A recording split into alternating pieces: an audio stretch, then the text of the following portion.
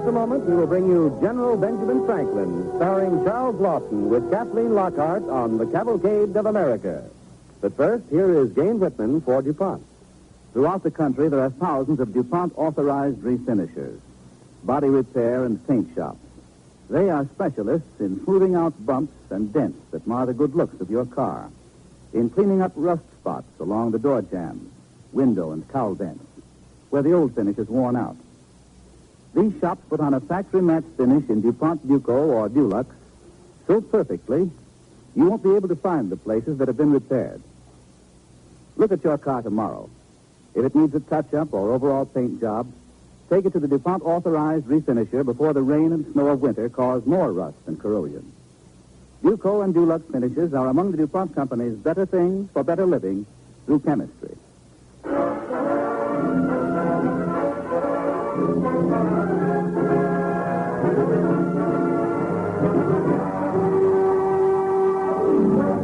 America, the Pony Express. The covered wagon. America, the jet-propelled plane.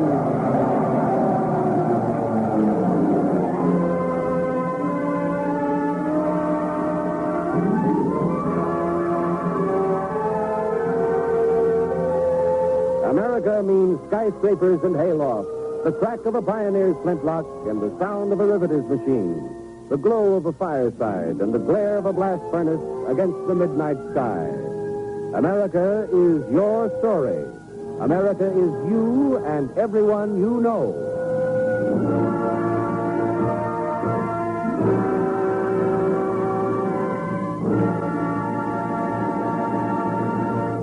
Tonight, the DuPont Company, maker of better things for better living through chemistry, presents Charles Lawton with Kathleen Lockhart in General Benjamin Franklin on the Cavalcade of America.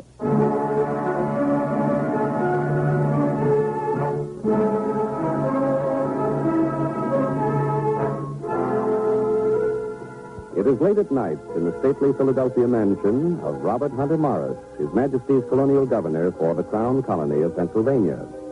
In his study, the governor reads over a letter he has just composed to the most distinguished American of that day. To Benjamin Franklin, Esquire, the French and Indian declaration of war has brought terror to the western border of Pennsylvania. Your appointment as a member of our Committee for Defense entitles you to know that at length His Gracious Majesty has been pleased to order General Edward Braddock and a force of British regulars to our rescue. It is hereby directed by request that you repair to...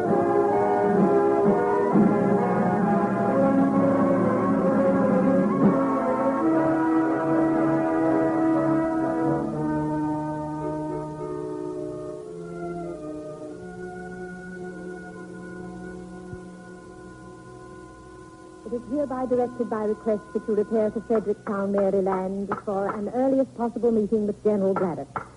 Believe me, sir, your most obedient servant, Robert Hunter Morris, Governor. Oh, Ben, you didn't even listen to me read this letter from the governor. Pompous windbag. 15 words where one would suffice. Then what are you doing? Building a coffin. What? Building a coffin. What a horrible thing to say. Not at all, Debbie. It's true. Quite a creditable job, Miss. Ben Franklin, you may be a wit at the assembly, but I'll not have you testing your sayings on me. I love you, Debbie. Not for the world would I use your beautiful head as a sounding block. Ah, there, it's done. A little paint and Mistress Katie will be pleased, I'm sure. Mistress Katie, Ben? What are you saying? Now, what about Mistress Katie? That's not for her. Oh, no. It's for her squirrel. Oh, now, Ben, begin at the beginning. For her pet squirrel, my dear. Died last night. Our attempts to doctor it were unsuccessful. So that's where you were until after midnight, doctoring a squirrel. Debbie, to little Mistress Katie, the squirrel was more than a pet. It was a way of life. The center of an orbit round which Katie's existence moved. Oh, Ben, with things the way they are, with the French and the Indians threatening our very homes, you stay up until all hours doctoring a squirrel for a neighbor's child. Would you have me any other way, Debbie? Of course not, dear. But now, what about this letter? Oh, I suppose I shall have to take a coach to Fredericktown and meet General Braddock. What's the time? Where's your watch? Watch? Oh, I took it apart. I'd forgotten. Again? Oh, well, Never mind. You can take the evening coat. You'll have plenty of time, but you'd better get tidied up. This suit's all right, my dear. That old brown thing? You're going to meet a general, then? I am sure the general will be splendid enough for both of us, my dear. Now I've got to hurry. Where's my waistcoat? Here, where you threw it. On the floor. Thank you. Now, what are you hurrying for? You've got till this evening. Oh, no. The funeral's set for 2 o'clock. I promised Katie we should have a grand funeral.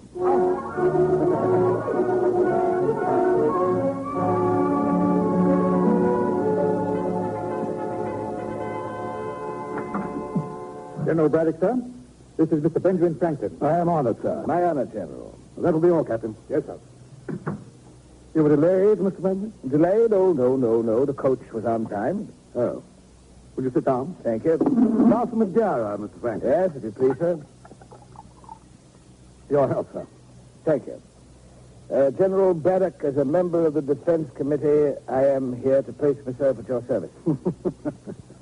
Franklin, you're a civilian. I don't mean to hurt your feelings, but a successful military campaign requires the scientific knowledge of professional soldiers. Forgive me, sir, but the art of war is a life's work. The time were better spent in the science of avoiding war, General. Yes, that may be, but we have war now. The king has ordered me here with 2 line regiments to sweep the French and their Indian allies from the Ohio. I propose to get on with it. I propose, sir, to help you in any way I can. Good. My idea was to raise a volunteer army, a militia of citizens. Citizens? You mean farmers, trappers, tradesmen, and whatnot? Mm-hmm. Oh, well, better than nothing, I suppose. On the contrary, sir, not only do we Americans believe that a man fights better for his own soil than an imported soldier would, but our militiamen know the enemy. I venture to say that the skilled might of His Majesty's forces will prevail. Gad, sir, an Indian is merely a man with a musket, after all. Or a man with arrows, sir. Arrows are silent. In the forests, they come from nowhere. At any rate, sir, I plead with you not to send your columns into the forests in mass array, wearing those scarlet coats of theirs. Some of us have learned valuable lessons from Indian fighting. You know our General, our Colonel, George Washington, of course, sir. I suggest that you rely on his advice. I think you said he was a colonel? Yes, I see, General. Yes, I see the point all too clearly. Then see this clearly, if you will, sir. My orders are from the king. I am to attack and destroy Fort Duquesne and the enemy there. I have my regulars, and I'm in command. Colonel Washington says... He is not in command. Franklin. Yes, sir. Perhaps if you were a soldier, you'd understand these matters. Oh, by the way, were you ever a soldier? Oh, yes, I was once. Oh, it's good. Excellent. Where did you serve, sir? I took my turn at sentry duty during King George's War. It was some years ago. Sentry duty? What was your rank, Mr. Franklin? Common soldier, General? I see. But you were, of course, in combat. I seem to remember having seen muskets fired, sir, or heard them, but as for coming to a brush with the enemy, I cannot claim that. Sentry duty, I see. It was quite a responsible position, General. I guarded some cannon Governor Clinton had mounted. The cannon were loaded. I think. Oh, come, Franklin. Don't be so serious. This is only going to be a skirmish at best. Indians may be a formidable enemy to you colonials, but to the king's regular and disciplined troops, I could serve. Very well, General Braddock. I pray, of course, for the entire success of your expedition.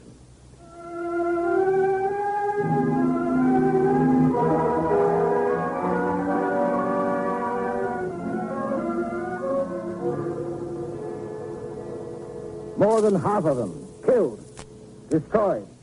I knew it, Debbie. I knew it. It wasn't your fault, dear. You did all you could. If he'd only listened to Washington, I can't blame him for disregarding my advice. I'm not a soldier, and I never will be. Now... But Washington... Now sit down, dear. Now, what's to be done? I don't know, Debbie. Then you'd better eat something. I don't want anything, my dear. I've got to go and see Governor Morris. What good will that do? You've talked to him before, and he's never been enthusiastic about your defense Well, plan. he's got to be now that the Indians are breathing down his neck and Braddock's dead, along with half of his force. This could be left to the younger men, dear. You'll be 50 soon. Debbie, we are defending our own homes in 50 or 150. I can't stop now. I'm going to see Governor Morris. And if he doesn't see eye to eye with me this time, Now, don't quarrel with him, dear. I have the greatest respect for Governor Morris.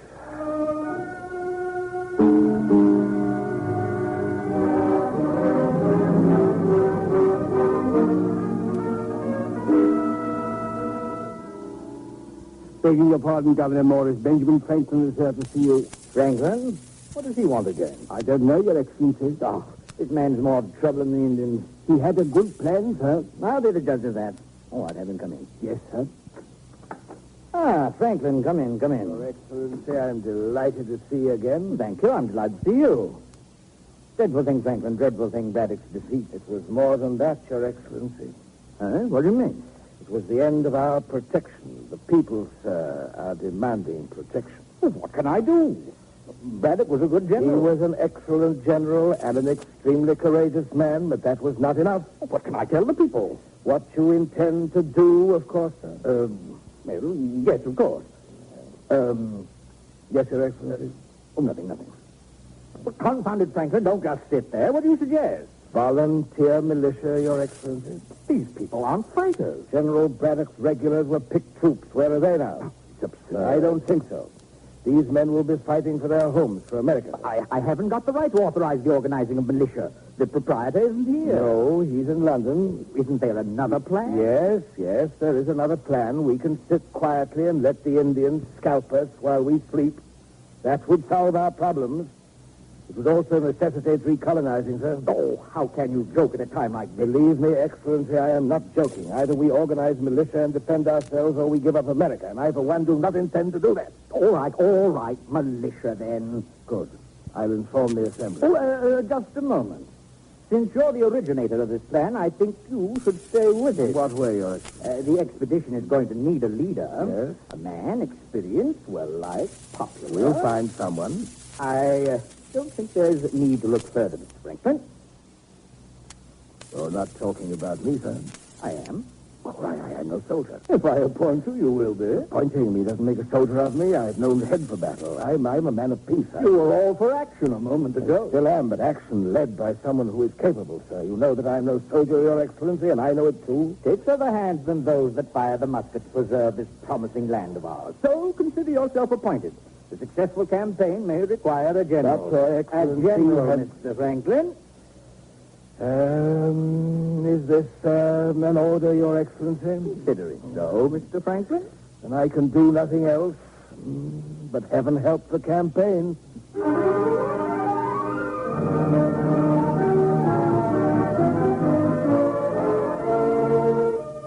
You are listening to Charles Lawton as Ben Franklin and Kathleen Lockhart as Debbie in General Benjamin Franklin on the Cavalcade of America, sponsored by the DuPont Company, maker of better things for better living through chemistry.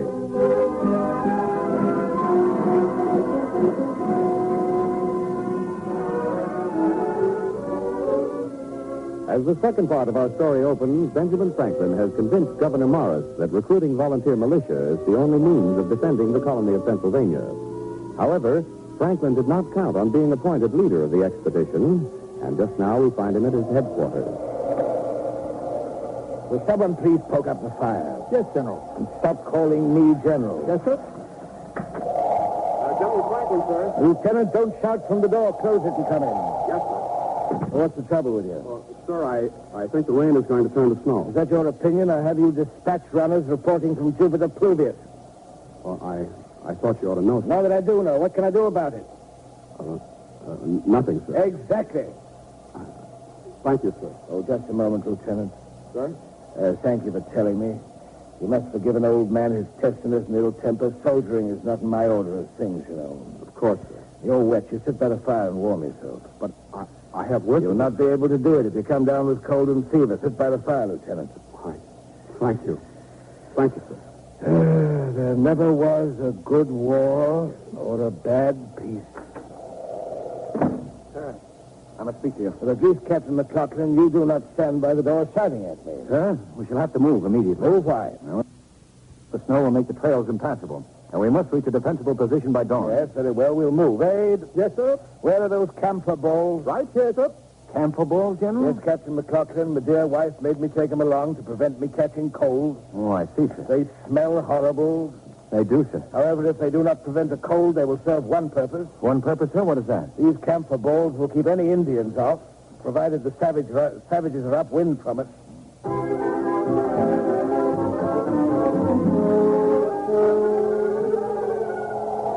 Ah, this is a comfortable house, Captain McLaughlin. Yes, sir, it is. It's Uplinger's place. Now, I suppose we'll have to discuss this campaign. We will, sir.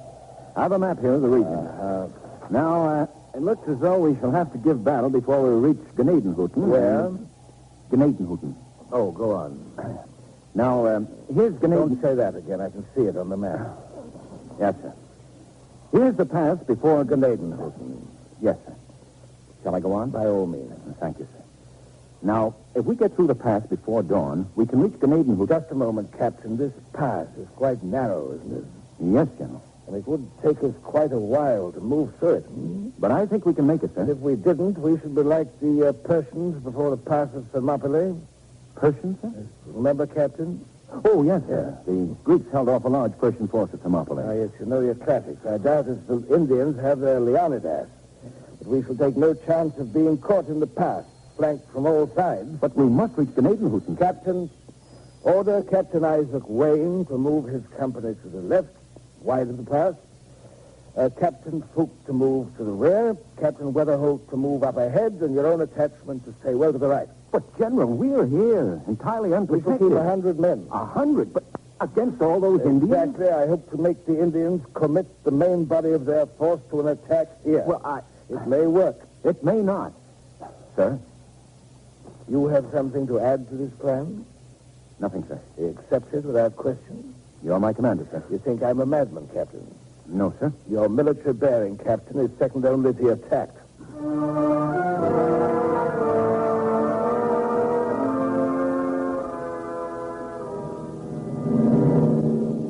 What time is it, Captain? Time? A few minutes before dawn, sir. The Indian believes that if he dies before dawn, his spirit will not go to the happy hunting grounds. We have a few minutes. Are there any orders for me, sir? I don't think so, Captain. You just remain here. Here? In the house? While my company is... Listen to that. There's the crack of dawn, Captain. I knew it. The Indians are attacking us here.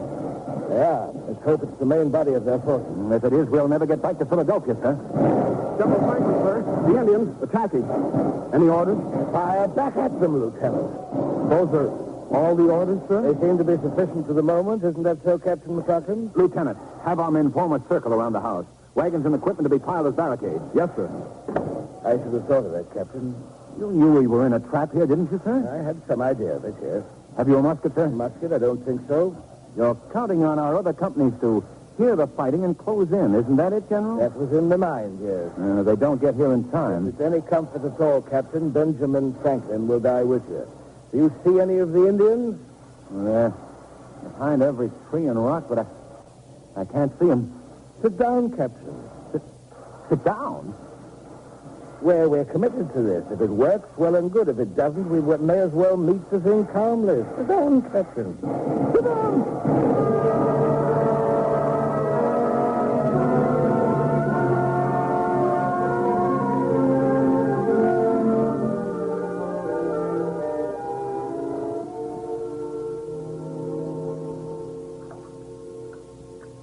Sit down, Ben Franklin, and keep your feet in that hot tub. The big toe is floating right off my foot, Debbie. Blister and all. Just a little while, it'll float right back on again. Now move your feet up to the one side, or this hot water will scald you. Ow! That water's too hot, Debbie. Fine soldier. I never know how you survived all those weeks in the field. And the birthday, too. Yes, I know. You're past 50 now. I hope you'll begin to act your age. Do try to forget my age, Debbie, if only to save yourself by comparison. I heard all about it, Ben Franklin. What an utterly foolhardy thing to do. Now, Debbie. It's all over and done with. Oh, but you might have been killed, scalped. Yes, there was a possibility. Possibility. You deliberately had those savages attack you. It's an old maneuver, my dear, for which I take no credit. I believe that Julius Caesar used it several times. I think it was a favorite trick of Alexander the Great. Ben Franklin, you're neither Julius Caesar nor Alexander the Great. Granted, my dear Debbie, I'm not a gentleman of the sword, but rather of the pen. Where's the brown suit? I got rid of it. Debbie, that was a shabby trick. I loved that suit. Oh, Ben. You risked your life, and all you think about is that old suit. It was It comfortable. was a disgrace to the deputy postmaster and a general. Well, I'm not a general, Debbie, and I never was. It turns out that my appointment was as a colonel in the Philadelphia regiment. And just as well. Debbie, my feet aren't made for marching. It's a wonder they wouldn't give you a horse. They did, but the horse and I were at odds as to when I should go up and come down. So I marched. Now, who's that at this hour? Don't answer it, my dear. Don't be a goose. Might be important. Nothing is important but peace and quiet. Debbie, who is it? Debbie? The message for you, dear. No, open it, dear.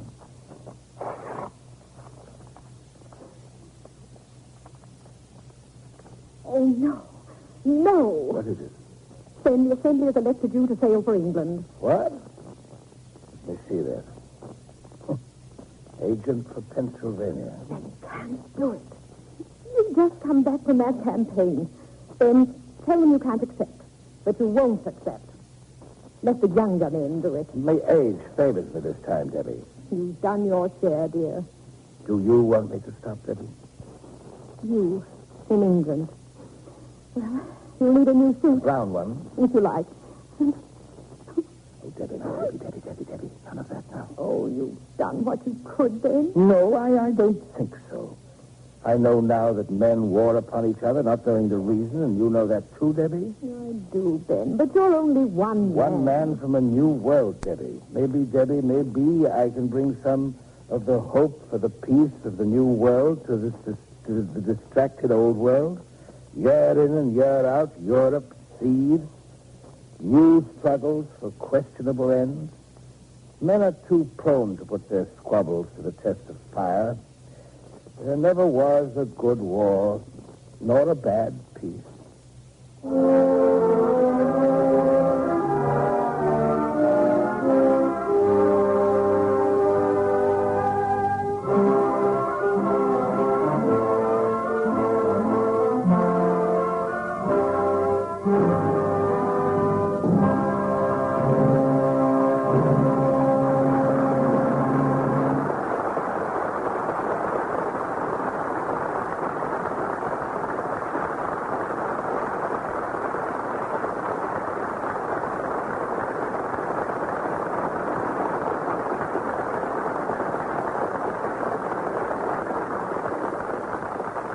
In a moment, our star, Charles Lawton, will return. But first, here is Jane Whitman speaking for DuPont.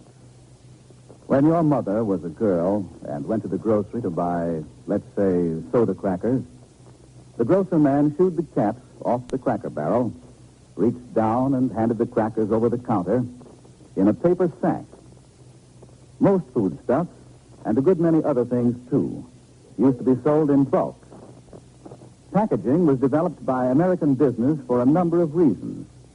Cleanliness, convenience, accurate weight, and one last reason that's the most important of all, branding. When an American manufacturer prints his brand name on a package in big, bright letters, he is bidding for your attention, asking you to buy his product. But his brand is also a pledge. How so? If the product satisfies you, you buy that brand again. If it displeases you, you give it a cold look and a cold shoulder. A branded product competing with many others has to be good if the maker wants to stay in business. Women use the same brand of baking powder their mothers used because they know they can depend on it. Men buy the same make of car year after year, and competition is always there to keep the maker of that car on his toes.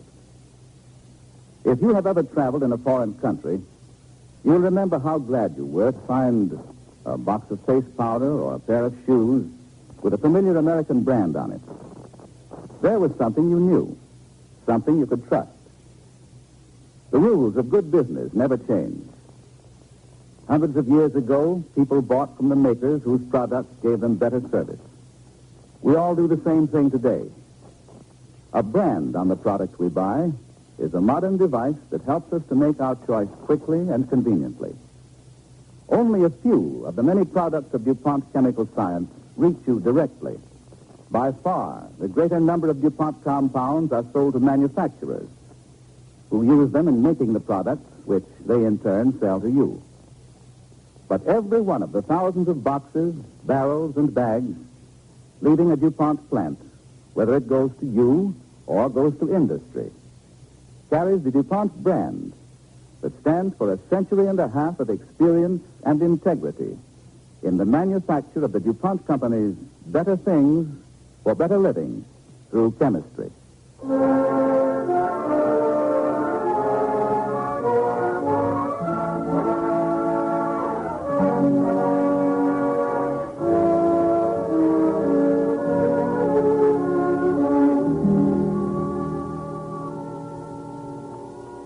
And now, here is our star, Charles Lawton.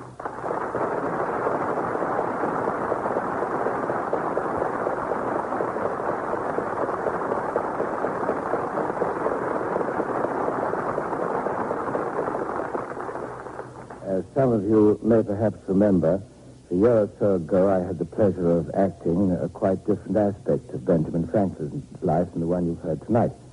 But Benjamin Franklin, the soldier, was quite a new idea for me, as I imagine it was for most of us. The pattern for winning liberty has never been set. When the time comes, free men are able to take part freely in the battle for the beliefs they cherish. We see it today. Franklin saw it in his time. Calling, vocation, even age is no barrier to service.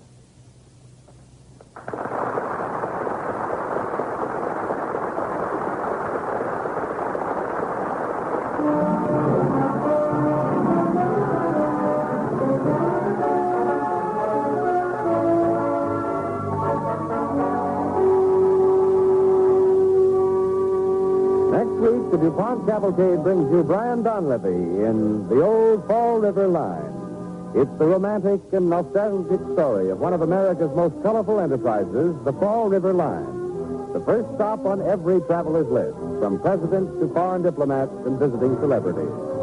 It's the story of Dan Hamilton, who fell in love with a boat on this famous line when he was 14 and spent the rest of his days ferrying boats across the Old Fall River Line. You'll also hear Harry Von Kilzer's popular song about this thrilling boat trip. Be sure to listen next Monday to The Old Fall River Line, starring Brian Donlevy.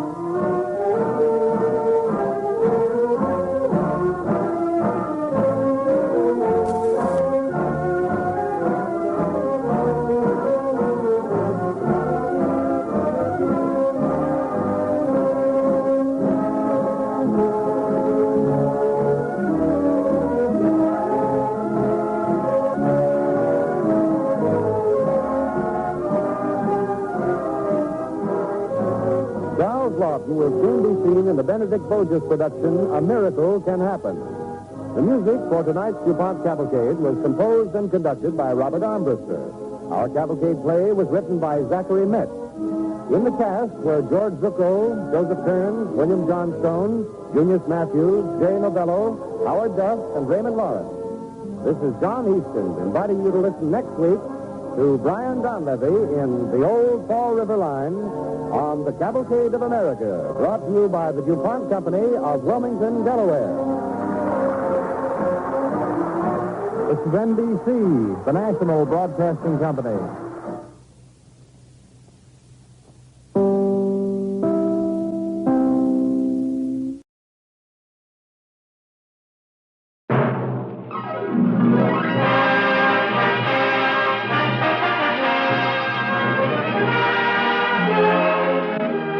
In just a moment, we will bring you The Old Fall River Line, starring Brian Donlevy on the Cavalcade of America. But first, here is Gain Whitman for DuPont. When the leaves come down in the fall, the rugs come up. Fall house cleaning. And there's no better way to brighten your home than with DuPont Speed Easy, the easy-to-use wall paint. It goes on easily with roller or brush and dries to a velvety finish in an hour. Speed Easy is an oil emulsion paint thinned with water. It costs less than $3 to paint an average-sized room, and it comes in white and 11 harmonious colors.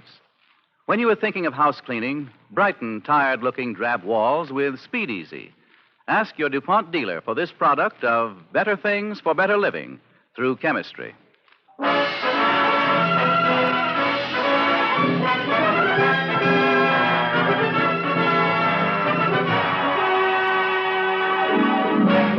America, the Pony Express, the covered wagon, America, the steamboat.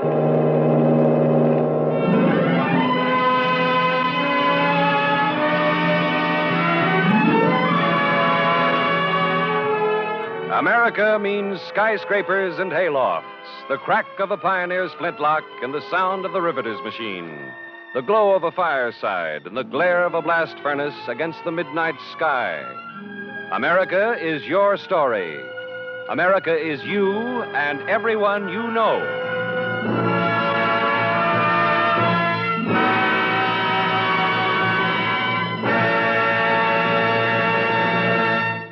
Tonight, the DuPont Company, maker of better things for better living through chemistry, presents Brian Donlevy in The Old Fall River Line on the Cavalcade of America. On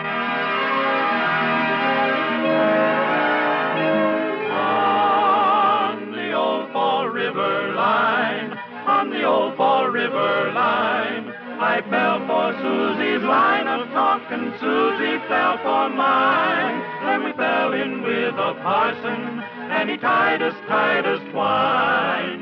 Ooh. For 90 years, the Fall River Line sent its steamers down Narragansett Bay, around Point Judith, through the waters of Long Island Sound. Presidents and farmers, businessmen and adventurers, brides and grooms, they all took the Fall River Line to Boston or New York or Newport or Fall River. Our story opens as one of the steamers, the Priscilla, nears New York. In the captain's cabin, a gray-haired man gathers his belongings. It is his last trip on the steamer he has commanded for 10 years. He is about to leave when...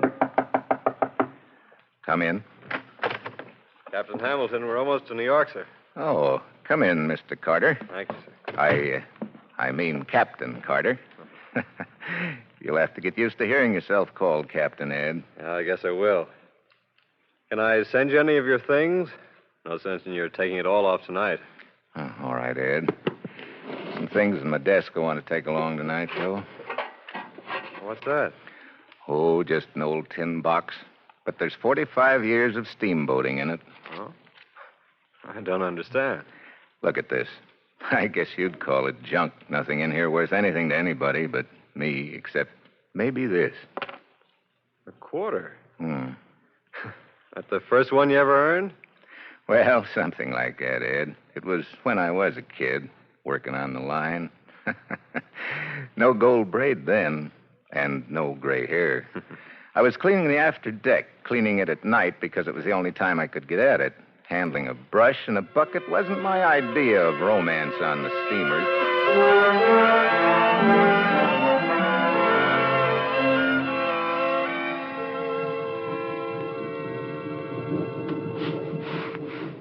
Hamilton! Hamilton! Yeah? What's the matter? It's yes, sir, Hamilton. Yes, sir. Well, get a move on down there. That gonna take you all night? No, sir. I'd like to bust this right over your big fat head. Who's that? Oh, just a passenger. Oh. You get tired of doing that sometimes? Tired? Just let me set foot on land and I'll never want to see one of these tubs again. You hate it that much, eh? I sure do. Yeah. Go at that job pretty well. Can't hate it very much. Look, mister, to me, it's a job to get done, and the quicker it's over, the better I'll feel. Oh, well, maybe you don't feel like talking. Oh, I don't mind. Go ahead. The passenger is always right. You're pretty bitter. Why don't you like your job? Because it's not what it's cracked up to be. Steamboats. Romance. Yeah. Work your way to the top, they said. The only place I'll work to is the hull of this tub. And that's by wearing through with this brush.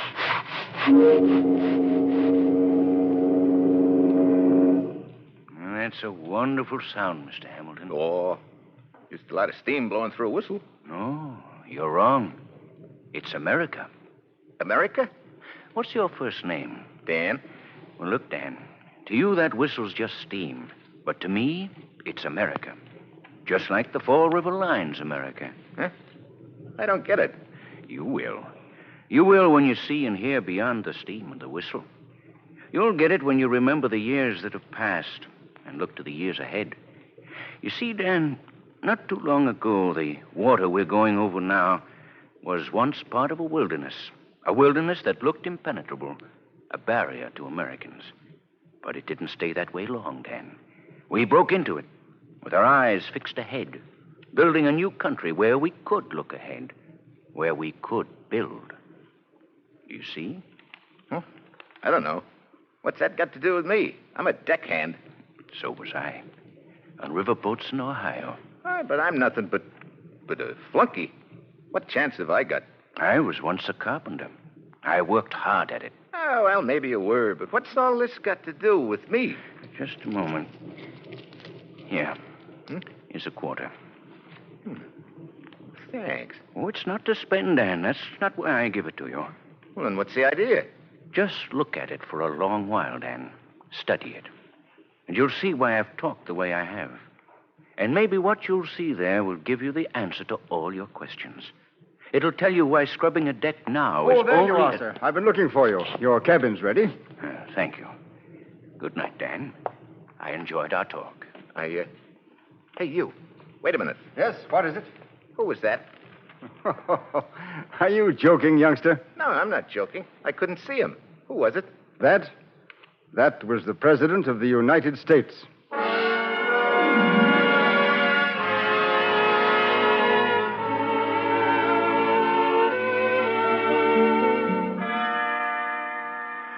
That was a long time ago, Ed. Yeah, but the quarter. Well, I looked at it a long time.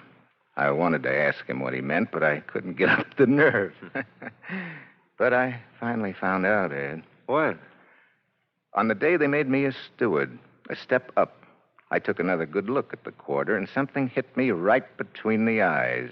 I knew what made it possible for me to be a steward and not stay a deckhand. One word stamped on this quarter. Liberty. I see. But, Dan, the rest of this stuff, it wasn't all given to you by presidents. Oh, no, Ed. Lots of other people traveled on the Fall River line. It was like a cross-section of America. What's this? Oh, this song sheet? Yeah. You've heard this song, Ed. The old Fall River line. Harry Von Tilzer wrote it. Well, what's it doing in this box? Well, there are two people mentioned in it. Dan and Susan. Dan? You? That's right. Me and Susan. It was right after I'd been made captain of the Bristol. Yes, I got to be captain. Took 15 years, but I was still young. I guess the gold braid and the brand new uniform puffed me up a little. Well, anyway, I was standing on the after deck. We were a little late in pulling out, over an hour, I guess, when all of a sudden I heard... Oh, Steward, are you deaf or just rude? Are you talking to me, miss? Well, there's no one else around, is there? No stewards, anyway. Oh, you... Is something funny, miss? Oh, I called you steward. I heard you. You look like a steward. I happen to be captain of the Bristol. Oh, yes, I see now. It's in gold braid on your hat. It's really the only way I could tell. I'm sorry, miss. You'll have to go forward. No passengers allowed back here until we're out. Why not? It's the rule. Who made it? It's the rule of the line. Well, it's a silly one. Why aren't passengers allowed back here? Because they might get hurt. Are you really the captain? I thought all captains had whiskers. On the return trip, I'll wear a false beard. You're not very nice. Look, miss, I'm very busy. We're over an hour late getting out now. Oh, that's what I want to ask you about. Will we be late getting into Fall River? Possibly, yes. But my aunt's giving me a birthday party. Congratulations. You aren't very nice, are you? Miss, may I ask you again to go forward? How long have you been a captain? 4 days. Oh, and such a big boat. My, I'll bet you're proud. As captain, I order you to go forward. Passengers aren't allowed back here before we start. But I know it's a rule of the line. Then please obey it. I believe you're angry with me. I'm not. As a captain, I don't lose my temper with passengers. Is that a rule of the line, too? And a good thing. All right. I hope we meet again, Captain. That's more than I can say.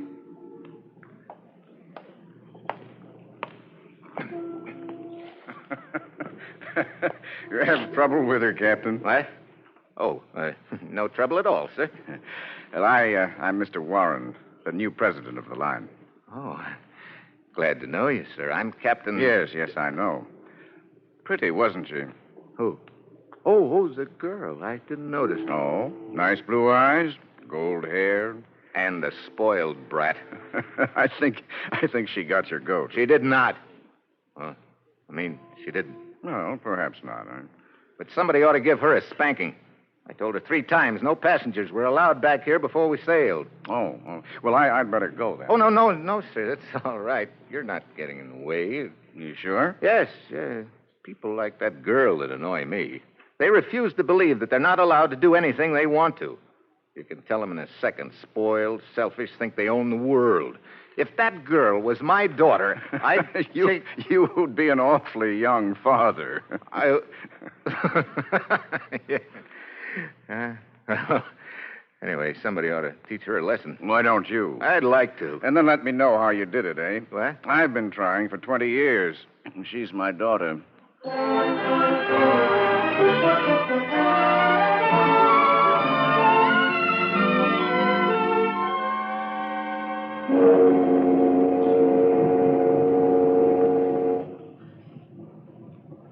Captain Hamilton. Oh, good evening, Miss Warren.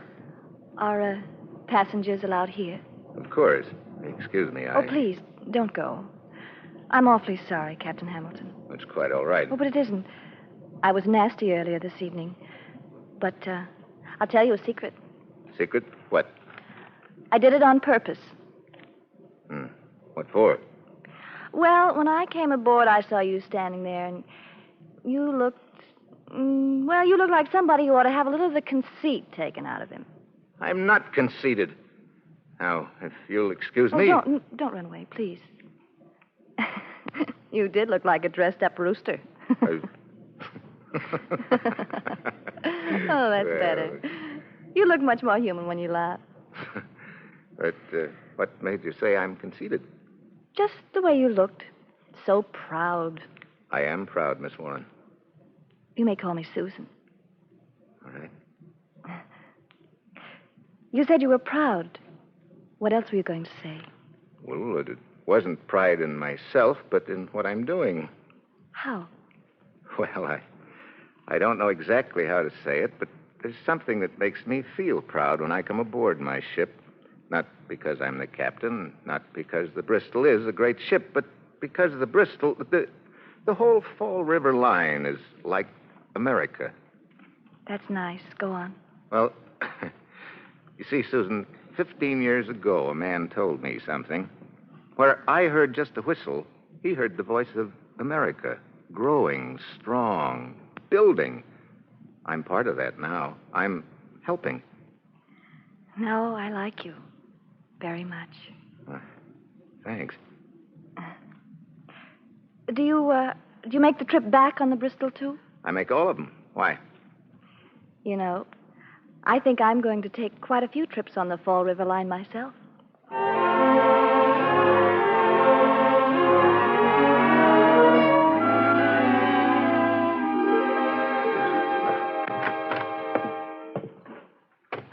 You wanted to see me, Captain Hamilton? Yes, Mr. Frayling. Have you the passenger reservation list? Oh, yes, sir. Right here. Everything filled for the next trip? Not quite, sir. Oh. Is there anything wrong, sir? Oh, no. I've been captain now for 7 weeks. That's right, sir. In that time, we've had quite a few couples in the bridal suite. Almost every trip, Captain. Yeah. Is it reserved for the next trip? Why, no, sir, it's not. Well, then make a reservation for it. Name, sir? Captain and Mrs. Dan Hamilton.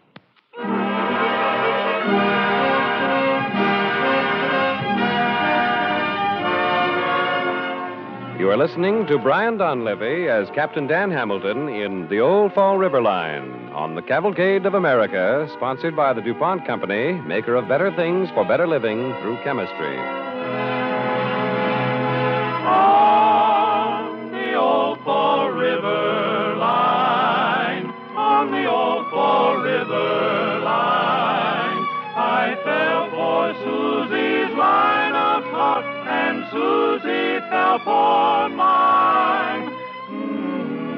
As the second part of our story opens, Dan Hamilton, retiring after 45 years' service with the historic Fall River Line, is telling his successor how he rose from deckhand to captain and found not only opportunity, but romance. Yes, Susan and I were married. Harry Von Tilzer and his partners wrote that song about us. What's that you got there? That's just the cabin boy's hat. Belonged to a kid named Tony. Oh?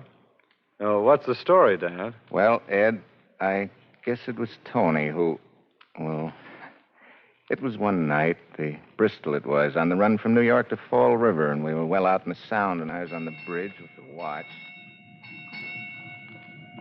Half point starboard, Mr. Appleton. Half point starboard, quartermaster. Half point starboard, sir. Steady. Steady, sir. Nice night, Mr. Appleton. Yes, sir. Captain Hamilton, sir. Aye? It's your cabin boy, sir. Tony's collapsed. What? Tony. Looks like appendicitis. We got to get him to a hospital, sir. Well, you think he can hold out until morning when we dock? He's pretty sick, Captain. No doctor aboard. Has anything been done for him? Well, we're taking him below, try to make him comfortable. Pain seems to be letting up a little. Mr. Appleton. Aye, sir. What speed are you making? 8 knots, sir. Increase to 10, Mr. Appleton. Aye, aye, Captain. Captain Hamilton. Aye. Just picked this one up over the wireless, sir. SOS, the steamer Boston, Eastern Steamship Company, is on fire. 600 passengers aboard. Position? Dead astern, sir. Distance about 50 miles. Mr. Appleton. Aye, Captain. Bring her about. But, Captain, what about Tony? If we delay our arrival in Fall River, it'll mean his life. Mr. Appleton, there are 600 people aboard the Boston. I know the routes and the latest estimated positions of ships along them. We happen to be the closest to her. But Tony's one of us, sir. Can't some other ship We go? can sacrifice 600 lives, Mr. Appleton. Or we can risk one. But you're talking about one of your own crew, sir. Have you ever seen a ship on fire at sea? No, sir. You will, Mr. Appleton. Bear a hand now. Bring her about. Aye, aye, sir. Quartermaster. Quartermaster, aye. Bring her about. Put your wheel over. Aye, aye, sir. Steady as she goes now. Steady she goes, Captain. Mr. Appleton, full speed ahead.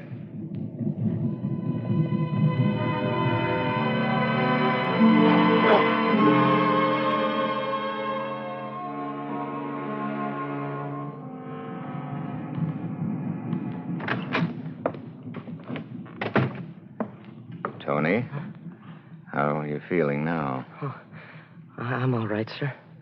You just go ahead to the Boston. Don't worry about me. Oh, you know? Yeah. I heard the men talking. Well, rest easy, lad. Rest easy now. Will we make the Boston in time, sir? I think we will. Good. Good. Tony, Yes, Captain? Well, I just want you to know I'd have done anything to save you, and then that SOS came. 600 lives out there, lad, or yours. I was in a spot. I had to decide something. It was right what you did, sir. Thanks, Tony. It ain't me, sir. I got to thinking. I'm one person. There's 600 on the Boston. A life is a life, Tony. Sure, I know that, sir, but I got to thinking about my folks. They came over here from Europe. Pop used to tell me how it made everything different. I got to go to school. Something I never would have been able to do if I hadn't been here. I got a job. A job doing what I wanted to do, not something I would have had to take. And all of a sudden, lying here, I knew why. Why, Tony? Because it's all the people that count. Not just one or even a few. It's all of them, sir, all of them. Everybody having the same chance. So, I figure, what's one against 600? You did right, sir.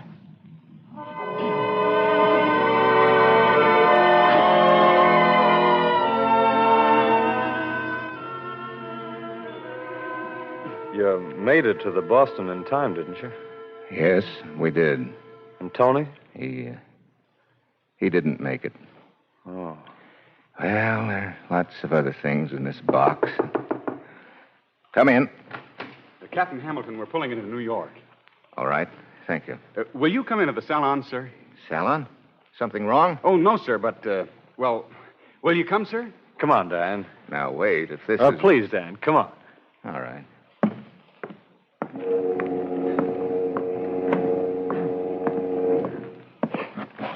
Ah, here he is now.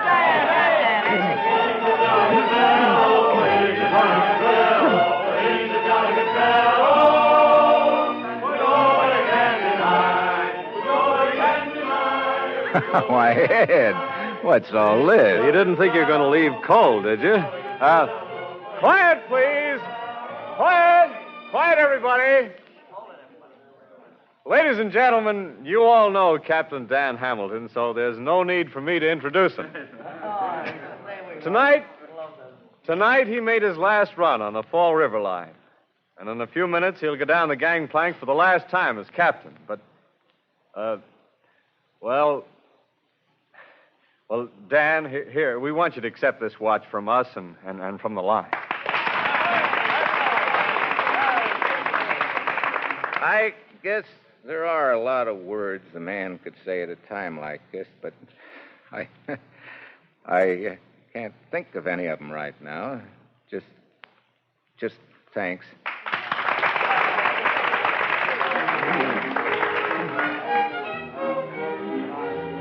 Goodbye, Ed. Take good care of the Priscilla. I'll walk down with you. No, please don't. You stay here. I think I'd rather walk off alone, Ed. All right, Dan. We'll be seeing you. Sure you will.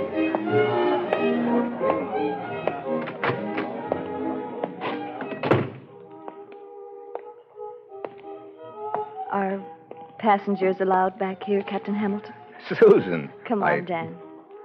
I'll walk off with you. All right. I didn't want to go in the salon, Dan. I would have cried. I know. Susan, I should have said something in there, something about the line, but I couldn't. Now I can to you, because you know what the Fall River line meant to me, to everybody who sailed on it. It wasn't just a line or boat, Susan. It was America. It grew. People made it grow the way they made our country grow. I'm leaving it. But I'm leaving it to men who'll go on from where I left off.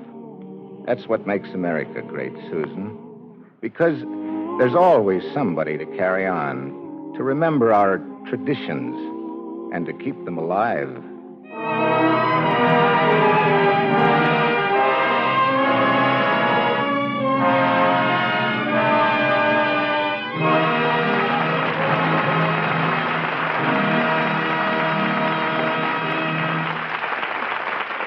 In a moment, our star, Brian Donlevy, will return. But first, here is Gain Whitman speaking for DuPont. Have you had trouble this past summer with bread turning moldy in the bread box? Good heavens, no. You radio announcers ask the most embarrassing questions. Moldy bread, not in my house. I'm glad of that. But you used to find moldy slices now and then down at the end of a loaf of bread, didn't you? Well, a few years back, yes. The reason you've been having less trouble with your bread turning moldy these past few years is because chemists have developed mold inhibitors called propionates. Bread is one of the oldest foods we have, and one of the very best. The Bible calls it the staff of life. Its very name has come to mean food. We speak of a man earning his bread when we mean earning his living. But all too often in the past, the golden loaf that reached you fresh and tasty from the bakery soon grew spots of mold. It happened usually on warm, humid days. It happened quite often in families where there was still 4 or 5 slices of bread left over for a few days. When that happened, what remained of the loaf had to be thrown out, wasted. And bread is nothing to waste. Not these days, when the world needs food. So a chemist in the baking industry went to work on the problem of keeping mold from attacking bread for just those extra couple of days that would let you use the whole loaf. He found that some foods contained a mysterious something. Nobody knew just what it was, which retarded mold. And at last he discovered the mysterious something. Propionates. The DuPont Company manufactures calcium and sodium propionates and supplies them to your baker today under the trademark Mycoban. As a result, the bread you buy stays good longer, saving food and saving money. Because the Mycoban has no taste, you don't realize it's there. But it's chemistry at work, serving your welfare. Mycoban is one of the DuPont Company's better things for better living through chemistry.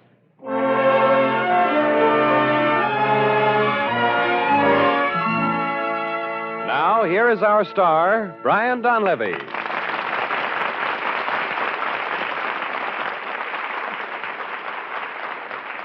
Thank you. Thank you, John.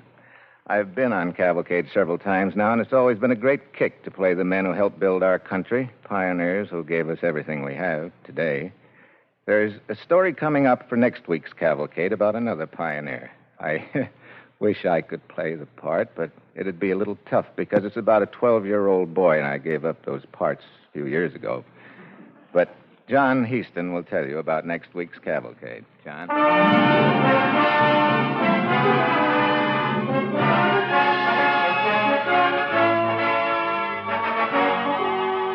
Next week, the DuPont Cavalcade brings you Skippy Homeyer in One Wagon Westward. It's the inspiring story of John Sager, 12-year-old American pioneer.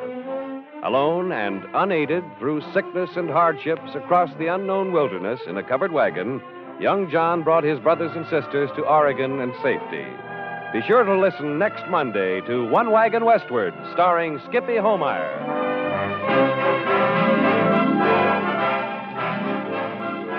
Daylight saving time ends in certain areas on September 28th. This may change the time at which the program is heard in your community. Please check your local paper for the time at which this program will be heard next week and each week thereafter. The music for tonight's DuPont Cavalcade was composed and conducted by Robert Armbruster. Our Cavalcade play was based on research made available through the courtesy of the New York, New Haven, and Hartford Railroad, operators of the old Fall River line for almost half a century. Brian Donlevy may currently be seen in the Walter Wanger picture Canyon Passage, a Universal International production. In the cast with Brian Donlevy tonight were Mary Jane Croft, Carl Frank, Clayton Post, William Johnstone, Jerry Hausner, Sidney Miller, Herb Rawlinson, Ken Peters, and Theodore Von Eltz. This is John Heaston inviting you to listen next week to Skippy Homeyer in One Wagon Westward. Cavalcade of America came to you from Hollywood. This is NBC, the National Broadcasting Company.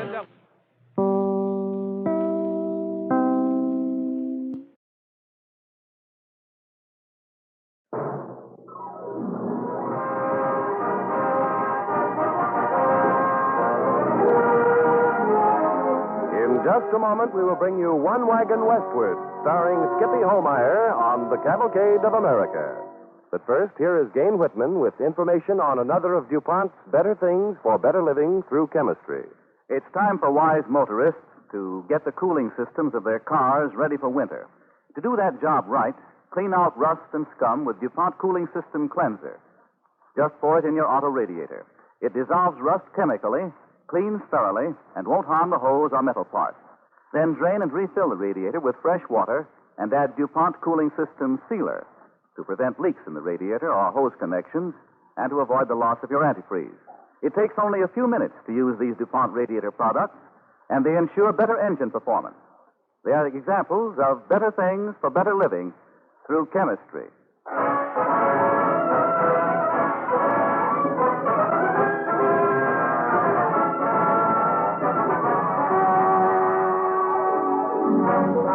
America, the Pony Express. The Covered Wagon. America, the World Series.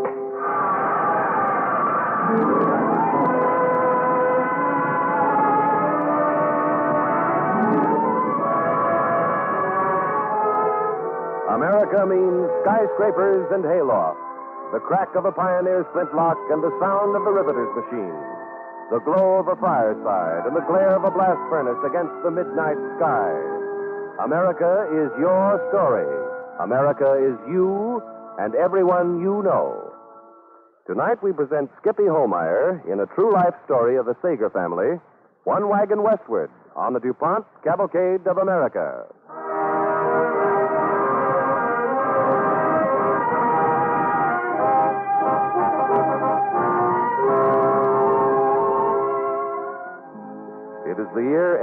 1943, on a farm in Missouri, a father and his son balanced themselves on a rail fence and watched the distant horizon as the last wagon of a train teeters over the crest of a hill and then disappears. Well, that's it, Johnny. 200 wagons. I counted them. Did you? Where are they going? Oregon. Well, where's that? It's way up in the northwest corner, son. If I had my way, there'd be 201 wagons. The Sager family would be leaving Missouri today at that party. First wagon train bound for Oregon. You know what that means, Johnny boy?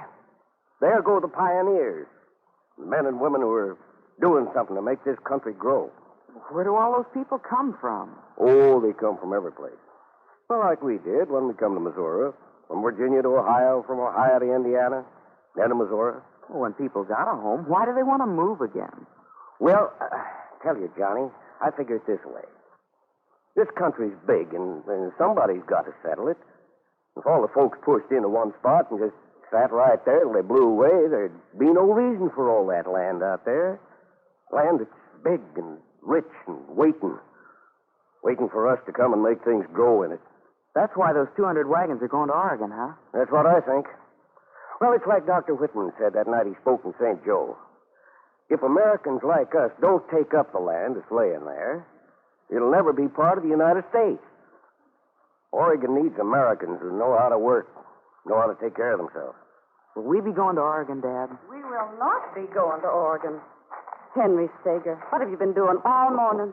Just sitting here? Nope, I've been moving around a mite, me and Johnny boy. You've been watching that wagon train. Oh, we were just counting the wagons, Mom. And wishing you was in them. Well, I've had my last of that, Henry Sager. And, John, don't you get an idea like that in your head. Now, Naomi, you don't mean that. No. I said Missouri was my last move west, and I meant it. We're in Missouri, and that's where we stay.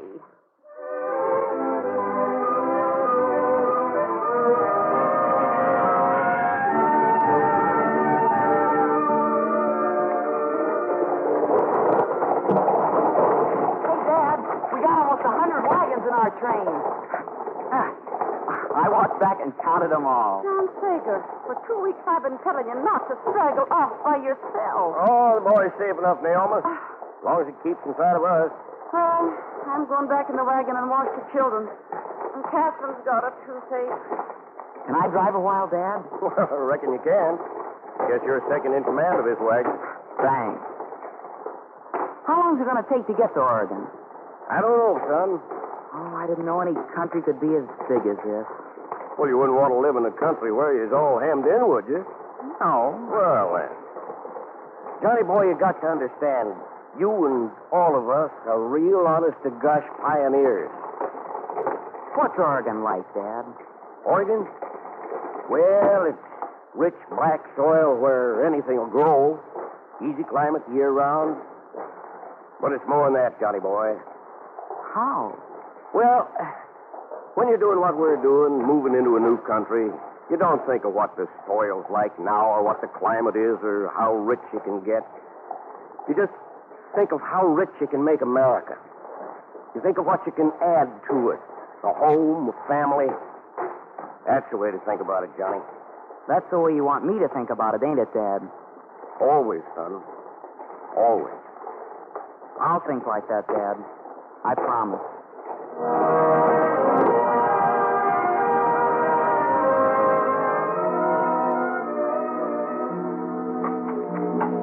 Hey, Mom, Dad, look. I found a piece of mirror. Know what I'm going to do with it? John, look at your clothes. How did you get... And your shirt's torn. Oh, is it? Oh, I must have done that crawling under the wagon. What a wagon? Mr. Bishop, I wanted to see what it'd be like to ride under it. You rode under... Johnny, boy, that wasn't so smart. Oh, I guess it wasn't, huh? Of all the things. And I told you to watch the other children, John. Gee, I'm sorry, Dad. I guess I didn't think. I reckon you didn't, Johnny. But maybe you better start, huh?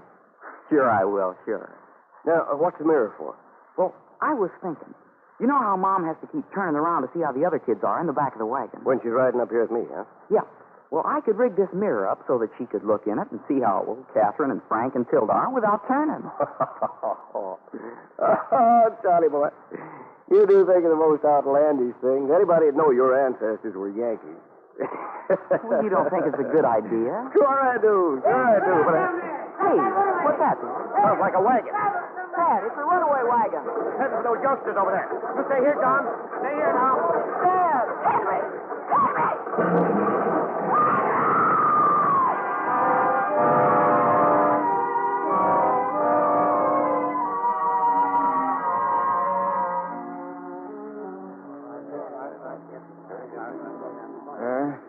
That was a brave thing you did, Henry, saving those children.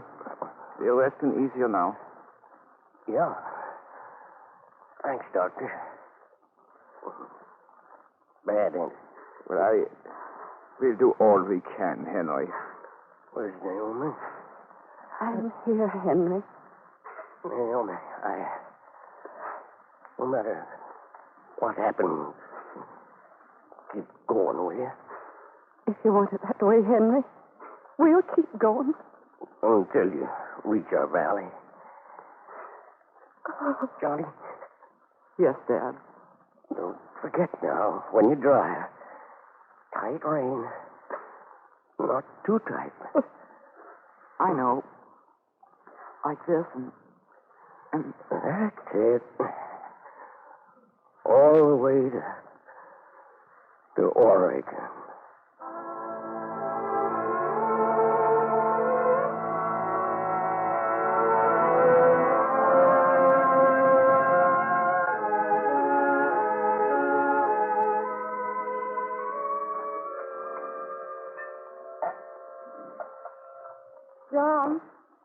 John? Yeah, Mom. I'm right here. Are the children ready for supper? Uh-huh. Washed and dressed, Mom. Oh, you're a good boy, John. All right. Tell them to come on. Sure. All right, you kids. Come on. Supper's ready. Oh, good. What have we got tonight, Johnny? Beans, cornbread, milk. Again. You want Mom to hear? Now you sit down there. John Sager, who do you think you are? Look, Catherine, you gotta mind me. Mom can't do everything. Now sit down. You too, Frank. Uh-huh. Gee, beans again? You be quiet. Hey, let me see your hands. What's the matter with them?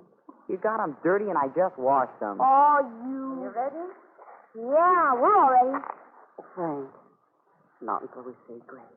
But I'm hungry. You heard Mom, Frank. Now fold your hands. I have it down. Mom, what's the matter? Oh, nothing. Nothing, I guess. I'll say grace, Mom. But you... Please. Like Dad used to. Let me do it. All right, John. You're the man of the family. Go ahead.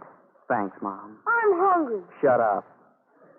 Dear Lord, we thank Thee for the food we're about to eat, and we ask Thy blessings upon us and those who travel with us.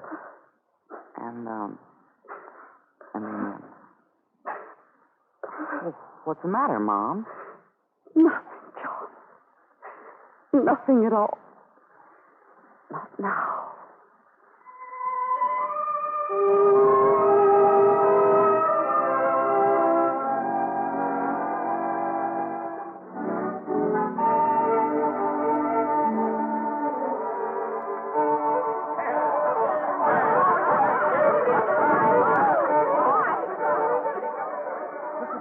Mr. Bishop. Huh? Oh, hello. Johnny, why ain't you and your mom at the dance? Well, that's what I wanted to see you about, Mr. Bishop. I don't think she's feeling so good. She ain't sick, is she, son? I think so. She's all white. Oh, come on. We'll get the doc.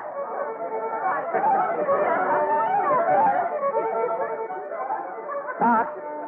Yeah, what's the matter, Clem? Oh, Johnny here says his ma ain't feeling right. Maybe you better have a look at her, huh? Oh, sure. We go right away. When did she get sick, Johnny? Well, she ain't been feeling good for a couple of months now. Ever since Dad died. I see. Did she say anything? No, but I could tell. And then tonight, just a couple of minutes ago, she had to lie down in the wagon. There's the wagon, Doc. Yeah. You wait outside, Johnny. All right. Oh, where's the rest of the kids? In the wagon. Oh, Clem. Slim. Yeah? Better come here and take the children out. You better help Johnny. Doctor, is she that bad? No. You just do as I say. Come on now, come on.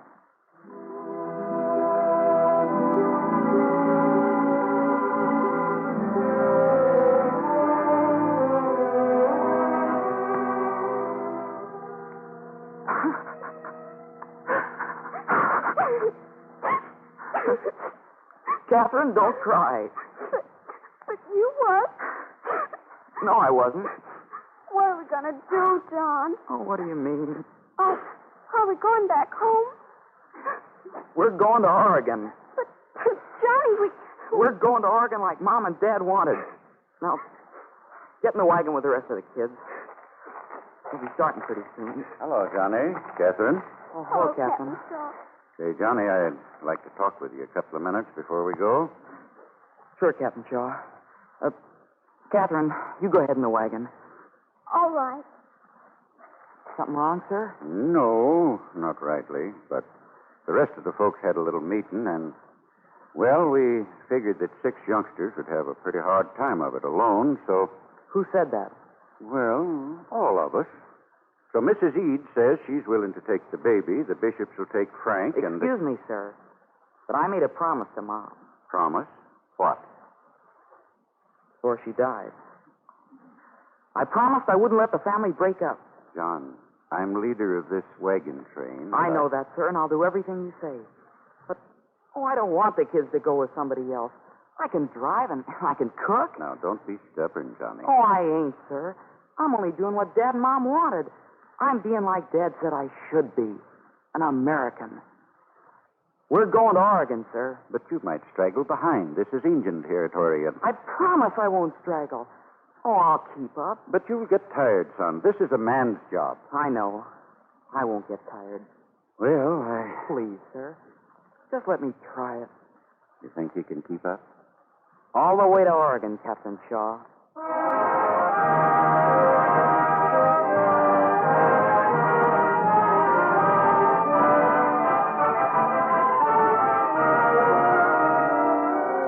You are listening to Skippy Holmeyer as John Sager on the Cavalcade of America, brought to you by the DuPont Company, maker of better things for better living through chemistry.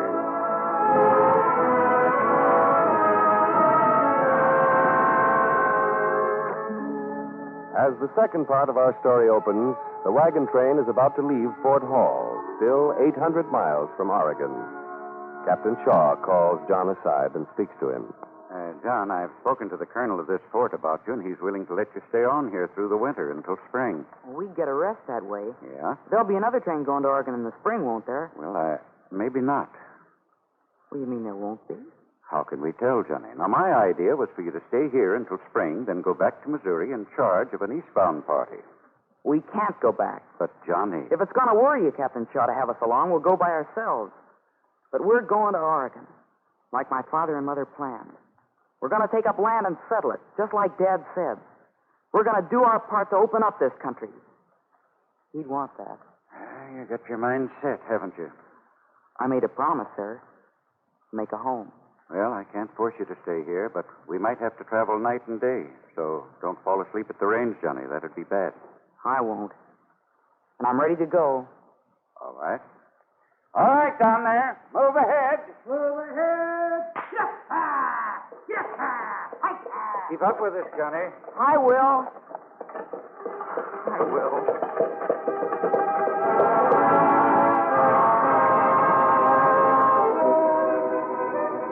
Johnny, I'm hungry. Captain Shaw says we can't stop till we get out of this path.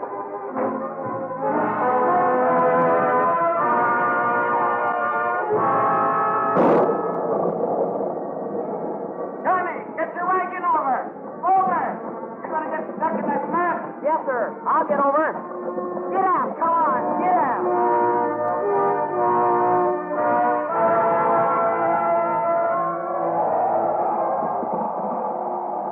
Keep the baby wrapped up, Catherine. There's snow coming in the wagon, Johnny. I'll fix it as soon as we stop. Get out.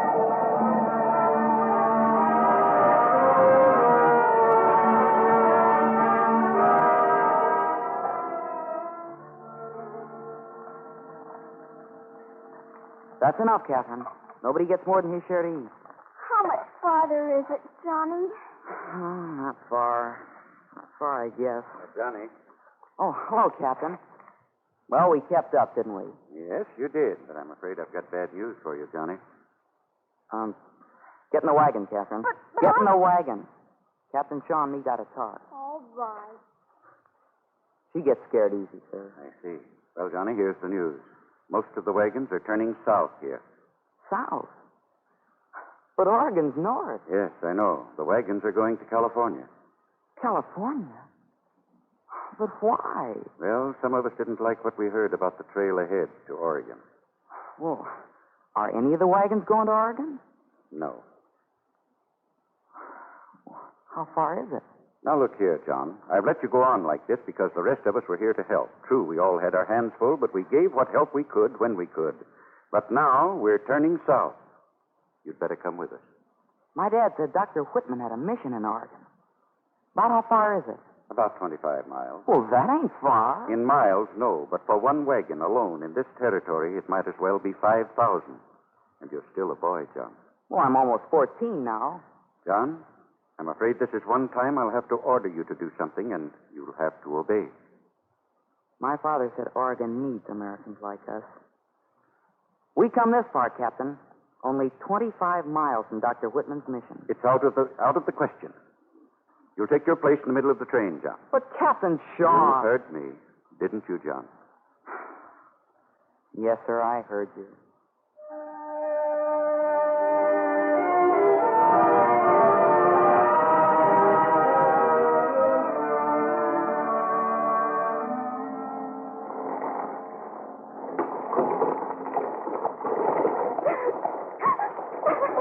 Oh, you mustn't cry, Catherine. Well, you'll wake up the other kids and they'll think something's wrong. There is something wrong.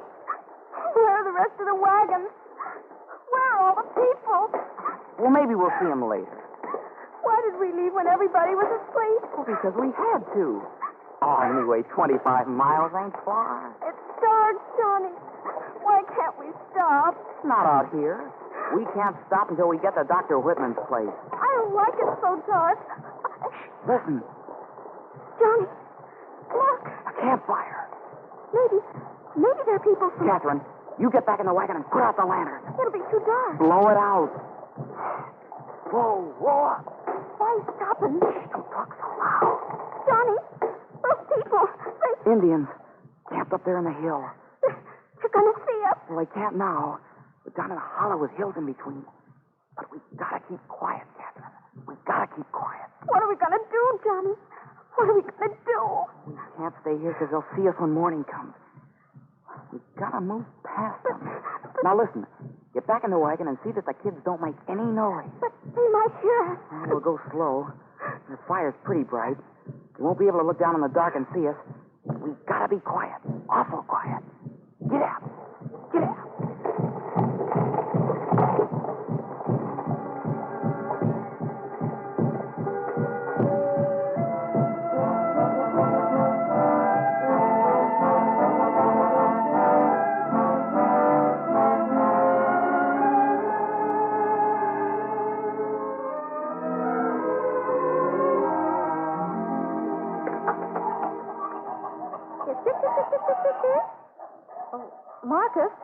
Marcus, come here. Yes? What's the matter, dear? Look, isn't that a wagon coming? Oh, by thunder, it is, but why, it's only one. I don't see anyone in it. Wait, there is someone on the seat. But he's lying down. Marcus, there should be more than one wagon. Should be, yes. Well, come on. Whoever it is needs our help unless they're beyond it.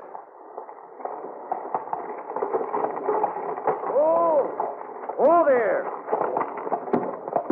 Marcus, it's a boy. Just a boy. Marcus, is No, he's sleeping. Sleeping? Oh, the poor. Oh, my heavens. What's the matter? Well, I think you'd better get busy, dear. There are 5 more children in the back of this wagon, sleeping. What? Yeah, and a baby. Here, take it, dear. Be quiet, Calvin. Indian. Gotta be quiet. Son, wake up, son. Oh. Hello. Who are you? I'm Dr. Whitman. Oh. Oh. My name's John Sager. The rest of the wagons turned off to California, but I promised I wouldn't stop till I got to Oregon. My mother and father died on the way out here. The Indians almost got us. Guess I fell asleep this morning. There. You're all right now. You're all right. This is Oregon. That's right. How old are you, son? Almost 14, sir. Dear God. But, I ain't too young, am I, sir? I ain't too young. Well, Too young for what, John? Oh, you don't have to be a man to take up land out here, do you? We came all the way to make a home, and... Or do I have to be a man, sir?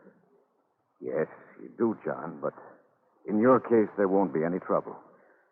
You've already proved, in spite of your age, that you're the kind of citizen they're looking for. One who, when he's faced with a job, doesn't falter and quit. You've got the stuff, my boy, that's needed to help build this northwest corner of America. Thanks. I want to build a home, sir, and help this country grow.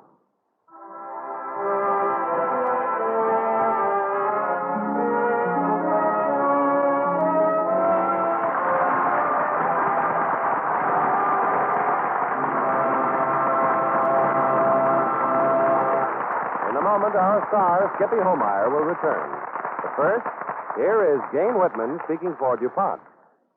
On September 17th, the Nylon Research Laboratory at the DuPont Company's experimental station was dedicated as the Carruthers Research Laboratory in honor of the late Wallace Hume Carruthers, head of the team of scientists that first synthesized DuPont nylon.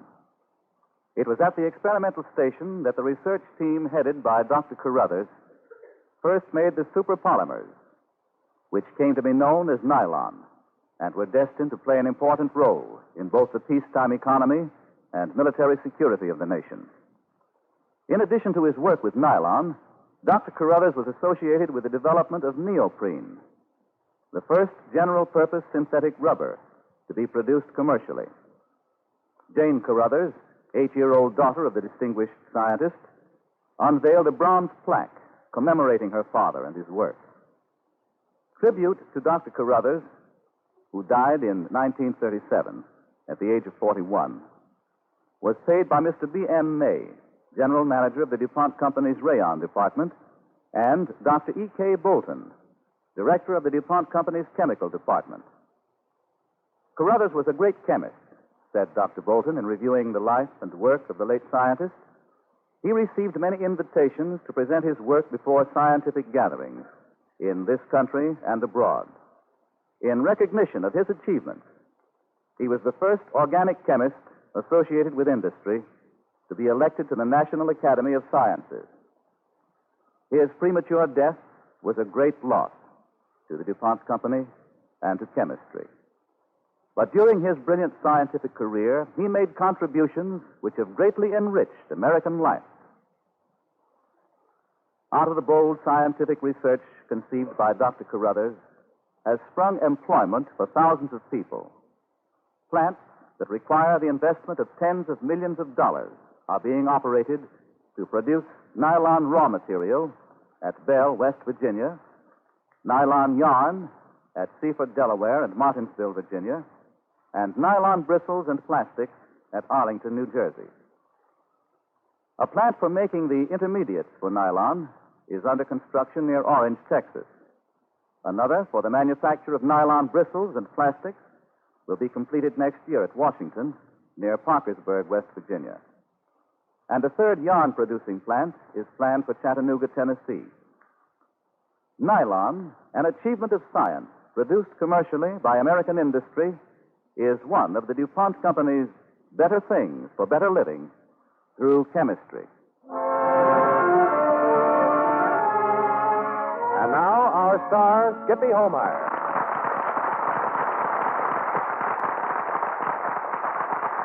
Thanks. When I was playing John Sager tonight, I couldn't help thinking how swell the neighbors were to those kids when their folks died. Then I thought of how this country has grown since then. And I guess it's changed a lot. But I don't think the people have changed. We're all still one big family, and when folks down the street need help, we always come through. One way we can do so now is by giving as much as we can when our community chest asks our aid. The need is great, and the cause is ours. Thanks, everybody, and good night. Thanks, Skippy, and good night.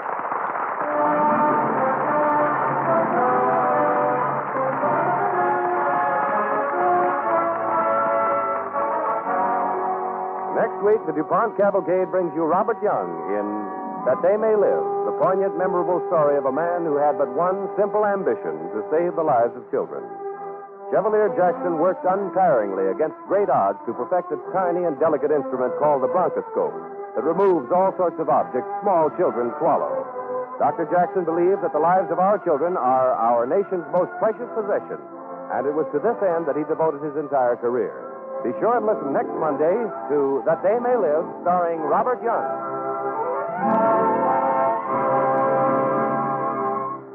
Skippy Holmeyer is one of the stars of the Metro-Goldwyn-Mayer picture, Boys Ranch. The music for tonight's DuPont Cavalcade was composed and conducted by Robert Armbruster. Our Cavalcade play was written by Ruth Woodman. Featured in the cast with Skippy Holmeyer tonight were Hugh Studebaker as Henry Sager, Leora Thatcher as Naomi Sager, Barbara Benton as Catherine, Griff Barnett as Captain Shaw, and Theodore Von Elst as Dr. Whitman. This is John Easton inviting you to listen next week to Robert Young in That They May Live on the Cavalcade of America, brought to you by the DuPont Company of Wilmington, Delaware.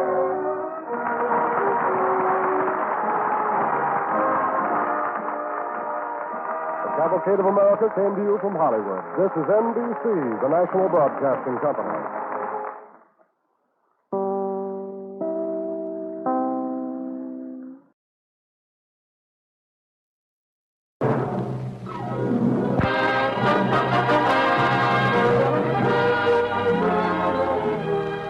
Tonight, the DuPont Company brings you That They May Live, starring Robert Young on the Cavalcade of America.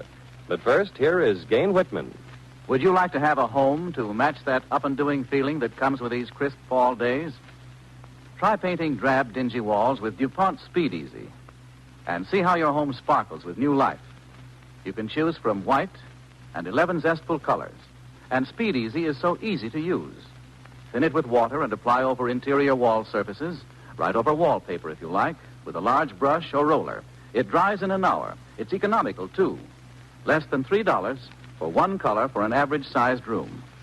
Give your home a lift with Speed Easy, the really easy-to-use wall paint that is one of DuPont's better things for better living through chemistry.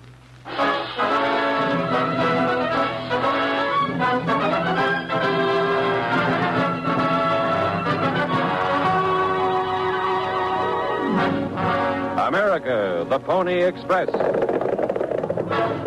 The jet-propelled plane.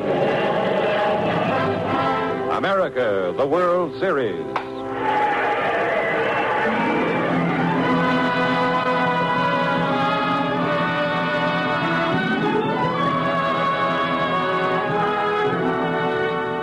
America means skyscrapers and haylofts, the crack of a pioneer's flintlock and the sound of the riveter's machine, the glow of a fireside and the outline of a church steeple against the midnight sky.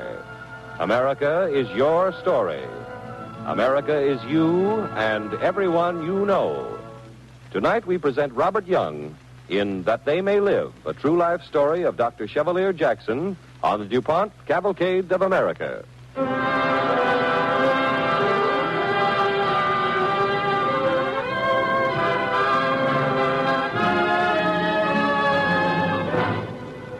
Isn't there any hope for my child, Dr. Lansing? The safety pin he swallowed. Was it open or closed? Open. We have a baby. I was changing it while Arthur was playing behind me. I put the pin down for a second, and when I reached for it, it was gone. And then I saw Arthur's face. I see, Mrs. Harmon. Dr. Lansing, you're the best doctor in town. Can't you get the pin out? Mrs. Harmon, even if I could see the pin, there's no way to reach it. And even if there were some miraculous way of reaching it, still the child would die. No. Because no doctor on earth can draw an open safety pin from a bronchial tube. However, if you want to take a blind chance, you might try Dr. Eshkoff's.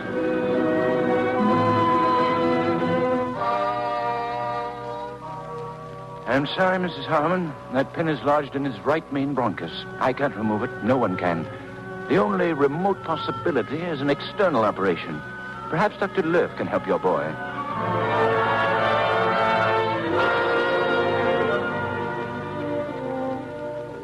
Dr. Löw, there must be something you can do. Mrs. Harmon, an operation would mean cutting through the ribs to get at the root of the lung. Oh, can't you do that? It would mean death on the table. I can't do it. But I'll take your son to the finest surgeon we have, Dr. DaCosta.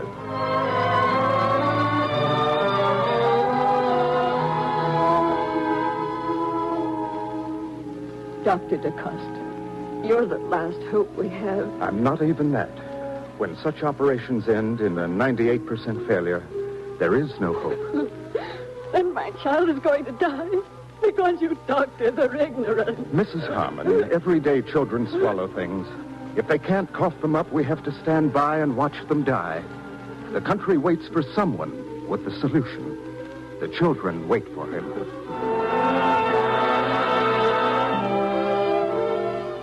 About this time, back in the 1880s, living with his parents on the fringe of Pittsburgh, was the 21-year-old Dr. Chevalier Jackson. Mother, come here. I've got news. I've made a decision. Well, that's fine, dear. I'm getting supper now, and we'll have it with the omelet. But it's a real decision, a big decision. Chev, if you want to help me while you're waiting, look.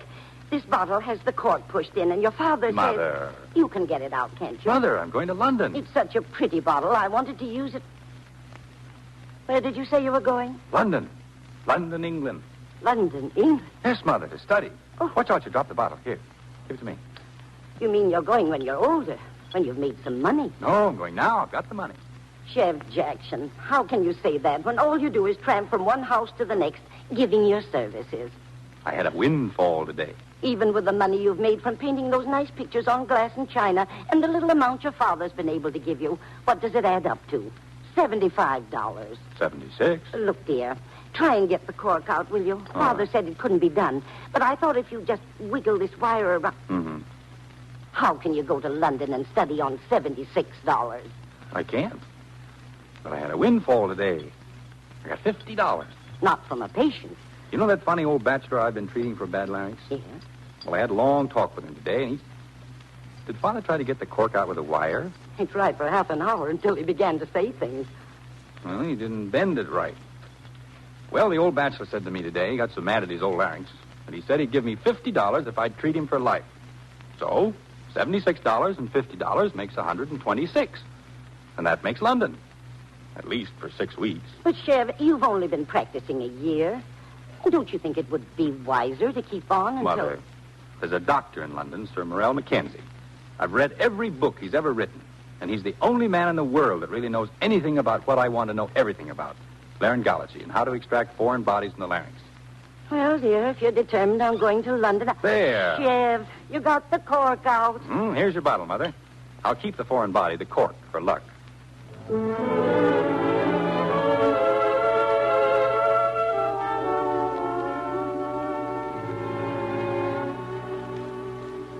So this is goodbye, Dr. Jackson, eh? Yes, Dr. Mackenzie. I'm taking the 4 o'clock boat train. Well, I should have liked to have had you with us longer. Thank you, sir. But the 6 weeks are up, and I've just enough money to get me back to Pittsburgh. Yeah, it'll be good to see the States again. Anxious to get on with your work, eh? Yes, sir. I feel like a fiddler who's been long and far from his fiddle. I understand.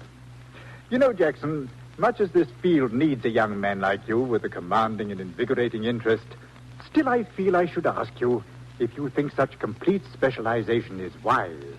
I mean, in the terms of your career. Well, I don't know whether it's wise or not. Now, tell me, how do other doctors over there feel about it? Well, the same as they do here, I suppose. They just don't approve of splitting medical practices all up into specialties. I see. Some of them come right out and say it's nothing but quackery. Exactly. That's why I wonder if it's wise for you Doctor, to... The only work I've done has been in the slums of Pittsburgh. There I've seen too many children choked to death for me to turn back now. I'm going to keep on with this if I never make a cent. Good. I just wanted to make sure that you knew that what's ahead of you is not going to be easy. Godspeed. Thank you, sir. You've been a great inspiration.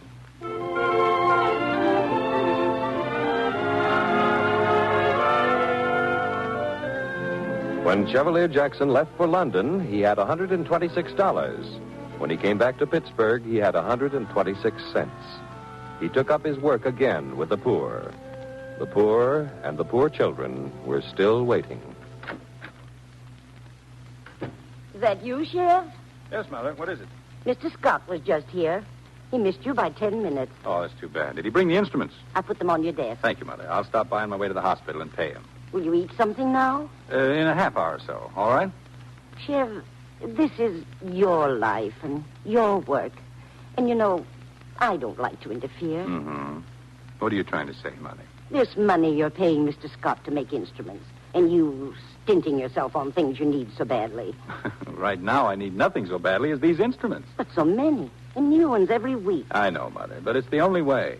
The methods for working in the throat and the windpipe are still new. I learned a lot in London, but the most important thing Mackenzie taught me was his lack. His what? His lack. There he was, a brilliant man. With all his knowledge about the larynx, he couldn't do enough because he lacked the instruments.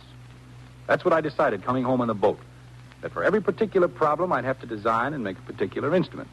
You mean if a child swallows a coin, that takes a certain kind of instrument? Mm-hmm. And if he swallows a pin, it takes another? That's right. Well, Sheriff, in that case, you can never stop. Because think of all the things children can swallow. No, Mother. I can never stop. I don't have time to do all the work by myself. The most I can do these days is to make a rough model for Scott to work from.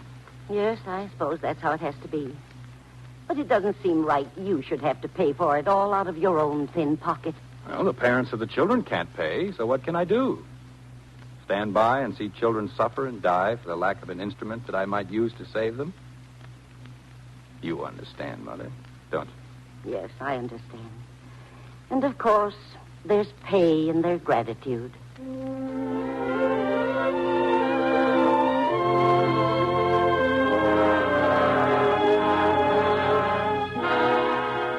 Hey, you, nurse. Yes? Come here. Can I help you, sir? I want my kid. Where's my kid? What's the child's name? Jim Tolan, that's what. Same as me. Well, if you'll excuse me, I'll find out about him. What you mean, find out about him? I know he's here. The old lady brung him in here, didn't she? What happened to your boy? Nothing much yet, lady. But plenty's going to happen when I lay my hands on him again. He swallowed a quarter. My money. And it's stuck in his throat. I beat him up good, I tell you, but it wouldn't come out. Well, what you standing popping at me for? Go fetch him. Is there anything wrong, nurse? Oh, I'm glad you're here, Dr. Jackson. This is the father of that Tolan boy that was brought in this morning. That's me, all right. Now, where's the lad? Hand him over, or I'll go find him myself. You hear? Well, where is he? Doctor, shall I No, call? nurse, you may go. I'll handle this. I'm glad you came, Mr. Tolan. I wondered what kind of a man you were. He didn't blab to you, did he? He was too frightened to say a word. The black and blue marks are all over his body, said enough. Mind your own business, That see? boy is my business. He almost choked to death. You almost lost him. Do you understand that? Well, don't think that I'm ungrateful, Doctor. It's just that I'm a poor, hard-working man. My mind's full of troubles. Where's the lad? I just sent him home. One of our men here took him back. You're a good man, Doctor. That you are. Yeah, well, if you'll excuse me, I'll be getting back to my... Doctor. Yes? That quarter the lad swallowed, will you send that back, too?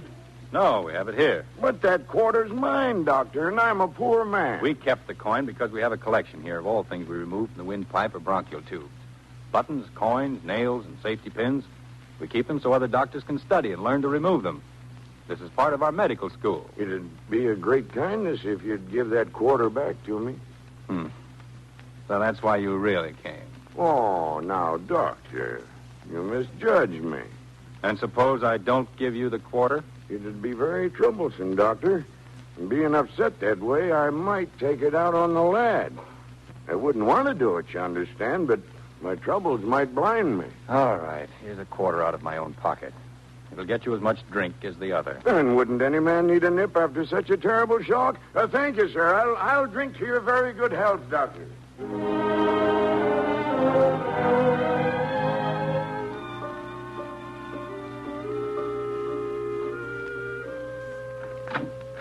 Forgive me for disturbing you, Mr. Scott. Oh, it's you, Dr. Jackson. Come in, please. I know it's very late, but I've just finished at the hospital. I had to see you tonight. Oh, please sit down, Doctor. I'll turn up the lamp. There. That's better. Now, what can I do for you? Here's a model of a new instrument that I've been working on for the past few months. I think it's practical now. I'd like you to make an instrument from this model. May I look it over? Oh, certainly. Here you are. It'll require very careful handling. It'll take a long time. Of course. Please start on it first thing in the morning.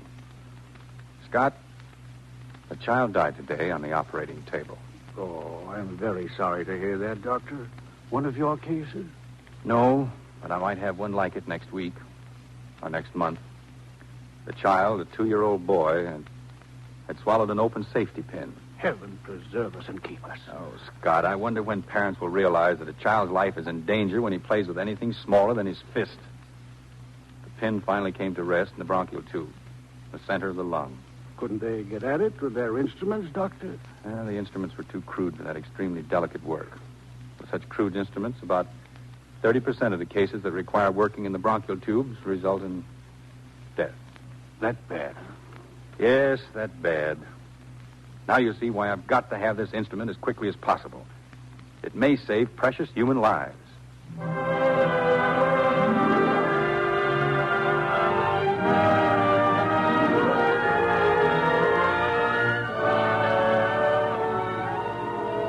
You are listening to Robert Young as Dr. Chevalier Jackson in That They May Live on the Cavalcade of America, sponsored by the DuPont Company, maker of better things for better living through chemistry.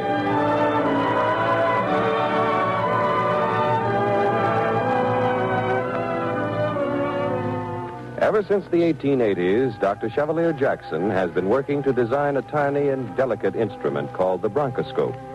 With this instrument, he hopes to remove all sorts of objects small children swallow. As the second part of our story opens, Dr. Jackson is in the office of Dr. English at the hospital. In Dr. English's hands is the now completed instrument, the bronchoscope. And this bronchoscope, Dr. Jackson, if you use it through the mouth, will it cut down the 30% failure we have now? I think so, Dr. English. And I can also show it's harmless, that it can be passed safely through the mouth into the bronchial tubes. But these are merely fundamentals. Our real problem now is a mechanical one. Mechanical? I'm afraid I don't quite follow. Well, mechanical in the sense that we have to know how to manipulate these swallowed objects so we can get them out of the bronchial tubes without injury to the tissues. Mm-hmm. And for this, the fingers of the operator must learn the feeling of the instruments against the living, moving bronchi. That's the problem. I should say it is. But I think we have the answer. We want your permission to start working on dogs. They won't be hurt. We'll give them anesthetic. Oh, I see. Well, that's good. It'll mean months of practice until our fingers acquire the necessary skill and delicacy. Then when a child comes to us, a child that swallowed an open safety pin, we hope we'll be able to do what's never yet been done.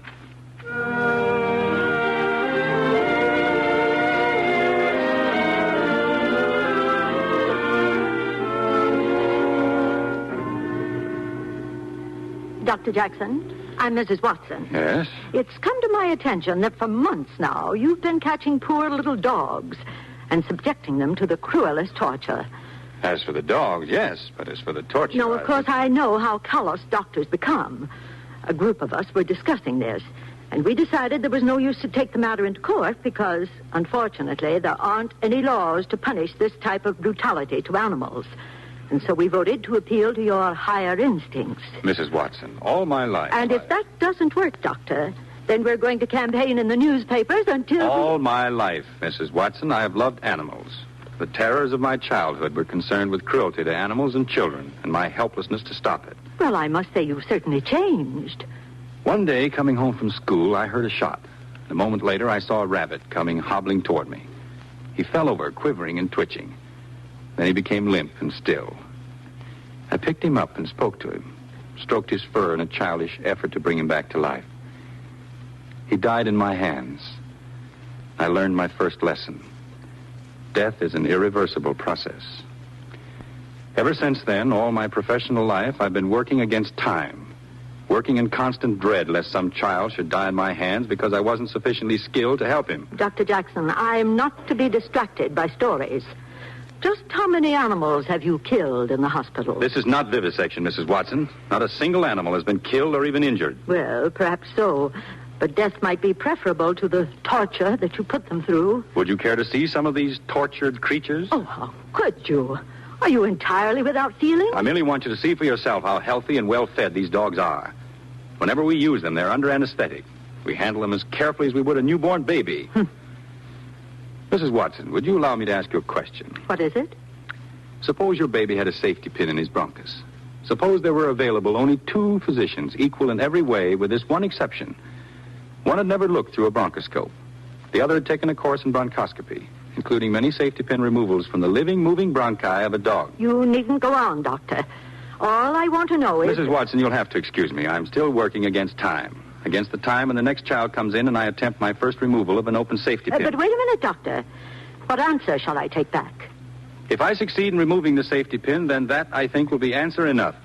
If I fail, then the answer is that I must keep on working with dogs as I have been. Good day, Mrs. Watson.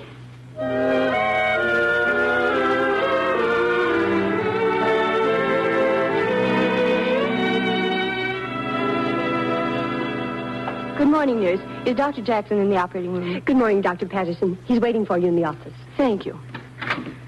I came as soon as I got your message, Doctor. Well, thank you, Dr. Patterson. I need you. What's the case, Doctor? We have a child that swallowed some household lye and burned her throat. Dear, another one of those awful lye cases. It happened 5 days ago. She was found lying on the floor of a coal miner's shanty. The mother was dying of pneumonia. And the father? Nowhere. The girl's ragged dress was soaking wet. She was crying for water, and a 3-year-old brother was trying to feed it to her out of a tin cup. The water kept running out of her mouth and soaking her clothes because she couldn't swallow it. Well, perhaps the scars of the burn have completely closed the passage. No, actually, the stricture is not closed. I wouldn't have called you for that. There's something else here. You can see it on the X-ray. An open safety pin with the point up, wedged in the stricture. Oh. Come on, let's go in and see her, Dr. Patterson.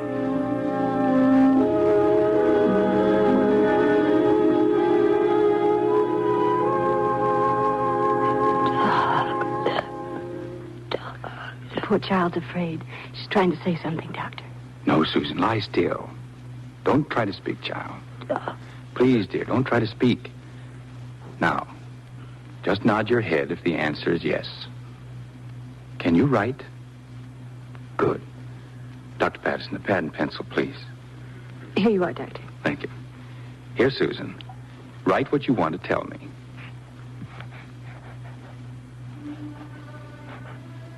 Take your time, Susan.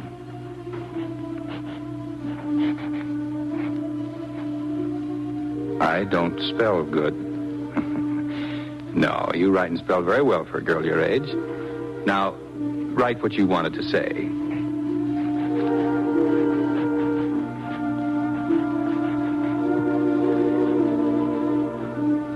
She's finished, Doctor. Doctor, I am not afraid. Thank you, Susan. Dr. Patterson, please prepare Susan for the operation.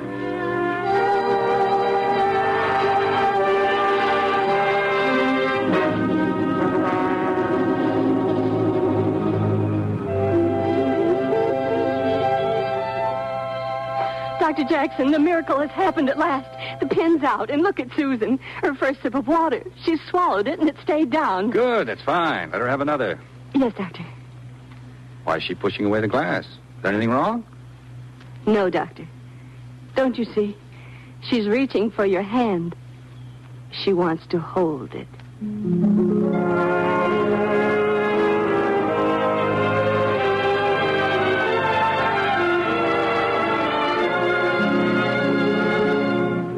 There was greatness in this man.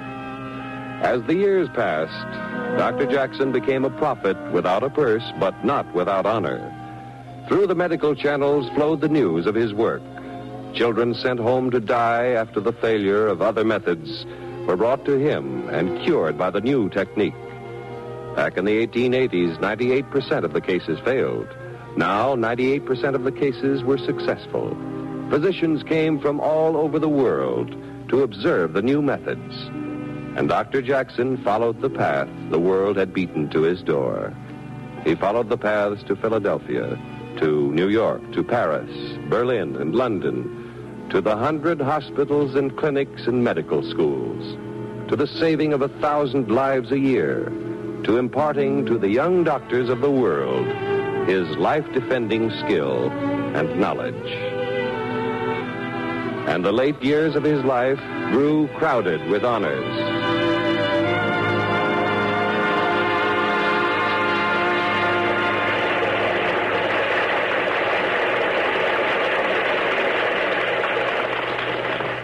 Thank you, gentlemen.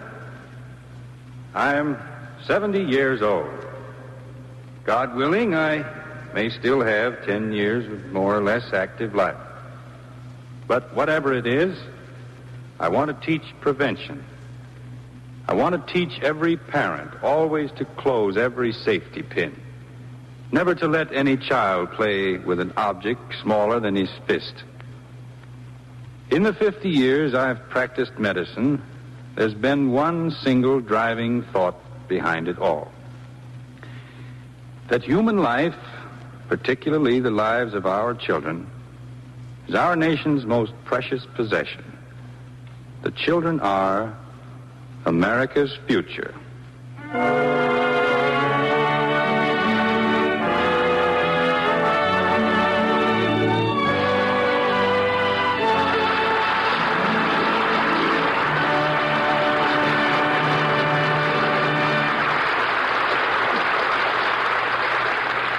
In a moment, our star, Robert Young, will return. But first, here is Gain Whitman speaking for DuPont. How would you like it if every time you left your car overnight with the thermometer around freezing, you had to drain every drop of water out of the radiator and motor block? That's just what you would have to do if it weren't for antifreeze chemicals. The productivity and ingenuity of the American businessman and technologist which brought us the automobile, half the world's automobiles are right here in the United States, you know, also provide the antifreeze solutions which enable us to use our cars the year round. Thanks to chemical science, you now just go to your neighborhood dealer and for a couple of dollars, more or less, buy protection, not only against freezing, but against rust and corrosion in the cooling system. Speaking of your dealer, now is the time to have your service station or garage get your car ready for the cold months. There won't be time when the antifreeze rush starts. It will save you trouble and expense later on if you have the dealer clean rust and scum out of the radiator and cylinder block, look for leaks, check all hose connections and water pump, and tighten the fan belt if it needs it. The DuPont Company manufactures several familiar, trustworthy products to help your dealer do a good job. These are DuPont Cooling System Cleanser and the 3 DuPont Antifreeze mixtures. In the low-price field, there are DuPont Zerone and DuPont 5-Star.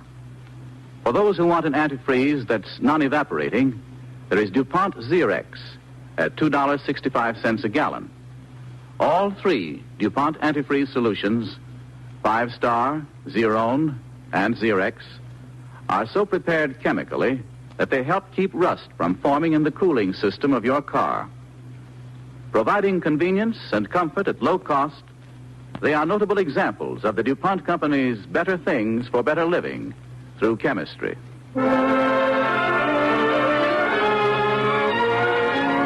Now, here is our star, Robert Young, and I think he's very anxious to say a few words about something in tonight's play. Thank you, John. I'd like to say that it was a pleasure and real honor to play the part of Chevalier Jackson. I think I was particularly moved by the story. You see, being a father myself, I thought of all the worries and trials we'd gone through with our girls when they were quite small. How wonderful to know of a man who dedicated his whole career to saving the lives of children. It was also thrilling to learn that America gave Dr. Jackson the opportunity to perfect and put his new instrument into use. For Dr. Jackson knows, as all of us do, that the lives of our children are America's most precious possession, and that by safeguarding them, we are ensuring our country's future. Thank you, Robert Young.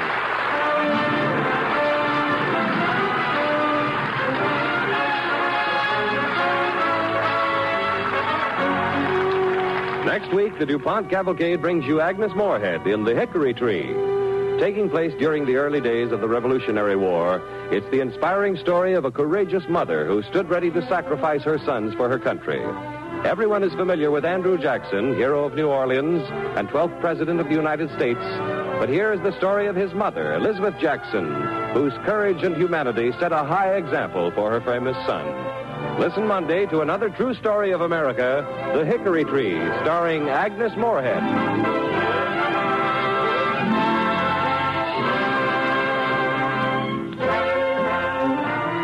Robert Young will soon be seen in the RKO picture Lady Luck. The music for tonight's DuPont Cavalcade was composed and conducted by Robert Armbruster. Our Cavalcade play was written by Milton Wayne and based on the autobiography of Chevalier Jackson. We wish to express our gratitude to Dr. Chevalier Jackson for his great help in preparing tonight's Cavalcade. Featured in the cast with Robert Young tonight were Jane Morgan as the mother, Ken Christie as Jim Tolan, Rosemary Kelly as Mrs. Harmon, Anne O'Neill as Mrs. Watkins, and Maybelle Prindeville as Dr. Ellen Patterson. This is John Heaston inviting you to listen next week to Agnes Moorehead in the Hickory Tree on the Cavalcade of America, brought to you by the DuPont Company of Wilmington, Delaware.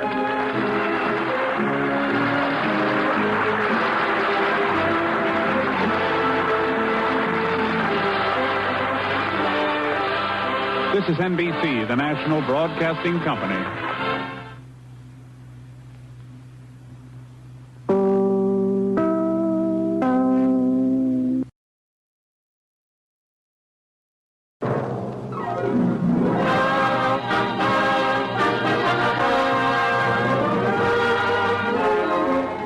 Tonight, the DuPont Company brings you The Hickory Tree, starring Agnes Moorehead on the Cavalcade of America. But first, here is Gain Whitman. Even though you may not be a chemist, you probably know that the formula for water is H2O. But to chemists in the Zerone Xerex antifreeze laboratory of DuPont, that's not the whole story. For water from different sections of the country differs widely in the salts it contains and in its corrosive effect on automobile cooling systems. This is so important that our chemists are constantly examining samples of water received from all parts of the country. Then DuPont Antifreeze Research makes sure that the chemical inhibitors in Zerone and Xerex will combat any harmful effects of these widely different waters. Zerone and Xerex are examples of the DuPont Company's better things for better living through chemistry.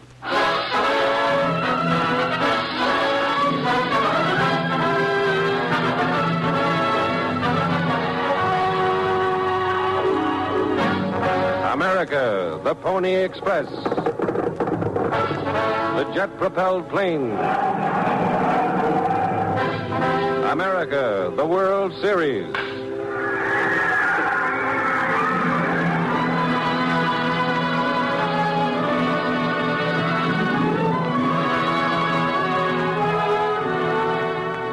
America means skyscrapers and haylofts, the crack of a pioneer's flintlock, and the sound of the riveter's machine. Home Sweet Home and the Basin Street Blues. America is your story. America is you and everyone you know. Tonight, the DuPont Company, maker of better things for better living through chemistry, presents Agnes Moorehead in The Hickory Tree on the Cavalcade of America.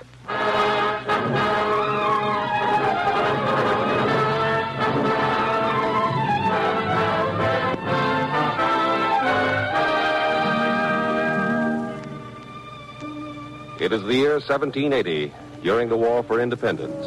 In their cabin in the wilderness of Waxhaw County of North Carolina, Elizabeth Jackson and her two sons stand tensely, anxiously. One of the sons is Andrew, later to be known as Old Hickory, 7th President of the United States. But right now, an excited boy of 13 as he listens to... Open up, you rebels! The candles, Andy. Snuff them out. I'm off. Stand by me with the other musket, Robbie lad. Open up! Be up, you murdering bushwhackers! Bring up the axes, men! There'll be a whole band of bushwhackers, Ma. Andy, open the door. But Ma... Do as they say, son. Open it up and stand clear of the muskets. Oh! Shoot, Robbie! There's the rest of the rebels!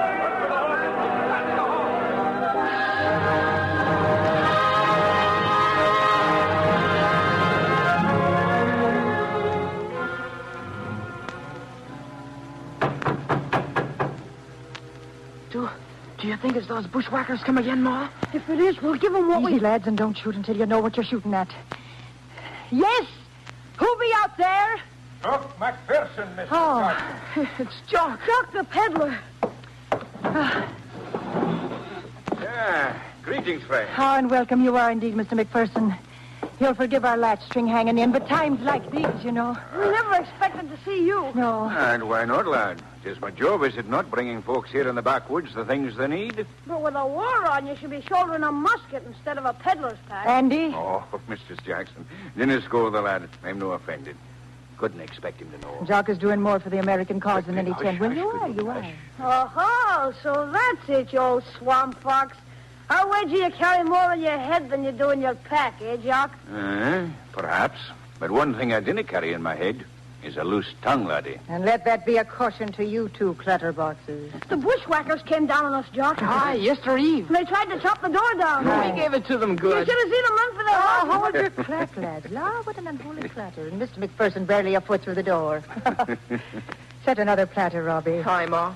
And rest your pack, good man, and come sup with us. Thank you, Mrs. Jackson. Well, what news of the war, Mr. McPherson? The war has come to the Waxhaw, friends. Oh? It's more than cowardly bushwhackers we have to fear. Why, what mean you, Mr. McPherson? The British have landed at Charlestown. No. British? Aye, they'll soon be down upon the Waxhaw. Oh, not if Major Davy and his Carolina boys have anything to say about it. Aye, Davy will drive every last one of them into the sea. Perhaps you forget Brother Hughes with Davy. Aye. Why, if they as much as dare come this way, Brother Hughes... Hush, Andy, lad, hush, hush. Listen to me for a wee bit. I come from Davy's camp with news for the patriots of the Waxhaw. The news will not gladden your hearts, but as best you know, for you're all in mortal danger. What is it, Mr. McPherson? Major Davy's army has been routed by the British. Oh, no. No, that could not be, Jock. They were outnumbered, lad, 5-1. But they're in the right. And if you're in the right, I thought... You win out in the end? Aye, but not without setbacks and losses. Davy's forces at the moment are in full retreat.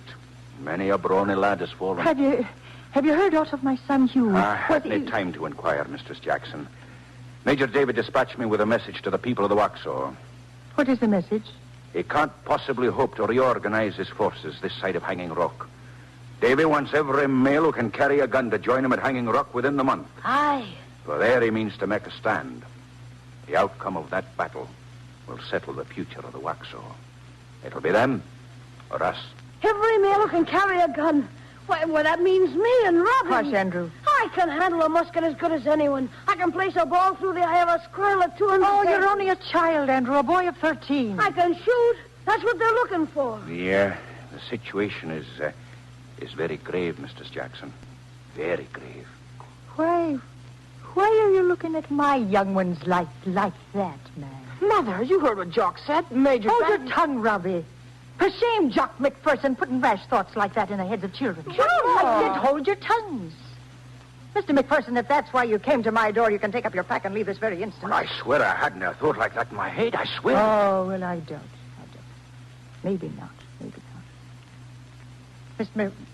McPherson, this wilderness took my husband. Now my eldest Hugh is away fighting. And for all I know, he may lie dead. Aye. But all these hardships must be borne so that our children and their children may have a fair chance in a new land. Yes, you're right.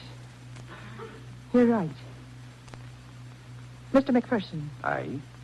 You say you brought those scissors I bade you fetch by this way? Aye, the finest pair this side of Glasgow. Let me have them. And Robbie, aye? Fetch my garments from the loft. Your garments, Yes, Ma? I'll be cutting them up for bandages tonight.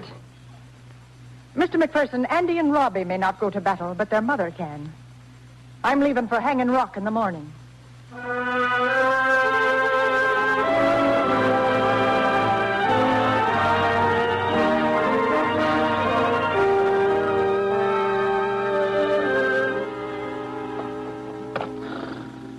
It is a dangerous and foolhardy trip, Mistress Jackson.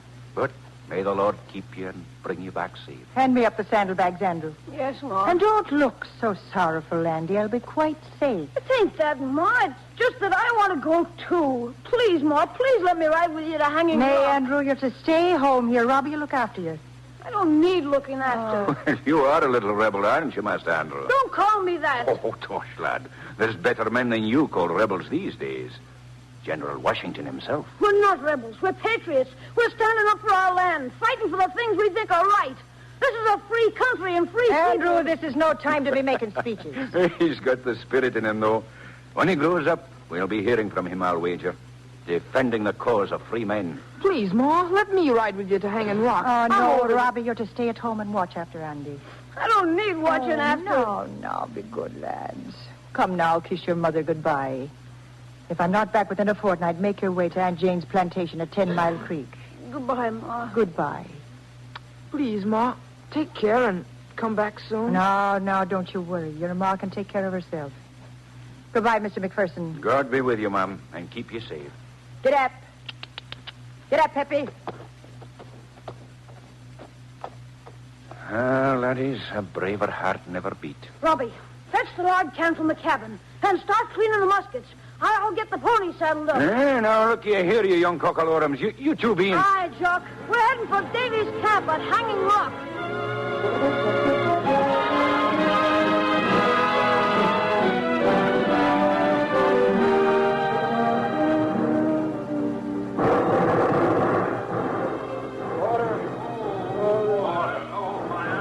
More bandages, Mrs. Jackson, more bandages. Son, those King's regulars. They can handle muskets better than we reckon. Lie still, man, while I get that ball out of your arm. Here are the bandages, Doctor. Cut away his breech leg, ma'am. See to that wound in his leg. All right. No, use the knife. Oh. That buckskin is too tough for your shears. If it's all the same to you, Doctor, could you tend to my leg and let the good woman here look to my arm? Lad, this is no time for a show of modesty. Oh. Now, easy. Easy. It ain't me. It's her I'm thinking of. Oh. There. That's out. Wash out the wound, ma'am, and bandage. Let me look to his leg. The ball went right through, sir. Good. Save him the pain probing for it. Well, I'll finish up with him, Doctor. Doctor, here's some more men. Land of Joshua, look. They're bringing more wounded up. I'll get some more hay from the loft and spread it on the barn floor. Where'll we set them, Doctor? Over yonder, neath the hayloft. I'll look to them soon. Here, take care of him, woman. Got to get back to the crossing. He's got a bad... Saints alive. Jeb. Aunt Elizabeth. Jeb Crawford, are you hurt, nephew? Oh, just a strip off on my scalp. Nothing to it. Wait, Jeb, wait. Oh, Auntie, I got to get back to the Jeb, crossing. have you seen or heard aught of you, my eldest? I can't say I have, Auntie. Not since the Battle of Stone Ferry, leastways. But I can tell you those two little wildcat young'uns of yours. Robbie and Andy? Well, they're at home. I reckon I know my own kin when I see them. Where are they, Jeb? Tell me. Well, last time I saw them, they were down in the meadow about a mile yonder, popping away at everything they could see, having the time of their young lives.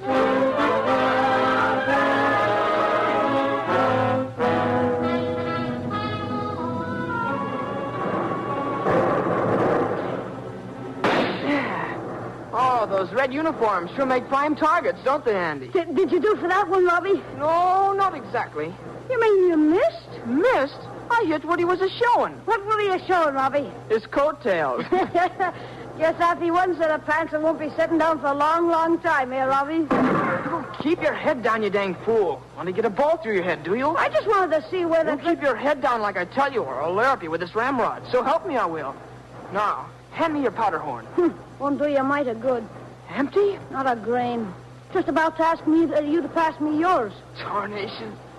Well, there's no sense in our staying here. Robbie, look yonder. There's a whole mess of the enemy coming up. Lord me, look at them lined up as if they were parading. We only have some ammunition. Well, we haven't any. So we better get fast. Let's run for the brush. All right. Come on. Hurry, Andy, hurry. They've seen us. Andy, you hit? I guess so. My leg. Why, your leg, it's all a blood, Andy.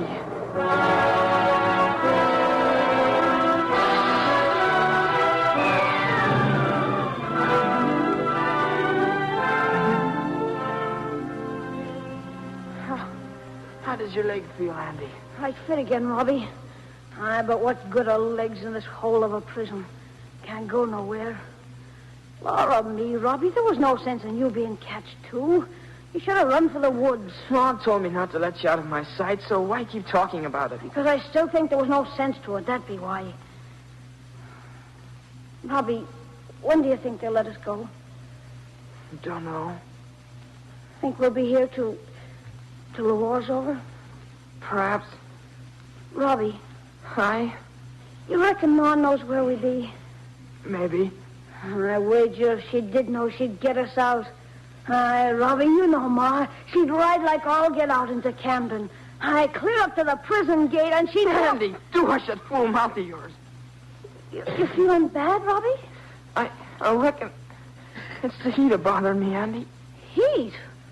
Well, me, Robbie, it's chill enough in here to freeze a body's very soul. Robbie, you haven't been took. You haven't been took with a scourge, have you? Robbie, have you now? No, I'm all right. Here, let me feel your head, Robbie. No, I tell you, stay away. I'm all right. Robbie! Andy Jackson, you come an inch closer and I'll strike you down. You mind me? I'll strike you down. So help me heaven, I will.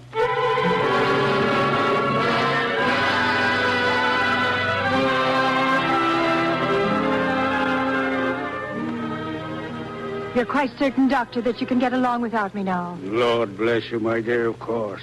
Though how we could have ever managed without you in those terrible days after the battle, I know not. Well, I did what any American mother would have done for my son. That's why they have the sons they do.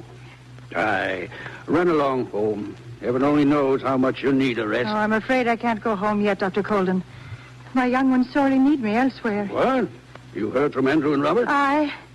They're in the enemy prison at Camden. Oh. Well, at least you have the consolation of knowing they're alive and well. Oh, if it were only so, Doctor. Huh? What else have you heard? They're both gravely ill. Then perhaps Major Davy can arrange to have them freed in an exchange of prisoners. I'll call. There's no time for that. What do you mean? Oh, that'll take days. My lads are took with the smallpox. I've got to get to them immediately, and not at all.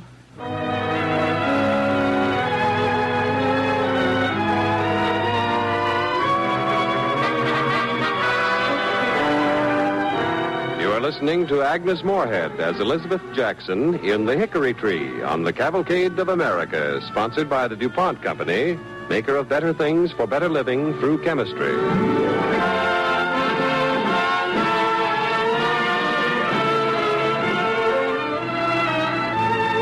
As the second part of our story opens, Elizabeth Jackson has arrived in Camden to see her two sons, Andrew and Robert, who have been imprisoned by the British.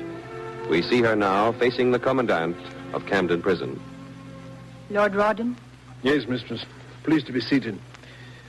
Might I inquire of your name and the purpose of this visit? Elizabeth Jackson, sir.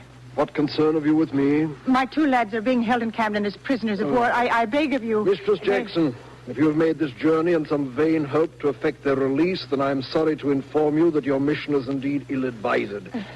Fetch me the prison file, Captain. Sir, you must listen. If you please, my good woman. Here's the list of prisoners, my lord. I presume these children are the two rebels. Robert Jackson, age 15. Andrew Jackson, Oh, the saints! Only 13. Aye, sir, my young ones. Children, they're just mere children. Taken at the engagement before Hanging Rock whilst bearing arms. Mistress Jackson, if they were old enough to take up arms against His Majesty's troops, then children will know they're old enough to suffer the consequences for their acts against the crown. Were they?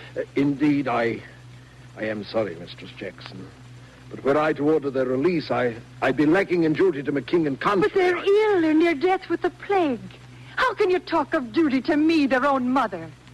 You love those sons of yours, don't you? Oh, I do indeed, sir. I love them more than anything on God's earth. And you would do anything within your power to gain their release? Aye, sir, anything. Very well, my dear woman. We shall see. Captain. Aye, my lord. Write out a release of those two young rebels. Oh, may heaven bless you, sir. Aye, Mistress Jackson. I will grant their release. But... Aye, but what, sir? There is a condition. A condition? What? Their freedom, perhaps their very lives, depend upon your answering 3 questions. Honestly and to the best of your knowledge. What are the questions, sir? 1, how many men are under Major Davy's command? 2, what arms have they at their disposal? 3, by what means and in what manner do they receive their supplies? Well, Mistress Jackson. I see. You expect me to buy my son's freedom with the lives and blood of my countrymen. Well, Mistress Jackson, you love your sons. I love my sons. I love them too well to see the mother that bore them turn traitor to their country. Good day, sir. Mistress Jackson. Aye? In truth, I did not expect you to answer my questions. Perchance it just amused an English gentleman to torture a woman? No, by heavens. You think I have no feelings? Well, I have a home, family in England. Were it not for my duty to my king and country, Duty to your king and country? What manner of king, what manner of country is yours that demands that children be cast into a plague-ridden prison to suffer a horrible certain death? What will it serve you, your country, or your beloved king, if my sons die in Camden jail? Will that and only that satisfy your precious sense of duty? You mock my sense of duty. What of your own sense of duty, madam? I duty to your own countrymen, for which you'd sacrifice the lives of your 2 sons. Rather see them die here in Camden allegiance to a cause, not a king, sir. The cause of free men fighting for justice and liberty is the best cause. It's a cause worth dying for. Were I to betray that, I do not betray a king, nor just a people, or a country alone. I betray humanity itself. Is that how all you Americans feel? All liberty-loving Americans, sir. Then I would see this cursed struggle over with.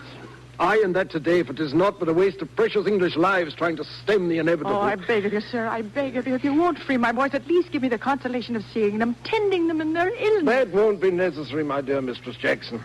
Captain, give me that release order. Aye, my lord. You're going to sign to free... Yes. Take your precious young rebels. Take them home, mistress. And for the sake of all that's holy, see if you can employ that irresistible eloquence of yours to keep them there.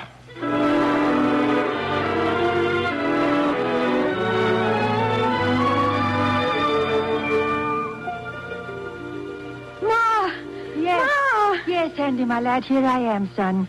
Here's your ma. Oh, I was dreaming I was back in that Camden prison. Oh, you're home, son. You're home. Home. I don't reckon home ever looked so good to anyone as it does to me. Oh, yes, it has. Yes, it has. It looks like that to everyone.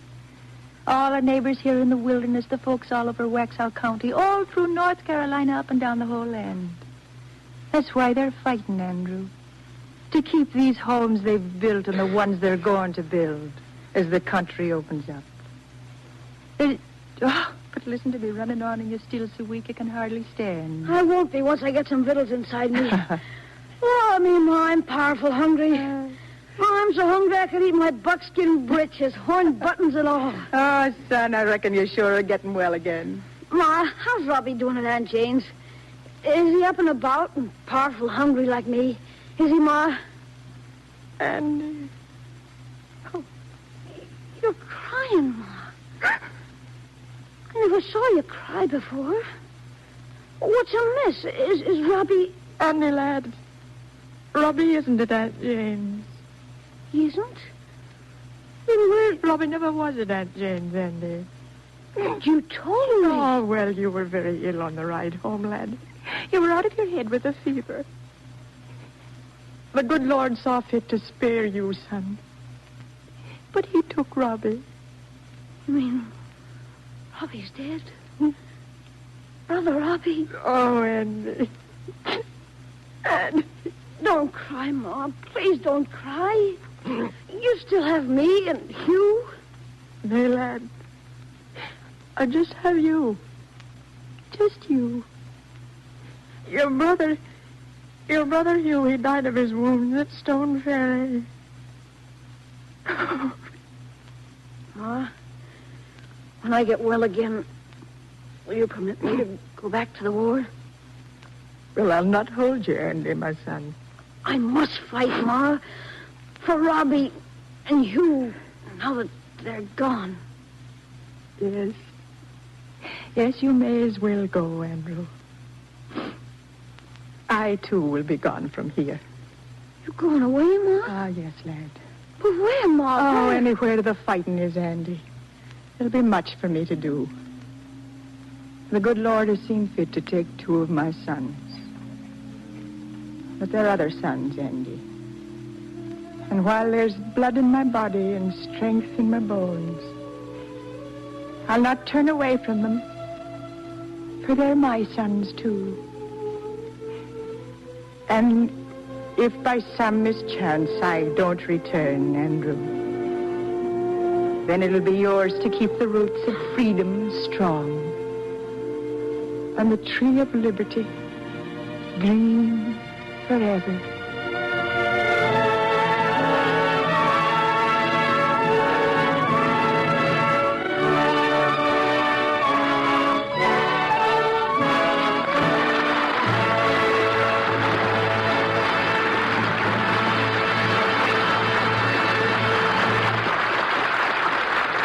In a moment, our star, Agnes Moorehead, will return. But first, here is Gain Whitman speaking for DuPont. When you go shopping for food, do you squeeze the tomatoes and pinch the peaches? Well, that little habit, and most of us have it, ruins millions of pounds of fresh vegetables and fruits every year. Now add all the spoilage and waste that takes place between the farm and your table, and you get a figure that's pretty shocking in these days when people in some countries are hungry. More than a quarter of all the fresh fruits and vegetables grown in the United States are thrown out as garbage or other waste before they reach your table. This waste has to be paid for through higher prices for the fruits and vegetables that are actually sold. If waste can be lessened, it will help keep prices down. In an effort to reduce the present high waste figure, some interesting experimental work is being done by progressive organizations in the food field. Grocery retailers, produce wholesalers, growers and specialists from leading universities, as well as engineers from refrigeration and packaging supplies, and cellophaned packaging specialists from the DuPont Company. The results of these experiments look so promising that someday in the future, when merchandise is freely available and when enough packaging materials are available, you may have a new type of produce department in your favorite store. Instead of spending a lot of time trying to choose the best of the fruits and vegetables left after other shoppers have handled them, you'll find them neatly arranged in gleaming, transparent packages. Yours will be a complete freedom of choice, and you won't have to wait for a clerk to help you. You'll just take out a package of apples or spinach and pay the price marked on it. Shopping will be more convenient, faster, easier. You won't have to do a lot of trimming and washing when you get home. The things you buy will be cleaner and fresher, many of them ready to cook. And this method, called pre-packaging, will sharply reduce waste.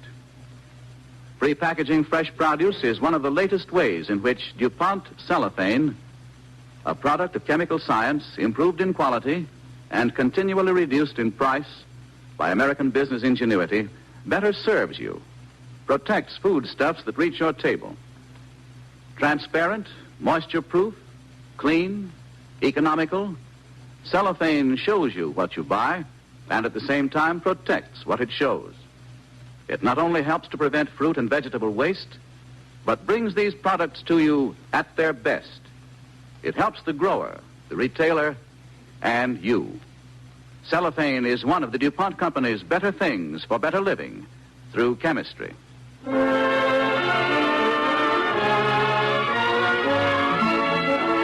Now here's our star, Agnes Moorehead. Thank you, Gain. It was a pleasure tonight to play Elizabeth Jackson because the mother of Andrew Jackson is an excellent example of the kind of mother who gave direction and inspiration to a great American. I feel that particularly these days we need more insight and understanding of these truly great persons, the mothers of America, whose spirit and sacrifice, sympathy and unfaltering faith are the cornerstone of our country. Thank you.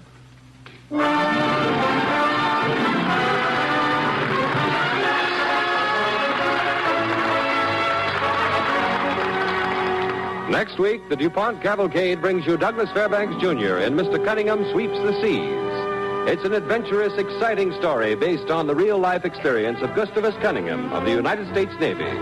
Conyngham, in 1777, was a one-man navy facing a mighty English fleet dominating the high seas. And his gallant fight against great odds, his capture and escape make a true epic tale of the Revolutionary War. Listen in next Monday to Mr. Conyngham Sweeps the Seas, starring Douglas Fairbanks Jr.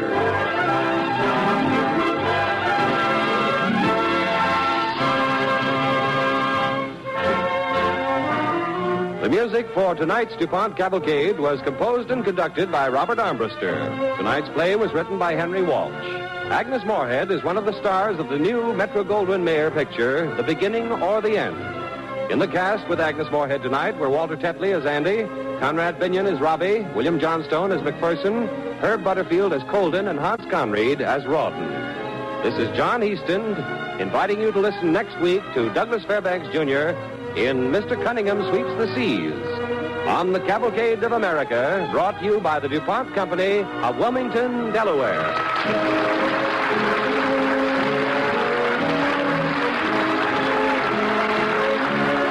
The Cavalcade of America came to you from Hollywood. This is NBC, the National Broadcasting Company.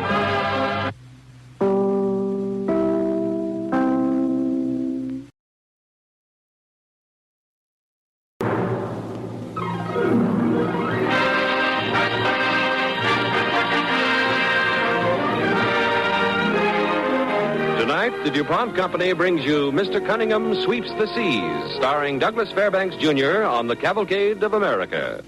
But first, here is Gane Whitman. It won't be long now until a cold spell may freeze the water in your auto or truck radiator. You can avoid a freeze-up by using DuPont antifreeze. But before you put in any antifreeze, clean the rust and scum out of your radiator using DuPont Cooling System Cleanser. It dissolves rust chemically without harming the hose or metal parts. Then drain, refill with fresh water, and pour in a can of DuPont Cooling System Sealer. That will prevent leaks in the radiator and hose connections and will prevent the loss of antifreeze during the winter. It takes only a few minutes to protect your cooling system with these DuPont radiator service products. Examples of better things for better living through chemistry.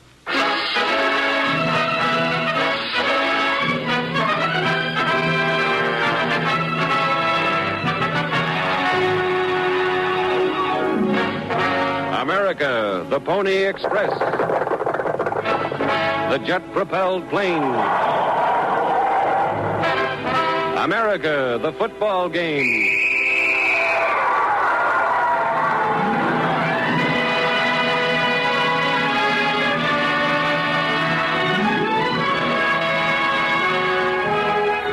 America means skyscrapers and haylofts, the crack of a pioneer's flintlock and the sound of the riveter's machine.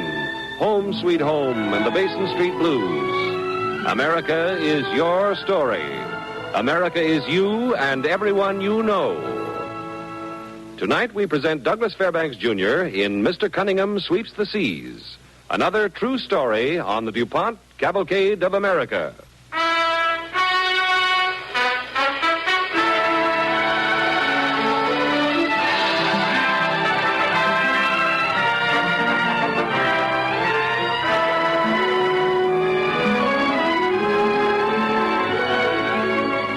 People had never heard of him, this Gustavus Conyngham, American.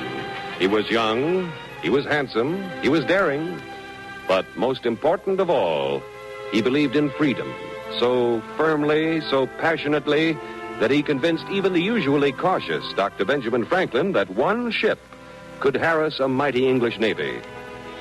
Now, certainly not one of the crew of His Majesty's mail packet, the Prince of Orange, had ever heard of Gustavus Conyngham. And so the Prince of Orange, one night in the year 1777, sailed toward Liverpool. It was near midnight.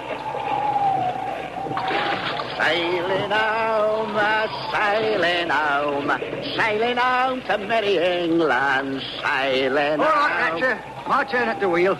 Go below and have your rum. Aye, that I will, Barney. What are the orders? Orders? Straight for England and home, lad. Right straight as she goes. Hold it half a moment. What's the matter? I thought I heard a sound as wasn't our ship. What are you popping your eyes out from your head for? You'll not see a thing in this dark. Listen.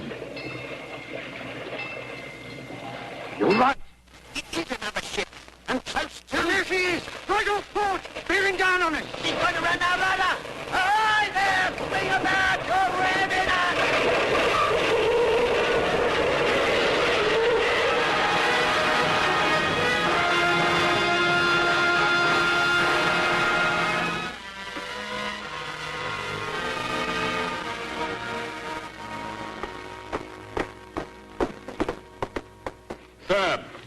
Alston, His Majesty's Navy, commanding the Prince of Orange. I'm honored, Captain Alston. I'm Captain Conyngham, United States Navy. United States what? United States Navy, sir. I have the honor to command this lugger, the Surprise. Sir, may I ask the meaning of this outrage? Oh, it's no outrage, Captain Alston. Your ship, the Prince of Orange, is a prize of war captured by rules of warfare. What? You rammed His Majesty's mail packet? Yes, I did. Now, shall we discuss getting your crew and yourself back to England? But this is no better than piracy, sir. Oh, I disagree with you, Captain. I'm flying the flag of my country at the masthead of my vessel. What on earth? I've never seen that flag before.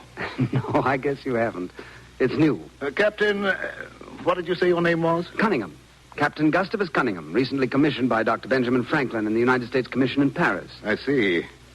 May I ask a question, Captain? Certainly, sir. How many ships have you under your command? Just one, this one. You mean to tell me that you dared sail out in this cockleshell against the mightiest navy in the world? Why not? On the American continent, Captain Alston, men dared to fight against His Majesty's picked trained troops, men who were farmers, bakers, trappers, even boys who had never held a gun before. Can I do less? But it's absurd, sir. Absurd? Well, then so are those boys and men who fight for freedom in America. But I don't think so. An idea can be called absurd only when the thought behind the action is foolish and worthless. Is freedom a foolish and worthless thing, Captain Alston? No. My compliments, sir. We may be at war, but by heaven I can respect and admire your courage, and I would have done the same thing myself, sir.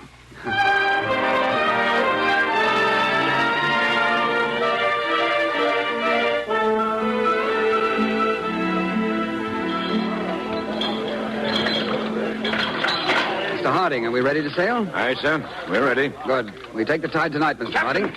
What's this? Captain, sir. French police coming aboard, sir.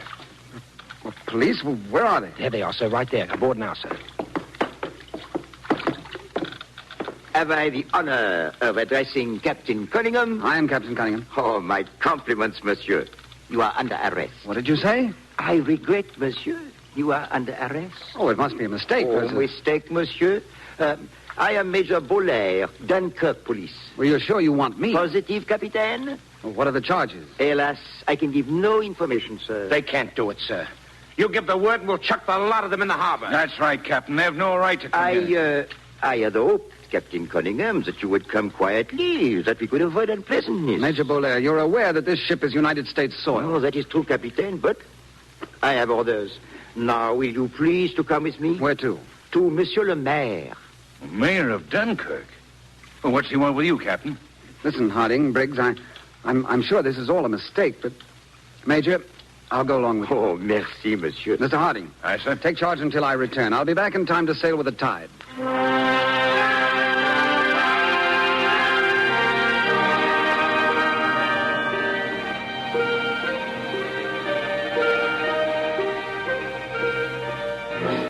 Monsieur le Maire, I demand to know why I've been brought here with no word of explanation, no charge, nothing. Captain, will you believe me when I tell you that I had no wish to do this, but I have my orders? Orders. Everyone has orders, but no one tells me why I was arrested. Forced to leave my ship. Monsieur le Maire, the tide is running. I've got to sail. I am afraid that will be impossible, Captain Conyngham. Impossible. Look, Monsieur le Maire, you don't understand. My country, the United States, is fighting a war for independence, for freedom. I am a part of that fight. I must sail this evening. Captain, your ship has been confiscated, your crew disbanded, and you yourself must remain a guest. What? What did you say? My ship confiscated? By whose orders? By what right have you got... Monsieur, I have a great admiration for you and what you are doing. But France is neutral. You use the ports of Dunkirk as harbor for your prizes. That, monsieur, is impossible. I give you my word not to use French ports again. Monsieur, I am sorry to repeat, you are not to leave here. I demand that Benjamin Franklin be notified. I have already done so. You what? Captain, there was no other course. As I said, I have great admiration for you, but I cannot reconcile my admiration and my duty to my country. Therefore, you are... A prisoner? No, monsieur. My guest. For how long? Oh, that I do not know. And meanwhile, enemy ships will get to the United States with supplies to use against General Washington. Monsieur le Maire, I will do everything in my power to escape. I was afraid of that, monsieur. You are making it very difficult. Listen to me. Even if you escape, there is no use. You have no ship, no crew, Captain. I am afraid the war for independence is over, as far as you are concerned.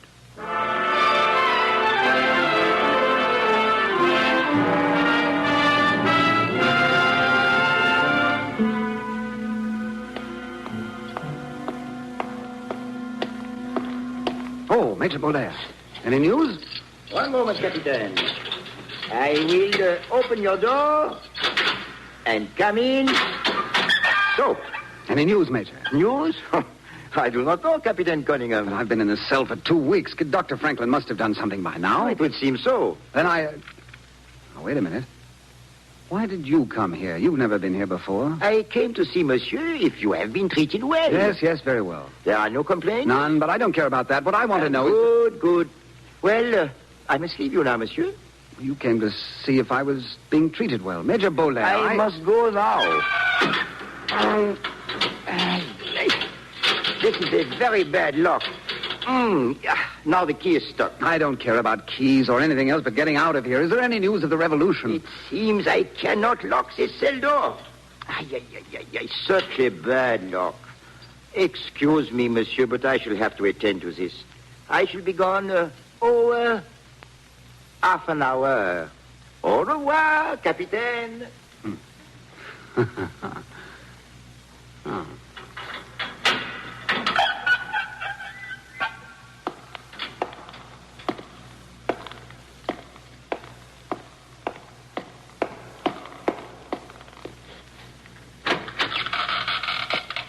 Conyngham. Get out of my way. Wait. You're an American. Yes. Come with me quickly. What is all this? An escape arranged for you. You wanted to get out, didn't you? Of course, but Come on, we can't stand here talking. My carriage is waiting. Who are you? Never mind that now. For heaven's sake, man, you'll have to trust me. We've got only a half hour to get out of France.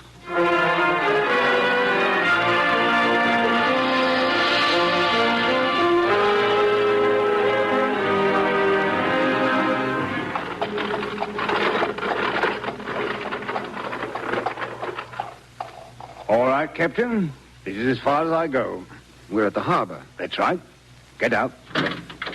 But where can I go? It's dark, Captain. But I think your eyes are good enough to make out a ship in front of you there. What about it? Go aboard and you'll see. Goodbye, Captain.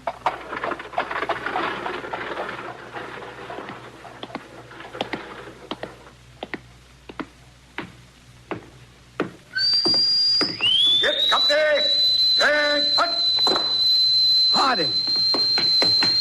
Harding! Welcome aboard, sir. Harding! How are you, Captain? Mr. Briggs, but I can't believe Well, it. it's right in front of you, Captain. Almost the whole crew. But this ship, it's not the Surprise. That it ain't, sir. It's a new one from Dr. Franklin, and a trim cutter she is. But Franklin. But I thought you meant to be back in the United States. Us, Captain. Not while you were still here. That's right enough, Captain. We stayed around. But you might have been taken prisoner. Anything might... We risked that, sir. Thank you, Mr. Harding. Mr. Briggs? We haven't got a name for the ship yet, sir. We thought as how you might like to christen her. Yes. Gentlemen, how would the name Revenge suit you? That's the ticket, sir. Good by me, sir. Good, that's it then. And, look, sir. We got a new flag. Not made of rags and tatters this time. That she's not, sir. And she looks grand up there, sir. Captain, we got less than half an hour to sail out. Wait, I must tell you men something. Ain't nothing wrong, is there, sir? No, Mr. Briggs, except we cannot use French ports anymore. You know what that means? Why, sir, it means taking our risks. And more than that, Mr. Harding, it means that we'll be hunted over the seas. It means there'll be days when we'll have nothing to eat, perhaps not even water to drink. They'll blockade us, gentlemen. There'll be no ports open to us. Aye, that's true, sir. But there'll be ships to take, sir. That's the only way we can exist, Mr. Harding. If any of us are wounded, the best we can hope for is a rough bandage and a quick recovery. It'll be a long cruise, gentlemen, and a hard one. It's a black picture you paint, sir. Very black, Mr. Briggs. But the only one. Captain. Yes, Mr. Harding. Are there any orders, sir? And the rest of you? Orders, sir. Then God bless you, gentlemen. Orders, Mr. Harding. Aye, sir. Orders. Stand by to cast off. We'll take the tide and Head straight for England.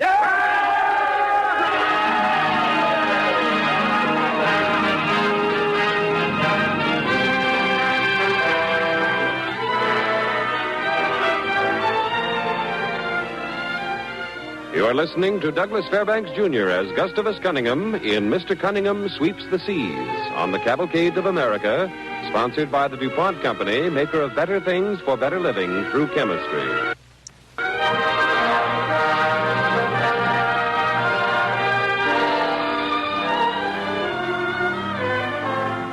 As the second part of our story opens, Captain Conyngham, commanding the cutter Revenge, has sailed out to intercept enemy shipping to America. And apparently he has done well, for in the Admiralty in London... Captain Alston, it was months ago when you first encountered this Captain Conyngham, true? Last March, my lord. Are you sure he had only one ship? Well, begging your pardon, my lord. It is hard to believe that one man commanding one ship In 18 months, he's taken over 60 of our ships. Where does the man put in? Where does he get supplies? My lord, what he needs, he takes. From us. Incredible. He's either a devil or a very lucky man. He's a seaman, sir. Huh? Alston, you seem fond of the man. Let's call it admiration, my lord. Oh, Captain, you know the frigate Galatea? Yes, I do, my lord. A ship of the line. 40 guns. Yes, my lord. Would Conyngham attack her? If he saw the Galatea, I have no doubt that he would. He's never yet refused a battle. Very well, Captain Alston. I put you in command of the Galatea, with orders to find this Conyngham and bring him to England. Aye, aye, sir.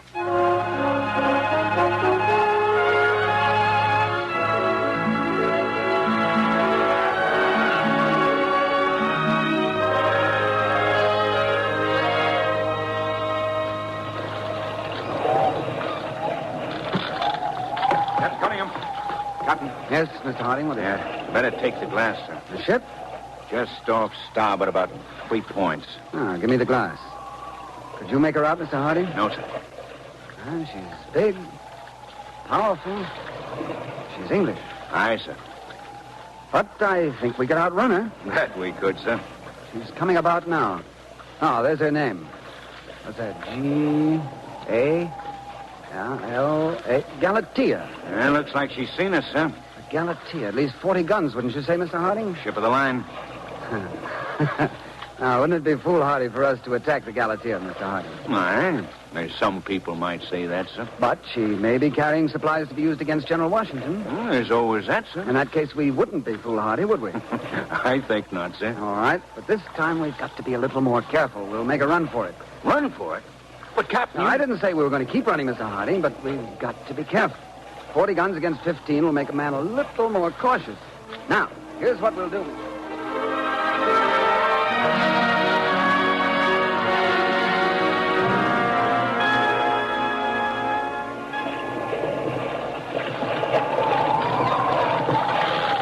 We've outmaneuvered the Galatea, so we've come astern of her. Good. We'll keep astern until we're right under it. Then swing hard to port and fire our starboard guns at the same time. I hope it works, sir. We'll trust our speed to pull us out and away before the Galatea can maneuver for a broadside. Drawn pair closer. Yes. Are you married, Mr. Harding? Married? Huh. Yes, sir. Order starboard guns to get fuses ready. Starboard gun! Fuses ready! Starboard gun! Fuses ready! Your wife in America, Mr. Harding? Yes, sir, but... I'm married, too. You, sir? You sound surprised. Oh, it wasn't meant as a surprise, sir. It's just that you never spoken of it. Neither of you. Well, we've been a mite busy, sir. Order Mr. Briggs to stand ready. Stand ready to swing hard aport, Mr. Briggs. Aye, aye, sir. What's her name, Mr. Briggs? My wife? Yes. Mary. Mine is Anne. Order light to fuses, Mr. Harding. Light the fuses on starboard gun! Aye, sir! Light the fuses! Her eyes are blue and her hair is gold. And her voice is sweeter than a homeward breeze. I love her very much.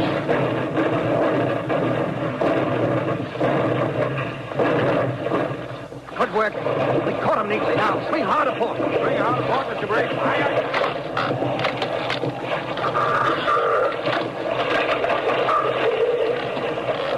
was that? Captain, the rudder! The rudder's broke off in the stem, sir! We're losing the wind, sir. And look, the Galatea's swinging around for a broadside. She's going to rake our deck.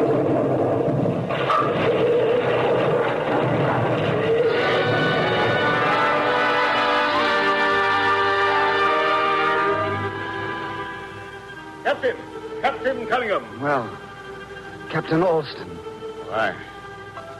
I'm sorry you were wounded, Captain. No, it's all right.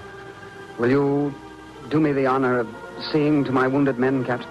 Of course, sir. Thank you. Sir, please consider yourself my prisoner. And I shall have to strike your colors. I'm afraid you'll find that impossible.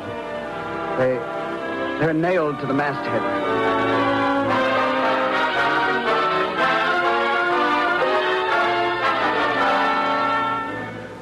Captain Conyngham, as warden of Mill's prison, it's my duty to warn you that any further attempts to escape will be met with according to the rules of war governing such an act.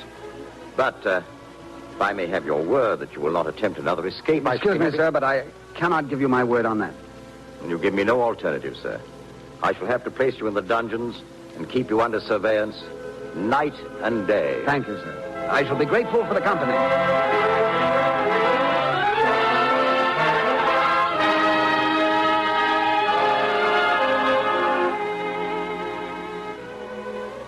I can't believe your story, Captain Conyngham.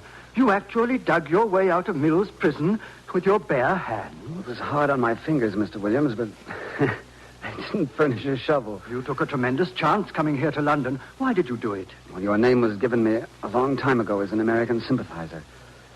Can you get me to France? Yes, but why? Well, once there, I can persuade Dr. Franklin to give me another ship. But, man, look at you, weak. Your wounds opened again. No, you'd better go back to America. If you sail again, you may not come back alive. The men at Concord and Lexington, some of them didn't come back. No, Mr. Williams, I'm going to sail again. I'll get a ship. But you've done enough, man. No one could ask more of you. I thought about that, Mr. Williams, while I was in prison. There's no rule, sir, by which any of us can measure devotion to our cause. I can't rest until I can look to the land and sky of the United States and say, this is my country. Free because I fought to make it so. Do you understand? I shall get in touch with Dr. Franklin's agent in France. You can leave London in 2 days.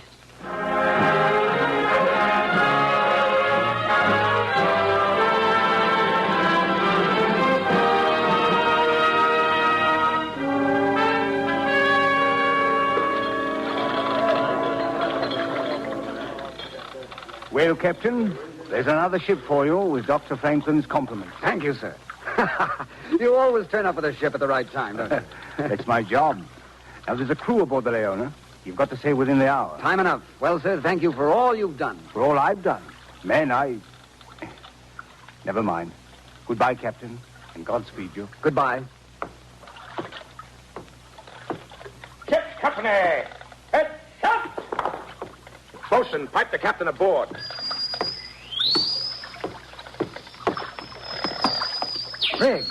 Briggs, Mr. Briggs. Welcome aboard the Leona, sir. Briggs, Avery, Hawkins, Slade. Well, how did you get here? I thought you were... In prison, sir? Well, we were, Captain, but the American Commission got an exchange of prisoners, and we're all ready again, sir, to sail with you anywhere. Thank you, Mr. Briggs, and all of you. You know, it'll be the same as it was. No Oh, rest. we're not thinking of that, sir. We'll give them another run for it, and this... What's the matter? Why did you come back? Captain, the news. Quick, man, what news? Lord Cornwallis surrendered to General Washington. What? The news just came by fast packet from America. Then it's all over. We won! We're free! We've won. There's a new nation, Captain. The United States of America. The United States of America. And there's our flag, sir. Nailed to the masthead. Our flag. Our flag, gentlemen. Look up to it. The flag of a new nation in liberty. A nation of free men. And may God grant that none of us now or ever forget that it was conceived in the blood of patriots, grown in the deep and bitter soil of struggle, and matured to the rights of free men. Men who show a new way to the world. the American way.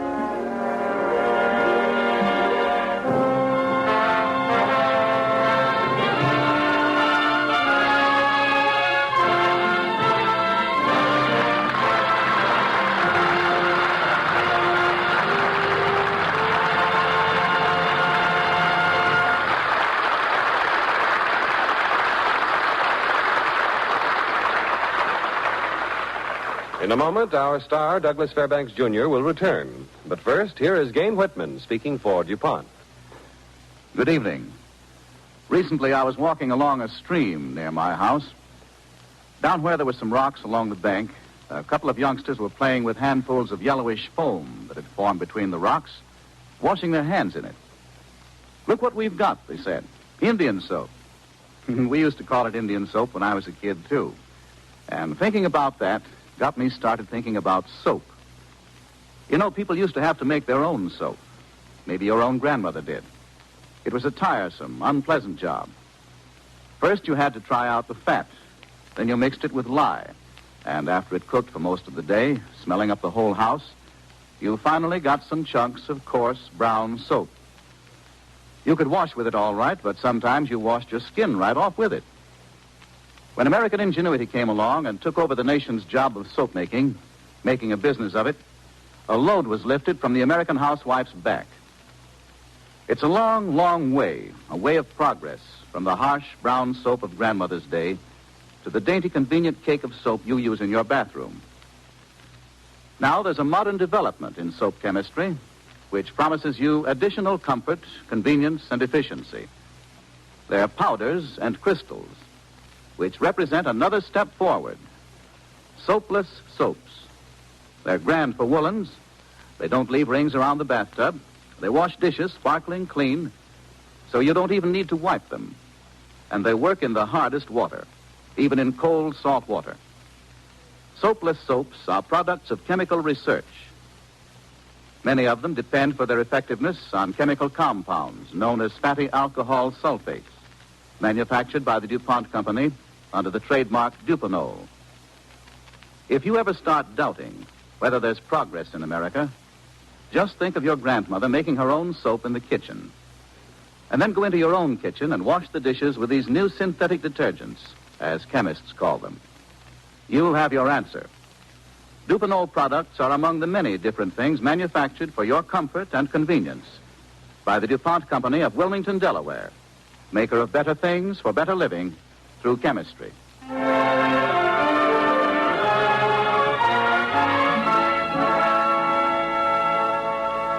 And now our star and a former naval officer with 5 years active duty, Commander Douglas Fairbanks, Jr., United States Naval Reserve.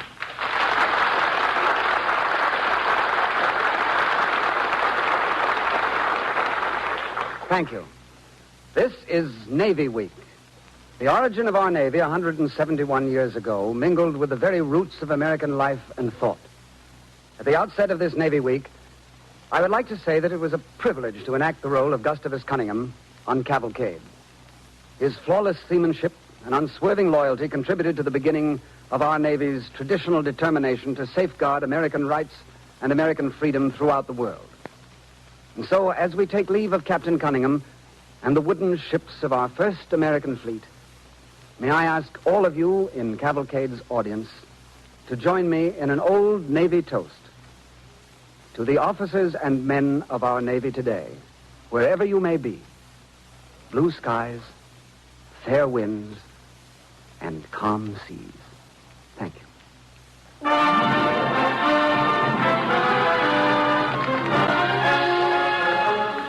Next week, the DuPont Cavalcade brings you George Murphy in Flying Tigers Fly Again.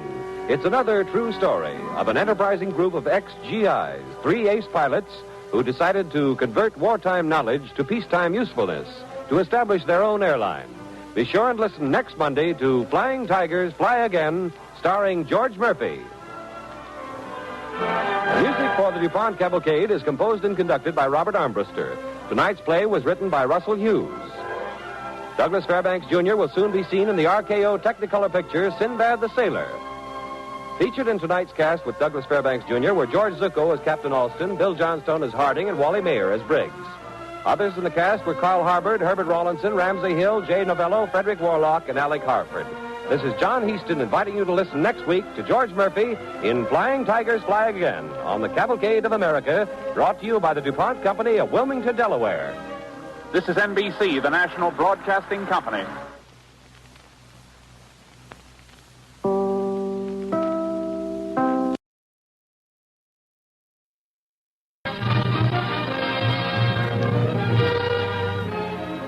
Tonight, the DuPont Company brings you Flying Tigers Fly Again, starring George Murphy on the Cavalcade of America. But first, here is Gane Whitman. Would you consider using salt, sugar, and kerosene to keep the radiator of your car from freezing? Of course not. But those materials were used in the early days of the automobile. However, salt caused corrosion. Sugar and honey stopped up the radiator, and kerosene was a fire hazard. In 1930, DuPont chemists, searching for a better antifreeze, began a program of continuous research and road testing. The result was DuPont Zerone antifreeze. Today, Zerone is the largest selling antifreeze in the country. It's another example of DuPont's better things for better living through chemistry.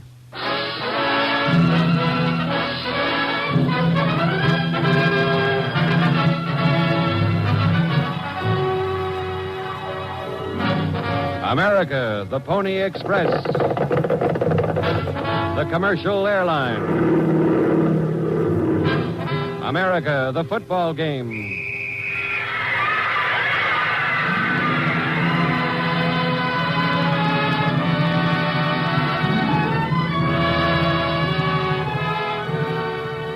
America means skyscrapers and haylofts, the crack of a pioneer's flintlock and the sound of a riveter's machine. America is your story. America is you and everyone you know. Tonight we present George Murphy in Flying Tigers Fly Again, another true story on the DuPont Cavalcade of America.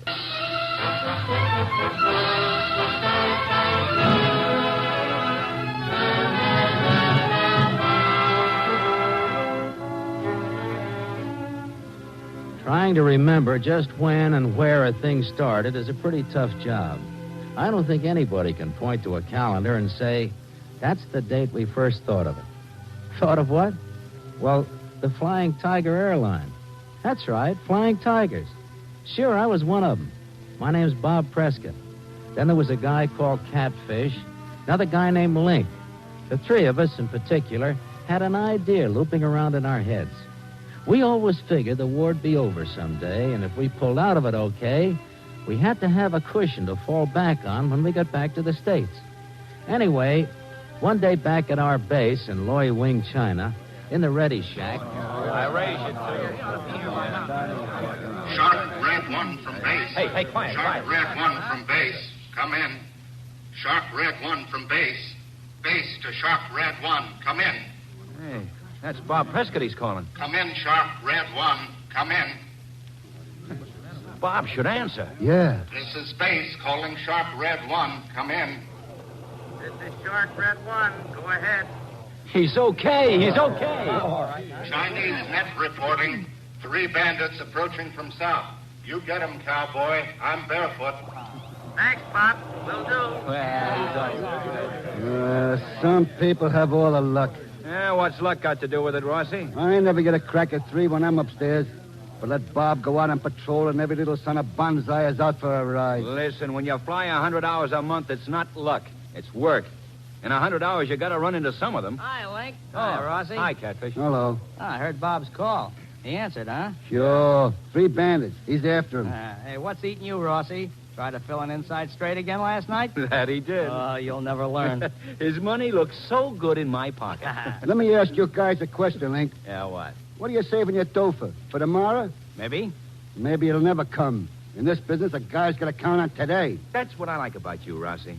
No matter how dull things get, we can always count on you to bring in the sunshine and light. Come on, answer the question. Why are you putting the dough in the sock? You know. That Flying Tiger line back in the States? Sure. Sure, he says, sure. Just like that. Well, what's wrong with the idea? Everything. For instance? It's a dumb idea, that's all. And they're line to carry freight. Won't work, that's all. Why not? What are you, the DA? Go on. Why won't it work? Works here in China. Catfish is right. We ferry everything you can think of over the hump. That's different. Oh, the run from New York to California wouldn't be any harder than the one from Kunming to Dinjan. Hey, here comes Bob. Yeah, come on.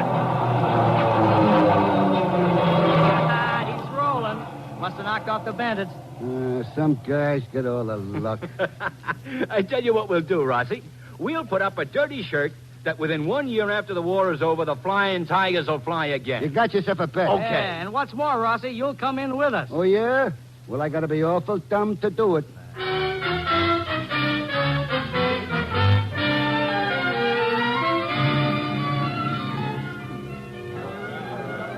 Break out the drinks, boys. Hey, Bob, did you get them? How many? Just one this time. Photo recon job. He got his pictures all right, but he'll have to show them to his honorable ancestors. Break out the champagne, boys. Champagne? Hey, are you kidding? Where's our treasure? Right here, getting cooled off. Ah, good old American beer. Kick it open and let's have a toast. Hurry up, Catfish. Oh, Come on. I'm not opening this with my teeth, you know. There she is. Will you pour, Mr. Prescott? That I will, Catfish, that I will. Hey, you in on this, Rossi? What am I, an outcast? Here you are. Here we go. To the end of the war. No. Here's to the Flying Tiger Airline, back in the States. I got a drink to that? Give me that beer. All right. I'll drink to anything. To the Flying Tiger Airline and success.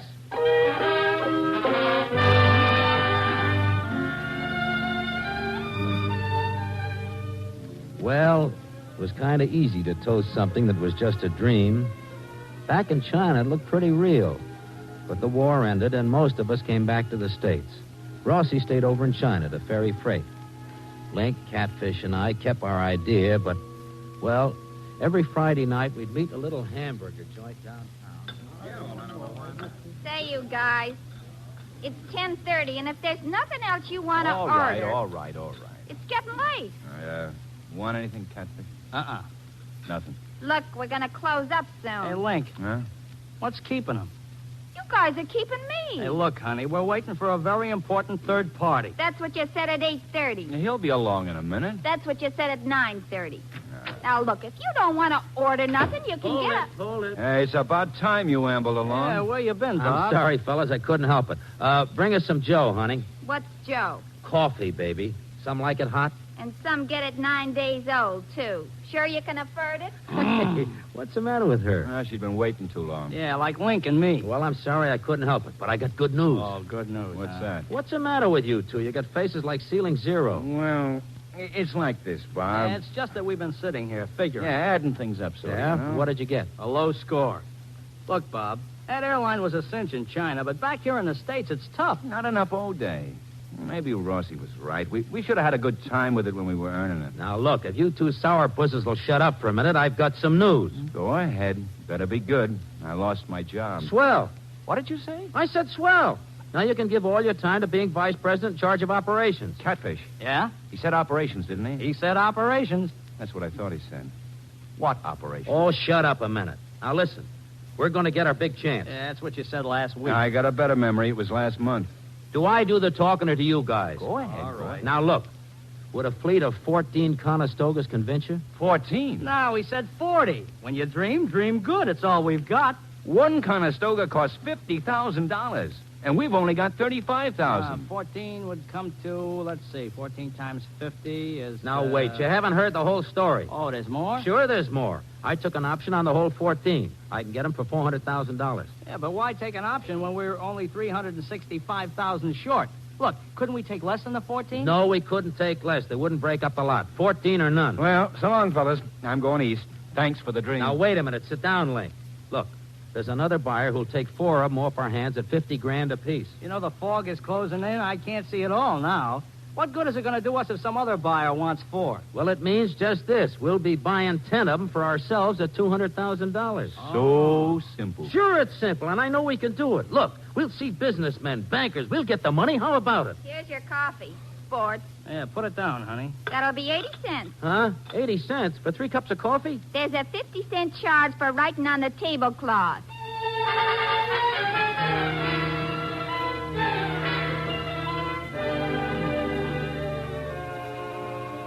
What do you think will happen? I don't know. Now, look. All we got to do is convince him, that's all. Yeah, but how do we convince a guy to lend us that much money? I don't know. Say, why are we whispering? All right, gentlemen. Come in, please. Oh, thank you, Mr. Mosier. Oh, I'm Bob Prescott. How do you do? And this is Mr. Raines and Link Laughlin. Glad to know you, gentlemen. How do you do, sir? Please sit down. Thank you. Now, Mr. Mosier, we've got a little problem. Just a moment. I got your letter, and when we talked over the phone, Mr. Prescott, I got the impression that you wanted to start an airline. That's right, Mr. Mosier. You see, the way we're set up, we'll only need about $250,000 to do the whole job. Now, if we could get a loan... I'm sorry, gentlemen. I wish there were some way I could help. Oh. But look, Mr. Mosier, you'd make a nice profit. Well, I'm not worried about that. It's, flying's a risky business. Oh, now, wait a minute, Mr. Mosier. Let me give you our records. Now, Catfish, that is Mr. Raines here, he crossed the hump 500 times. Yeah. Well, quite a record. Hedman crossed it 350 times. And Bob here 300 times. We can ferry freight. Sure, we know that flying business backwards. Just a moment, gentlemen, just a moment, please. Now, I don't doubt your experience or your ability, but that was during a war when necessity compelled you Excuse me, Mr. Mosier, but that's just the point. You see, we learned a lot. We learned every trick of stowing cargo in a plane the safest way. We learned how to save cargo weight. We packed delicate instruments, heavy machinery. We even took perishables over the hump. We know that we can make a go of this line if we can convince the people that air freight is practical, logical. Look, you don't have to convince me. I'm sold. You're sold? Well, then what are we waiting for? It's pretty risky, but perhaps there's something we can do. But all you have is $35,000. Yeah, that's right. But if the other boys in our outfit knew that we needed money... Well, that's what I wanted to ask you. If you could raise $125,000... Maybe we could, Mr. Mosier. Maybe we could. In that case, I have several friends who happen to admire a couple of good old American qualities. One is initiative, the other is ability. You boys have got both, and I believe they make pretty good collateral for an investment. Meaning? When does your option on the Conestogas expire? The 22nd of this month. 22nd, huh? All right. Here's the proposition. We're listening. With flaps up. Quiet. Go ahead, Mr. Mosier. Well, if you can show me by, say, the 20th of the month that you can raise $125,000, I'll try to get 5 of my friends to put up dollar for dollar. Well, that's good by us. Plenty good. You think you can do it? Mr. Mosier, out in China, we flew P-40s that sometimes had to be held together with baling wire. Nobody thought of quitting. Everybody helped everybody else, and everybody carried his share of the load. And the guys are still the same. They won't let us down.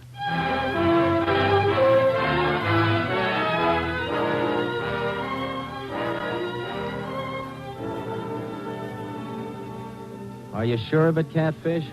10,000 short. Yeah, that's right, Bob. Still grand. 10 grand short of the mark and 1 day left. Now, wait a minute. Let's check it again. Maybe we missed something. Missed 10 grand? Not a chance. Well, here's the lineup.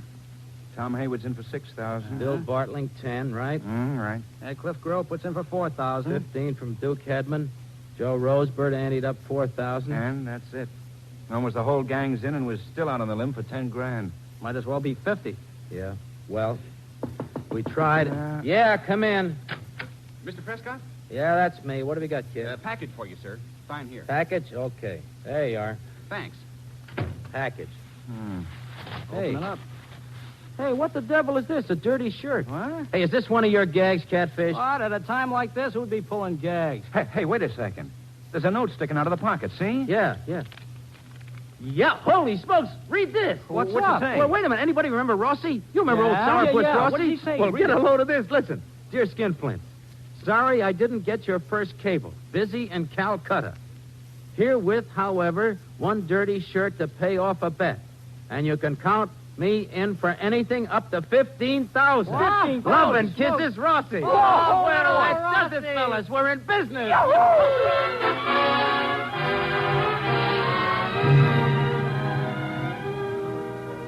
You're listening to George Murphy as Bob Prescott in Flying Tigers Fly Again on the Cavalcade of America, sponsored by the DuPont Company, maker of better things for better living through chemistry.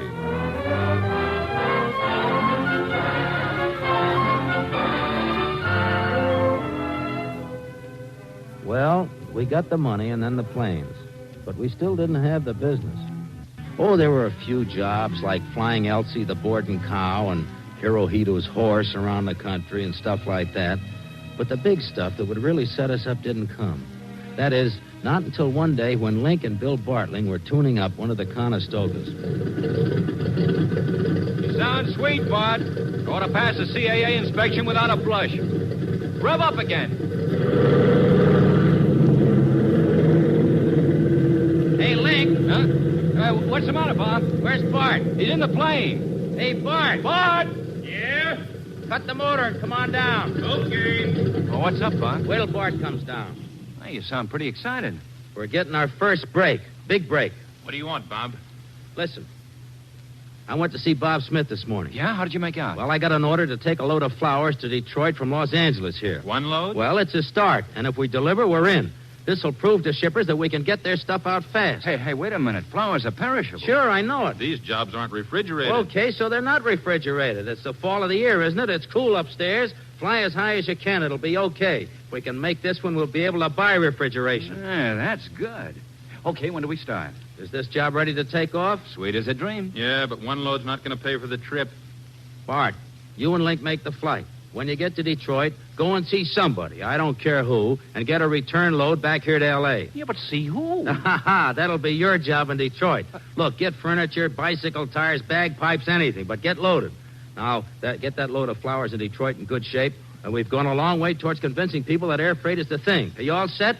Get going.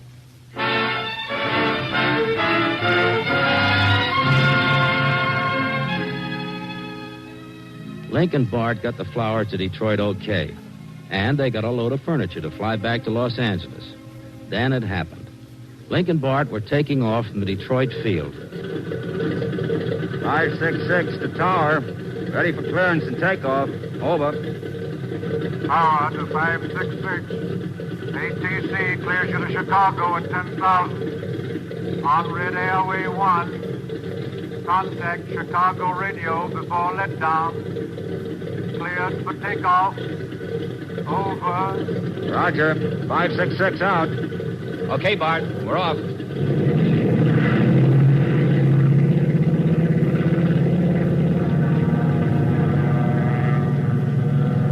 Mixture ridge. Mixture ridge. Gear up. Gear up. Flaps up. Flaps up.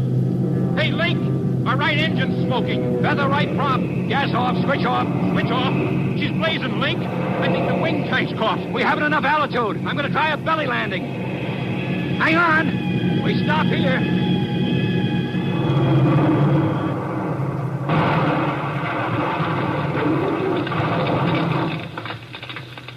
You okay, Link? Okay. We got to get that furniture out. Come on. Let's get going.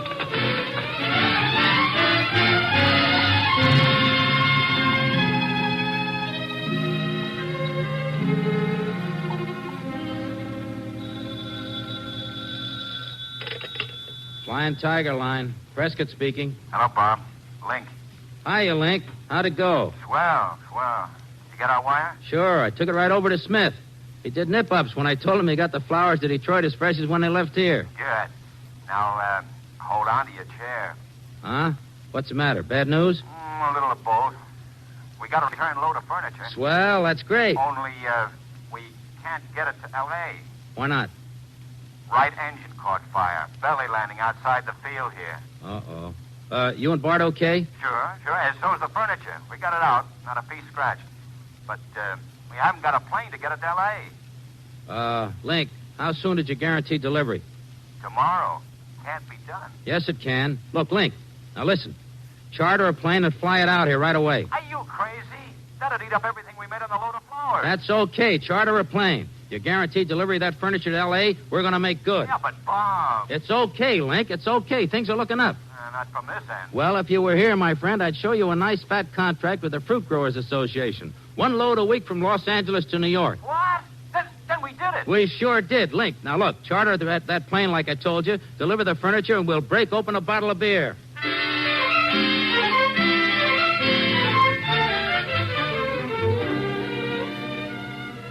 The Flying Tiger Line was going places, or looked like it. We had the fruit contract to fly 1 load a week from Los Angeles to New York. But payloads both ways were needed. We didn't have them. Then one night, Catfish and I were in New York after delivering a load. Oh, come on, Bob. Snap out of it. It's New Year's Eve. Let's go up to Times Square. Watch the crowds. Oh, you go ahead, Catfish. I want to stick around here and wait for that call.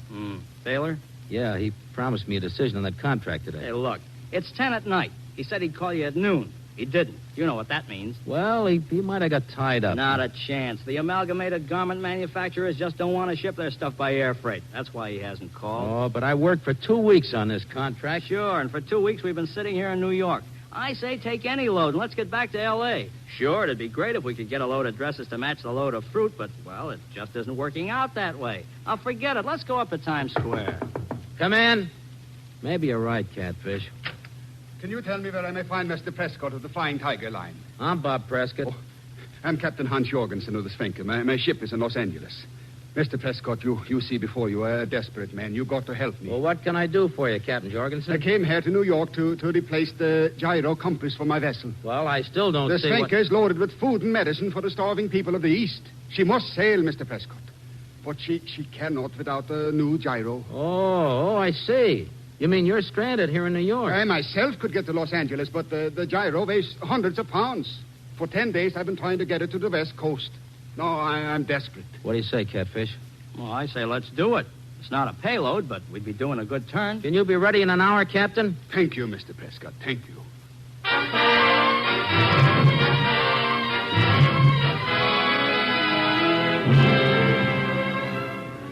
Well, we took Captain Jorgensen to Los Angeles. We thought it was just one of those things until the next day. Bob, look. Look at this write-up in the paper. Look. Hey, sea captain flown to ship. Flying Tiger Airline. Hey, it's about us. Yeah, we do a favor for one guy, and the next day we're spread all over the papers. What do you know? The whole story of the airline, the syndicated column. That means we're spread all over the states. Sure, but... Flying Tigers, Bob Prescott here. This is Link. We got into New York okay last night. Weather okay? Yeah, a little storm. Nothing much. Well, what else? Oh, just wanted to hear your voice, Angel Face. Hey, look, you didn't call me up to tell me that you got in okay. Now, what's up? A man named Baylor called me when I got in. Baylor? Baylor? Amalgamated? Yeah, that's the fella. Link, I'll break your head open if you don't talk. What did he say? Well, you read the papers. Saw that story on it. You know, the Captain Jorgensen one. Anything else you want to know? Stop running up the phone bill. What about Baylor? Oh, a little matter of flying dresses to California, 52-week contract, and listen, a daily plane.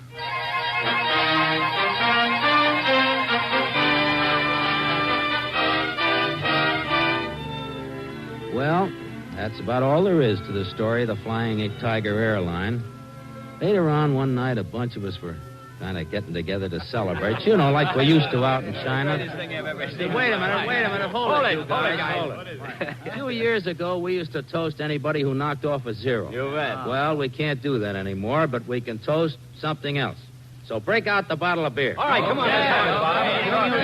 A long time ago, we drank to... The Flying Tiger line. And here we go again. Up glasses. No. Now, wait a minute. Hold it. You guys are forgetting something. What are we forgetting? This toast.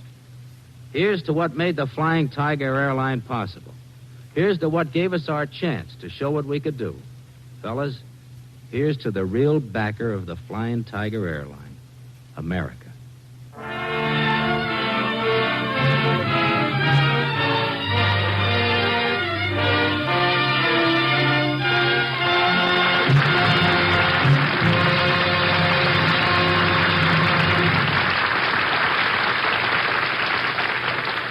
In a moment, our star, George Murphy, will return. But first, here is Gain Whitman speaking for DuPont. The first snow, like white powder on the ground, makes you want to get out into the open. The trees are bare. You can see the sky between their branches, a winter sky with a pearly sun. Where snow doesn't crunch under your feet, fragrant leaves rustle. There are rabbit tracks that lead across the fields, and the tracery of a cock pheasant's walk along an old stone wall, where you may see the cat-like prints of a red fox, and the faint drag of his brush in the snow, and then the shrill protests of a jay dressed in the blue of summer skies to remind you winter doesn't last forever. People who live in parts of the country where it snows think their winter is the most beautiful, but people who live down by the Gulf like their winter, too. And no one needs to remind you what folks in California think of their winters. Perhaps it's just that each of us loves his own part of America a little more than any other part, and loves it winter as well as summer. Hunters feel that way about being out of doors. A gun gives them an excuse to get out into the open, get the feel of the country in the oldest, best way, actually feel it underfoot, feel it in the tingle of a cold breeze against their cheeks. The Remington Arms Company, associated with the DuPont Company, has manufactured sporting rifles and shotguns for generations of American boys and men. The DuPont powders, loaded into Remington and Peters cartridges and shells, are products of DuPont chemistry. In these days of industrial chemistry, the DuPont Company manufactures many thousands of chemical compounds. But DuPont started business as a powder company 140-odd years ago. And an invisible but nonetheless important ingredient of Remington and Peters ammunition is the know-how, which under our American competitive system manufactures and distributes constantly improved products. The know-how which enters into all of the DuPont Company's better things for better living through chemistry. American hunters add 250 million pounds of dressed wild game to the nation's meat supply every year. 70 million pounds of big game alone. If you'd like to know how to prepare venison, duck, partridge, pheasant, and other game for your table, the Remington Arms Company publishes a booklet, How to Dress, Ship, and Cook Wild Game. For a copy of this 48-page book, enclose a dime for mailing and handling, and send your name and address to Radio Section, DuPont Company, Wilmington, Delaware.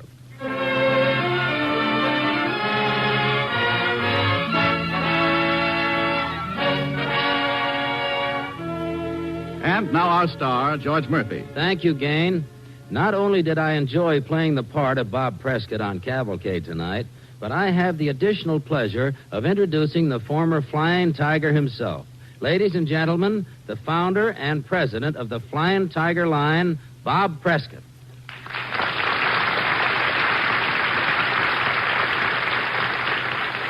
Thanks, George.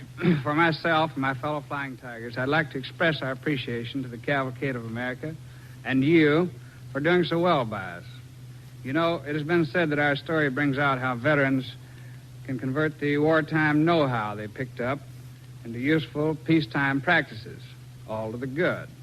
But for me, I'd like to say in all honesty and with conviction that our enterprise stands for something bigger. As a flyer, I've seen a lot of our world, all sorts of countries. As when I think how we were able to turn what was just an idea into a big airline operation, that I feel good about this USA we fought for. Because without pulling any punches and laying it right on the line, where else on earth today could a man get the opportunity and freedom to make a dream like ours pay off? Except right here. You can count on me as one who is grateful and proud of this country. I always will be. Thank you.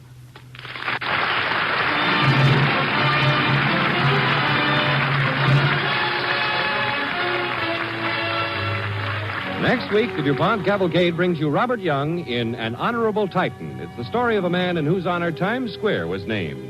The story of a little Tennessee newsboy who rose to become one of the greatest and most honored publishers in the world.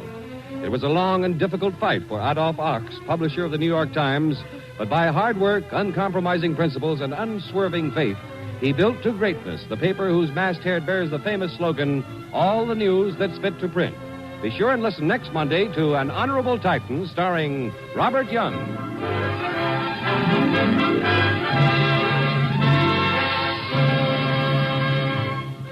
The music for tonight's DuPont Cavalcade was composed and conducted by Robert Armbruster. Our cavalcade play was written by Daisy Amory.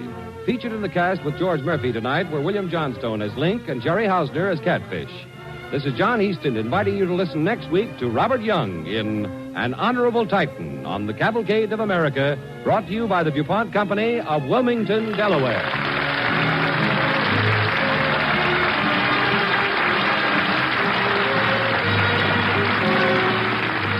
The Cavalcade of America came to you from Hollywood. This is NBC, the National Broadcasting Company.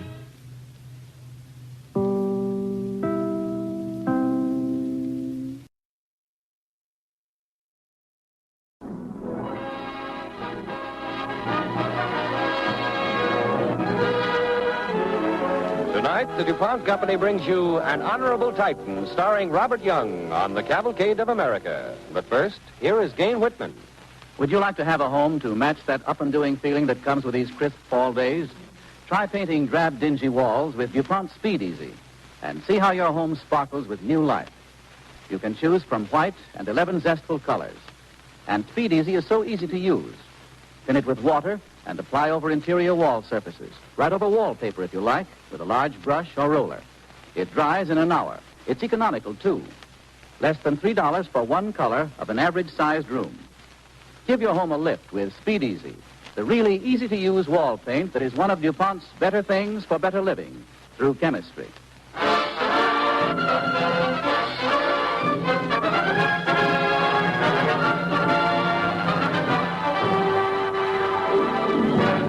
America, the town crier. Hear ye, hear ye, hear ye.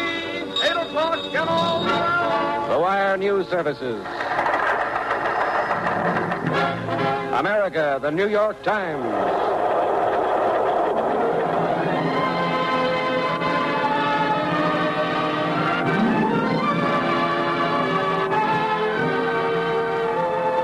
America means skyscrapers and haylofts, the crack of a pioneer's flintlock and the sound of the riveter's machine.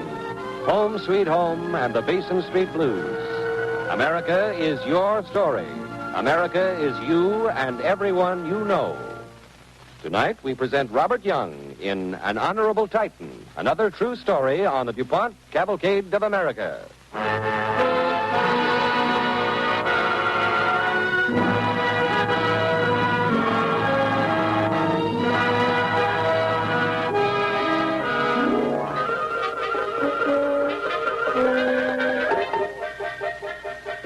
In New York City, rising out of the milling crowds, the blaring traffic, and the cacophony of noises of a great city is the New York Times building.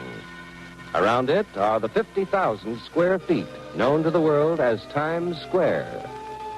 It stands as a monument to a man whose vision, courage, and enterprise were the stone and mortar that built the newspaper and the building. His name, Adolph Ox. Born to poverty, Adolph Ox grew to young manhood with one thought in mind: to give America a newspaper that would serve the people without prejudice or bias. It was in the year 1878 that young Ox, then 20 years old, purchased the Chattanooga Times in Tennessee. And it was that proudly he spoke to Mr. McGowan, his editor. Adolph S. Ox, publisher. Set it in agate, Mr. McGowan. What's that for? Taken over a $1,500 debt. Don't you think I can make a go of this? I hope so, for your sake. And yours, Mr. McGowan. You're the editor. Aye, with a paper whose circulation is down around my bootstraps. Oh, that. Aye, that. I tell you, Mr. Ox, in these times, a man shouldn't go into a business venture. What's the matter with these times? They're bad, man, bad. And just what capital do you have? They lent me $300. You asked for 8? I expected 2. You're daft. Aye. Huh? I said aye. How can you stand there grinning like a cat when we've got nothing to work on? We've got $12.50. Let's get out the paper, Mr. McGowan. All right. Now, what's our editorial policy? Yes, that. Got to have one. That we do. What's your idea? I don't quite know yet. I've been thinking about it. Tell you what, Mr. McGowan, I'm going to take a run up to Cincinnati tomorrow. Oh. Mixing romance with business, eh? You're a smart man, Mr. McGowan. Aye. When I come back, I'll come back with our editorial policy.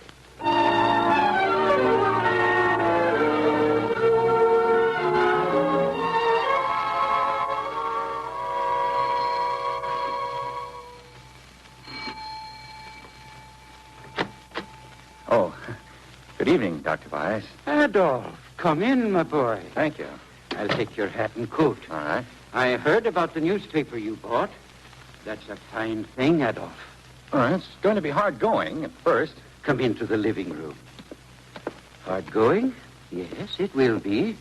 But the harder it is, the greater the reward in here, in your heart.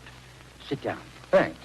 I'll tell Effie you're here. Oh, but I wanted to talk with you, too. Of course. Effie! Effie! Yes, Father? Come into the living room, will you, dear? Right away, Father. Effie is pleased with what you've done. I hope so. Dr. Wise, I own a newspaper now, and I wonder, that is, I I've been seeing Effie, and Being her father, I'm in a position to know how often you've been seeing her. Yes, of course. But, Adolf, I should be proud to have you for a son-in-law. How did you know I don't know, my boy. I really don't know. Father, what is... Oh, hello. Hello, Effie. Adolf, I think it's wonderful. About the paper, I mean. Do you really? Oh, yes. And Father does, too. Don't you, Father? Yes, I do. But, Adolf, have you thought what it means? Yes, I have. I know it's a responsibility. Mm-hmm. More. It means you've undertaken a duty, my boy, an almost sacred duty to the people whom you will serve. I know that, sir. Adolf, a long time ago, I came to America from Europe. I wanted to find something more precious than life itself, intellectual freedom. I found it here in America. And Adolf, intellectual freedom is the thing you must keep alive with your paper. Do you see?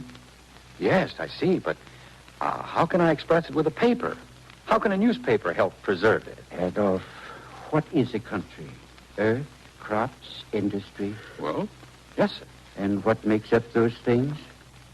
The people. That's right, Adolf. A newspaper must serve the people. It must be for the people, not for the exceptional few. It must be for the whole people. That's it. That's it. I'll print the affairs of everyday men. The affairs that mean bread and butter and shelter. More than ever now, Adolf. The answer to the question you asked me before is yes. Excuse me now. Time for an old man to go to bed. Good night, Adolf. Good night, sir. Good night. Adolf, what question was Father talking about? Question? Well, I asked him if he'd object to me as a son-in-law. Oh. Well, this is so sudden, Mr. Ox. Don't you think you'd better ask his daughter about it?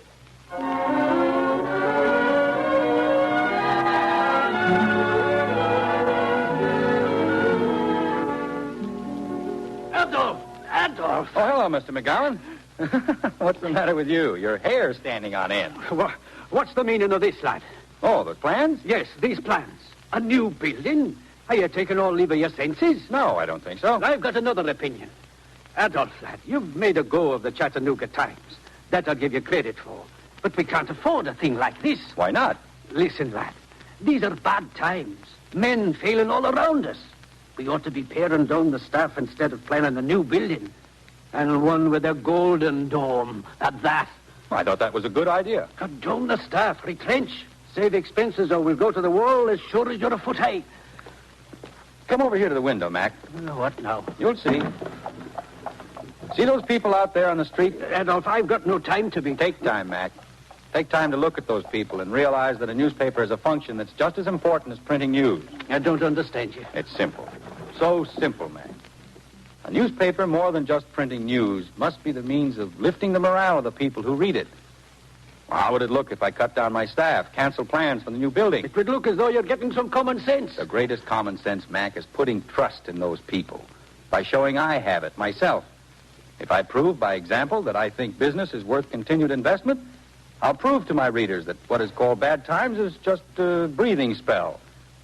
Then I'll have kept faith with them. Lad, I don't know how to argue with you. Then don't, Mac. We're going ahead with the new building, with the Golden Dome.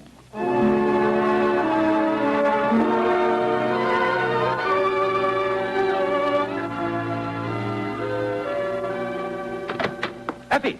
Effie, where are you? Effie! Here, dear. What are you shouting Listen, for? Effie, sit down. But Now sit down and listen. All right, dear. Now look, Mrs. Hawks. What would you say if I told you your husband was going to New York? New York? Yes, New York City. On business, Doc? Well, yes, call it business. Well, when are you going? When are we going? We? You mean I'm going too? Of course. Well, for how long? To live there. Oh, Al. Darling, please start at the beginning. All right. I'm going to buy the New York Mercury. A newspaper? That's right. New York, dearest. New York, the biggest city in America. Think what that chance means. Well, I am, Adolf, but this is awfully sudden, isn't it? Well, not exactly. I've had it in mind for a long time. Buying the Mercury will give me the chance I want. Effie, don't you like the idea? Adolf, do you think it's the wisest thing to do? What do you mean? Well, you've made a go of the Chattanooga Times, darling. It's doing fine. Now, suppose you went to New York. You'd have to undertake new risks, new liabilities. You mean I couldn't handle the job? Oh, no. No, but in New York, you'd be a small-town newspaper man stepping in where others... Effie, I'm going to buy the Mercury. Yes, I know you are, but I don't want you to get hurt. Is that all you're afraid of? Well, of course that's all. It's not because you think I'm not good enough. Oh, no. No, but you're almost like a little boy who's going to get a new toy. Well, a newspaper is hardly a toy. That isn't what I meant. It's that you're so enthusiastic. Now, suppose something happens to kill that enthusiasm, what then? Nothing will. I made the Chattanooga Times here a going newspaper. I'll do the same with the Mercury. You're so sure, Adolf. Yes, I'm sure. Effie, a newspaper to me is food and drink. It's life itself. Printing news, facts, and facts alone. I'll make the Mercury a paper that will print the most exciting news in the world. True news. That's what I want to do, Effie. And you'll do it. Think of it, Effie. New York, towers and crowded streets, people. Thousands upon thousands of people. And you and I. You and I to... That's the door. I'll answer it, darling. All right. Were you expecting anyone? No. Hello, Mrs. Ox. Is Adolphine? Yes, Mr. McGowan. Come in. This telegram came for him just after he'd left the office. Telegram? From New York. New York? Oh, it must be about the Mercury. Well, come on. Darling, a telegram. Mr. McGowan brought it. Telegram? Aye. From New York. Like as not the news you've been wanting, Adolf. Let me have a hick. Adolf. What's the matter, lad? Effie, what was that you said about a small-town newspaper man? Darling, let me see that. Yeah. Offer for Mercury refused. Deal off. Well, it was a great dream while it lasted. Never you mind. There'll be another chance. Aye, of course there will. Chance? Looks like I've had it. And failed. Maybe I ought to give up the idea of the big city. Stay in the smaller one. You'll do nothing of the sort. Since when did you let one setback stop you? But you don't understand, Effie. This was my one chance. My one big chance to own a newspaper in a big city. Now it's gone. I'll never get another. Lad, don't talk like that. No, Adolf. Somehow I feel... I know there'll be another chance. And a bigger one. A much bigger one than this.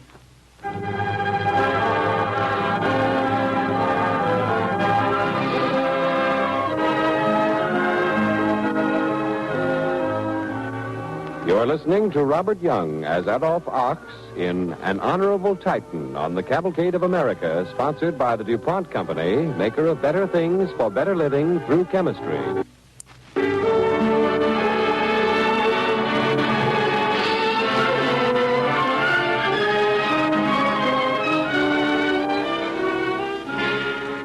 As the second part of our story opens, Adolph Ox is about to leave Chattanooga for New York. He seems happy about it, but his wife is less enthusiastic about the reason for the trip. Now, you've got everything, haven't you, Adam? Yes, dear, yes. And you're going to wire me as soon as you get in. The very second. And let's see that...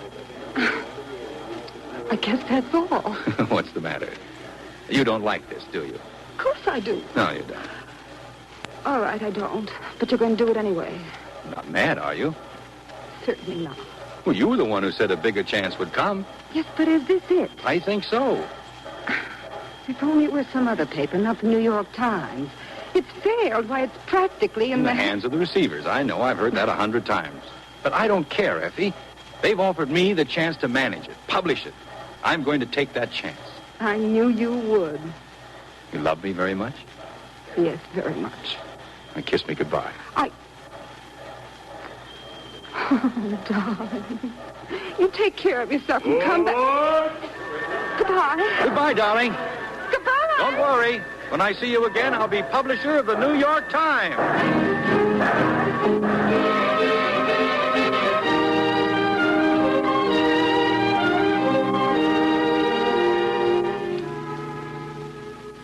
I don't think you quite understand, Mr. Ox. We're offering you $50,000 a year to manage the Times. I understand that, Mr. Trask. That's a great deal of money, Mr. Ox. Yes, it is. As much as I have. Mr. Ox, what is your proposition? You may not like it, Mr. Miller. Well, let's hear it anyway. All right. You offer me $50,000 a year to manage the Times. Gentlemen, that's not what I want. More money? No, less money. I beg your pardon? Did you say less money? All I want is $10,000 a year. Mr. Ox, I hope you're not joking with us. Far from it, Mr. Trask. The New York Times is bankrupt, isn't that true? Conceded, Mr. Ox. And for the last 3 years, the deficit has exceeded $100,000 a year, right? That's true, but... Wait, I turned down your offer. Now you've got a right to hear mine. Here it is. I'll manage this paper so that the deficit will be wiped out. I'll make the paper earn and pay 5% interest on $500,000. Create a sinking fund of $15,000 a year. Just a moment. That would mean turning an annual deficit of more than $100,000 into a surplus of $40,000. Does that service sound worthwhile, gentlemen? Mr. Miller? It does, but where's the magician to do this? I'm no magician. I'm a newspaper man with faith in his profession and in the people who will read the New York Times. Mr. Ox. Yes, Mr. Miller? Now that you've told us what you'll do, if you take over, there's one thing that's puzzling me. What's that? What do you want? $10,000 a year. I'll invest $50,000 of my own money in the Times. But, however... Oh, there's a however. Yes, this. Deposit 3,876 shares of stock in escrow for me. What? That stock to become mine only when the paper has shown a profit for 3 consecutive years. But, Mr. There's Ox. more. My $50,000 will have bought me 1,125 shares. Which means at the end of 3 years, you will own the controlling interest in the paper. 5,001 shares. But that's preposterous. Remember, I must show a profit for 3 consecutive years. It's out of the question. Your proposition, I mean. I'm willing to take the chance. I stand to lose it well. Why do you want controlling interest, Mr. Ox? Why? Gentlemen, not because I want to own a paper. Not because I want to control. Believe me, that's not it. Then what is it? It's because I want to give the people of New York a paper of which they can be proud. One that stands for every ideal a newspaper should have. Cleanliness, fair play, and giving the people all of the news that's fit to print. It's not ownership that I want, gentlemen. It's the pride that comes from knowing I've done a job. And I've done it well. Mr. Ox, as far as I'm concerned, the New York Times has a new publisher.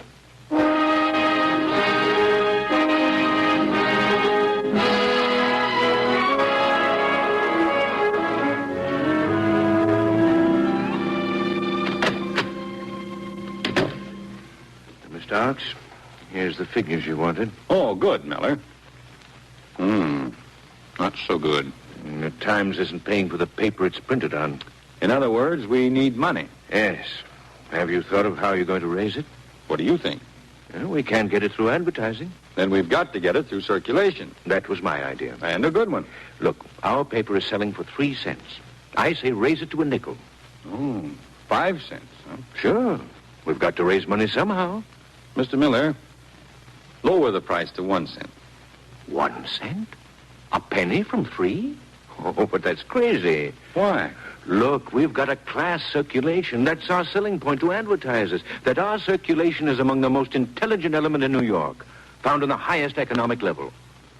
Lower the price of the paper and you lose the Times' claim to quality. Mr. Miller, the intelligence of our people is not expressed by bank accounts. We're going to lower the price of the Times, not its quality. The duty of a newspaper, first, last, and always, is to serve the people. Lower the price to a penny, Mr. Miller. Here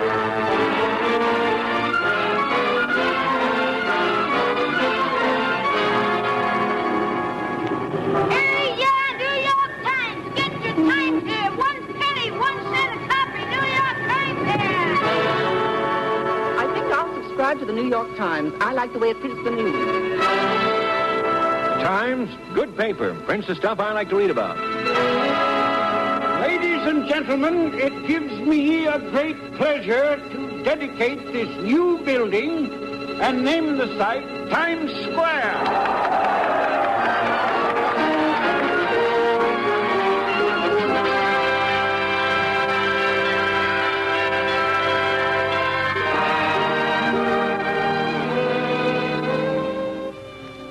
Oh, hello, Mr. Wallach.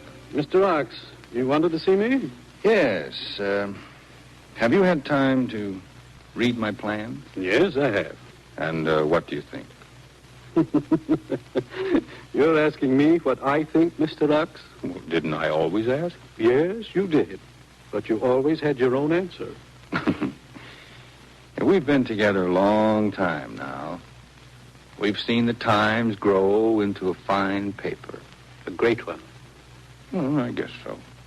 Anyway, how do those things look to you? Are they legal? Perfectly. Group insurance for the employees. And the sick benefits, those all right, too? They're fine. And the old age benefits, how about them? Not a thing wrong with the plan the way you've drawn it up. All right. Put them through. All right, Edo. You see, a man gets tired when he gets old, Lep. He even gets too tired to work after a while. He's earned the right to rest. You're not ill, Edo. Oh, no. Maybe I'm a little tired, too.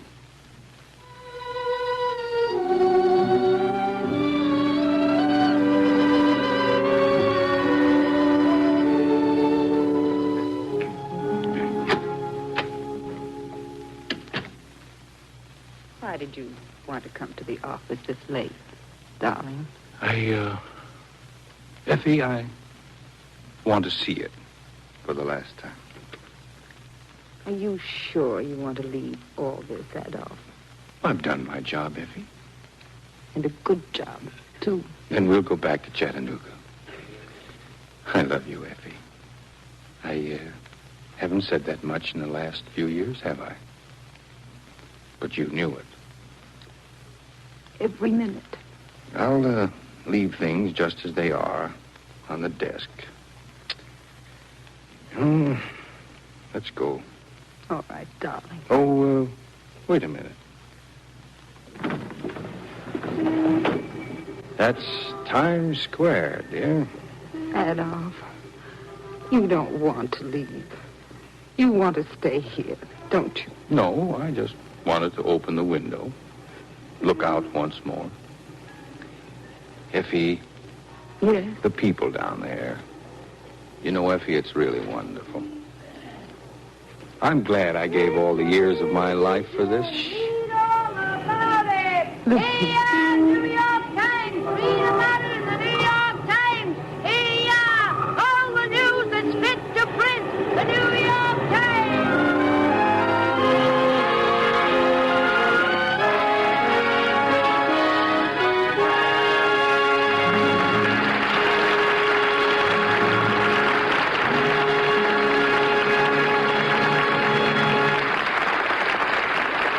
In a moment, our star, Robert Young, will return. But first, here is Gain Whitman speaking for DuPont.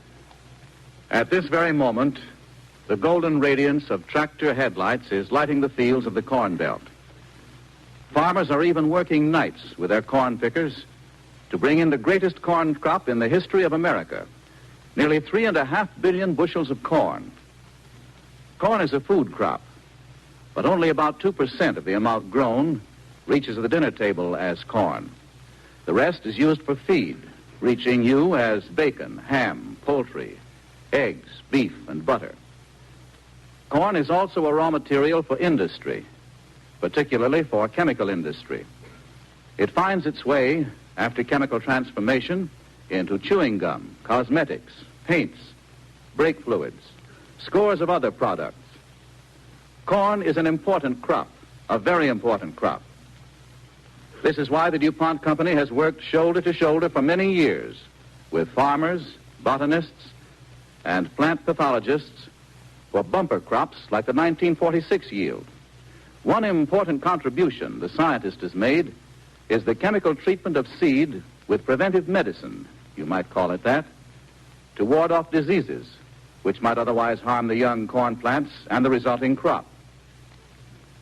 To quote a plant pathologist of Iowa State College, between 90 and 95% of the seed corn planted in Iowa is treated. There is no doubt in my mind but what this universal treating has had a lot to do with the phenomenal success of corn in recent years, unquote. The latest DuPont development for treating seed corn grew out of more than 2 years of research in the DuPont Semisan laboratories. Known as the slurry method, it applies DuPont Arasan SF seed disinfectant to the corn in liquid form. Arasan SF is so powerful that 100 pounds of it will treat seed for nearly 25,000 acres of corn. The efficient development of this powerful aid to agriculture, the speed with which it was put into use, illustrate the fact that under our business system, the American farmer, the American scientist, and the American businessman are equal partners. Arasan SF is one of the DuPont Company's better things for better living through chemistry. And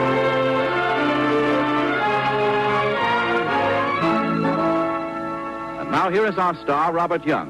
And I think he'd like to say a word about tonight's story. Thank you, Gain. You know, I've always been more than a little impressed by the romance and excitement of newspaper work.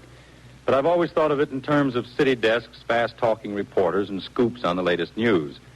And playing the role of Adolph Ox gave me an insight to a completely different part of the business. I was interested in learning about this Tennessee newsboy who, through his initiative, hard work, and courage, rose to become one of the greatest publishers in the world. He believed so strongly in his principles that he was willing to gamble, fight against innumerable handicaps to prove them. I think, Gain, on the next trip I make to New York, Times Square will take on a new meaning and understanding for me because of tonight's show.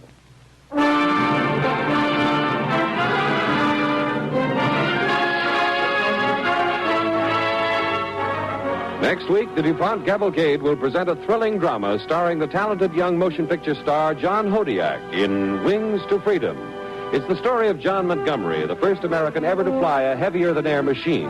It's a true story and an exciting radio play, so be sure and listen next Monday at the same time when the Cavalcade of America again comes to you, sponsored by the DuPont Company.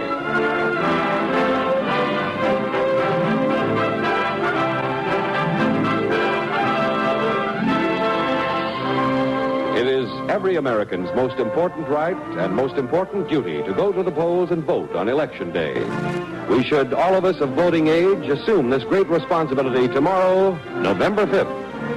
The music for tonight's DuPont Cavalcade was composed and conducted by Robert Armbruster. Robert Young may currently be seen in the RKO picture Lady Luck.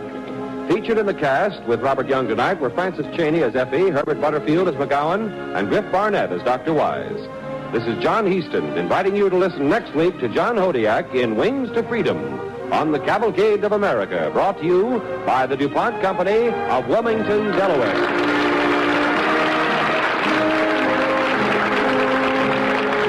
The Cavalcade of America came to you from Hollywood. This is NBC, the National Broadcasting Company.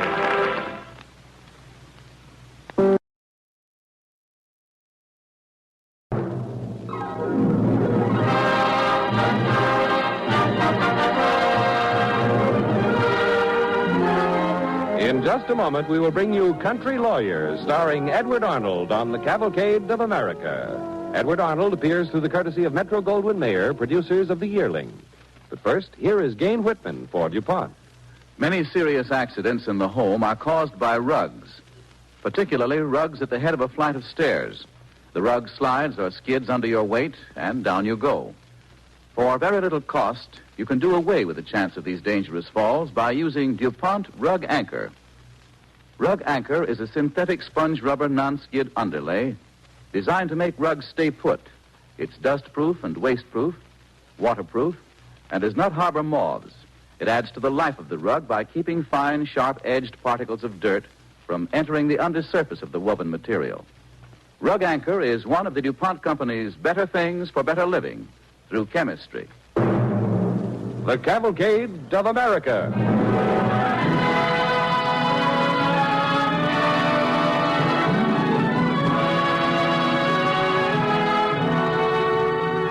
America.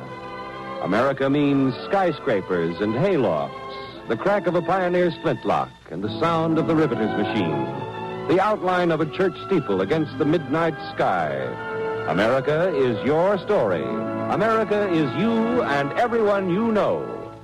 Tonight we present Edward Arnold in Country Lawyer on the DuPont Cavalcade of America.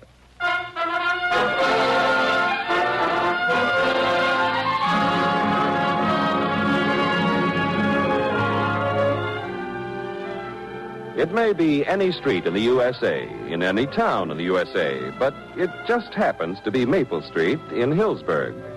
And our story opens in the home of Josh Adams, attorney at law. Opens with Josh saying to his son, David, "Well, now, Dave, maybe you have got a point. A good one." Dad, Betty Ann and I look at it this way. I just graduated from high school, right? Conceded? All right. It'd take me how long to become a lawyer like you? Well, maybe 4 or 5 years. Then I'd have to go into a law firm, maybe build up a practice. That'd take longer. Yes.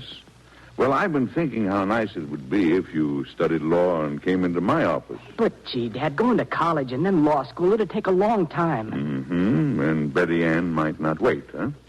Well, that's it, I guess. I'll tell you a secret, son. What?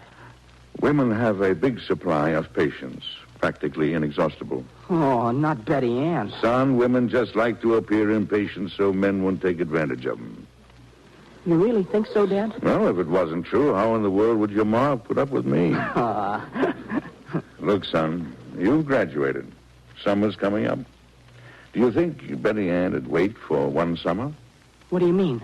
Well, suppose you worked in my office for the summer. I'll pay you, of course. Well, I wasn't thinking of that, Dad. Well, I was.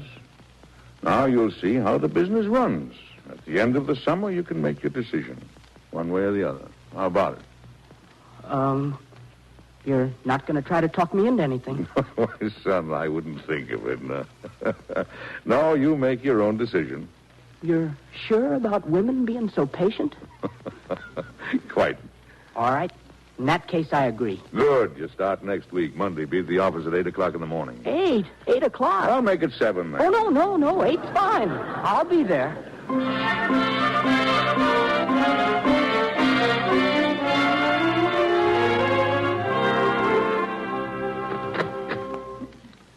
Dad, I filed the papers with Bill Higginson at the county clerk's, like you said. Good. Mr. and Mrs. Benton still in the outer office? Uh-huh. What do they want? Well, suppose we find out. Tell them to come in, son. All right. Mr. and Mrs. Benton, will you come in, please? Sure thing, Dave. Come on, Agatha. I'm coming. Don't boss me around, Silas Benton. Ain't bossing. All I said was come on. It's the way you said it. Now, listen. Good morning, Silas. Good morning, Agatha. Good morning, Josh. Well, come on in and sit down. Now, what do you want to see me about? We were... Josh, We'll get to the point, Silas. Darn it, quit nagging. Now, you see the way he talks to me, Now, Josh? wait a minute. Maybe we'd better have it from one of you at a time. All right. Josh, Agatha and me want a divorce. Divorce? Gee. It's all right, David. Just listen. Now, Si, what's that again? We want a divorce. You can handle it, Josh, can't you? Oh, sure I can. What's the grounds? Grounds? Yep, you gotta have grounds. Complaints. I got them. 28 years of them. One long complaint after another. Is that so? Well, let me tell you, Silas Benton, that I've got to... Agatha, now, let's settle down. You start, Agatha. Well, he's as stubborn as a mule. Why put up with it as long as the children were home? Now that they're all married and settled down, I don't see no reason for putting up with it any longer. Stubborn, huh? And lazy. Why, I had to be after him every minute of the 28 years. Every minute. You're darn right it was every minute. Silas, patch the fence, paint the barn, rebuild the chicken houses, plant 2 more acres this year than last. Silas. Doggone it, sometimes I almost wanted to change my name. I see. Incompatibility. What? You couldn't get along with each other. And it took you 28 years to find it out. Well, let's hear your side, Si. I just told it, but I can tell more. Josh, she had enough to do with keeping the house and tending the children without butting in on my business. I took care of the farm. She took care of the house. Well, looks as though you both got reasonable grounds. Yep, I think it can be arranged. Divorce, huh? You probably have been thinking about it for a long time. Well, matter of fact, last night's ruckus kind of brought it up. We decided right then and there. And you're right. Absolutely the best way to handle these things. Decide right then and there and get it over with. Dave? Yes, sir? Write this down. We'll draw formal papers later. Agatha and Si, you two listen. If there's anything you want to add, just butt right in. All right? Right as rain by me. I ain't complaining. Well, let's see. Whereas I, Silas Benton, owner of the best farm in the 3 counties of Milford, Westmore, and Steuben, do hereby... What's that business about the best farm? Well, it is, isn't it? You won prizes with your hogs and corn and pumpkin. Why, sure, but... All right. No objection, then? I guess not. Keep on writing, son. And whereas I, Silas Benton, do hereby state and affirm that it was my wife Agatha's driving that made me get out and make the farm what it is. I do hereby apply for a divorce on the ground that her constant nagging forced me into a state of nerves. That all right, Si? Well, I guess so. Good. Now, Agatha, we'll put down your side. All right. Go ahead. I, Agatha Benton, do hereby apply for divorce on grounds that my husband, Silas Benton, did force me to stay in the house and make it the best and finest farmhouse in 3 counties. Why, Josh, what are you saying? I'm just putting down the truth. Now, your pies did win prizes at 5 fairs. Well, yes. All right. I, Agatha Benton, hereby apply for a divorce. That's all, folks.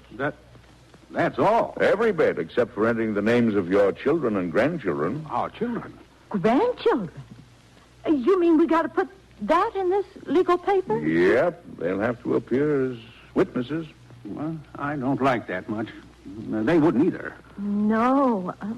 Well, now, you two run along. I'll have the formal papers drawn up in the morning. But, Josh... Good morning. I've got a lot of things to do. Josh... Goodbye. Open the door for him, Dave, and thanks for bringing your business to me, Si. Agatha, goodbye. Goodbye, Josh. Goodbye. Dad, that's not right. What isn't? The stuff you had me write down, why, it's about as legal as that chair you're sitting on. Oh, I know. But what's the idea of making them believe that... Josh, can we see you another minute? Why, sure thing. Come on in. Josh, Agatha and I have been thinking, what would our children say, us getting a divorce? Yes, and our grandchildren, too. My land. Besides, I guess we have got a pretty nice farm and house, so Agatha and me... Yes, Josh. Silas and me, we... You're tearing it up? Uh-huh. Thank you, Josh. Josh Adams. Oh, we've been such fools. Well, maybe you want another 28 years to think it over, huh? Maybe we ought to think about it a little more. All right. We can always draw up new papers. Sure. Well, you coming, Agatha? Yes, Silas. Goodbye, Josh. Oh, just a minute. What's the matter? My fee. Yeah, sure, I forgot. That'll be $25. It's all right with me, Josh. Yeah. Thank you, and if you ever want any other legal matters taken care of, just drop in. Sure will, Josh. Goodbye. Goodbye. Well, I'll be doggone. At what? At what just happened. Oh, that's nothing at all. You see, son, a lot of people get something built up in their heads and rush off like scared chickens. Si and Aggie have been fighting for 25 years. Well, then why not let them have the divorce? Besides, you could have gotten a $200 fee out of it. Oh, I got $25. Usual consultation fee, and a much bigger fee besides. Huh? What do you mean? Well, I got the satisfaction of seeing a family held together, one of the families that are the bone and blood of America. You see, Si and Aggie didn't know it, but they weren't fighting against each other, son. They were fighting for something. For what? For a home and a farm. Deep down inside them, that's what they had in their mind. And that, son, is America.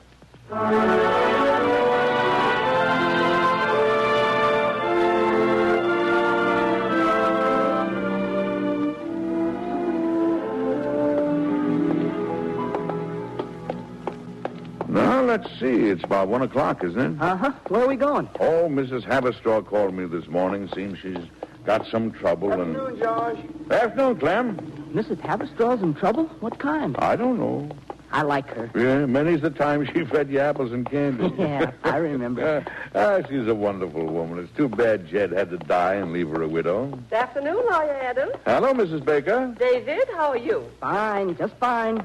Mrs. Baker's putting on a little weight. Uh-huh. She's a fine-looking woman, though. Uh-huh. Well, here we are.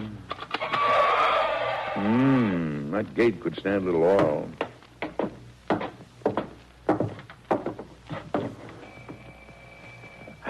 It's a nice day. Uh-huh. What kind of trouble do you suppose Mrs. Haverstraw's got? Well, we'll find out. Oh, hello, Josh.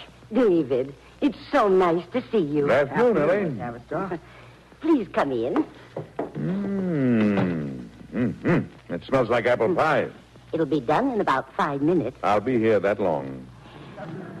It was nice of you to come to see me. My fee will be 1 whole apple pie. Paid in advance. Uh-huh. Sit down, please, and rest a spell. Oh, my. It feels good to sit down. That was Jed's favorite chair. Uh-huh. Say, you've been getting rid of a lot of furniture, haven't you? Well, I sort of had to. Oh, I see. Josh, I don't know whether you can help me or not. Neither do I, but let's see what's troubling you. Well, I sold a lot of my furniture to a man named Johnson. Sold the pieces as antiques.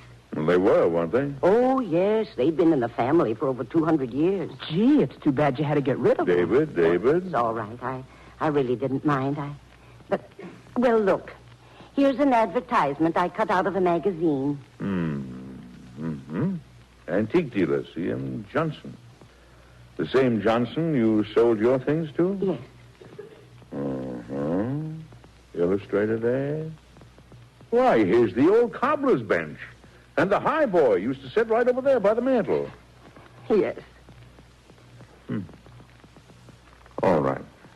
Suppose you tell me the whole thing. I sold everything to him for $500. You what?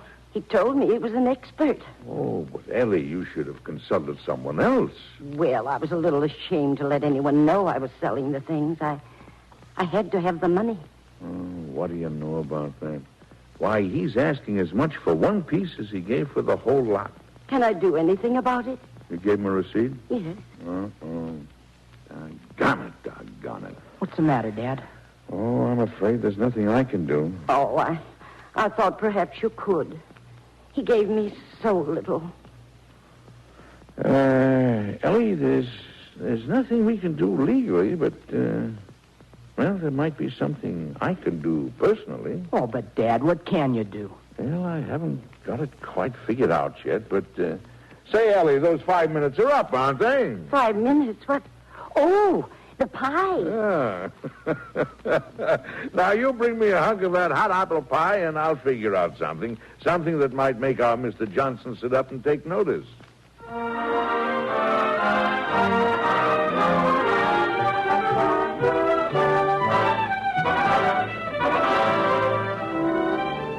You are listening to Edward Arnold as Josh Adams in Country Lawyer on the Cavalcade of America, sponsored by the DuPont Company, maker of better things for better living through chemistry.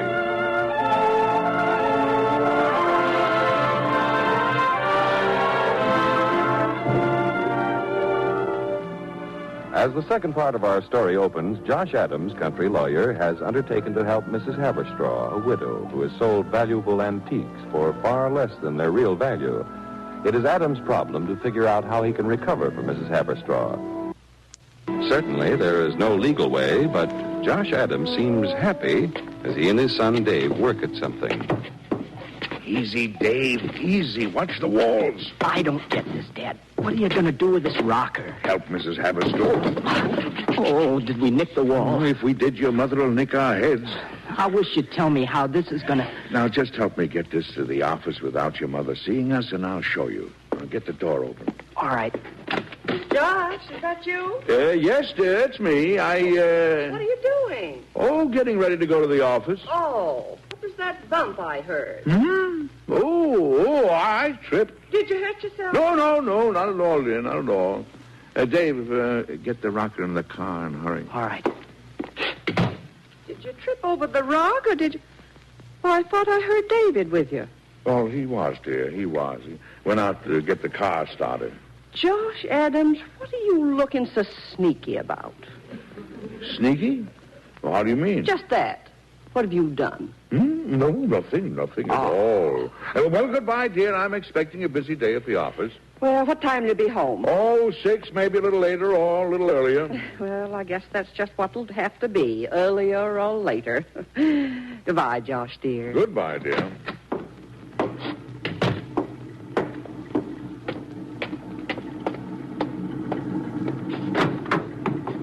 All right, Dave, let's go. But, Dad, when Mother finds that rocker missing, what'll she do? I don't know, son, but always remember, possession is 9 points of the law. That's not legal, but we've got the rocker.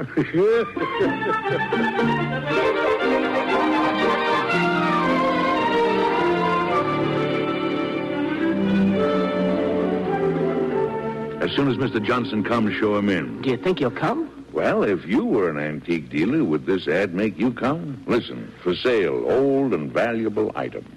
Has been in America since 1776. Only bona fide antique dealers need apply. Josh Adams. Dad. Huh? You're not going to sell our rocker. Well, has the rocker been in the country since 1776? Well, then you lied about it. No, I didn't, but I bet that's Johnson. Well, it could be. Go ahead and see. All right, Dad. Yes, sir? Mr. Adams, Josh Adams. Oh, that's my father. Will you come in? Oh, thanks. I hope he's not busy. I just ran up from Boston. He's not busy, sir. Oh, thank you, young man. Mr. Adams? Yes, sir. I'm Josh Adams. My name is Johnson. C.M. Johnson. Well, what can I do for you, Mr. Johnson? You ran this ad in the Boston papers? Oh, let me see. Yes, I did. This antique you have. May I see it? You're practically sitting on it. Oh, this rocker. Uh-huh. Genuine rock maple. Vermont, I'd say. Genuine. However, I don't think it's as old as you say in the ad. No, that could be. About 100 years old. In good condition? Try it. All right. Oh, bad squeak. Yeah, you'd have one, too, if you were over 100. Yes, quite so. Now, about the price. Yes, about the price. Dad, you can't... I'll handle the transaction, Dave. How about $50? Well, how about it? I'd be willing to pay it. Oh. You think that's enough? Mr. Adams, I've bought thousands of dollars worth of antiques. I say $50 is a good price. Oh, I don't know. Maybe $500 is the right price. Huh? 500? What? Don't be ridiculous. Why is that ridiculous? Well, I'm an expert. I know antiques and their prices. That's the whole point. I beg your pardon? Mr. Johnson, about a month ago, you bought some antiques from a Mrs. Haverstraw. Is that right? Haverstraw? Oh, yes, I remember. Well, what about it? Last week, you ran an ad in the magazine offering those same antiques for a price 10 times higher than you ever gave her. Listen, I'm in business, Mr. Adams. Certainly I buy at a lower price than I sell. That's business. Sure it is. And I've got no quarrel with it. But, Mr. Johnson, don't you think you were more than a little out of line? Mr. Adams, I didn't come to discuss that deal. Do you or don't you want to sell this rocker? No. Do you mean to tell me... It's not for sale. Do you mean to tell me you got me all the way up here from Boston to fool me? No, I did not. Mr. Johnson, I wanted you to take a walk with me.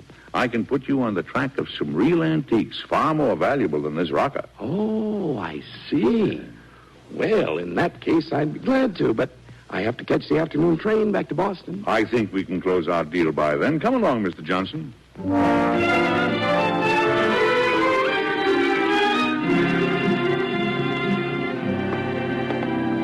Now, this is our main street, only it isn't called Main Street.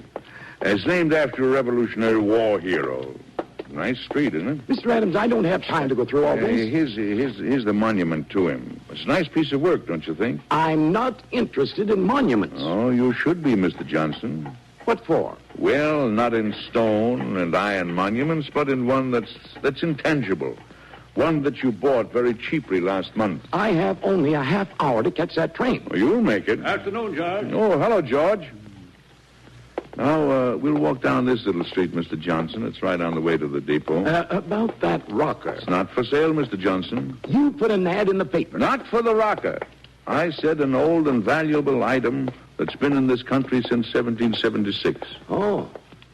Then what is it? Well, there's only one thing wrong. If the item I referred to in my ad ever becomes an antique, then we're licked as Americans. Why, what do you mean? I mean trust, confidence, honest business dealings. Are you referring to my deal with Mrs. Haverstraw? In a way, yes. Now, you take this town. It's old, founded on the principles the war for independence was fought for. People here trust each other as they should. There's no reason for them to suspect that a stranger would come in and pull something raw. Oh, I didn't pull anything raw. No, perhaps not. But you just saw a chance to make a big profit at Mrs. Haverstraw's expense. Look here. Maybe you didn't mean to. But I do have something to sell after all. All right. What? The trust and confidence of the people of this whole area. You want that? Why, of course. I'm a reputable businessman. I know you are. I wouldn't have got you here in the first place. Of course I want the trust and confidence of people. And you could get it if it became known that you, well, say, gave Mrs. Haverstraw an additional sum of money. Just enough to make it a fair price for the whole deal. Well? Mr. Adams, I seem to have been turned around in my directions. Where does she live from here? You know, it's a funny thing. It's just 2 houses down.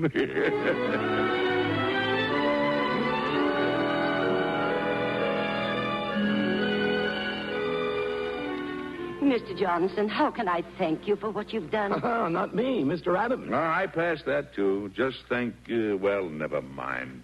Please, all of you, have another piece of apple pie. Yeah, don't mind if I No, do. Davy, not for us. Mrs. Haverstraw, we've got to get home. After 6 already. Come on, Dave. All right, Dad. Well, goodbye, Mr. Johnson. It's nice to have met you. Well, I'm glad to have met you, Mr. Adams. It cost you $1,500. No. No, it didn't cost a penny. In fact, I bought far more than I came for. Ah, good. Well, come on, Dave. Just one thing, Mr. Adams. Yes? Did you ever intend to sell that rocker? Mr. Johnson, I don't believe in breaking up a home. My wife is a wonderful woman, but, well, goodbye. Goodbye, Mr. Adams. Dave. Bye. It's a wonderful evening. It's a wonderful day. Dad. Yeah?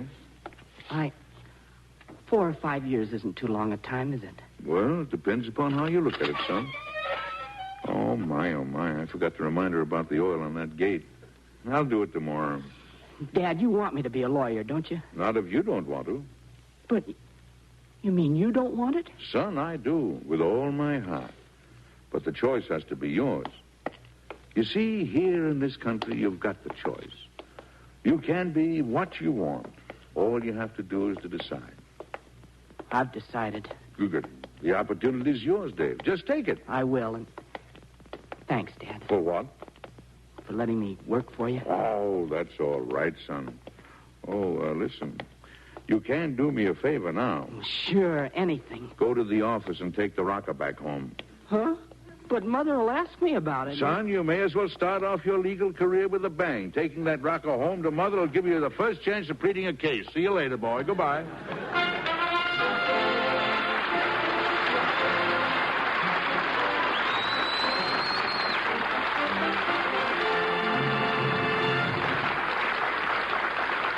In a moment, our star, Edward Arnold, will return. But first, here is Gane Whitman speaking for DuPont. Whether you're a woman buying a new dress or a man buying a pair of socks, blended fibers is a term you ought to know because you're going to be hearing more about it, especially when greatly increased production adds nylon to the list of fibers available to clothing manufacturers. A dress or a coat made of mixed fibers, like wool and rayon, is nothing new. You probably have quite a few pieces of clothing right now that contain more than one kind of fiber. It is nylon's unusual qualities that promise such interesting possibilities in clothing manufacture. You may be one of the people, just to give you an example, who like very soft woolen fabrics. A soft, fluffy Angora sweater, say. But just because it's so delicate, a fabric of that kind may quickly show signs of wear. Now, by adding nylon to the other fiber, a sweater can be made so that it is still soft and at the same time has greater wearing qualities. A manufacturer of men's socks can do the same thing. That is, he can add nylon at the toe and heel where extra wear resistance is needed. Nylon is easy to wash, too, as every woman knows who owns a pair of nylon stockings. It dries quickly and needs very little ironing. These qualities can be carried over into a fabric blended with nylon, making it easier to wash and iron. But just as important to you as easy washing is nylon's ability to blend with other fibers to make socks, sweaters, and baby clothes that are truly shrink-proof. Another advantage is that a manufacturer can apply moist heat to a nylon fabric in such a way that it will take an almost permanent set. He can build pleats into the fabric, so they're there to stay. He can make curtains that keep their size and never need stretching, and knitwear that keeps its original shape. Fabrics improved by blending nylon with other fibers are another improvement made possible by the DuPont Company's Better Things for Better Living through chemistry.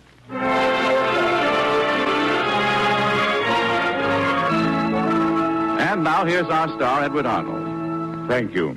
You know, playing the part of Adams on tonight's show made me think about a man's profession and what it means to him in terms of happiness and his future. And ladies and gentlemen, it's the future that I want to talk to you about for a moment. One sure way of providing for a good future is to buy United States savings bonds now. For money invested in United States savings bonds today will make possible a long-range personal objective like retirement, income, education for your children, new homes, and the most enjoyable use of your leisure time. Protect your future. Continue buying through the payroll savings plan. Build financial security for yourself and for your children. Thank you and good night. All of us who listen to the radio are familiar with such colorful but fictional private detectives as the Fat Man, the Thin Man, Mr. District Attorney, Philo Vance, and Sam Spade. Did you know, though, that perhaps the greatest of all American private eyes was the real-life person who solved adventurous cases during the last century? His name was Alan Pinkerton. Next week, Cavalcade brings you the popular screen actor Lee Bowman in a thrilling radio play, The Pinkerton Man, in which this masterful sleuth employs for the first time psychological methods in exposing a crime. Be sure and listen next week for Lee Bowman in The Pinkerton Man on the Cavalcade of America, sponsored by the DuPont Company. The music for tonight's DuPont Cavalcade was composed and conducted by Robert Armbruster. Our Cavalcade play was written by Henry Denker and dramatized from material based on the book Country Lawyer by Bellamy Partridge.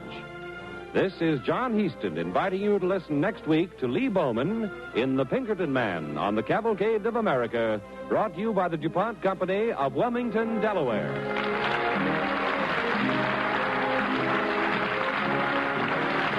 The Cavalcade of America came to you from Hollywood. This is NBC, the National Broadcasting Company.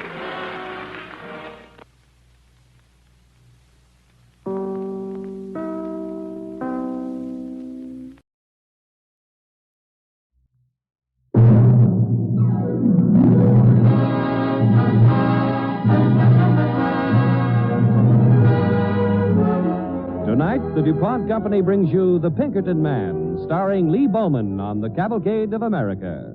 But first, here is Gane Whitman. Most accidents happen right in the home. Watch out for boiling water in the kitchen. Watch that electric light switch when you're taking a bath. Watch that dark flight of stairs. And watch out for rugs and carpets that may trip you or skid out from under you. DuPont Rug Anchor is a sponge rubber underlay designed to make rugs stay put. It makes them cling like a leech, no matter how slippery floors may be. And it adds to their life, because it keeps dirt from working up from the floor into the back of the rug. Rug Anchor is one of the DuPont Company's Better Things for Better Living through chemistry. The Cavalcade of America.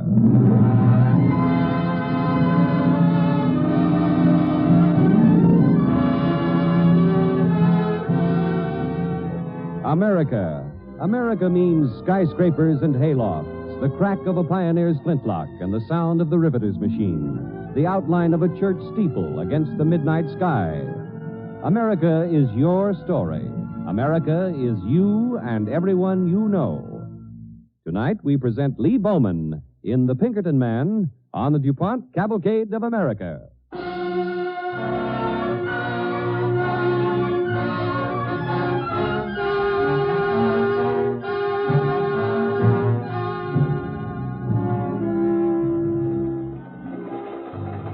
It is the year 1859. In one of the coaches of a train bound for Columbia, Tennessee, a man sits looking calmly at the countryside. He's dressed quietly, and you wouldn't look twice at him because he looks like 1,000 other men you've seen. His name, Alan Pinkerton, America's greatest detective. As he sits, another man, carrying what appears to be a sample case, comes into the coach, looks around for a moment, and then...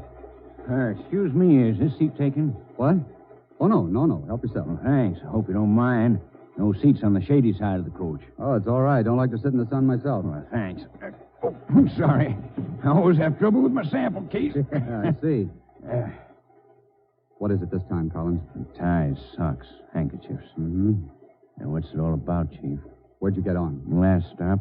Took a local and caught this train from there. Good. Collins, I'm going through with the case. Yeah, that's what I figured, Chief. All right, what's my job? I don't know yet, but I'll have some use for you. Yeah, but Mr. Pinkerton... Quillen. J.B. Quillen. What? Well, that's my name, get it? Oh, yeah, all right. A businessman. Retired. Health reasons. Good enough, Mr. Quillen. You stay at the hotel in Columbia. Mm-hmm. And you?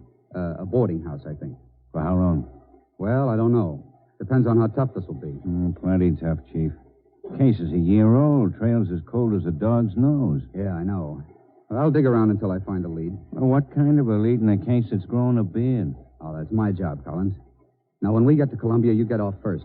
Go directly to the hotel. Sit tight, and I'll contact you.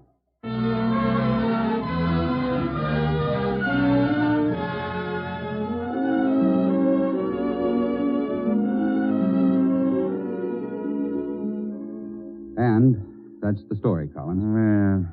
Don't sound good to me, Chief. Not a lead. Not a single lead. Well, a bank robbery and murder that happened over a year ago? What can you expect? Well, I don't know. Something, anything. There must be something. Suspects? 4. The president of the bank gave me the names. And? Well, Collins, I've eliminated 3 of those people. Why? Well, there's nothing to tie them in the first place. All the local police had to go on was suspicion. Well, that's not much. But how about the 4th suspect? A man named Samuel Arthur. Anything on him? No, nothing. Nothing at all. But look, if Arthur's guilty, if you think he's the one, you gotta have something. What about the money from the robbery? Not a penny of it's shown up. That's why I believe the job was pulled by someone in this town. Someone who was afraid to leave. Someone who killed the watchman Walters and then got panicky. Panicky? A murderer who's played doggo for a year isn't exactly panicky. He's smart. Waiting for the time he can leave. Collins, I'm changing boarding houses. Cooking bad at the one you're in now? No, the hunting's bad.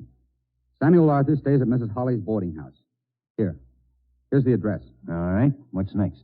I'm going to find one lead, one clue that'll give me a toehold. I'll see you later.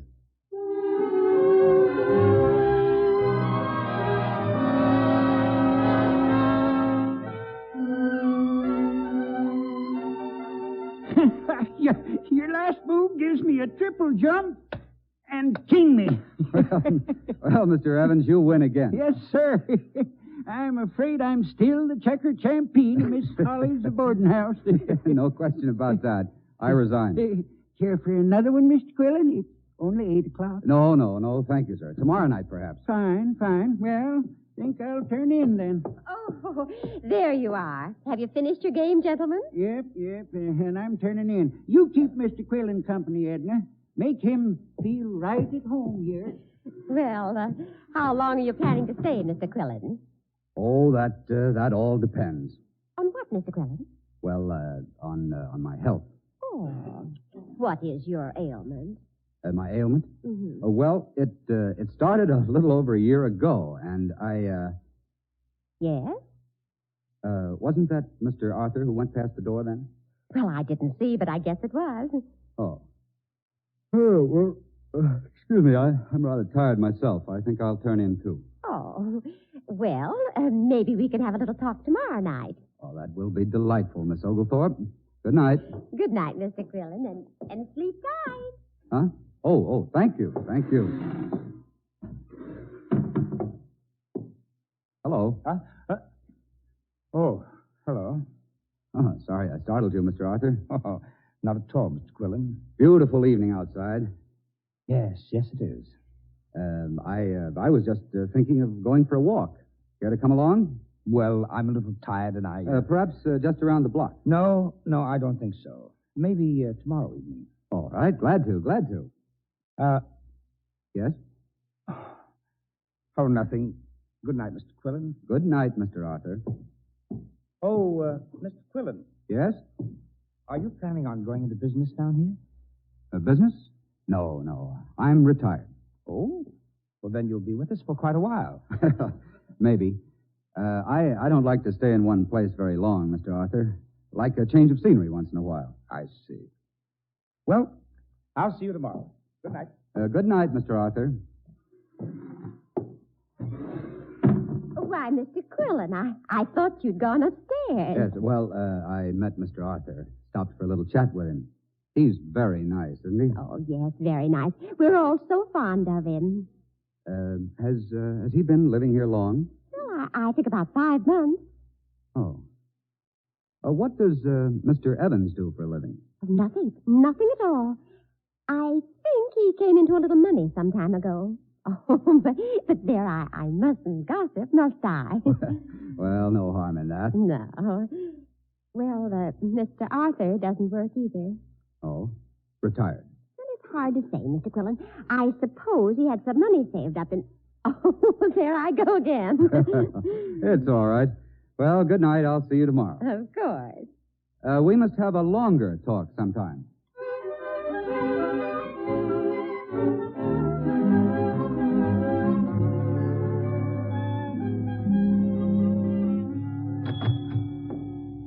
Yes, sir. What can I do for you?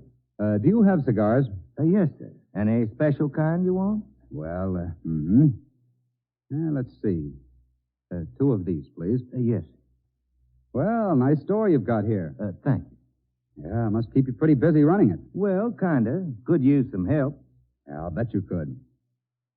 Don't you have a clerk? Well, not now. I had one, but I had to let him go.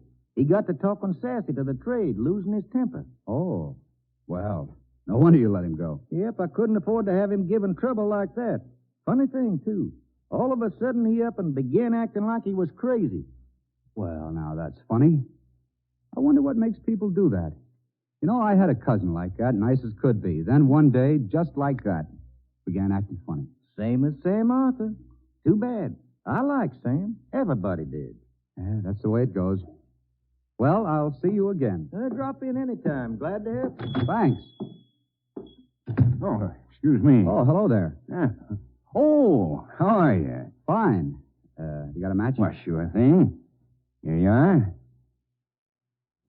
Be at your hotel in 10 minutes. All right. I've learned a couple of things that might interest you.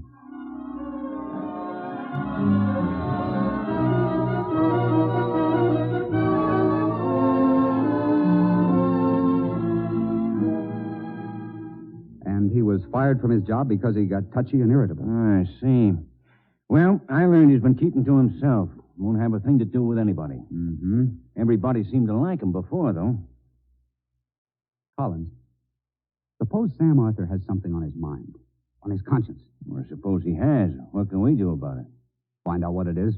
Well, how? If he's guilty, which we don't know, he's kept it to himself for a year now. Yeah, but that sudden break from his old life. Collins, I'm convinced his conscience is working on him. Well, if it didn't make him break in a year, it won't break him now. Yeah, I know that. We've got to work on him. Yeah, but you can't do that without getting him suspicious. Start asking a guy like that some questions, and he'd shut up like a clam. You know that, Chief. We've had him before. Conscience is a funny thing, Collins. So's the instinct for self-preservation. Just let Sam Arthur get the slightest hint you're after him, and you won't be able to touch him with a 10-foot pole. Look, I've got a job for you. You'll have to go about it quietly, too. All right, what is it? Find out all you can about... But I did. There's nothing about Sam Arthur you don't know already. I'm not talking about him. I want you to find out all you can about Ben Walters. Walters? But he's the murdered bank watchman. I know it. I've known that for a long time, Collins. Oh, yeah. I'm sorry. All right, but what good's it going to do?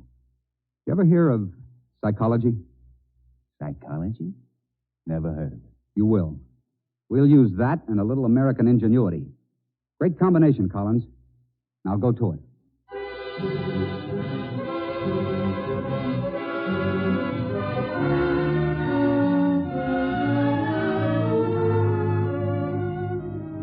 You were sure of all these facts? Positive, Chief.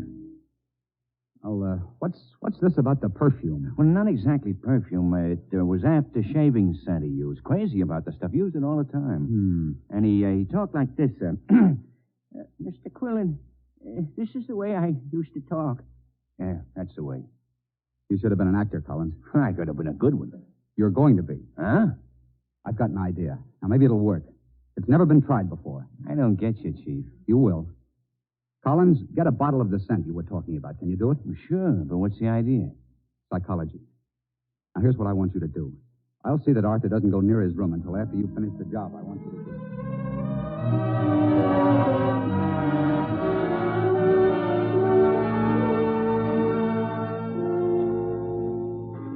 Oh, Mr. Arthur. Huh?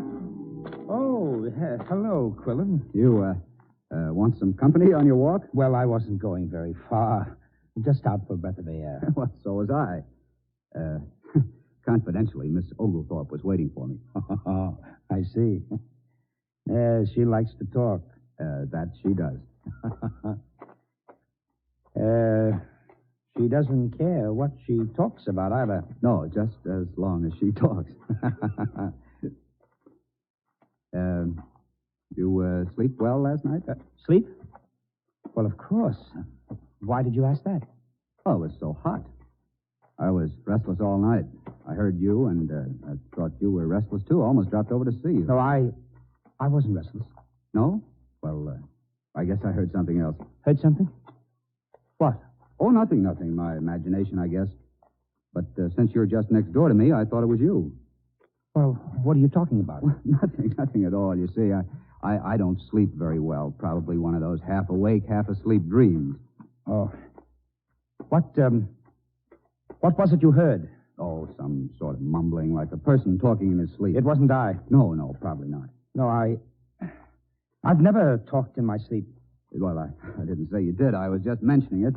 Forget it. It was more than likely it was me. Well, I've got to leave you here. Oh, that's too bad. Yes, I've got to get something at the store. Well, I'll walk with you. Oh, please, I'm going to stop and see a friend. Oh, well, then I won't trail along then. Good night. Good night, Quillen. I'll see you tomorrow. That was pretty smart of you, Chief. You trailed us, huh, Collins? Sure. Now what? How'd you do back in his room? Oh, fine. No trouble getting in at all. The lock and the connecting door between his room and yours was a cinch. All right. Let's get back before he does. I'll go first. I'll let you in when the coast is clear.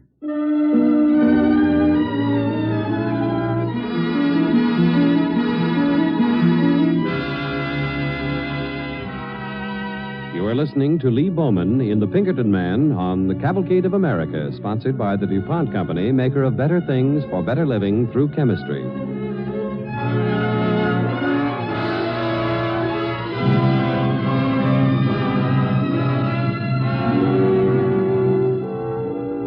As the second part of our story opens, Alan Pinkerton is trying to break a year-old murder and robbery case in Columbia, Tennessee. Certain that a man named Sam Arthur is guilty, Pinkerton is working on him. And Pinkerton's plan seems to be succeeding, for he and Collins listen to an argument going on outside his room. Really, Mr. Arthur, it's absolutely ridiculous. I know what I'm talking about, Mrs. Holly. And don't shout at me. I'm not deaf. And I don't like your insinuations that someone in this house was in your room. Well, someone was. I tell you, someone was in my room. Dora was in to clean. Dora doesn't have to go into my dresser. Now you listen to me. Dora's been with me for 15 years. She's a good girl. I tell you, somebody was in my room. I told you it was only Dora. If you don't like things the way they are around here, Mr. Arthur, you can leave now, tonight, this minute. Oh, never mind. Forget what I said. Good night. I believe it's starting to work, Collins. Maybe you're right, Chief. Yes, I think so, but it's not enough yet. Hey, where are you going? Stay here. I'm going to see him. Now.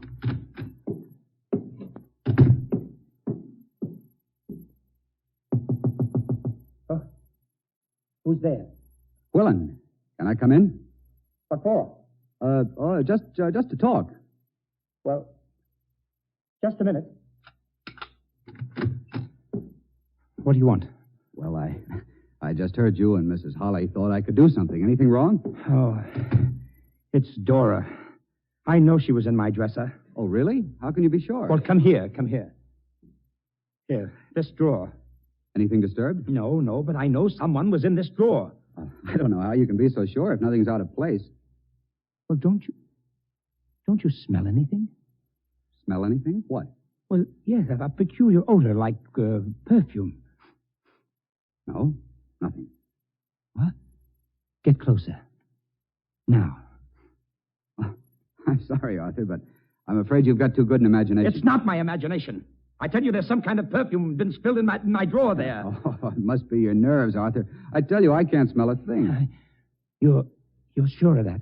Look, why don't we get someone else? Evans, Miss Oglethorpe. Oh, no, please. Never mind. But if you say it's here, I could be wrong, you know. Now, Evans or Miss I said no. I don't want them in here. Well, all right. Yes, it's all right.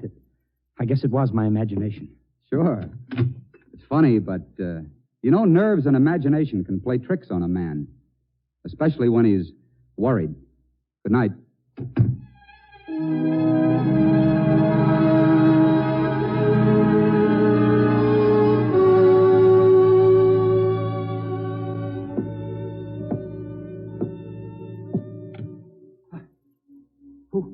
Who's there? Who's that? Just me, Mr. Arthur. Quillen. Oh, you.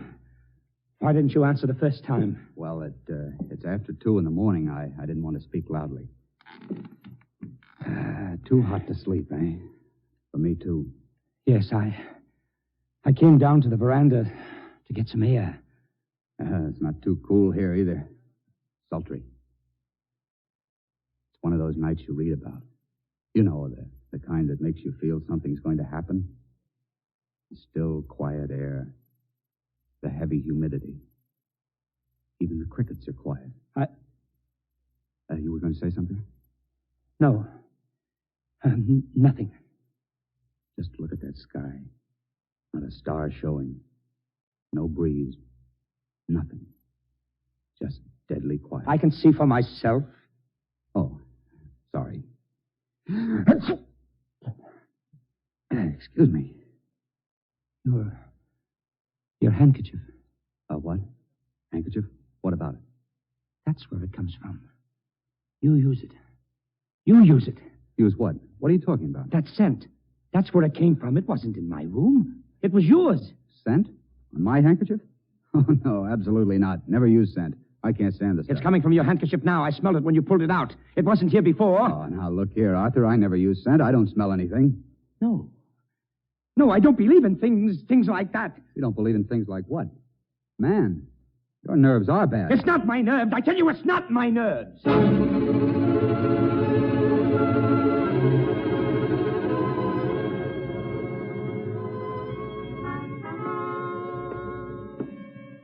You ready, Collins? Yeah.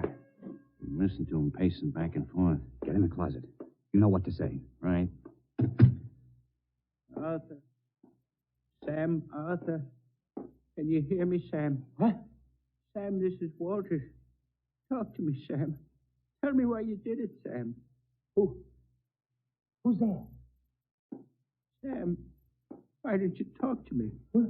Tell me why you killed me, Sam. Please talk to me.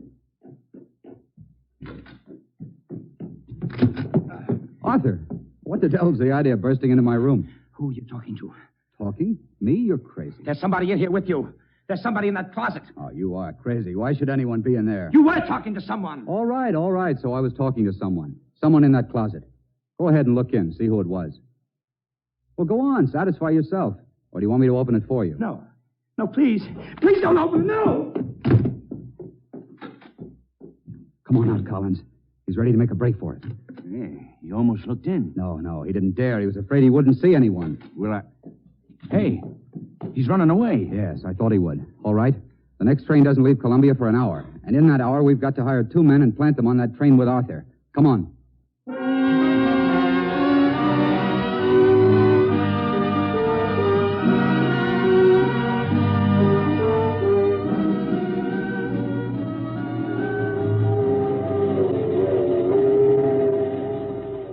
Excuse me, is this seat... What? Why, Arthur, what are you doing on this train? Quillen. Well, this is fine. I thought I'd have to ride this train alone. I got a wire suddenly. Business up north. Oh? But you, where are you going? Well, I have a sister in New Jersey I haven't seen in a long time, and I... Oh, you made up your mind suddenly, didn't you? Yes, I was worried about her. Oh, well, that accounts for your nerves, eh? Worry will do that to a man. Oh, yes, I was worried about her. I see. Well, this is going to be pleasant. Still hot, isn't it? I thought, what? Oh, what's the matter? Your handkerchief. My handkerchief? What's the matter with it? That perfume I smelled. You do use it. What are you talking about? There's no scent on this. There is. I can smell it. Oh, now look, Arthur, I never use scent. It's your imagination again. I tell you it's not. You use the same kind of scent that he used. He? Who? Please, Quillen, don't fool me. What are you trying to do? I know it's your handkerchief. Look, Arthur, we can settle this easily enough. I'll ask the man in back of us. Excuse me, sir. I know this sounds a little Wait a minute, silly, what are you but... going to do? I'll just show you what your imagination can do. To settle a bet, will you smell this handkerchief and see if there's scent on it? Huh? Oh, sure. Nothing on that handkerchief. What? There, you see, Arthur? Give me that. Sure. Ask that man across from us. Mister, I beg your pardon, please. Yes? There's scent on this handkerchief. Will you please tell me what kind? You crazy? No, please. Please, just smell it. What? All right. Nope. I can't smell anything. What? Satisfied, Arthur? Quillen, I can't stand it anymore. I've got to tell someone. I've been living with it for a year, and I can't hold it in anymore. I can't. What is it, Arthur? I killed a man, Ben Walters. But I didn't mean to. He woke up and I had to hit him. I swear I didn't mean to. Didn't mean to, huh? Oh, it's been driving me crazy for a year. And this last week has been the worst. It's like he's come back. He's come back, Quillen. Oh, I had to tell somebody or go crazy. It's better this way. Come on. What will they do to me? What will they do? I don't know, Arthur. But it's much better this way. We'll get off at the next stop.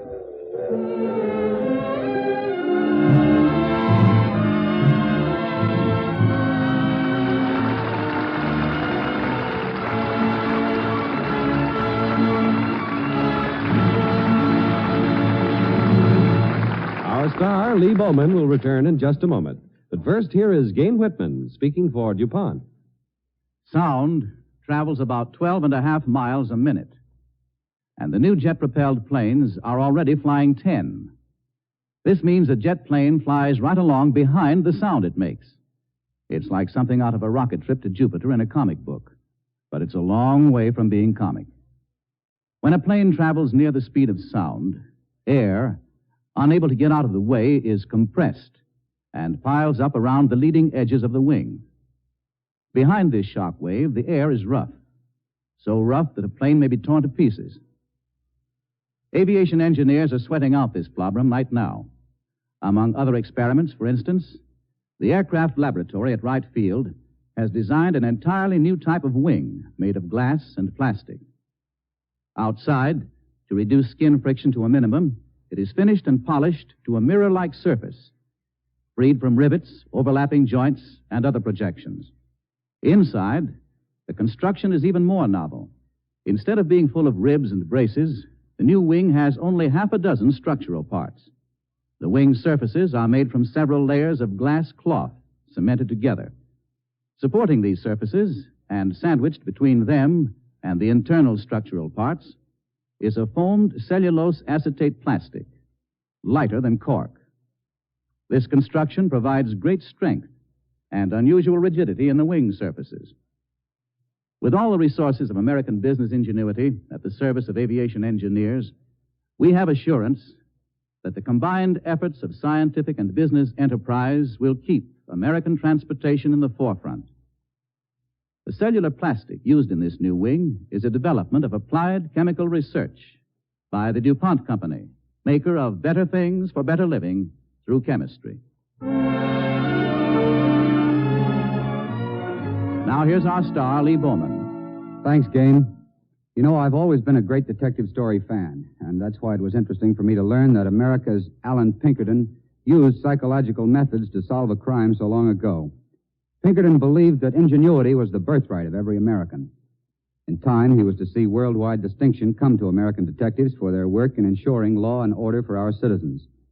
The United States Secret Service, an organization Pinkerton founded, as well as his own Pinkerton men, rank high in international prestige, along with France's famed Sûreté and Britain's Scotland Yard. It was a pleasure, Gain, to portray this remarkable detective on Cavalcade tonight. Thank you, and good night.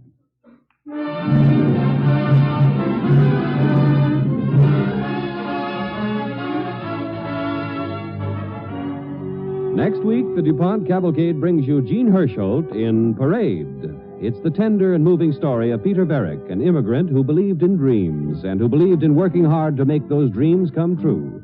Be sure and listen next Monday to Gene Hersholt in Parade on the Cavalcade of America, brought to you by the DuPont Company.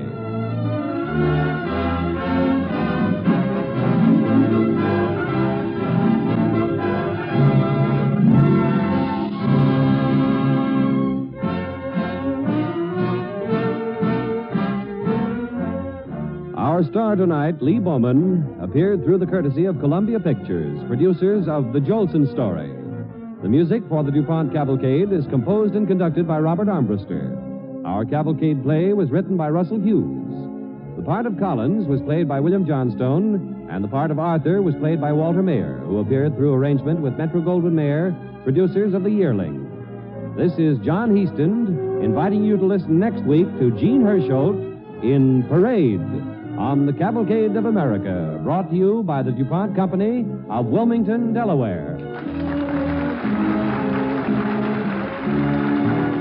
The Cavalcade of America came to you from Hollywood. This is NBC, the National Broadcasting Company.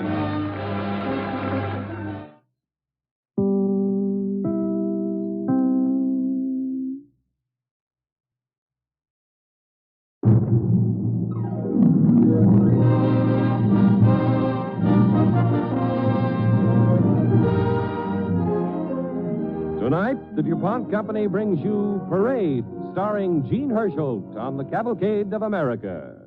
But first, here is Gain Whitman. Here is the word about the prices of DuPont Zerone and Xerex antifreezes. With the lifting of OPA regulations, the DuPont Company has not increased its prices for these products.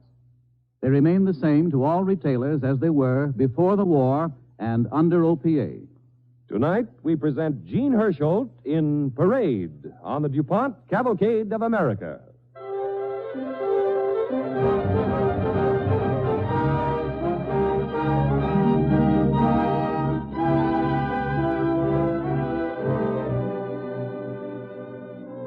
You've probably never heard of Peter Varick. Historically speaking, he's not a famous man, simply one of millions who have come here to America from many lands, all with dreams in their hearts, grandiose dreams and humble ones. And when they are translated into reality, we find that each has added to the sum of American progress and achievement. Tonight, we tell you the story of such a man. True, you have never heard his name before, nor will you hear it again. But you will recognize him or his counterpart in a friend or a relative, or possibly in yourself. It's a brisk autumn day, and down the main street of a representative American town, a military parade takes its brave and splendid way. Among the crowds lining the route stand Peter Varick and his family.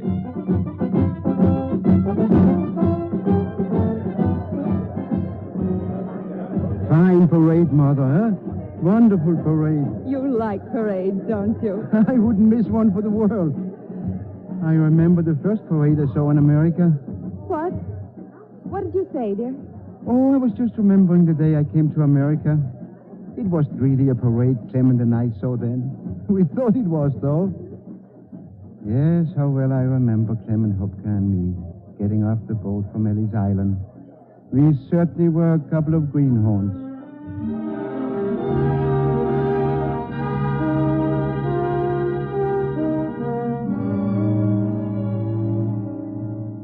At last, Clement, we are on American soil. Oh, it feels good, yes. Anything feels good. Anything but that boat. You're still seasick, yes? Yes. Oh, come, we will take a little walk. Walk? But where to, Peter? What does it matter? This is America, Clement. Come. Look, Clement. The buildings. Yeah, so big, Peter. Yes, I had no idea everything was so big here. Maybe we should better go back, yes? No, we are going to stay. But we have no money, no jobs, no place to sleep. Tomorrow we will start looking. We will find something. Look, a parade. Parade? But they are not marching. They're standing still in the street. That is very odd, Peter. Yes. Are they soldiers? How should I know? I came when you did. Hey, if it is soldiers, we should go the other way. I do not like it. But look, there are women in the same uniforms. I do not understand this. I will ask one of them. Oh, no, please, Peter. It is not good to ask soldiers. You know that in the old country they did not like us to speak to them. Oh, this is not the old country. I'm going to ask her. That one. Peter, please, Peter, we will go to jail. You will please excuse me? Yes? What is this parade? Parade? Oh, it's not a parade. We're the Salvation Army. Army? Peter, I told you. Please, lady, my friend, he did not mean... No, you don't understand. We're holding services here in the street. Services? Yes, church services. You mean this is like church? Yes. Clement, you see? In the old country it was soldiers. Here it's worshiping God. That's right. Would you like to join us? Peter, you know we have to find a job, a place to sleep, no place. No, we have no time now. Some other... Yes, I know. We thank you and You have no money, no job, no place to stay. My friend and I, we just come from the boat, Ellis Island. Oh, I see. Well, why don't you come with us? We'll give you something to eat, put you up for the night, and in the morning see about getting jobs for you. That is, if you want to work. Yes, we want to work. All right. We'll have prayers in a moment, and then we'll go to the mission. But we have no money. None at all. You don't need any. Now we'll have our prayers. Just wait.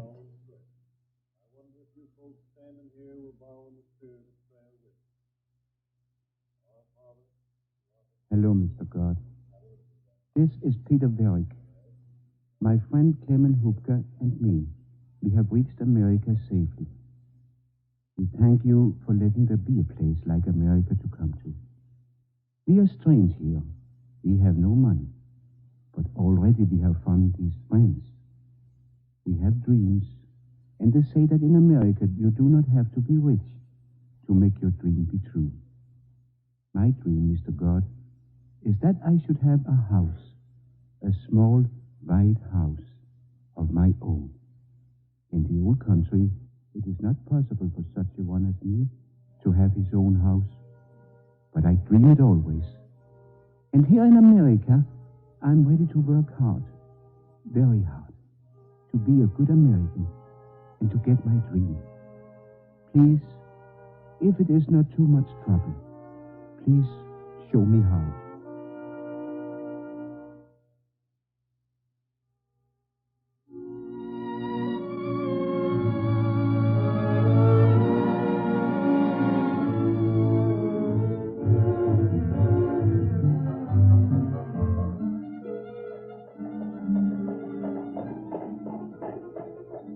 Why is the streetcar so late in coming? Peter, what difference does it make if we get home a few minutes later?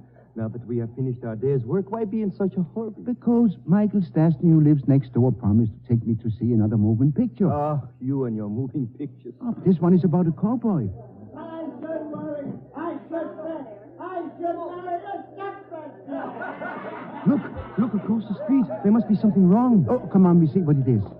Hey, how'd you like that? Votes for women, she says. Why shouldn't women have votes? Clement, it is a woman. She's standing on a chair making a speech. Peter, here comes our streetcar now. Wait. I want to hear what she's saying. A woman's place is in a home. Why don't you go on? If you think we're smart enough to raise your children and teach them in school, if you think we're smart enough to write books and read them, why aren't we smart enough to vote? Come on, little lady. I'm going to put you back in the kitchen where you belong. Let go of my arm. Clement, that drunken man is annoying her. Let us stop him. No, it is not our affair. Stop it. Let me go. Now, you come along with me, my pretty little maid. You will please let that young lady alone. Huh? Who says so? You let her go. Get out of my way, you drunk... That will show you not to annoy a lady. Since when's a suffragette a lady, eh? Interfering foreigner? Don't pay any attention to them. It was wonderful of you to help me. Please do not thank me. It was for me a privilege. Thank you. I should like to take you to your home to see that you get there safely. Why, that's very kind of you. Where is he? Here, defenseless man, Willie? Let me out of Oh, look here. out! Oh, Get away from me, you drunken brute! Stop! Are you hurt? My nose is bleeding. Oh, dear. Oh, it certainly is. Here. Here's my handkerchief. And I think I'd better take you home.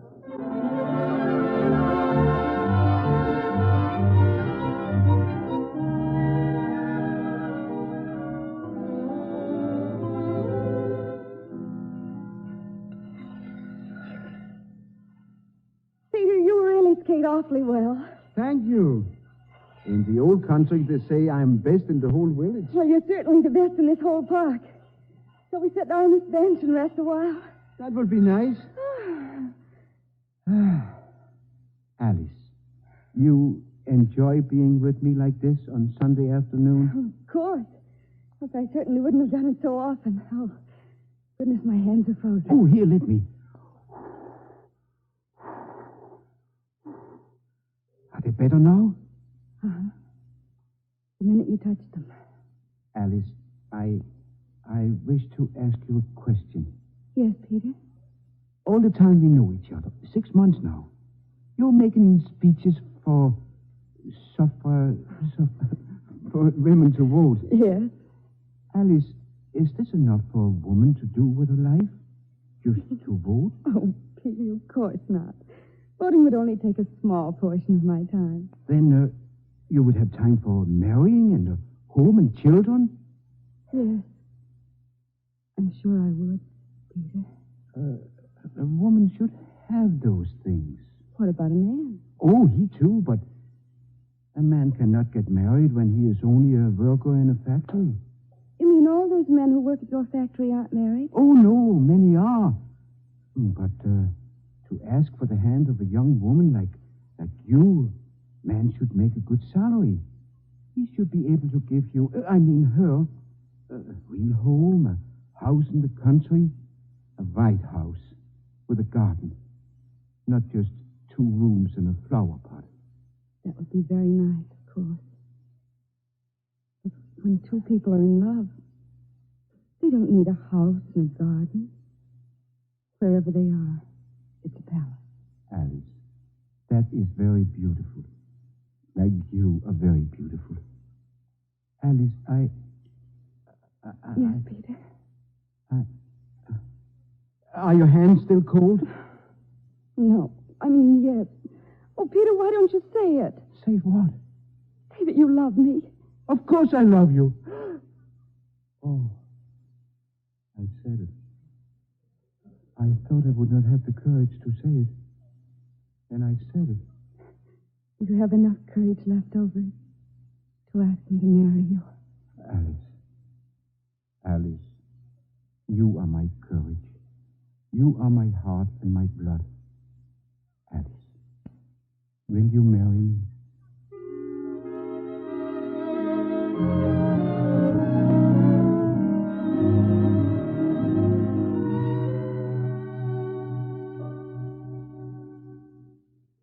Peter, will you hand me that spool of thread? What? Oh, the tie. Yes. Thank you. What are you sewing, my busy little wife? Curtains for the new apartment. Ah, the new apartment. And it should have been our own house. Now, Peter, it's a perfectly beautiful 3-room apartment, and we're lucky to get it. Lucky. What are you reading there? The history of America for the citizenship examination. Oh, Peter, you've got several years to go before you can take it. Oh, it's never too soon to read the history of America. And if I forget, I read it over again. But I don't think I will forget. Alice, when our son is born... He may be a girl. No. In our family, the first is always a boy. When our son is born, He will be American citizen the first minute he draws breath, yeah? That's right, dear. That is something wonderful. My son will be citizen before me. Oh, I must hurry and catch up with him. Where's my place?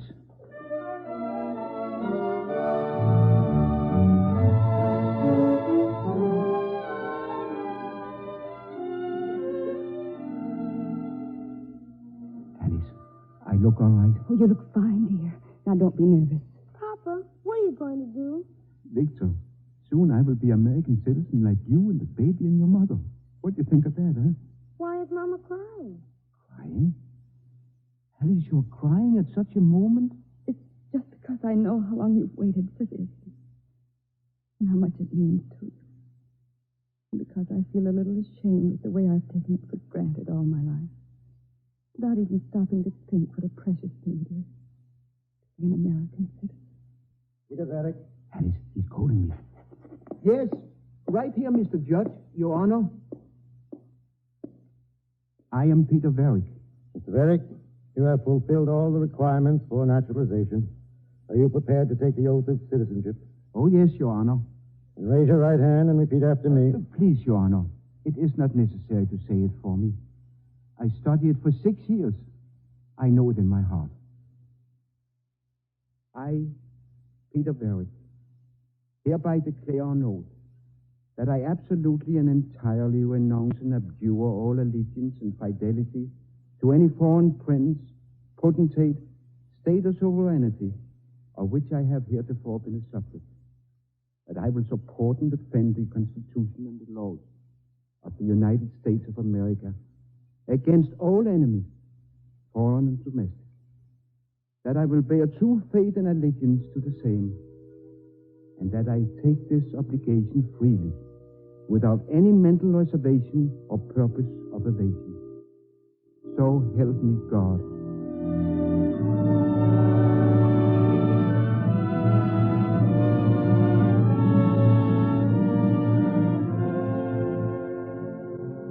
Listening to Gene Hersholt as Peter Varick in Parade on the Cavalcade of America, sponsored by the DuPont Company, maker of better things for better living through chemistry.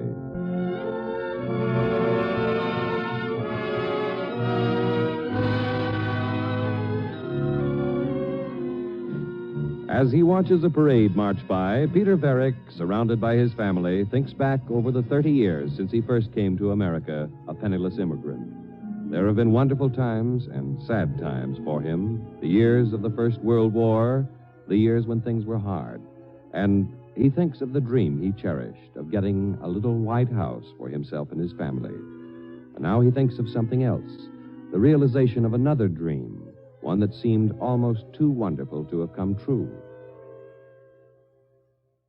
There he is, Peter. I see him. Oh, he looks so serious. It is a serious moment. When a boy graduates from college. They all look so nice in their caps and gowns, marching along the path. Don't they, Uncle Clem? Victor's a fine boy, a son to be proud Oh, of. he did it all by himself, Clem. Worked his way right through the 4 years. And even after I was promoted to foreman, he wouldn't let me help him. He said to put it in the piggy bank for the little White House. Still dreaming about that little White House, Peter, even after all this time. What has time got to do with it? The dream doesn't get old. Peter, they're breaking up. Come on, we must find Victor. Oh, there he is now. Victor, here we are. Victor? Hi, I'll be right there. My son, a college graduate. A wonderful country. Oh, hello, folks. Well, did you enjoy the ceremonies? Congratulations, darling. Thanks, Mom. Congratulations. My boy, Thank you, Uncle Clem. I am so proud of you. It's a good thing that my suit is a little loose to me. Now we go back to the apartment and have a little party. Oh, there's Dorothy and Junior. I told them to meet us here. What are you going to do now, Victor? Have you made up your mind? Well, yes, I have. What? Victor, you didn't tell us anything. Well, I wasn't going to tell you even now, but, well, I don't have much time, so I suppose now is as good a time as any. Victor, what are you talking about? I've enlisted in the Air Corps. The Air Corps? You're going to be a soldier? Oh, Victor, why? Our country isn't in the war. Sooner or later we will be, Mom. All of us. He is right, Alice. This is not a war against certain countries. It is a war against all decent people. Victor, if I was proud of you before, there is no word for how I feel now.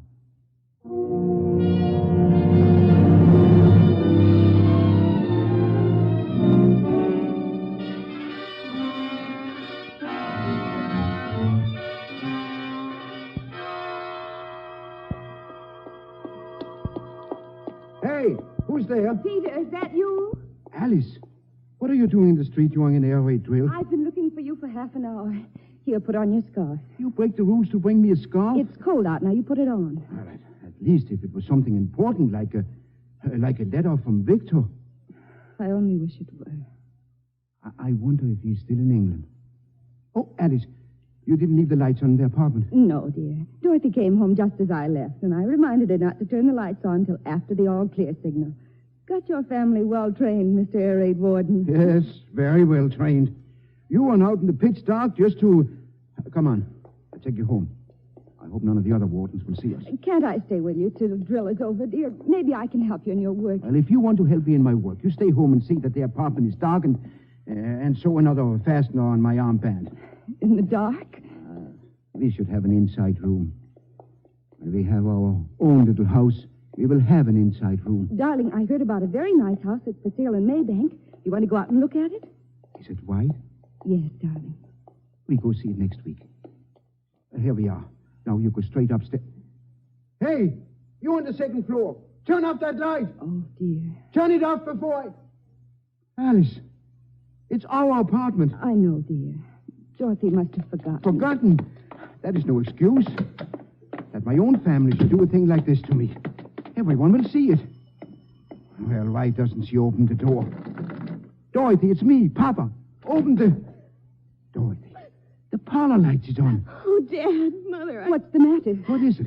This telegram from the War Department. The War Department? It's about Victor? Oh, Daddy, he's missing. Victor's missing in action.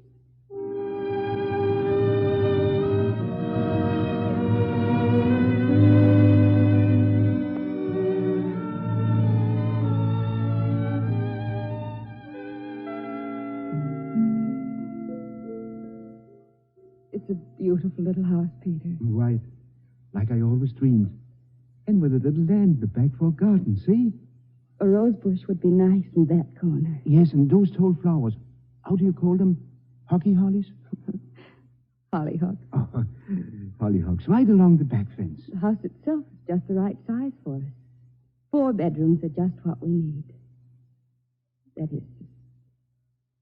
If Victor ever comes back? Yes. He will come back, Mother. We must not think otherwise, not even for a minute. He will come back. I tell you this, and you must tell it to yourself. Victor will come back. Oh, Peter. I try. It's been so long, and no word. No word at all. Oh, we must have faith, my darling. I tell you what we do. We decide which of the bedrooms is to be for Victor. And then we fix it up like we are expecting him to arrive there the next day.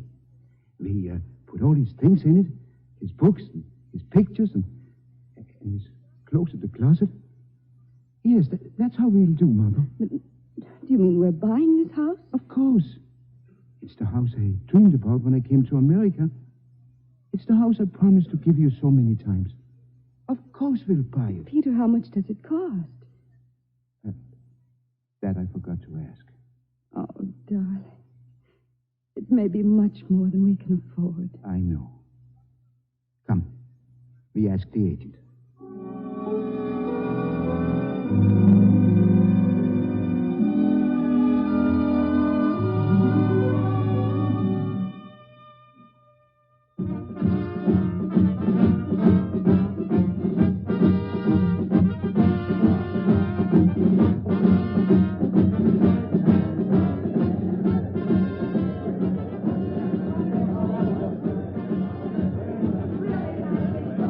Did you enjoy it, Peter? Yes, my dear. I enjoyed every minute. The glad times and the sad times, too. Peter, dear, I'm talking about the parade. What are you talking about? The parade? Why, it's over. You've been very quiet the last 10 minutes, dear. I was thinking about you, Mother, and about Dorothy and Junior and Victor. I thought so. Hey, did I hear someone mention my name? Oh, you mind your own business, Victor. Unbutton your coat. Oh, now, Dad, stop treating me like an invalid. I'm okay now. Anyway, it's time now we go home and eat the good Thanksgiving turkey your mother fixed for us. Well, that's all right with me. Let's go. Think of it, Mother. Our first Thanksgiving dinner in our own home.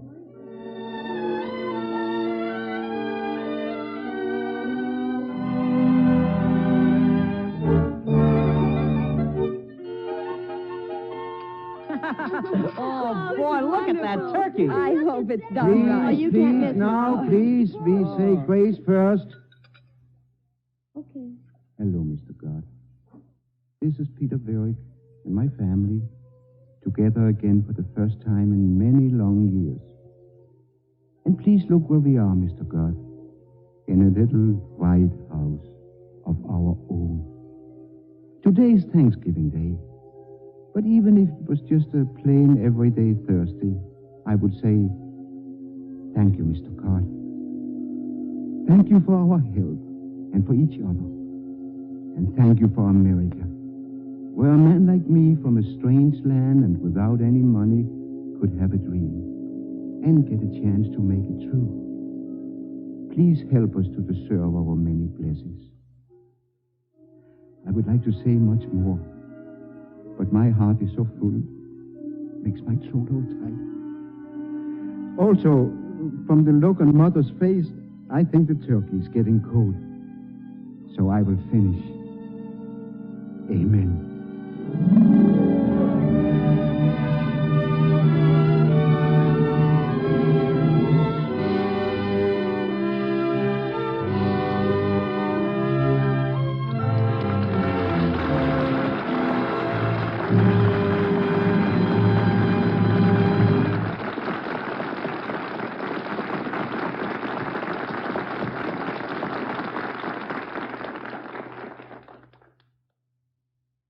This is Gain Whitman.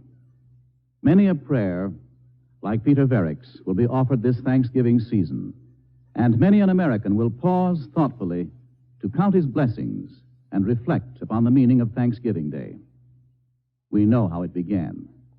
The rocky shore on which the Pilgrims landed after their stormy voyage represented a land of promise to them, not a land of ease and idleness.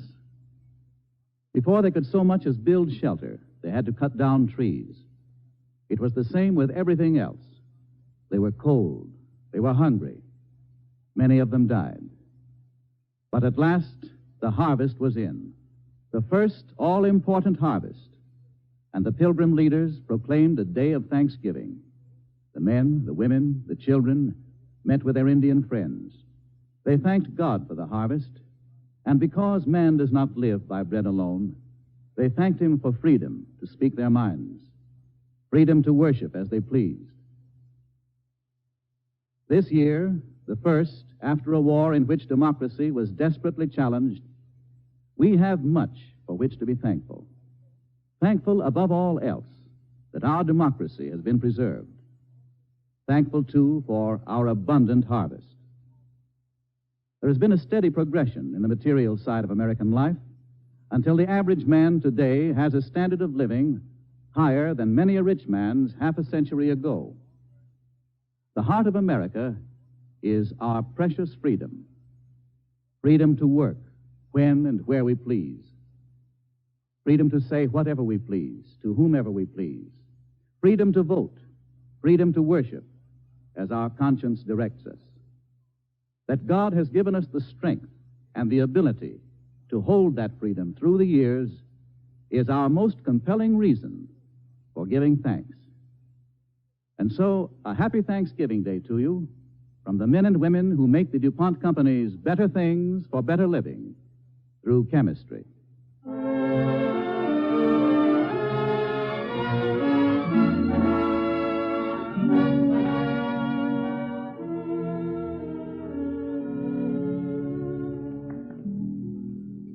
Now, here is our star, Gene Hersholt, and I think he'd like to say a word about tonight's story. Thanks, Gain. Tonight's show make me think of many of us who, like Peter Varick, have come to America with dreams in our heart. Here in America, we have found freedom of expression in our newspapers and our theaters and on the air. I think Peter Varick expresses it best when he says, "Thank you for America, where a man like me from a strange land could have a dream and get a chance to make it true." Many a prayer like Peter Varick's will be offered this Thanksgiving season. Many an American will pause thoughtfully to count his blessings and reflect upon the meaning of Thanksgiving Day.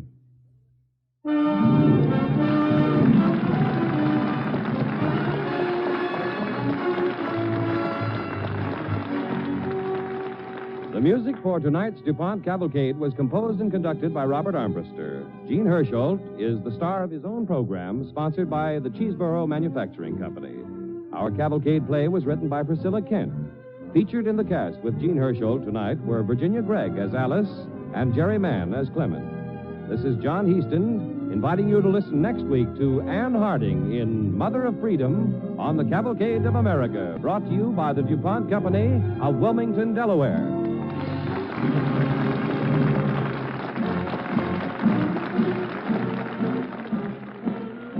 Cavalcade of America came to you from Hollywood. This is NBC, the National Broadcasting Company.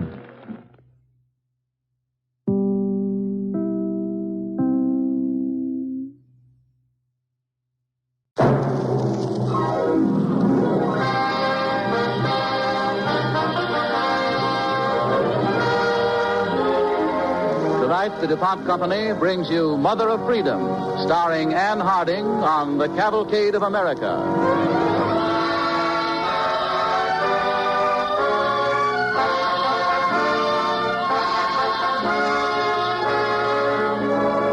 When men fight for the principle they believe in, they are often fighting, too, for the women they love. Tonight's Cavalcade story is about a woman named Anna Zenger, who gave up the wealthy, acceptable men of her world to marry an unschooled printer. Living in a colony where the only newspaper was subservient to the wishes of the governor, Anna and John Zenger raised a voice of protest against the injustices of their day.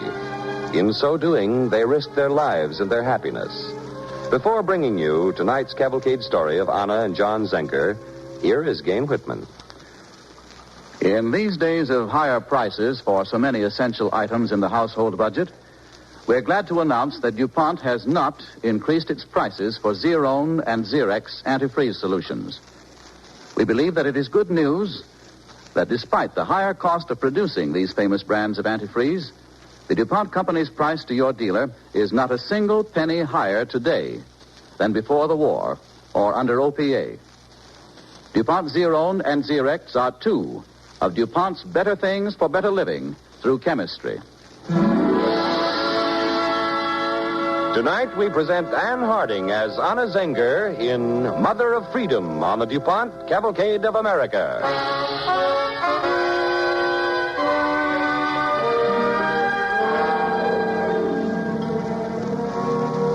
Anna Zenger. Anna Zenger. Who calls me? Are you Anna Zenger? And who are you to call Anna Zenger from the long dead past? I'm a writer. Are you Anna Zenger? Yes, I am she.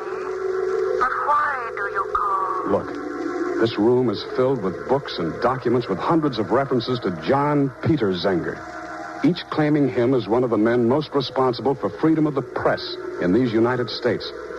But I think your husband was a fraud. Why do you say that? Because I don't believe he wrote those things for which he was imprisoned. Those things against corruption, against the governor, against the tyranny we suffered then. What is the truth, Anna Zenger?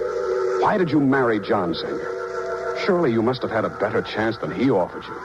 Yes, there were others. There was one above all. Francis Harrison. Harrison. Francis Harrison. You know him? Yes. What about him, Anna Zenger? Tell me about him first. I knew him better than anyone in New York. He began by pretending to call on my father. Then he no longer cared to offer a pretense. He called often when my father was away.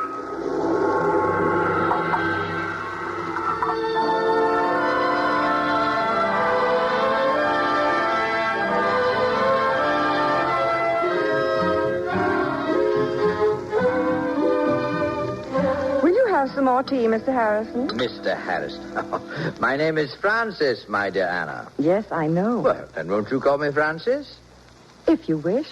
Anna, I'm glad we are alone. Really? You flatter me, Francis. Oh, no. I can flatter a woman, but with you, I shall be honest. Oh, that really is flattery. Oh, now, please, my dear, I didn't come here to trade words and phrases with you. Leave those things to the stupid and silly women of the governor's palace. Yes, leave them. What do you want to say, Francis? That's better, Anna. You're a lovely woman, my dear, and charming. Oh, no, that's not flattery. I've been watching you for weeks now. And? You know my position in this colony. Oh, yes, very well. You know the governor is, shall we say, dependent upon me for decisions. Decisions, my dear Anna, which affect almost everyone. Such a frank confession, sir, cannot be made for idle chatter. What are you trying to say? I propose we join forces, Anna. You and I. Intelligence with beauty and power. An unbeatable combination. What do you say? Are you asking me to be your wife, Francis? Wife? What makes you think that? Perhaps I'm stupid enough to assume it. Oh, come, Anna. You're too clever for that. I'm sorry, Francis. I don't understand. Well, if you choose to pretend, I shall be annoyed with you. It's hardly that, sir. I merely want an explanation. Surely you must see that were I to be married, my influence upon the wives of the merchants would be ruined. Oh, they prefer Francis Harrison, the gay debonair cavalier, to Francis Harrison, the staid husband. Mr. Harrison, it was charming of you to call upon me. Are you dismissing me? I am. You mean you're refusing my offer? I am refusing the degradation of it. I have made you a very generous offer, one which half the ladies in New York would accept. Then I suggest you approach them. Good day, Mr. Harrison. Oh, very well, my dear Anna. I shall wait for you to come to me.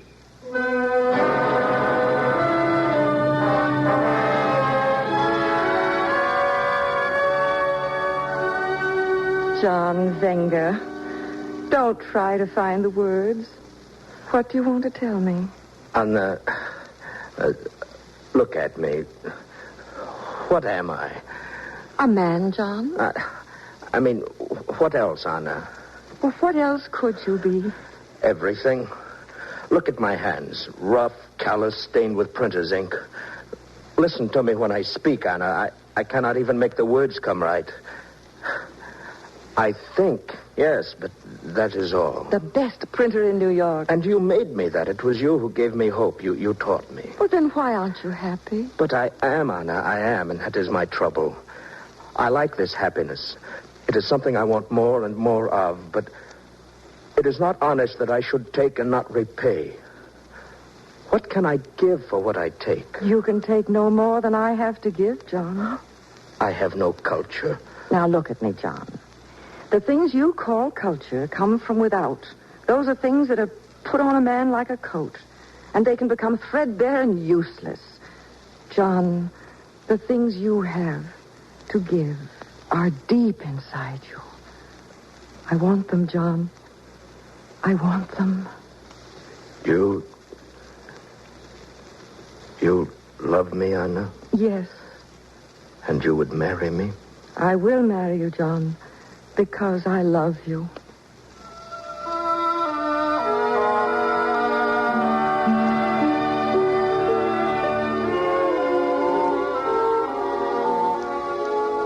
There, John, the children are asleep. Now, tell me what's happened today. Are you tired? Everyone is tired, Anna. Men without hope walk in a sleep. Then why don't they wake up? If the new governor makes life such a burden, why don't they rebel? Well, they can't be sure. I heard today a shameful story. How the governor tried to steal an election in Westchester and almost defeated one of the few honest men left who dared to oppose him. Yet the only newspaper we have will not say anything about it. Well, yet you say that Bradford, who owns the paper, is not dishonest himself. Oh, he is old. Besides, when he had a paper in Philadelphia, he printed the truth once, and they arrested him for libel. So now all he prints is what the governor approves. How does the governor find time to write as much as that? And that's something else the people don't know. It isn't the governor. It's Francis Harrison who writes those things. Francis Harrison? Why, does that surprise you? If you had ever met Harrison, you would suspect it as much as I do. John, the colony will never know the truth until we have another newspaper. Anna, I know what you're going to say. You've said it 1,000 times. I ask you to stop. I cannot run a newspaper. I agree it would be a wonderful thing, but I am only a printer. I could not write well enough. You know that. Well, you could find others. Well, how could I pay them? Oh, give men an opportunity to write the truth. They'll consider it a responsibility. Oh, I'd do it gladly for nothing. Anna, you are not a man. Women don't fight with print. A lady doesn't fight at all. And you're my lady. Oh, John, no one would know. It would be in your name. Anna, I'm too tired to talk about it. Oh, John, please listen to me. For the sake of these people. For the sake of the truth. I would fight for the truth, but I am no writer. I'll help you. The colony needs it. John, we must do it.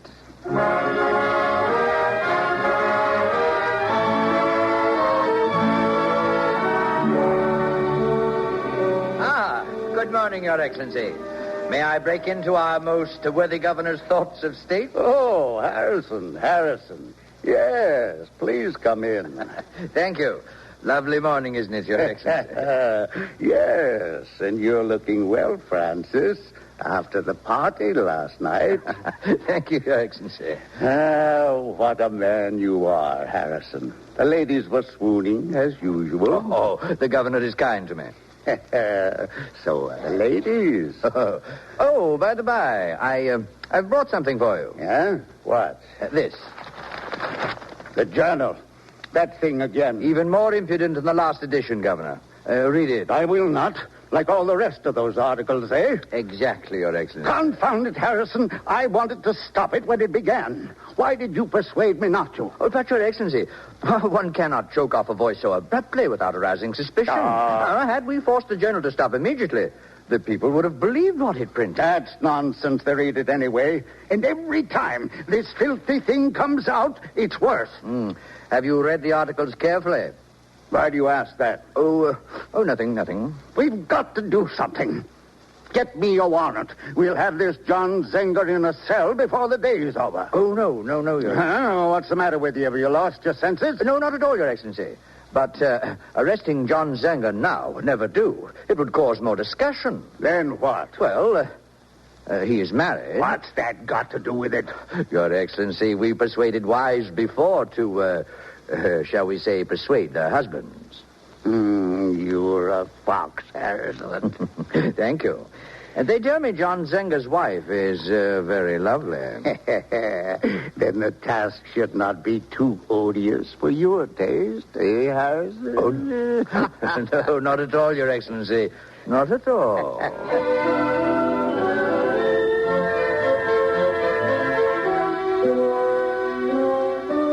May I ask, Mr. Harrison, why you've come to my house when my husband is not here? So, you are the beautiful Anna I used to know. I've often wondered what became of you. I think it was quite uncalled for to sneak in here in disguise. My dear Anna, or Mrs. Zenger, if you prefer, what would the people in this neighborhood say if Francis Harrison were recognized making a call? You see how discreet I am? I wouldn't have your neighbors make gossip.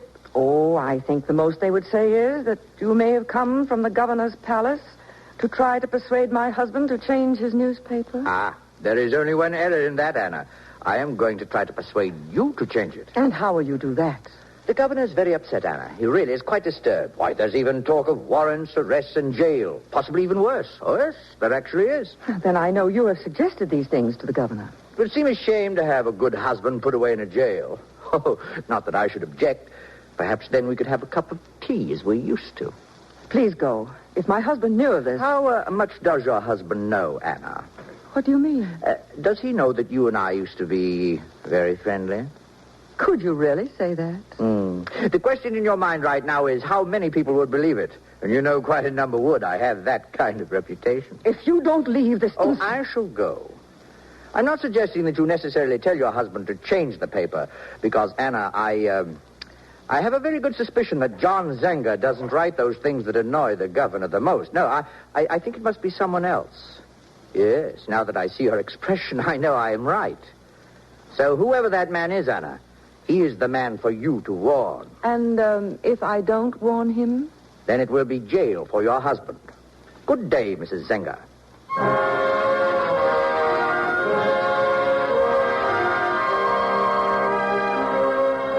listening to Anne Harding as Anna Zenger in Mother of Freedom on the Cavalcade of America, sponsored by the DuPont Company, maker of better things for better living through chemistry.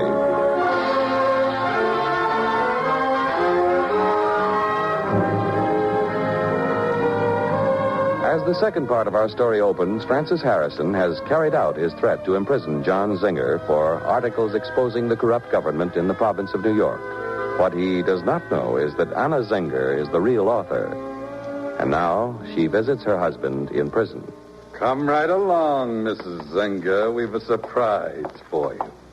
We've moved your husband to a nice new cell. It's not quite so big, but it'll hold him. There we are. Anna. John, what's happened to you? He tried to break out of our jail, and we had been just as nice to him. Will you please leave and let me talk to my husband? Yes, I'll go. But don't you worry, Mrs. Zenger. Your husband won't run away. John, what happened? Anna, 5 months in this stinking jail. I can't stand it. I know, John, but we'll get help somehow. The people are getting more and more angry. Oh, I don't believe it. You say the parson won't even let you teach Sunday school anymore. They think a man who wants freedom to write and talk is a criminal. Oh, it's all my fault. Let me tell them what they want to know.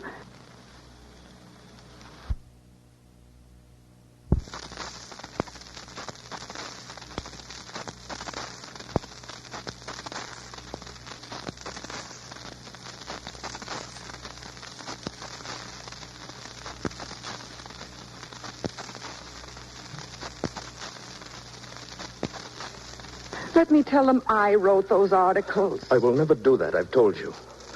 Do you think it would make me happier to have you here in my place? Well, but what can we do? We can't fight them, Anna. If we could, I would fight to my last breath. But they've taught me I can't fight in jail. You'll have to help, Anna. Well, what can I do? Tell me. If I made a promise to take you and the children and leave this colony forever, Anna, they might let me go. But, John, that's what they want. They'd win. Oh, they have won. There's nothing I can do. Oh, not yet. Maybe the lawyers would find a way to help us. The lawyers can do nothing. The governor will take care of any lawyer who goes against him. He's fixed it that way before. Anna, I've asked you to talk to them. Promise me you will. I can't stay here. I'm dying. All right, John. All right. I'll try to see the governor. Oh, he won't do anything unless Francis Harrison tells him to. I want you to see Harrison.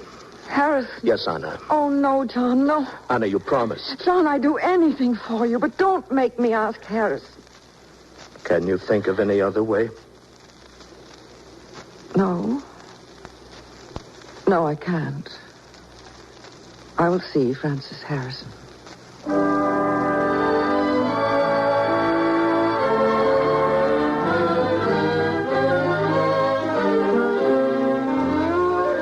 Will you have some wine, Anna? Mr. Harrison, please let me finish what I came here to tell you.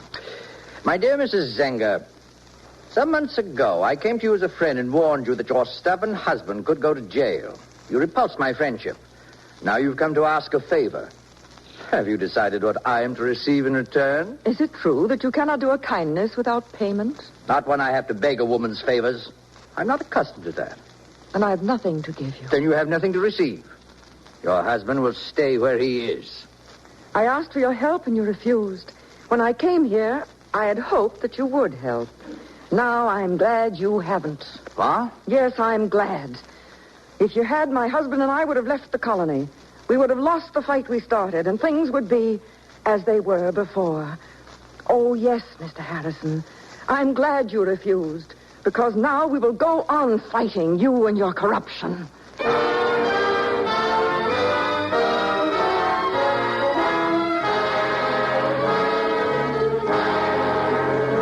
Well, Mrs. Zenger, back again. This ain't such a bad jail when you get used to it now, is it? Please open the door and let me speak to my husband. Anna, I've been waiting. Have you seen him? What did he say? Well, let me speak to you alone. All right.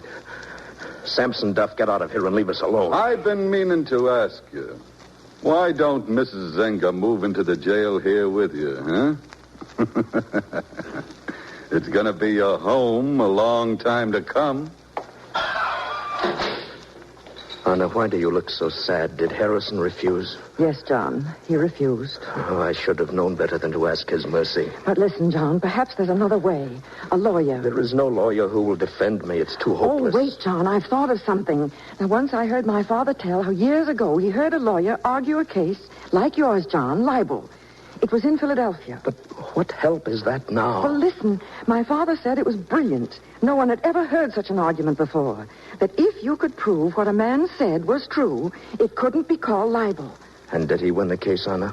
No, but... Then what use is it to us? Oh, John, don't you see? That was years ago. Now, perhaps today people can be made to think as he did then. His name, what was it? Andrew Hamilton. The most famous lawyer in the colonies. Oh, he would never come here. He's an old man. He wouldn't come to New York for me, a poor printer. Oh, I'll write to him, John. I'll write to him in your name and pray.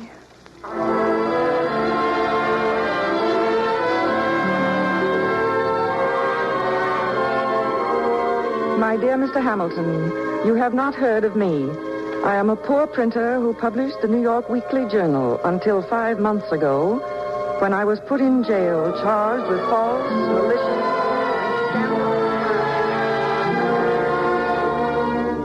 My dear Mr. Zenger, I am complimented that you invite me to defend you against the charges with which I am more or less familiar, and I shall gladly undertake to represent you in court. Have no concern about my fee in this case.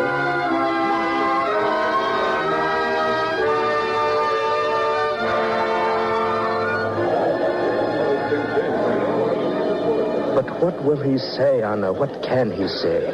What he says to the jury, John, will decide the freedom of this land. Mr. Hamilton, are you prepared to make your address to the jury? I am, sir. Then you may proceed. I thank you, sir. Gentlemen of the jury, there is a duty before you today, and that is to put a stop to this persecution of those who would speak the truth by those who would conceal it. We must all do our duty, and like wise men who value our freedom, use our utmost care to support liberty of expression in the printed word. By an impartial and incorrupt verdict, you will lay a noble foundation for securing to ourselves, our posterity, and our neighbors, that to which nature and the laws of our country have given us a right. The liberty both of exposing and opposing arbitrary power in these parts of the world through our right to speak and write the truth.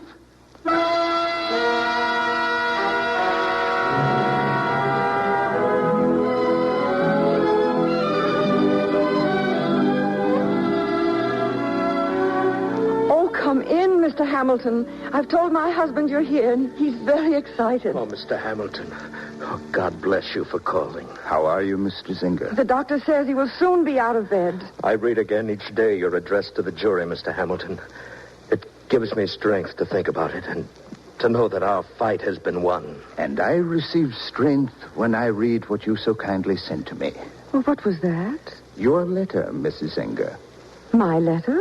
Not the one you wrote for me to send to Mr. Hamilton, Anna, but a letter you wrote to me in prison. Some words that kept me alive. I made a scroll of that letter, 3 copies. Here is one I've been waiting to give to you. Oh, John. How beautiful. And you gave one to Mr. Hamilton? Yes, and the third was for a friend of mine. A gentleman who used to be a printer, like your husband. You told me about him. What was his name? Franklin. Benjamin Franklin. And did you give him the letter? I did. And when I told him your story, sir, and when I told him your secret of how Mrs. Zenger had written the articles in your newspaper which brought about this trial, Mr. Franklin said, that posterity should bestow upon Anna Zenger a title of 3 words: Mother of Freedom. Oh, thank you. I am a happy woman.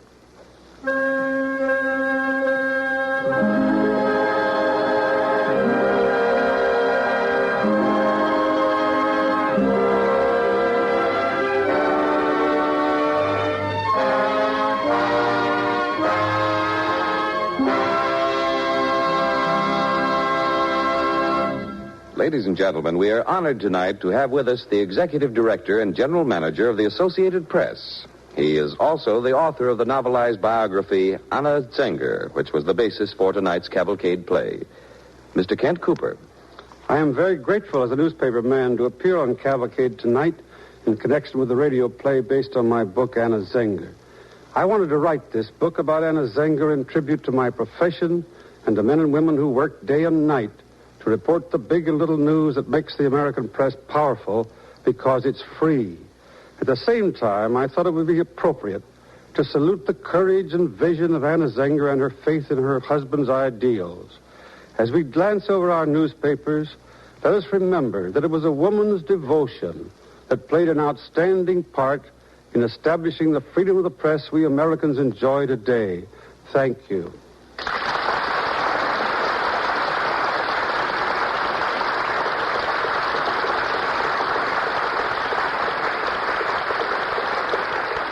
Now, here is Gain Whitman speaking for DuPont. Gone is the day when we must send caravans to India or the far Cathay of the poets for brilliant jewels. As you walk down the aisle of a store, Christmas shopping, jewels in plenty glint and sparkle at you. Jewels worthy of anybody's lady fair. It doesn't call for a romantic, impractical leathern sack of gold pieces to pay for them either. They are jewels created by chemistry for a modern world. Combs and brushes of DuPont lucite, acrylic resin, make beautiful gifts because they are beautiful in themselves. The colorless plastic is clear as the finest crystal. Tinted, it glows radiantly as amethyst, as turquoise, as rose quartz. The old alchemists dreamt of making gold, but never did they dream that chemistry would bring beauty like that of precious stones within reach of every little boy looking for a present beautiful enough for his mother, every husband searching for a gift lovely enough for his wife. During the war, these toilet articles of lucite were difficult, even impossible to find. Now, most stores have a wide choice of combs and brushes of clear and colored lucite. When you pick them up, you'll be surprised by their lightness. You'll notice something else. The smooth, lustrous plastic feels warm and pleasant to the touch. Lucite brushes are bristled with another product of modern chemical science. Firm nylon bristles that are easily kept clean, that outwear animal bristles many times. Lucite retains its flashy beauty through years of service. For men, there is a wide choice of nylon-bristled hairbrushes and lucite combs. And in time for Christmas, in many stores, new shaving brushes of nylon bristles in lucite. At Christmas time especially, it's worth remembering that the best brushes have nylon bristles. Nylon and lucite are two of the DuPont Company's better things for better living through chemistry.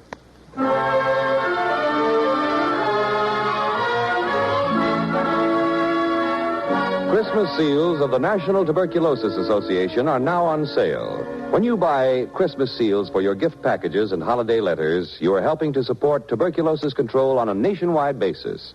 Buy all the Christmas seals you need, and then buy a few more.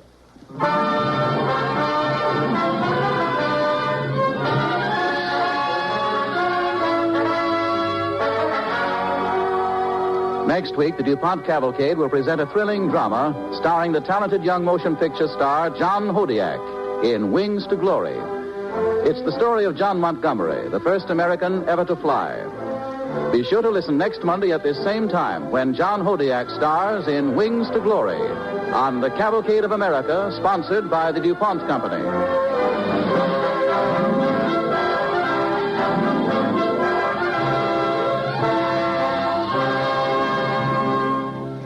Harding will soon be seen in It Happened on Fifth Avenue, a Roy Del Ruth production. The music for tonight's DuPont Cavalcade was composed and conducted by Robert Armbruster. Our Cavalcade play was written by Philip Lewis.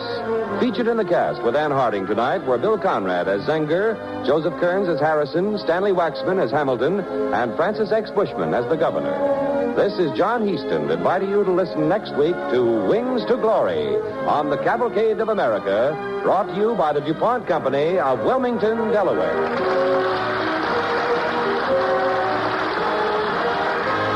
The Cavalcade of America came to you from Hollywood. This is NBC, the National Broadcasting Company.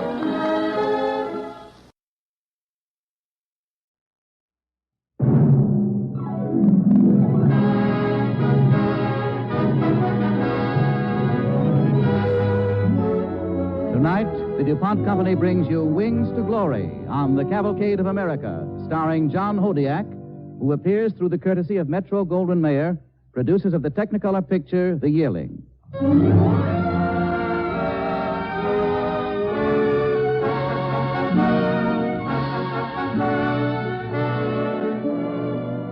Our story tonight is about a man who couldn't keep his feet on the ground. Yes, John Joseph Montgomery had the urge to fly, and that was way back in 1883. Maybe you never heard the name before, but John Montgomery was the first American with wings, and his experiment set the course for the story of American aviation. Tonight, we're going to tell you how faith, his own and that of his father and sister, helped John Montgomery to be the first airman in American history. But first, here is Gain Whitman.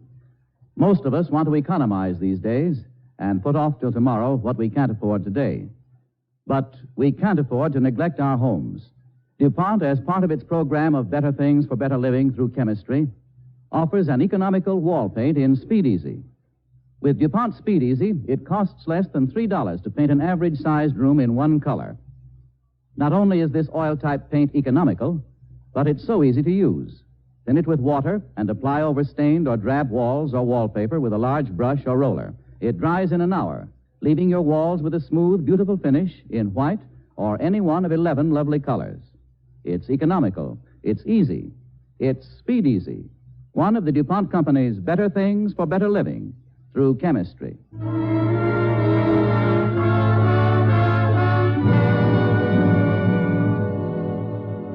Tonight we present John Hodiak as John Montgomery on the DuPont Cavalcade of America.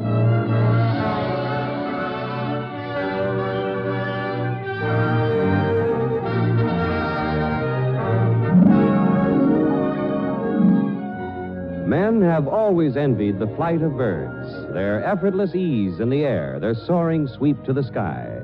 And men have always tried to fly. One of these men was John Joseph Montgomery, who lived in California, San Diego, in the year 1883. John speaks with his father. John, what do you want to do with your life? I'm sorry, Father, but working in a grocery store, I just couldn't keep my mind on my work. Look, son, you're a master of science. You've got brains, good brains. What do you want to do with them? But don't worry, Father. I'll find my place. Of course you will, son. But what about this flying business? Oh, that? Yes. What good is it? Where will it get you? John, don't you think you should give it up? You've tried and failed. Tried and failed. Father, haven't you ever wanted to know something?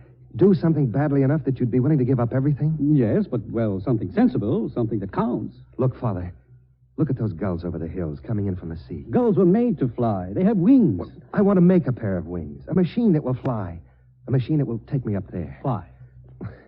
I can't explain it, Father, not now anyway. I won't be able to explain it until I do it. All I know now is that I want to be able to lift man off the earth, give him wings, give him the feeling that he's conquered the last element, the air. You've really got it fast in your head, haven't you? Yes. No one's ever done it before. And what makes you think you can? Well, I've studied the way gulls fly. If I could build a machine modeled after a gull. All right. All right, John. Get it out of your system. Build your machine. Father, do you remember a long time ago when I was just a little kid? You took me for a walk near the sea. We walked up a hill and sat down to watch the ocean. Yes, I remember, but... And a cloud floated by overhead. I wanted to get up and ride on it, remember? Yes, you cried when I told you it was impossible. Well, ever since that day, I've wanted to ride on a cloud. Maybe I'll be the one to do it, the first man to get up there. All right, son. I told you to go ahead, but... But what? You're not a child anymore, John. This time you can't cry when you learn it's impossible.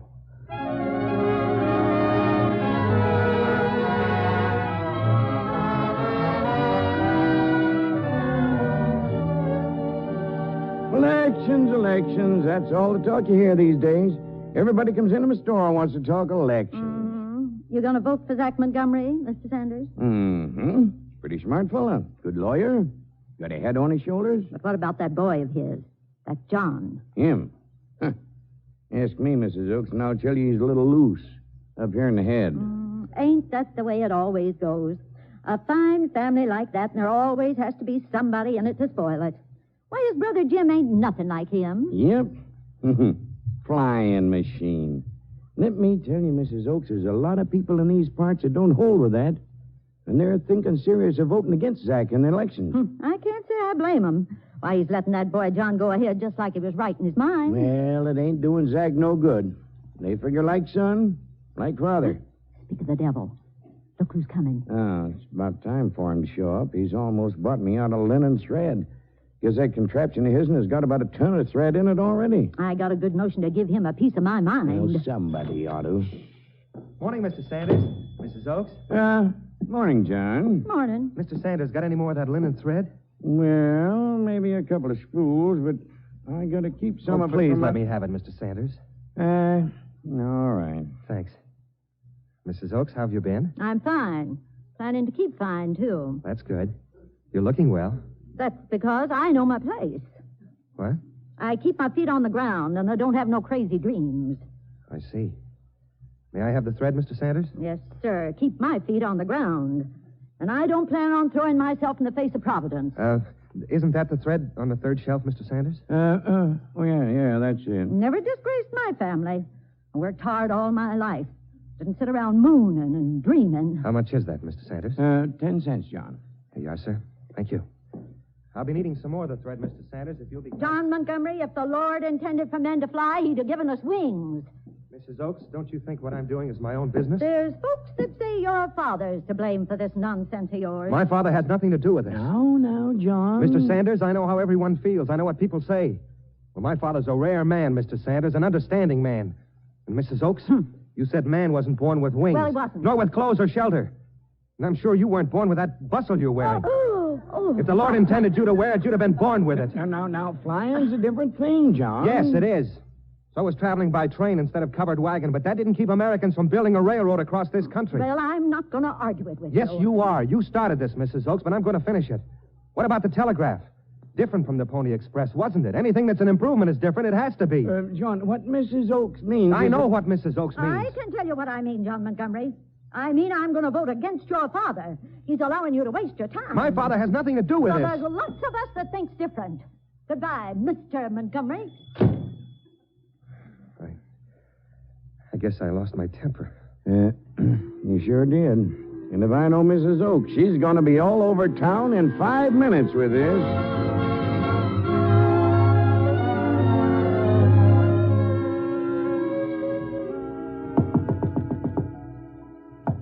Who's there? It's me, John. Jane. Oh, well, come on in. What's the matter? Matter? Nothing. You're not working on the machine. No, I'm not, honey. Don't you want to? Sure. Sure I do. Then why aren't you? Janie, come here. Sit on my lap. All right. There. You want to know a secret? Oh, yes. I'll whisper it. You're the best little sister anybody ever had. Honest? Mm-hmm. Cross my heart. Well, you're the best big brother anybody ever had. Am I, Janie? Well, sure you are. No matter what the kids say. Kids? What kids? The kids at school. Oh, the kids, too. Hmm? But I don't care. Oh. What's the matter? Well, nothing, honey. Just nothing at all. Aren't we going to work in the machine tonight? Well, it's getting late. Time for you to be in bed. Does Mother know where you are? Mm-hmm. I told her I was going to say goodnight to you. Well, then, maybe you better say goodnight and go to bed, hmm? Aren't you going to work on it all? Not tonight. Oh, all right. Gee, it's awful pretty, John. It looks like a big bird. Sure. Now, you run along. Janie. Jane. Here I am, Daddy. You better go into the house, honey. It's chilly out here in the barn. All right. Good night, John. Night, honey. Are we going to work on the machine tomorrow? Well, maybe, honey. Maybe. Coming along fine, isn't it? What? Oh, I guess so. You're curving the top of the wing, huh? Yes. Like a gull's wing. Uh-huh. Father. Yes? How would you like it if I studied medicine? Medicine? Mm-hmm. Doctor? Yes. Well, it's a fine profession, son. Respectable, too. Yes. Yes, it is. You were in town today, weren't you? Yes. Mrs. Oakes, some people spoke to me. Oh. Well, forget it, Father. I guess I am a crackpot. There have been a lot of them in the world, son. Galileo, Harvey, Kepler, Newton. Oh, it's no use, Father. Those were men who did things, practical things. If they had dreams, they had realities to show, too. What have I got? This wood, this cloth. No, it's no use. Son, you've got to finish this. But why? Well, there's only one way I can prove to the people of San Diego that my son isn't a crackpot, and that's to see that he builds his flying machine. You want me to go ahead with it? Not only that, but build it right and make it fly.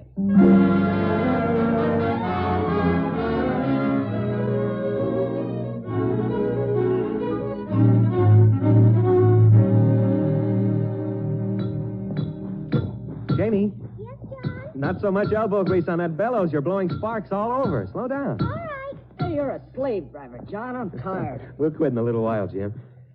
I guess I'm too anxious. Sure. Will this one fly, John? Maybe. Maybe it will. Like the others? They didn't. Well, but they didn't have curved wings. Look, Jim. Come here. Look. Curved. Like the wings of a gull. That'll give me the kind of wing surface I want, like a bird. I hope so, but it won't flap like wings. Well, I don't care about that. All I want to do is master the principle. Get the lift. Da Vinci had it right. Construct a machine with wings like a bird. And the air power will do the rest. John. Oh, there's Father home from court. Yes, Father? I'll be right down. Coming, Jim? You mean you're going to let me rest? For a little while. Janie. Huh? Come on, take a rest. I can't. The fire in the porch will go out. You need it. Well, all right, honey, but just keep it glowing. Come on, Jim. I'm right behind you. Hope there's a letter there for me. Letter for you, John. One for Jim. Thanks. Oh, good. What's Janie doing? Pumping the bellows. About finished? Almost. Hey, I'll see you at the house. I'm going up for a drink of water. All right. Going to the house, John? Yes. Father, I've never thanked you for letting me go ahead with this, but... Well, you know how I feel. Of course, son. But aren't you going to read your letter?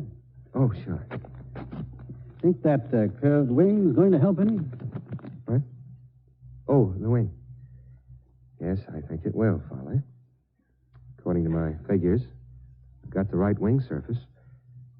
But you see, there's only one way I can prove I've got the lift I want. Fly it, huh? That's the only way. When? Maybe a week, 10 days. Was that letter important? Offer of a teaching job. Oh, again, huh? They want you pretty badly, son. Dad, what if I worked on this machine in my spare time and took the teaching job? You've gone this far, John. Why not keep on? Well, but it's not right for me to... Well, I'm not doing anything to help us. We're not stuck. John! Look, smoke! The barn's on fire! Janie! Janie's in there. Come on. Jim! Jim, water! Douse some blankets with water. Yeah, John! Jane! Janie! I'll get her. No, stay here. Janie, come down! Jane, can you get to the ladder? I'm going to put the fire out first. Janie! We've got to get to her. Stay here, Father. I'll get her. Good Lord. What was that? What has she done? Janie, where are you? Janie, answer me! Janie! Do you see her, John? Oh, the smoke's bad. She put out the fire somehow. Janie! Where is she? Is she all right? John! Janie! Oh, Jane. Jane, honey. I found her, Dad. Here, help me. I'll hand her down to you. She's unconscious.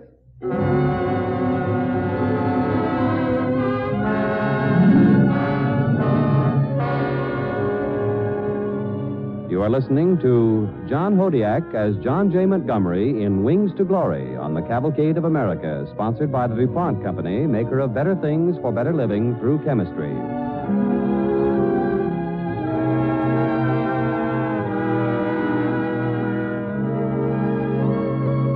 As the second part of our story opens, it is several hours after a fire which might have destroyed John's flying machine.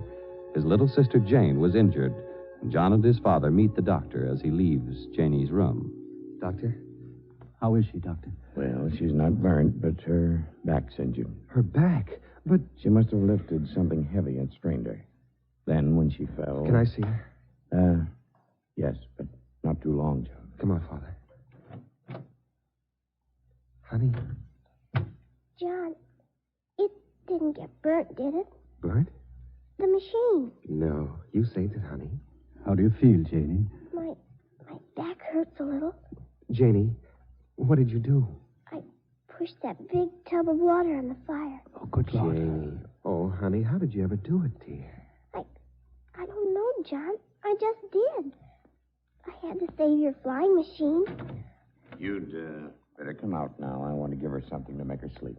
All right, Doctor. Don't go away, John, Daddy. We'll be back, honey, just as soon as you wake up. Now, drink this, Janie. Right down. That's it. Dad, it's my fault. All my fault. She lifted that tub. Jim and I could hardly move it together, and she... John, don't blame yourself. Don't. Dad, I'm no good. No good to anyone.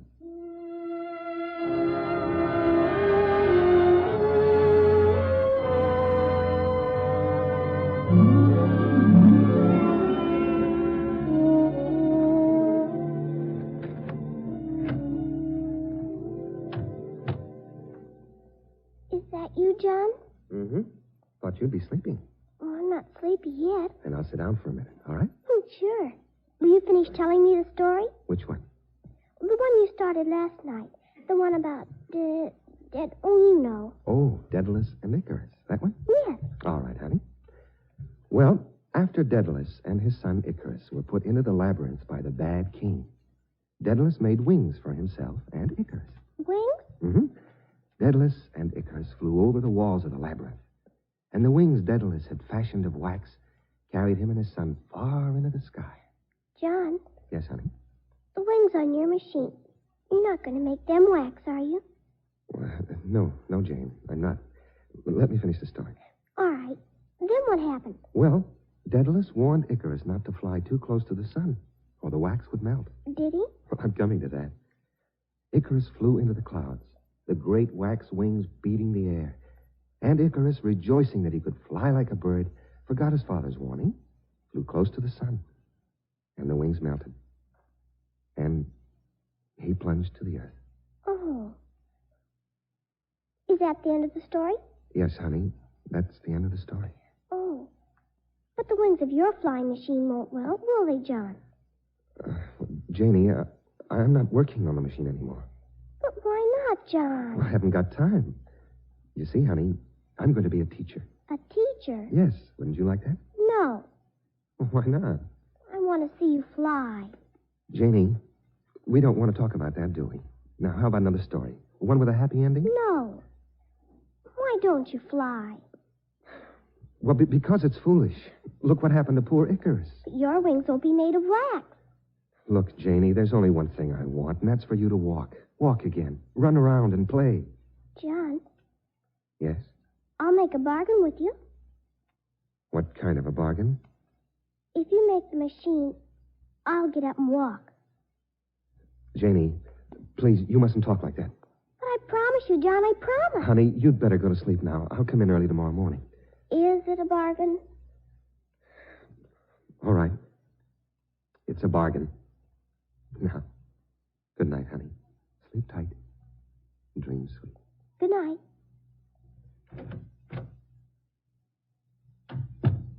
Oh, John. Hello, Father. Janie all right? Sleepy. Mm-hmm.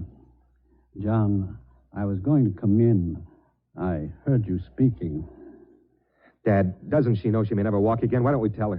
There's always a chance, John. But I can't do it now. I can't bear to look at that machine. Yes, you can. Father, it's out of the question. I've forgotten flying. Give Janie the faith she needs. How about it, son? You want me to try again? Not only for her sake, but for yours. Oh, Dad, I've watched you eating your heart out. John, go back to it. Find out if you can fly. Find out, son. And if I do? Then you'll know. But if I don't? Son, the answer to that is in the hands of God.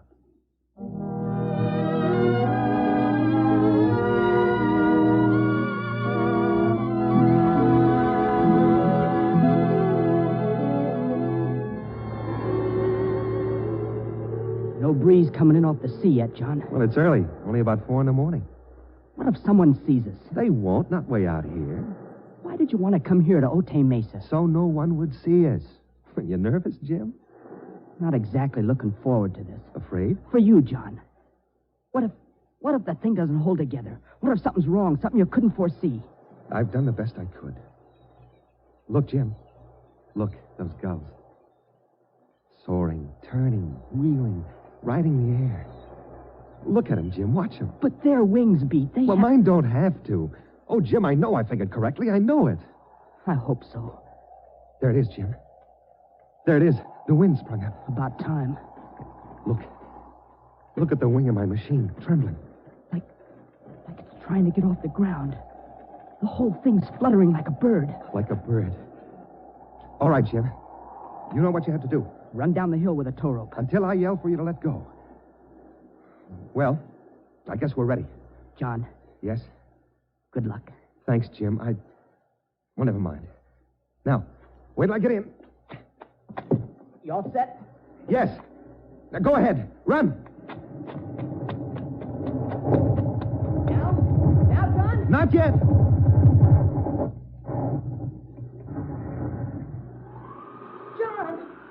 John, it's off the ground! It's off the ground! Now! Let go of the rope! Get out of the way! Jim! Jim, I'm flying! I'm flying, Jim! I'm flying!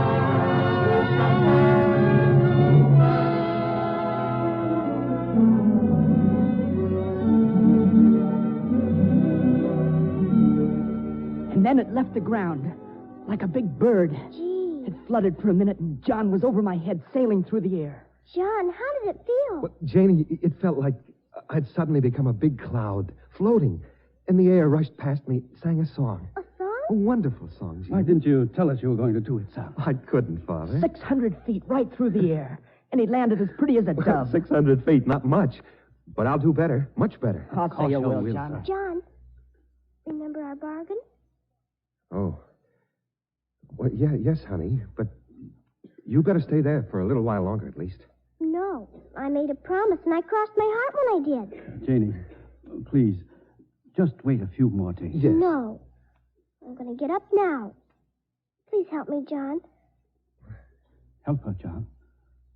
All right. Take it easy, honey. There you are. No. Put me down. But, Jane... Please. All right, honey. Catch her. Jane. No. Just stand there, please. Now. Oh, Janie. Janie. Dear God, I thank thee. I made a promise, didn't I? A bargain. But, I'm awful tired now. Just 3 steps. Like my flight. Such a little amount. But we did it, Janie. We did it. I knew you would. I knew you would. And I knew you would. Oh, darling. And your wings didn't melt Like the wings of Icarus? No, honey, they didn't. This is the beginning. The beginning of a great new thing. And may God grant we use this new thing wisely and well. Yes, Father, wisely and well. Up there, with the clouds and the clean air. But not too close. Not too close to the sun.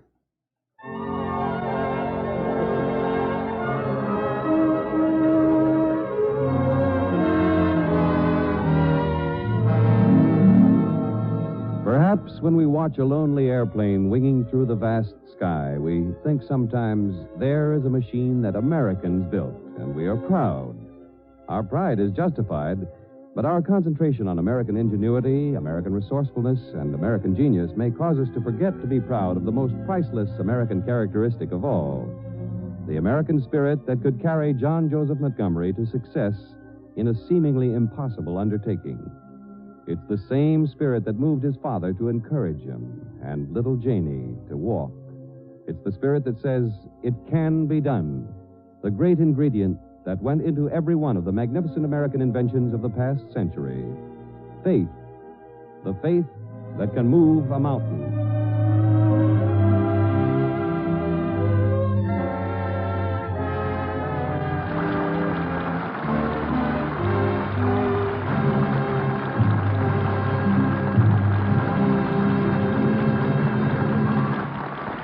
Now, here is Jane Whitman speaking for DuPont. Did you ever watch a kitten roll in a bed of catnip? Well, dogs like chocolate as much as cats like catnip. Most dogs, anyhow. My dog does. Well, if your pup likes chocolate and you want to keep him from climbing up on a chair and getting his nose into that box of Christmas candy, you can now buy him a toy shaped like a bone that has the flavor of chocolate. It's made of DuPont neoprene rubber with the chocolate flavor added. And that means it's tough enough to stand the teeth of a Great Dane and at the same time soft enough to be chucked around the living room without marring the furniture. Just so you won't think chemistry is going entirely to the dogs this week, you can buy toys for the children, too, that are made of neoprene. Mothers will appreciate these new neoprene toys because they can be sterilized in boiling water. Neoprene stands boiling water and after-the-bath oils better than natural rubber. A doll called the Magic Skin Doll has neoprene skin in natural color that you can hardly tell from the skin of a real baby. A little girl can give the doll a bath without it suffering any harm from soap and water. There's a lamb with a nubby coat like wool. There's a duck. There's a dog named Poochie. And there are baby chicks and a whale that spouts water like a real whale. The colors are mixed right into the DuPont neoprene, going all the way through. Manufacturers say they are harmless and will not come off if a baby chews them, as he will. For older youngsters, there's a submarine and a ship with 3 smokestacks. There are balls of all sizes. There are balloons, too, that hold air longer than balloons of natural rubber. These bright little toys represent only one of many developments in which rubber, made by chemical science, is proving better than natural rubber from trees. They illustrate the way in which ingenious American manufacturers, quick to utilize a promising development, pass the achievements of science along to you almost as soon as they leave the laboratory. Neoprene chemical rubber is one of the DuPont Company's better things for better living through chemistry.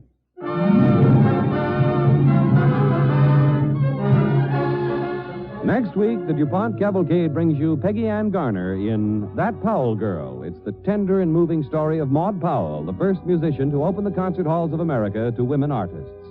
Maud Powell, the child violinist, showed the world that an American girl could be received enthusiastically in the concert halls of the world, even to command performance before Queen Victoria.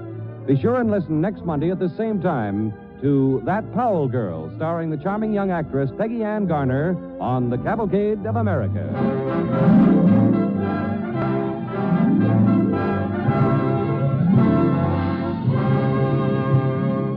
The music for tonight's DuPont Cavalcade was composed and conducted by Robert Armbruster. Our Cavalcade play was written by Russell Hughes and Walter Richards. In the cast with John Hodiak tonight were Dawn Bender as Jane, Herb Butterfield as Father, Eddie Firestone Jr. as Jim, Ken Christie as Mr. Sanders, and Ann O'Neill as Mrs. Oakes. This is John Heaston inviting you to listen next week to Peggy Ann Garner in That Powell Girl on the Cavalcade of America, brought to you by the DuPont Company of Wilmington, Delaware.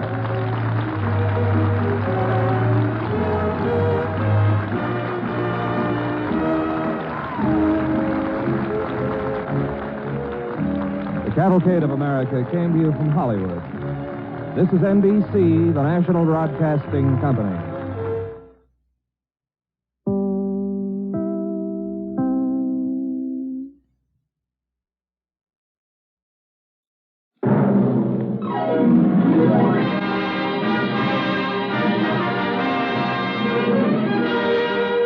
Tonight, the DuPont Company brings you That Powell Girl, starring Peggy Ann Garner on the Cavalcade of America.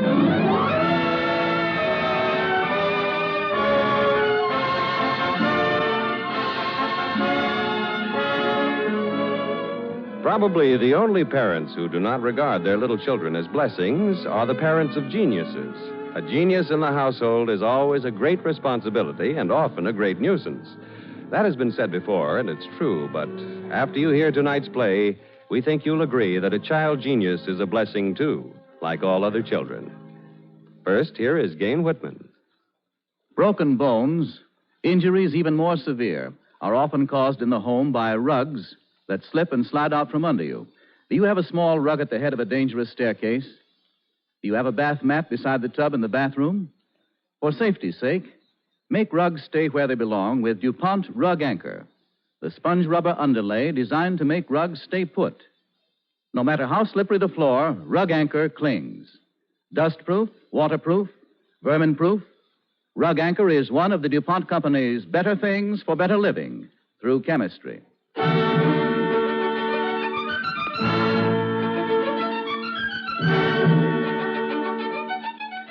Tonight we present Peggy Ann Garner as Maud Powell on the DuPont Cavalcade of America.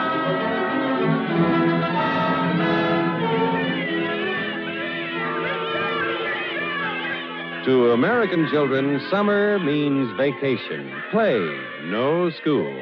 It means that today, and it meant the same in 1876, which is when our story opens. It's a warm July afternoon. All the children in Aurora, Illinois are at play. All that is, except one little girl.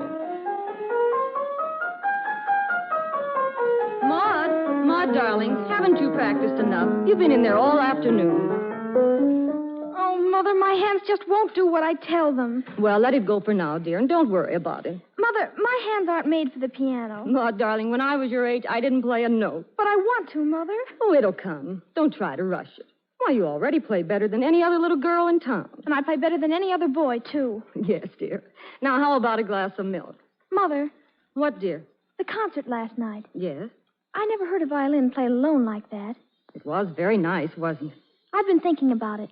My hands are too little for the piano, but they wouldn't be for a violin. Oh, I know I could play one. Now, Maud, one thing at a time. The piano first. Mother, please get me a violin. Maud, when I was your age, I had dreams of becoming all sorts of things.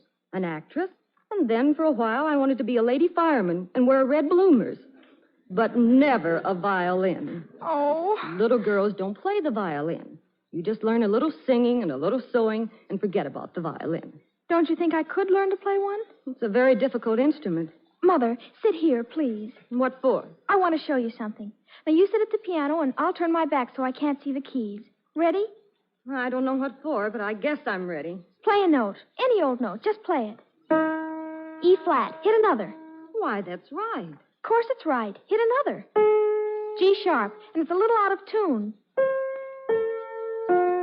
C, A, F. Perfect pitch. You have perfect pitch, Maud Powell. Mm-hmm. Miss Ingersoll told me on Monday. She said violinists have to have perfect pitch. Oh, now can I learn to play the violin? Maud, what good would it do? Where would you ever get to play a violin? Everywhere, because I'm going to be a great musician like Mr. Soray and play in concerts. Just me alone with my violin. Dear, Mr. Soray is a man. You're a girl. Girls don't become professional musicians. In Europe, they do. Now, that's enough, Maud. You're not in Europe. You're a girl in Aurora, Illinois, and you're not... Oh, those two things have ruined my whole life. That's what they've done. I hate being a girl, and I hate being an American.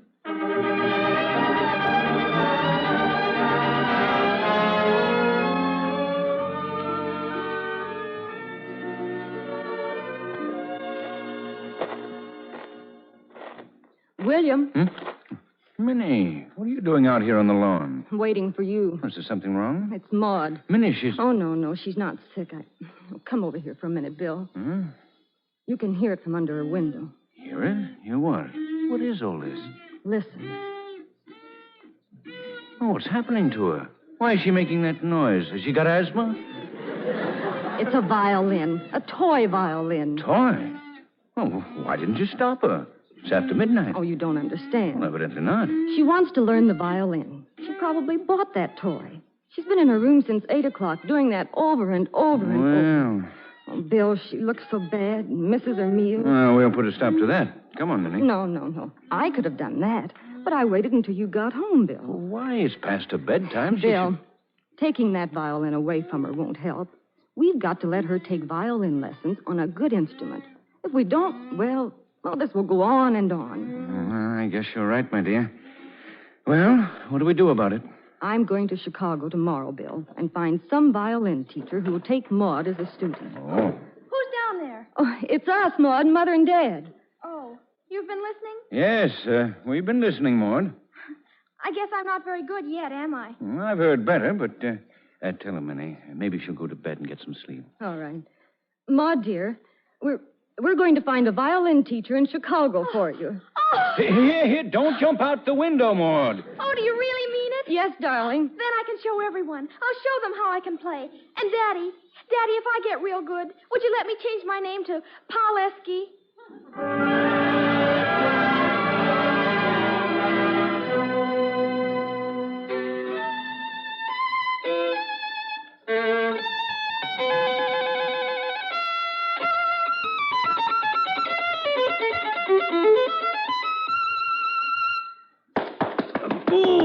Good. That is fine. Fine, little Fräulein, fine. Thank you, Mr. Heinemann. Mrs. Powell, Mr. Lewis called me here today. I expected, something or other. But this little girl... You liked her then? When Heinemann, the critic, says yes, he likes it. I knew it. Her technique is nearly perfect. And I have perfect pitch, Mr. Heinemann. Perfect pitch? That is nothing.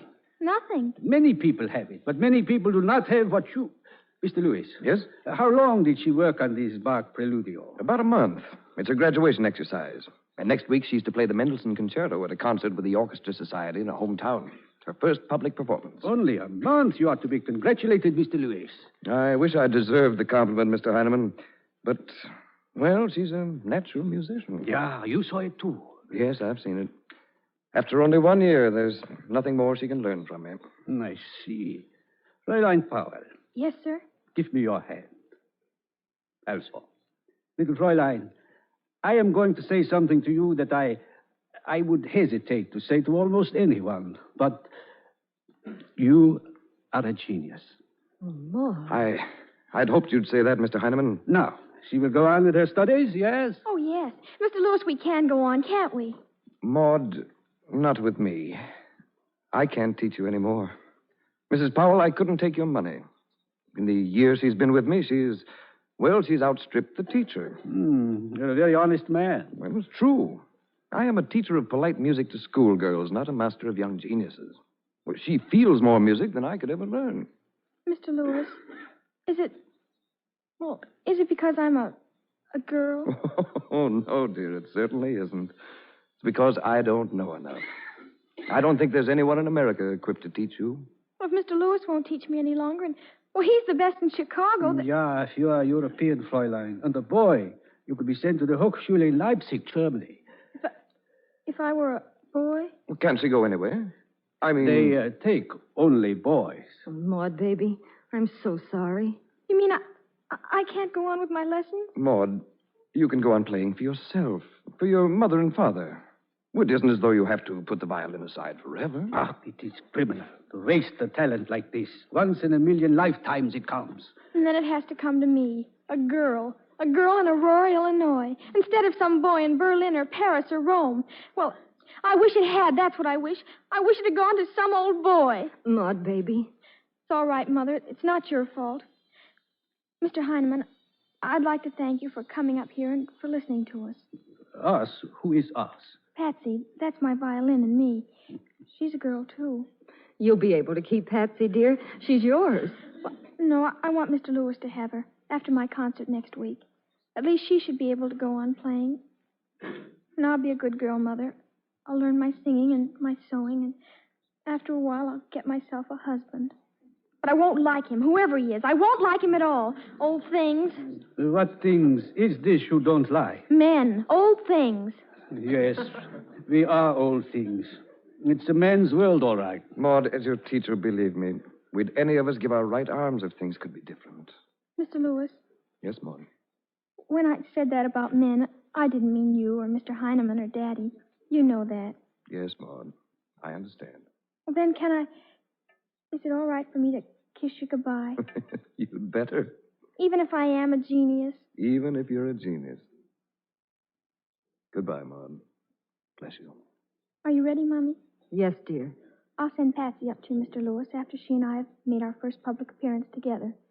Our first and our last.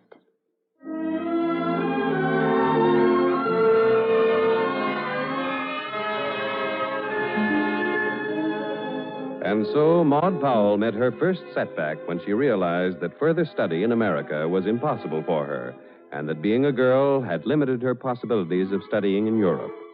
But she gave her first public performance in her hometown of Aurora, Illinois, to an audience that overflowed the seating capacity, and one that sat enthralled while she played.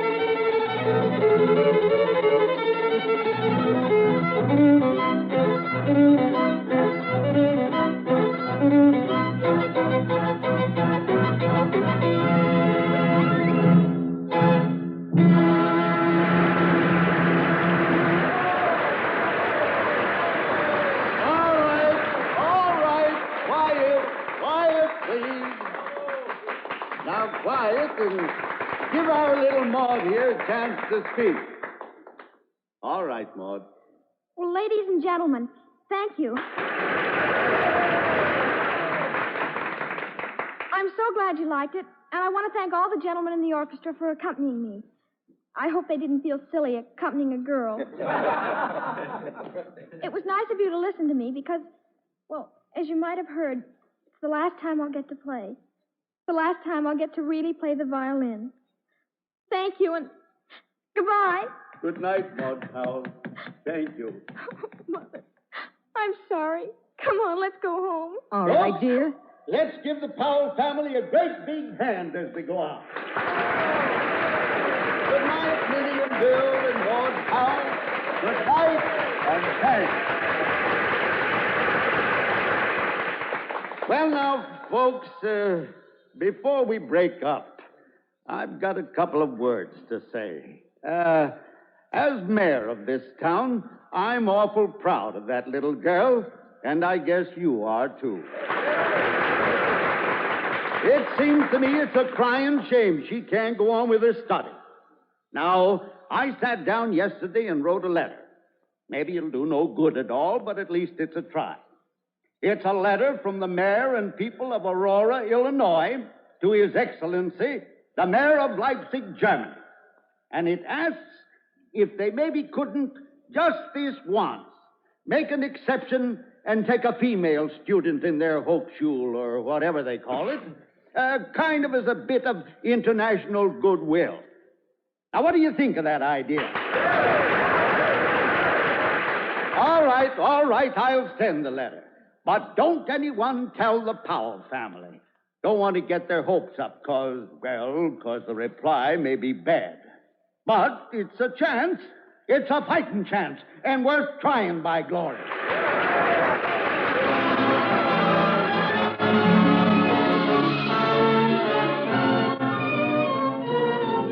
You are listening to Peggy Ann Garner as Maud Powell in That Powell Girl on the Cavalcade of America, sponsored by the DuPont Company, maker of better things for better living through chemistry.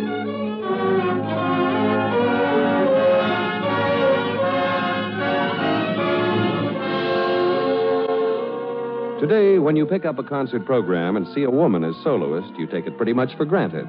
But it took a spunky little girl named Maud Powell, a girl with the same courageous spirit American women have always displayed, to really convince the world that women should be accepted as equals in the concert and music world.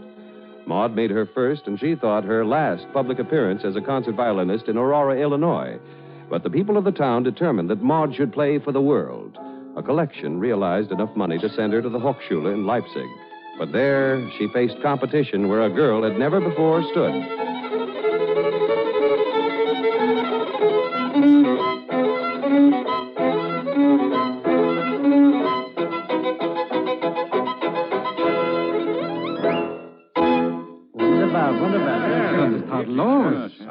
Also, that is the last contestant, but didn't they tell me there was to be an Americanist girl? There is, but she must have dressed as a boy. One of those young boys is a girl. It might be number 3. Not at all, number 4. If we knew their names, we could tell. That is precisely why we give them numbers. Now, gentlemen, let us vote for the best of the lot, for the top winner. Number 6, naturally. Yes, 6, by all means. Also, will contestant number 6 step forward, please? So you are contestant number 6. And it gives me great pleasure, young man, to inform you that you are the winner. What is your name, sir?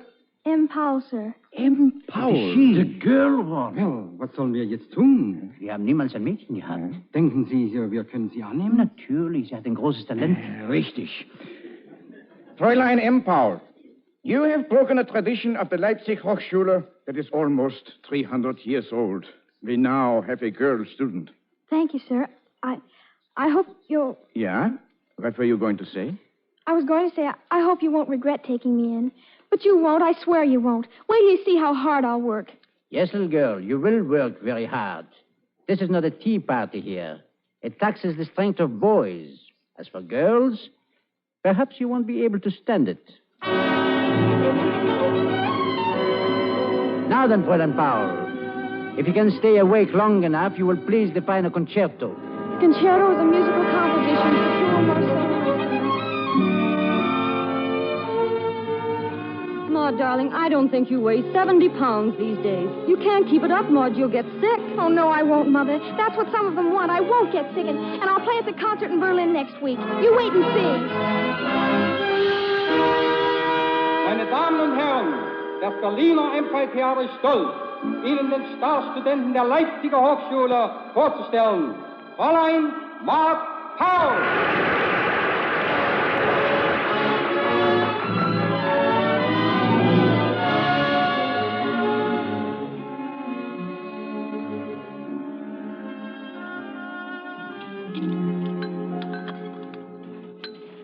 Mother, that coffee smells good.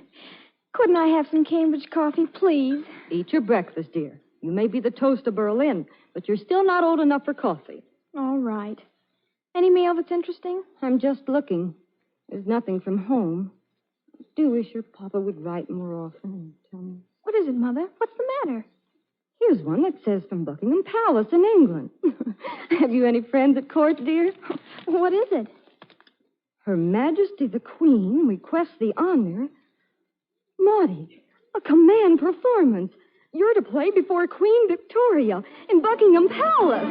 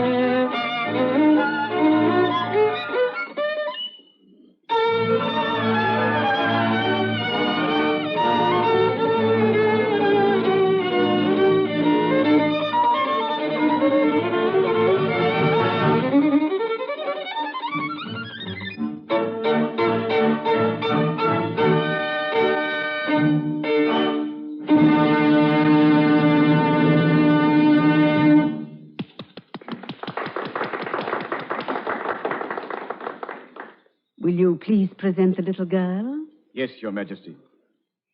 You curtsy very nicely, Miss Powell. Thank you, Your Majesty. Come up here, child. Yes, Your Majesty? Miss Powell, the reports we had of you did not do you justice. You are even more brilliant a musician than we had heard. Thank you, Your Majesty. Miss Powell, a moment ago I whispered something to your American ambassador. I told him that you, Miss Powell, are like him, an ambassador, too. You serve notice on the world that America is growing up. Now she sends us not just Red Indians and Wild West shows, but a beautiful, civilized talent. You're very kind, Your Majesty. And on behalf of... Yes? What are you going to say? I forgot. I guess I said it.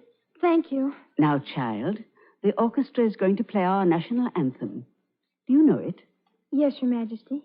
I believe you have different words in your country.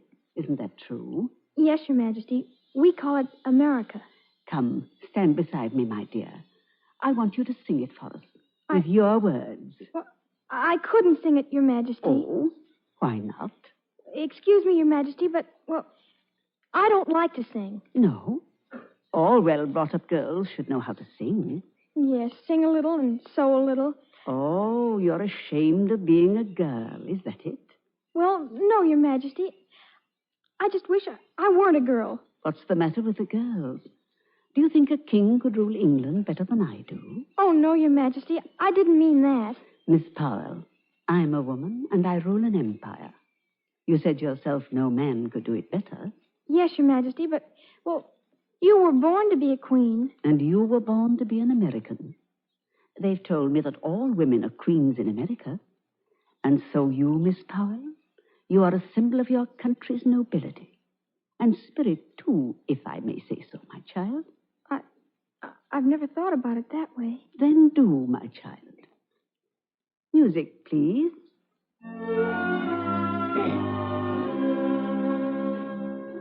My country, 'tis of the sweet land of liberty, of thee I sing.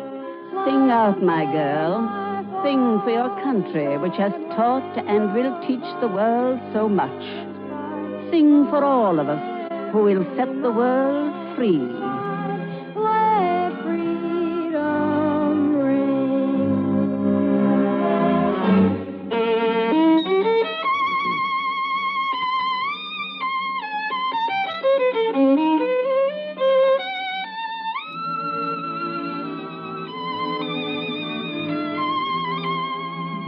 From then on, Maud Powell was known as one of the greatest concert violinists in the world. This great American genius might have been just a village music teacher had it not been for the community spirit of her fellow townsmen who financed her studies. That spirit is typical of America, and a peculiar thing it is that a nation so vast can seem so comfortingly small when you meet a good neighbor. That is America, though, a community where we guard the precious welfare of all our citizens.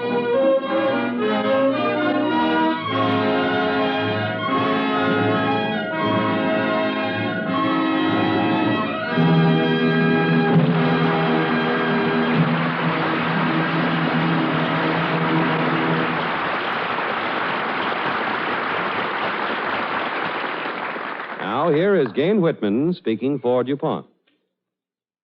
During the holiday season every year, you are asked in one way or another, by a friend, by mail, or perhaps over the radio, to buy colorful Christmas seals of the National Tuberculosis Association. What a fine tribute it is to American generosity that all of us have been glad to buy these seals for 40 years. And what splendid results our generosity has brought. The money from Christmas seals has helped to support the men and women of science who are now carrying the long fight against tuberculosis successfully into the last round. In the grim battle against disease, which has rescued us from one dread killer after another, science never rests. Tuberculosis is no longer the great white plague, as it was once called, because men and women of the medical profession and their allies in science have attacked the dread TB on half a dozen battlefronts. One weapon they use is the fluorescent screen, which glows under the action of X-rays, enabling doctors to see a shadow image of the interior of the human body and photograph what they see. The roll call of scientists who have worked to perfect fluorescent screens is a lengthy one. William Röntgen made the first one half a century ago. Thomas Edison worked long hours in his laboratory to find a better material with which to coat them. Carl Patterson, a young chemist experimenting in a home laboratory, developed a new and brighter fluorescent material containing cadmium tungstate. Slowly through the years, fluorescent X-ray screens have been developed to a point where, by their aid, radiographs or X-ray pictures may be made of the chest in a fraction of a second. Or the röntgenologist may visually study, without the slightest distress to the patient, the functioning of the living lung. Fluorescent X-ray screens are dramatically doing their part to preserve human life. We of the DuPont Company are grateful that American business enterprise worked hand in hand with science to bring these screens to their present high stage of development. Those most widely accepted by the profession are made by the Patterson Screen Division of the DuPont Company as DuPont, better things for better living through chemistry.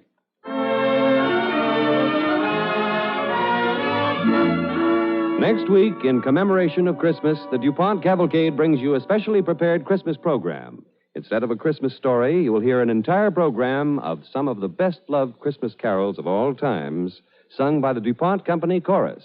The DuPont Chorus is composed of 177 employees of the DuPont Company and is under the direction of Daniel W. Boyer. Among some of the songs you will hear is the gay Deck the Halls, which is loved and sung in the British Isles, the warm and tender carol Jesu Bambino, and by popular request, the chorus concludes the program with the beloved favorite, Silent Night. Be sure and listen next Monday at the same time when the DuPont Company Chorus will bring you a special program of Christmas carols on the Cavalcade of America.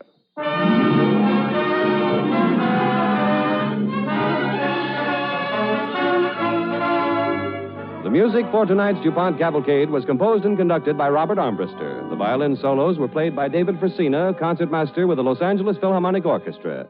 Peggy Ann Garner may soon be seen in the 20th Century Fox Technicolor picture, Bob, Son of Battle. Our Cavalcade play was written by Luther Davis. In the cast with Peggy Ann Garner tonight were Helen Bennett as the mother, William Johnstone as the father, Herb Butterfield as Heinemann, Tom Collins as Lewis, and Gloria Gordon as Queen Victoria. This is John Heaston inviting you to listen next week to a program of Christmas carols sung by the DuPont Company Chorus on the Cavalcade of America, brought to you by the DuPont Company of Wilmington, Delaware.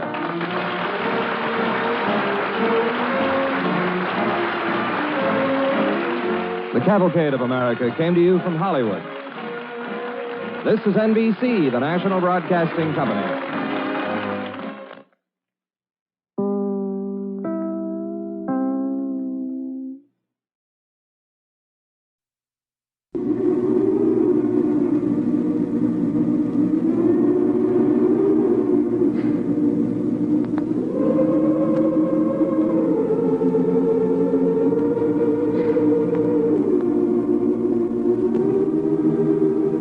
Good evening. This is Bill Hamilton of the DuPont Company speaking from the stage of the Playhouse in Wilmington, Delaware, where the DuPont Cavalcade of America presents a program of Christmas carols sung by the DuPont Chorus. 154 DuPont men and women singing the world's best-loved Christmas carols bring you Christmas greetings from the DuPont Company. Our DuPont Chorus, under the direction of Daniel W. Boyer, came into being 2 years ago when a small group of men and women began to meet regularly and sing for their own enjoyment. And since then, the chorus has grown to include nearly 200 voices. During the program, Mr. Walter S. Carpenter, Jr., president of the DuPont Company, will speak.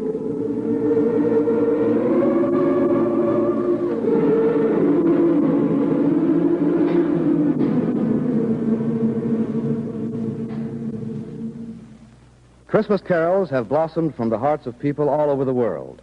The men and women who sing these carols for you tonight work in DuPont laboratories, DuPont offices, and DuPont plants, a cross-section of the company which brings you better things for better living through chemistry. Our first carol is one of three famous old festival carols. First, Deck the Halls, sung for many years in the British Isles, especially in Wales, the home of hearty singing.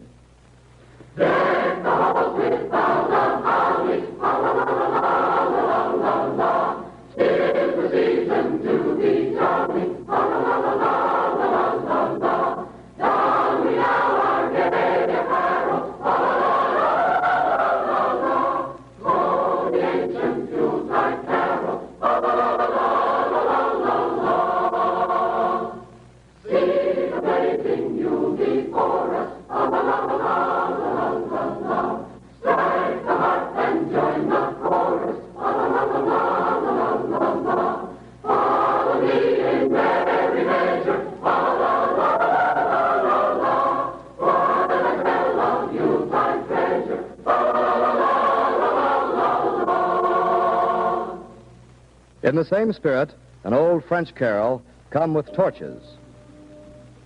Come with torches and methods of bellows, come with torches, come hither with joy. It is Jesus ye could be full of, Jesus is born, hear Mary call. Beautiful is the mother, beautiful is the boy.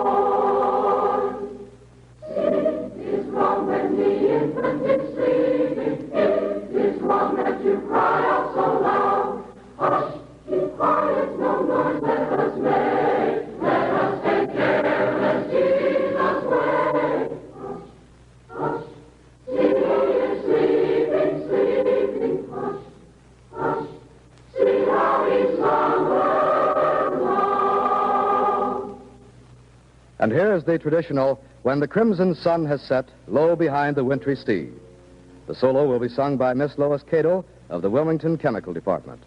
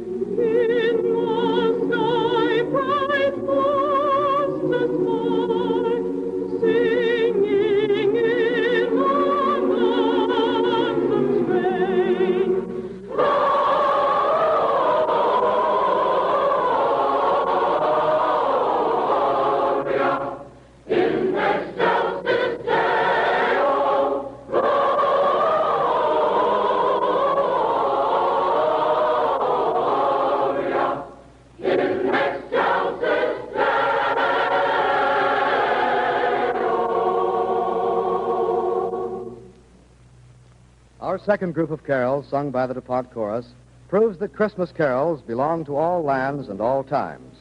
First, we hear one of 16th century France, Sing We Noel. Remember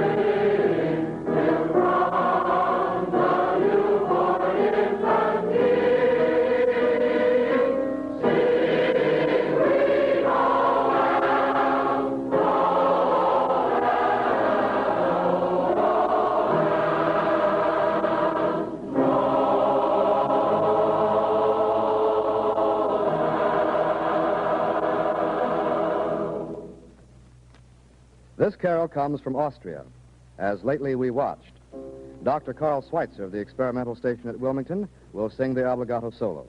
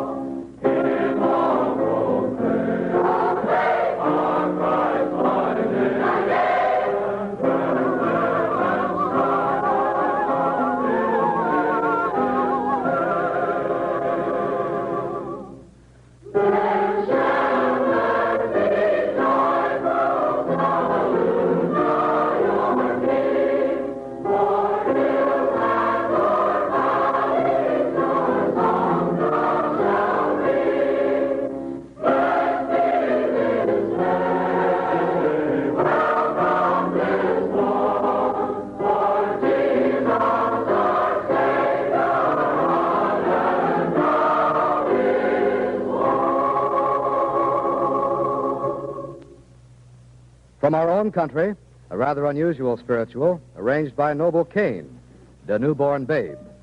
The soloist is Mr. J. Clark Gonzalez of the Chambers Works, Penns Grove, New Jersey. Baby born in Bethlehem.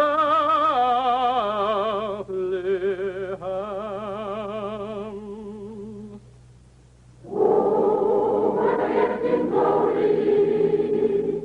Oh, rest in glory.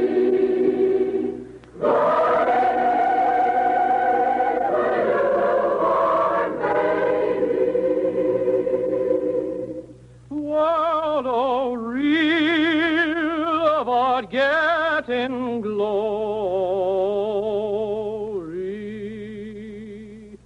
Oh, and getting glory. Oh, and getting glory.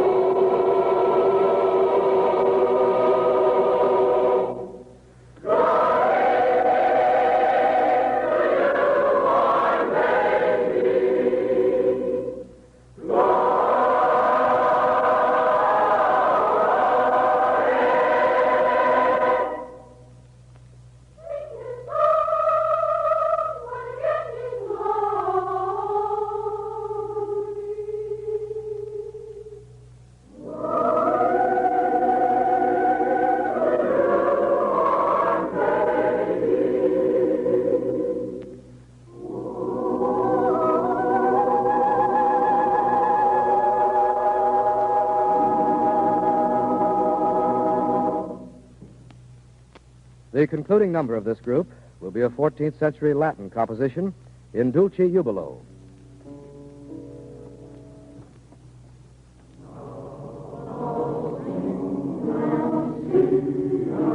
Sing,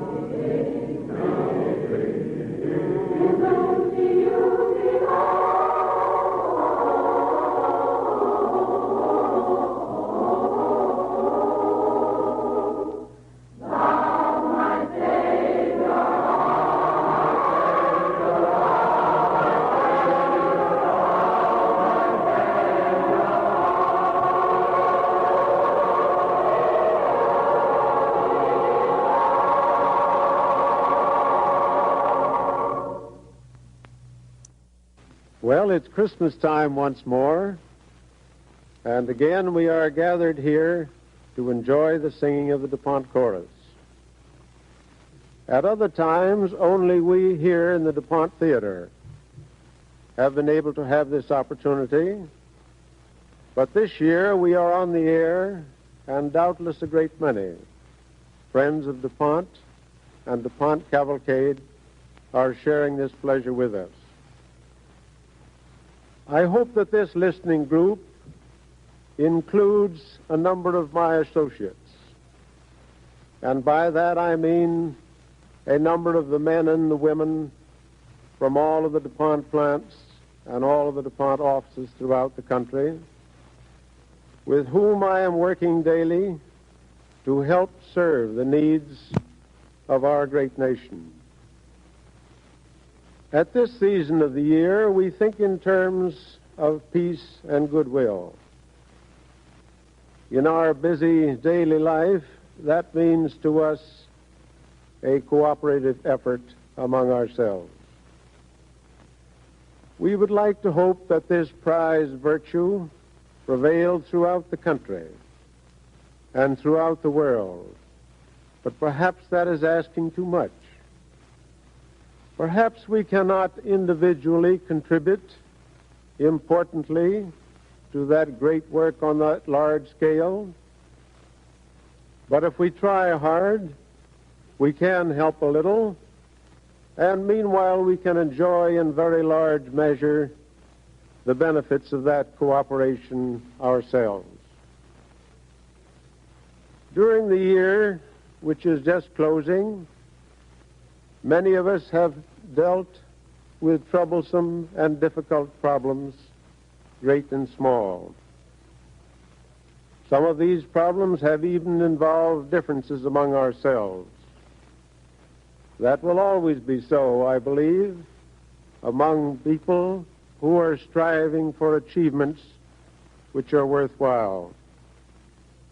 But with our combined determination to do so, and with a spirit of goodwill, those difficulties are being resolved daily. And it is for that reason that I want to take advantage of this opportunity to express my appreciation and my thanks to the men and women of the DuPont Company throughout the country. As I have listened tonight to the gentle harmonies in the singing of these wonderful Christmas carols, it has seemed to me that right here we have an inspiring example of the results that can be achieved by DuPont men and women working in cooperation. And with that thought, I wish you all a Merry Christmas and a Happy New Year. Thank you, Mr. Carpenter.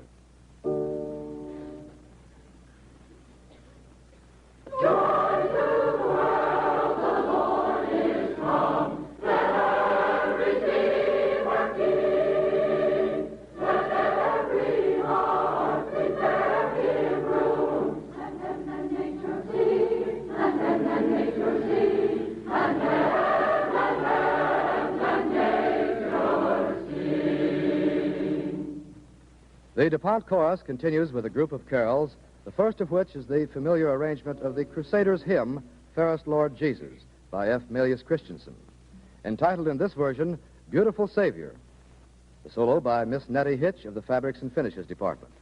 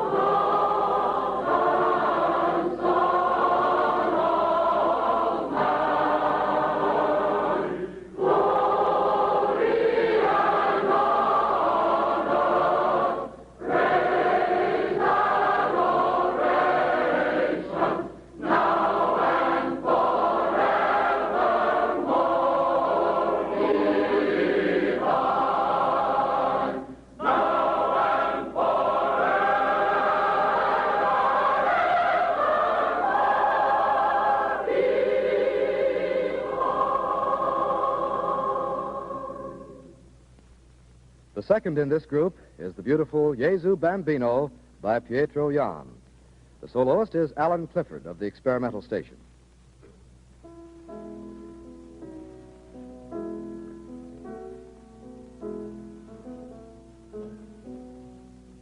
When the blossoms flowered with the snows upon a winter night, was born the child, the Christmas rose, the King of love and light.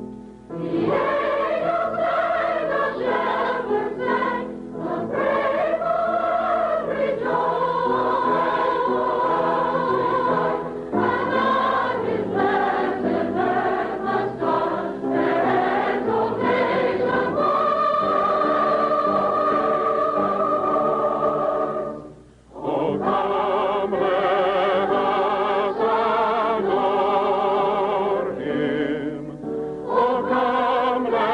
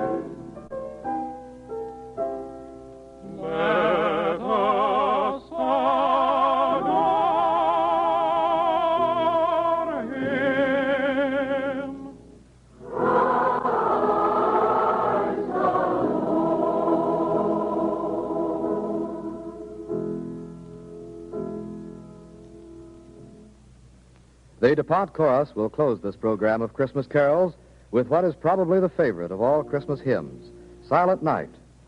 We are asking our audience here in the theater to join the chorus in singing, and we hope that you at home from coast to coast will sing along with us, if not in voice, at least in your hearts.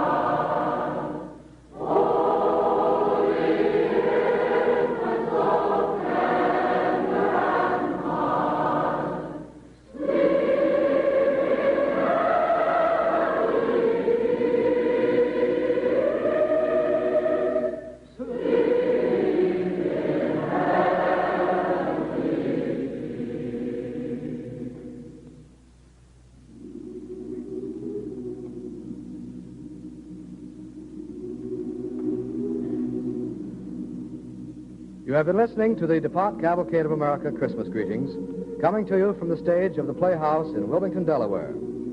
Our DuPont chorus of 154 voices, accompanied by Eleanor Edge, all under the direction of Daniel W. Boyer, has brought you Christmas carols of many lands and many times. This is the first time the DuPont chorus has been heard in a nationwide broadcast, and we hope these carols, with their words of inspiration and good tidings, will be accepted as the expressions of heartfelt Christmas cheer, coming to you from the men and women of the DuPont Company. This is Bill Hamilton speaking for the DuPont Company and wishing you all a very Merry Christmas. Here is Gain Whitman to tell you about next week. Next Monday night, the DuPont Cavalcade of America brings you the popular star of stage and screen, Burgess Meredith, in an unusual story of a strange profession, rain fakers. We hope you'll be with us.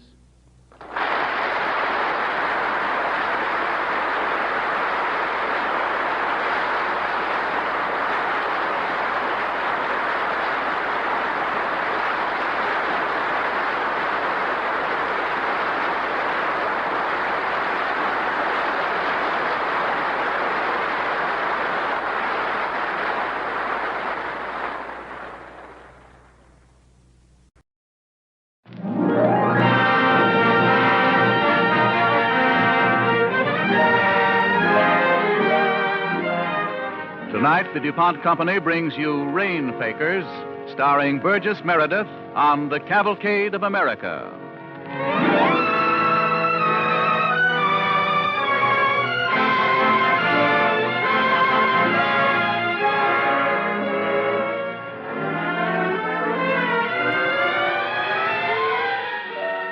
Rain Fakers is a story about the weather.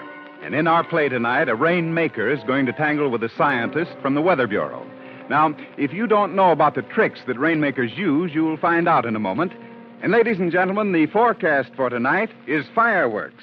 But first, here's Gain Whitman. You may be lucky enough to be moving into a new home. In that case, congratulations. But all of us can have new-looking homes, and at such little cost. Paint those drab, weary walls with DuPont Speed Easy. See how bright and new your home will look. Speed Easy can be used on all interior wall surfaces. It's a resin emulsion paint, but you thin it with water. Apply with a large brush or roller right over wallpaper. It dries in an hour. You'll be surprised at how little it will cost. Ask your DuPont dealer for Speed Easy, another of the DuPont Company's better things for better living through chemistry.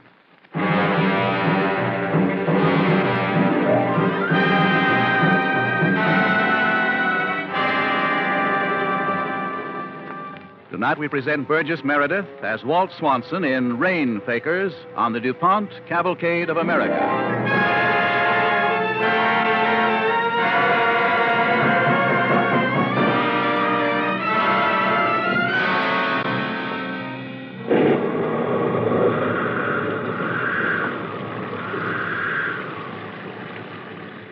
Ah, the weather. Everybody talks about it, but nobody does anything about it. Wrong. I'm sorry, but you're wrong. Huh? About what? The weather. People do things about it. As a matter of fact, I did something about the weather once myself. Yeah?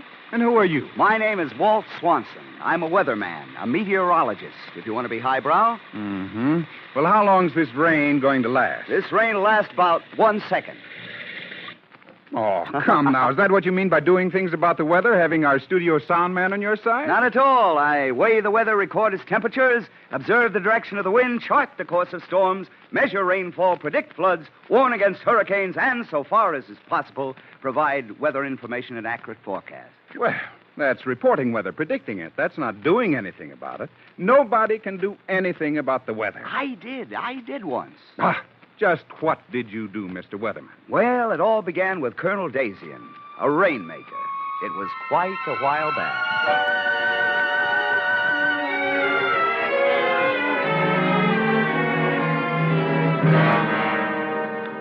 Sound man? Yes, sir? A minute ago, you made me some dandy weather.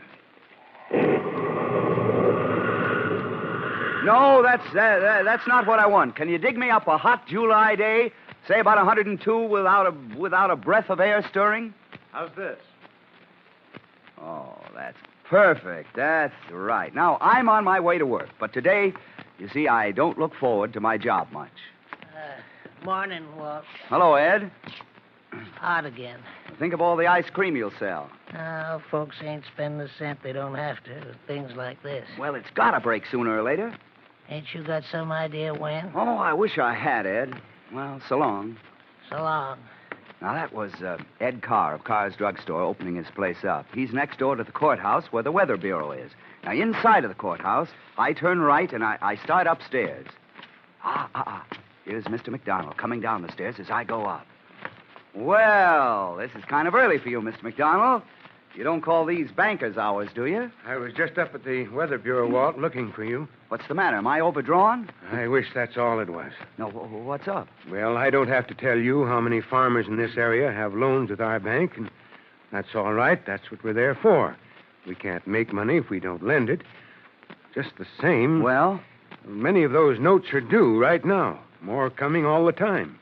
We'd like to extend them. Of course. But if the crop fails, they can't pay. As simple as that. So, how do you think our chances look for rain, huh? Well, I can just tell you, Mr. McDonald, is that there's never been a drought yet that lasted forever. Well, if it lasts long enough to kill the crop, it might as well be forever as far as the bank's concerned. Can't you give me some idea when it'll rain? Look, Mr. McDonald, I don't control the weather. This drought isn't just a whim of mine. Now, there's no need to get excited. I merely asked if you knew when it would rain, and you don't. Well, I'm sorry. I didn't mean to lose my temper, but this thing's been getting on my nerves. Well, something's got to be done, and I've got an idea. It's got to rain soon. I sure hope so. Oh, will you be coming over at the house for dinner Sunday? You bet. Well, good. I'll tell Jane when I get home. Goodbye. Goodbye. Poor man, he's really upset. Now, do you hear that? That's the teletype in my office. The clearinghouse at Denver is sending us weather reports from all over the northern half of the Western Hemisphere. You know, that man learned a long time ago that weather traveled. But as long as it traveled faster than men and horses, there was no way to spread reports in time to do anyone any good. But then the telegraph and the telephone changed all that. And weather forecasting, the way that we know it now, grew up side by side with modern communications. Good morning, Jenkins. Morning, Mr. Swanson. Whew, ain't this a beaut? Yeah, sure is. What's your dry bulb reading? 102 already. Any change in the pressure? No, I think this high is going to last forever. If we don't get some indication of rain soon, I'm going into a new business. Boss, your worries are over. Hello, Brownie. Why? What are you talking about? The drought. It's washed up. You can just lean back and relax. We'll be having rain any minute now. What do you mean? Oh, the Farmers Association is going to hire that eminent scientist, Colonel Dazian, the rainmaker, and he's going to fix everything. You're kidding. They're having a big meeting tonight at the Odd Fellows Hall, and the colonel's going to be there. Hand me that phone, will you? Who are you going to call? Well, I'm not going to sit here and let farmers pay out good money to a gyp artist like the colonel. Hello, operator. Number, please. 229, ring 2, please. Oh, by the way, some English professor called up from the State University. He wants to come over here and observe for a couple of days. An English professor? He's writing a book, believe it or not, on the weather in Shakespeare's plays. No kidding. I told him he could stand around and watch as long as he didn't get in the way. Okay with you? Sure, maybe he'll give us a copy of the book. Hello? Hello, Jane. I knew it was going to be you, Walt. I could just tell the way the phone rang. That's a deal I have with the phone company. Oh, I mean it, Walt. I did know it was you. I get feelings like that, and they're right most always. Coming to dinner Sunday? Haven't you got a feeling about that, too? I got a feeling we'll have roast beef. Oh, well, he couldn't keep me away. Say, Jane, is your father back yet? No, Dad's still out. Has he said anything to you about the Farmers Association hiring somebody called Colonel Dazian? You mean the rainmaker? Yeah, that's the guy. Oh, yes. Dad's going to talk to the folks about him this morning. Oh, thank heaven for that. People respect your father, and they'll believe him when he tells them that this colonel's a fake. What'd you say, Walt? That Colonel Dazian's a crook and a fake. That's what your father thinks, isn't it? Why, no. Dad likes him. It's his idea to hire him. Jane. And I think it's wonderful, too. We just got to have rain. Jane, this man can't make it rain. Well, that's not what the thousands and thousands of people say in the places where he's brought rain.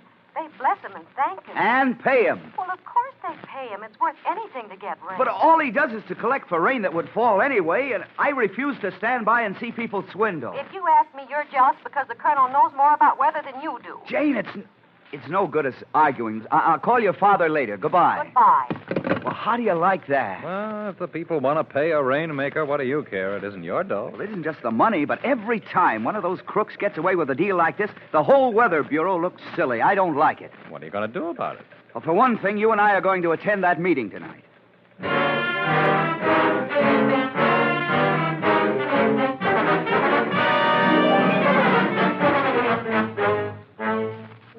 And now, sound man, I want the noise of wind, a great big bag of wind. I made rain in the vicinity of Springtown on the 16th of July. After 23 consecutive days of drought, I made rain in Lewisburg on the 18th of that month. That's just what I mean. A big bag of wind. And that old blowhard's brought out a good crowd, though. And they're not all farmers, either. Ed Carr's here from the drugstore. There's old man McDonald and Jane. And even the little professor who's writing the book has showed up. Nobody's laughing. Nobody's even smiling. Don't tell me that they believe that guy. And 2 days later, in the area around Central City, I broke all my own records by bringing forth a full 3 inches of rain. But you folks aren't interested in what I've done in other places. You want to know what I can do here. Right? Right. You said it. All right, I'll tell you. I can make it rain. Can I ask a question? Why, you certainly may, sir. Speak right up. Just how do you make it rain? The Dazian method is quite a complicated scientific process, sir. Among other things, I discharge radiomagnetic waves into the upper regions. I doubt if I could make the process entirely clear to a layman. But I know something about meteorology. I'm head of the Weather Bureau here. Oh, so you're a fair weather friend. It's funny, but I think these people should know what they're getting before they pay. What they're getting, sir, is rain.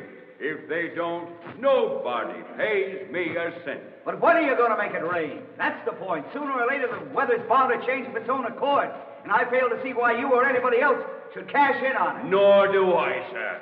The whole purpose of my method is to make rain where it will not fall naturally. You guarantee to make it rain within a specific period of time? Yes. Once the radiomagnetic rainmaker has been started, rain invariably falls within 3 days. Wait a minute. We get this. You guarantee that it'll rain here in 3 days? I did not say that, sir. But I will guarantee rain within 3 days from the time the radiomagnetic waves are launched. Of course, before I can turn them on, it is sometimes necessary to spend a few days softening up the elements by other means. I see. Like studying Weather Bureau forecasts, Colonel? If I had to depend on the Weather Bureau for my rain, I wouldn't stay in business long, would I, folks? No, sir. They specialize in drought. Yes, sir. I ask you, what what good would weather reports do me anyhow? They're only 2 days ahead, and I start 3. How about it, the Weather Bureau gives 2 days forecast because they aren't entirely accurate for longer than that. That's what the Colonel said. Yes, but any good meteorologist can predict 3 or 4, even 5 days in advance and be right more times than he's wrong. Well, what of it? Well, don't you see? Look, all the rainmaker's got to do is to get a hold of these early reports, start his mumbo-jumbo, and gamble on rain. And 7 times out of 10 he'll be right, and you pay through the nose. What do you care what we pay? It's our money, ain't it? It's your money, but why do you throw it away for nothing? You call rain nothing? Look, I've studied weather since I was 18 years old, and there's no known scientific method of making rain. Now, rain is caused by warm, moist air rising. That forms clouds, and when these clouds condense, why, then it rains. Just a moment. You said rain was caused by hot air rising. Indirectly it is, yes. And why, with all this guff and talk, why ain't it pouring now this minute? These people don't want theories. They want rain. Am I right? You said it. And if you want rain, that's what you're going to get. Well, you see what I mean? Brownie, let's get back to the office. I've got to make some long-distance calls. I'll show this phony up if it's the last thing I do.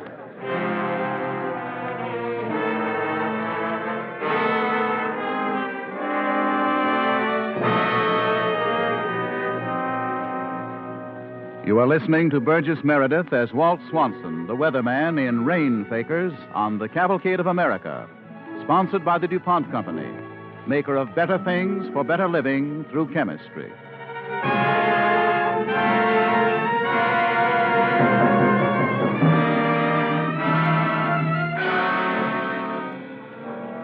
As the second part of our story opens, Swanson, with the aid of our studio sound man, is telling me about the time he tangled with Colonel Daisy and the Rainmaker.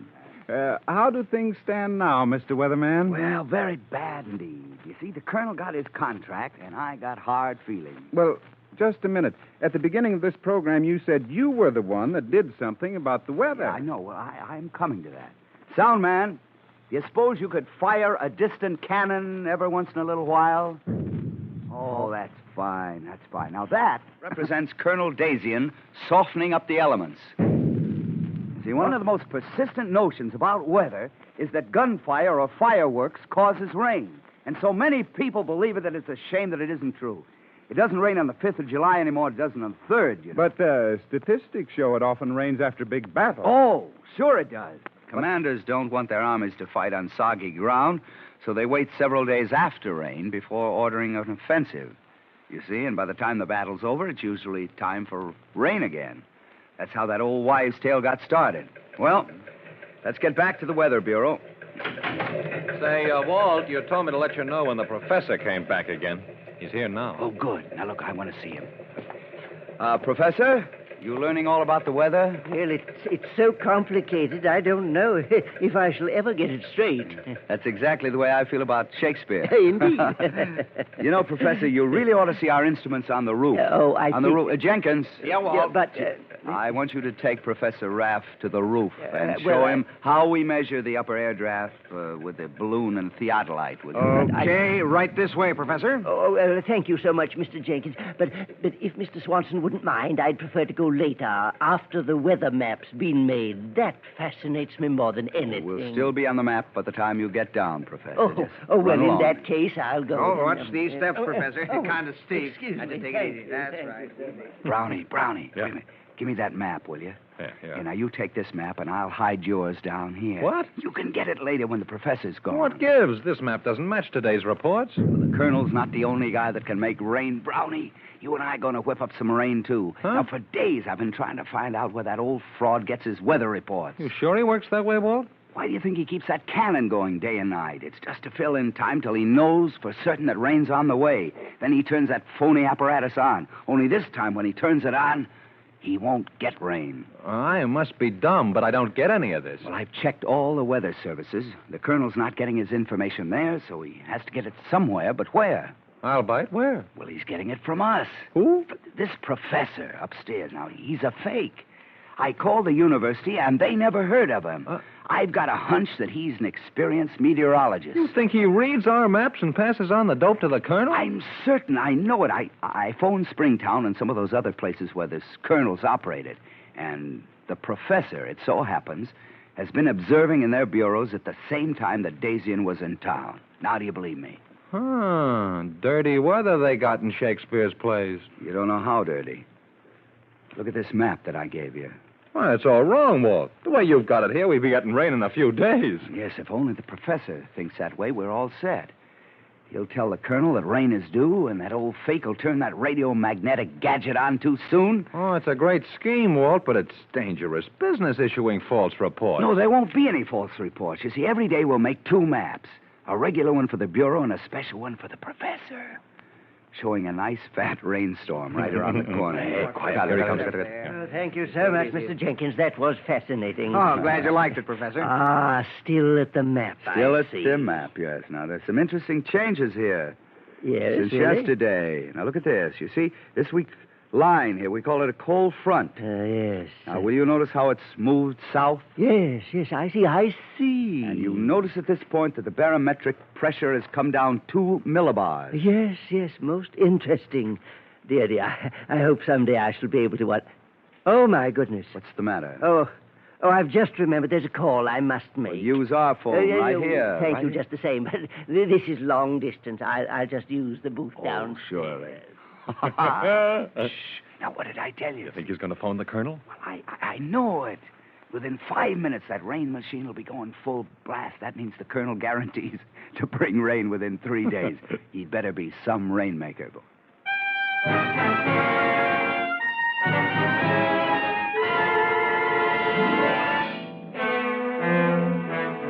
Now, sound man. Yes, sir? I got something tough for you. I want the noise of one radiomagnetic rain-making machine. How's this? Very good. That's perfect. Now, at the fairgrounds, the colonel turned the darn thing on, this machine on, the minute the professor called him.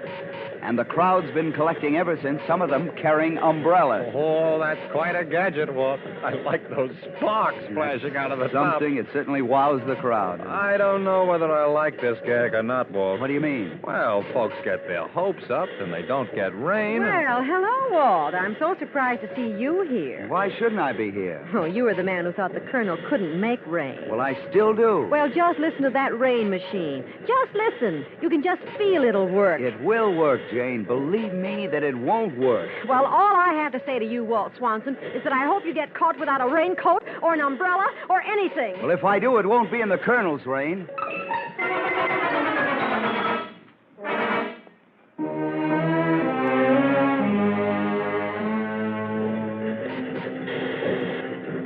Howdy, Colonel. Time's up. What do you mean, sir? Your contract guaranteed to produce rain within 72 hours. 3 days. The 3 days are up. Well, something technical seems to have gone a bit wrong someplace. I find it necessary to continue. Oh, no. Why don't you give up, Colonel? There's not a cloud in the sky. My contract, sir, is not with you.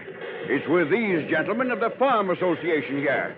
Right? That's right. It ain't his business. I'm sure another few hours will do the trick, gentlemen. Well, what do you fellas say? Now, before you say anything, Mr. Brown here and I want to tell you a little story about some weather maps. Well, friends, a few days ago, a stranger showed up at the office. At this point, Brownie and I told our story about Professor Rapp and how he got the reports from the colonel. Well, you've heard it all, you know, so I see no point in repeating it. But anyway, it had a double effect on the farmers.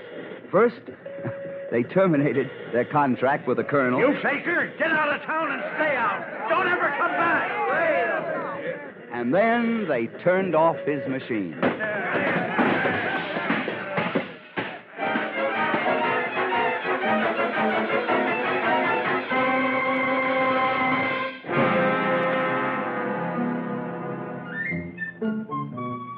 And the next morning, they expressed their gratitude to me. Morning, Ed. Pretty smart, ain't you, mister? Well, he must have got up on the wrong side this morning.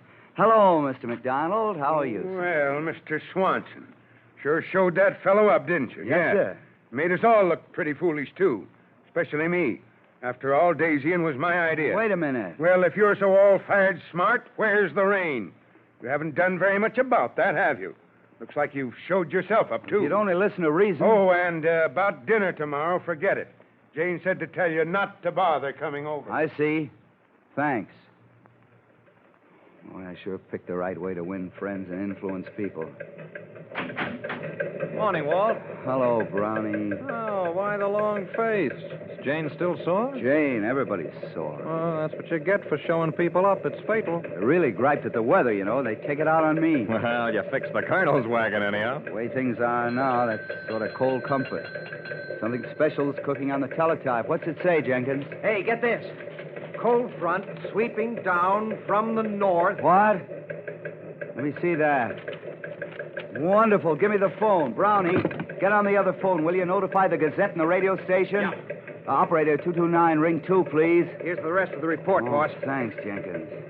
Look at... Oh, it looks like Colonel Daisyin left town just a little bit too soon. Hello? Jane, this is Walt. Really, Walt, I'd rather not talk to you. All right, don't talk to me. Just listen. I'm no Colonel Daisyin or anything like that, but your rain is coming, and plenty of it. Well, you know what they say. Seeing is believing. You'll see it all right by noon tomorrow. Goodbye, Walt. And if you're fooling me, if you're just trying to be smart again, this is goodbye for good.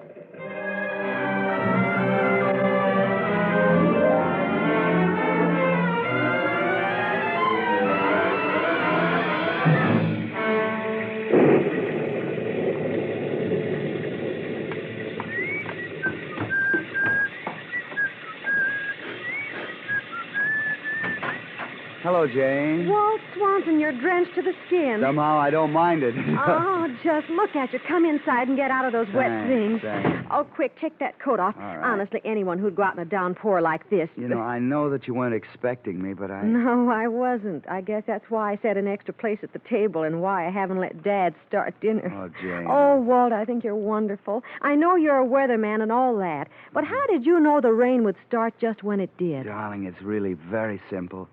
My corns hurt. Oh, Walt.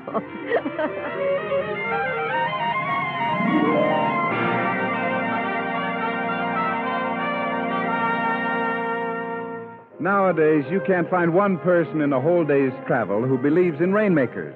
Now, that's partly due, as we have seen, to cheerful young scientists who set out to disprove the quack doctrine of the rainmaker. When we, the American people, need to get a job done, we don't rub our hands against a rabbit's foot. We roll up our sleeves and go to work.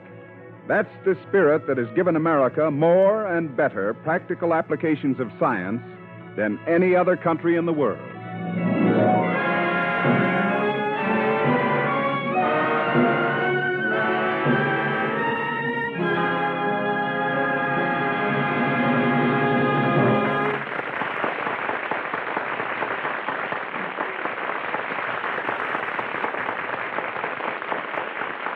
Our star, Burgess Meredith, will return in just a moment.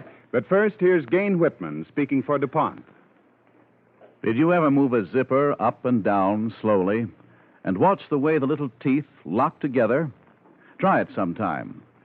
You can marvel at the thought and planning that go into an airplane engine or an automobile. But for downright ingenuity in a small package, a zipper is a minor miracle. You find yourself wondering who was clever enough to get the idea in the first place. How the little teeth are made so accurately. How they are attached in exact alignment so that a simple, easy sliding motion closes them. Soon now, zipper fasteners of DuPont nylon plastic will appear on ready-made clothing for women. Nylon fasteners can withstand boiling water and are not damaged by the ordinary heat of ironing. They will not rust, nor will they be affected by the usual dry cleaning solvents. So light that they can be used on the sheerest marquettes and chiffons, they are strong and durable enough to give long service on heavy garments. And they can be run through a washing machine without trouble. The first to reach you will be black or ivory colored, but manufacturers plan to add a range of colors in popular shades. When our DuPont Research Laboratory produced the first nylon, no one in the DuPont company would have predicted that nylon would one day be used to make zippers. The vigilant, never-failing ingenuity of people working in other businesses, however, saw in nylon plastic a better material from which to make slide fasteners. Nylon plastic is one of the DuPont Company's better things for better living through chemistry.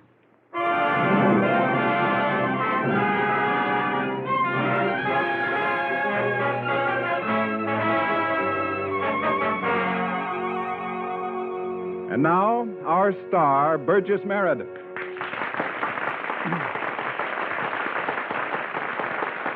Thank you.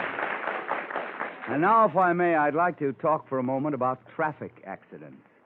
According to the National Safety Council, the traffic death toll during the holiday period is almost 3 times as great as for the same time during the rest of the year.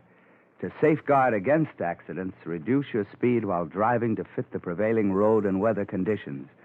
And remember, accidents don't always happen to somebody else.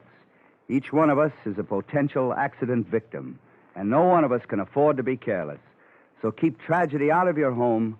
Drive carefully. Thank you.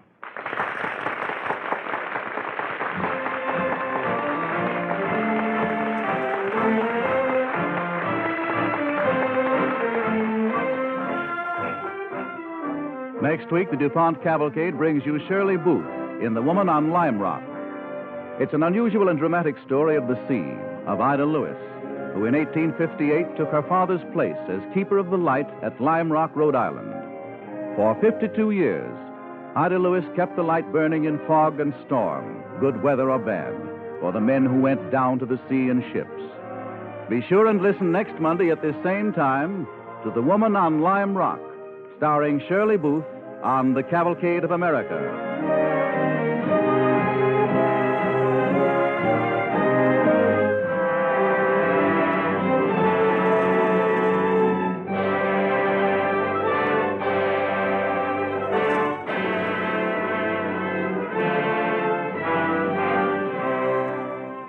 The music for tonight's DuPont Cavalcade was composed by Arden Cornwall and conducted by Donald Voorhees. Our cavalcade play was written by Frank Gabrielson. In the cast with Burgess Meredith tonight were Ted Jewett as the Colonel, Vicky Vola as Jane, Edgar Staley as the Professor, Alan Hewitt as Brown, and Cameron Prudhomme as McDonald. This is Ted Pearson wishing all Cavalcade of America listeners a very happy New Year from the DuPont Company of Wilmington, Delaware.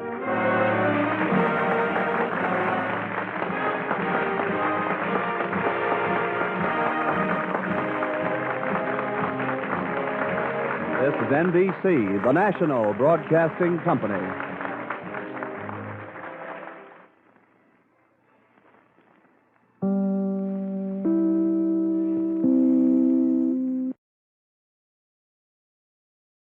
Tonight, the DuPont Company brings you The Woman on Lime Rock, starring Shirley Booth on the Cavalcade of America.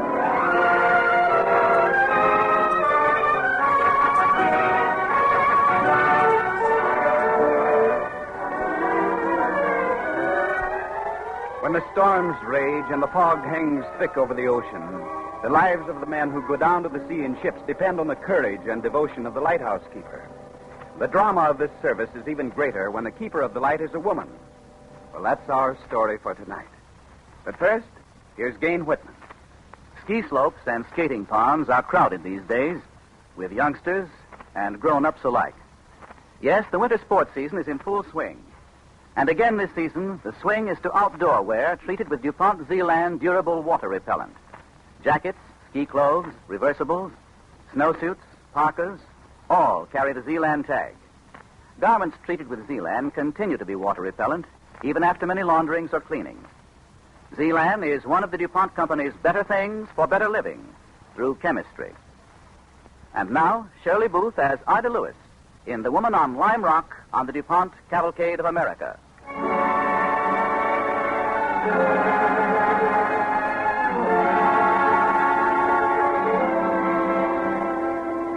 It's late afternoon in the year 1911. In a hotel room in Newport, Rhode Island, Will Carver, an elderly journalist, stands at the window looking across the harbor toward Lime Rock Lighthouse. He remains there for a long time until the door opens and Robbins, his secretary, enters. Excuse me, Mr. Carver, but are you ready to dictate your editorial? What? Oh, yes, the editorial. You got your pen? All set, sir. Special to the New York Herald. Dateline, Newport, Rhode Island.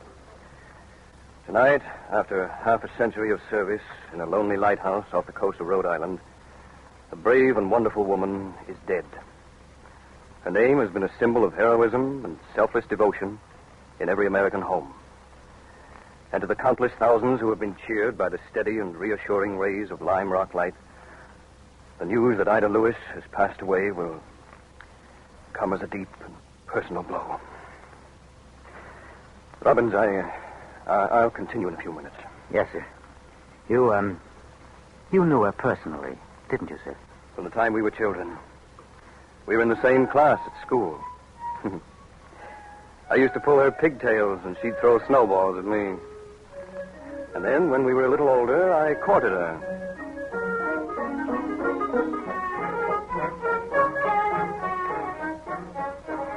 Oh, Will, don't be so silly. We're too young to be thinking of marrying. Too young?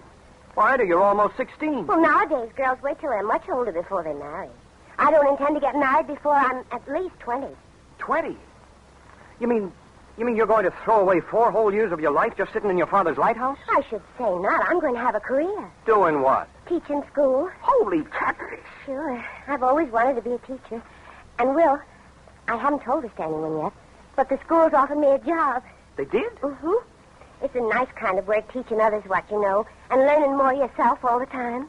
Ida, will you promise to wait for me? Why? Where are you going? To New York. I'm going to try and get a job on a newspaper. Oh, Will, how wonderful. Well, you sound mighty pleased to get rid of me. Oh, don't be silly. It's just I'm so proud of you. You are? Mm-hmm. Oh, gosh, Ida, I'll be thinking of you all the time. If I write to you, will you answer my letters? Of course I will. Maybe I'll even correct your spelling. Ida, while I'm away, you wouldn't marry anyone else, would you? But, Will, how could I? I'll be teaching school.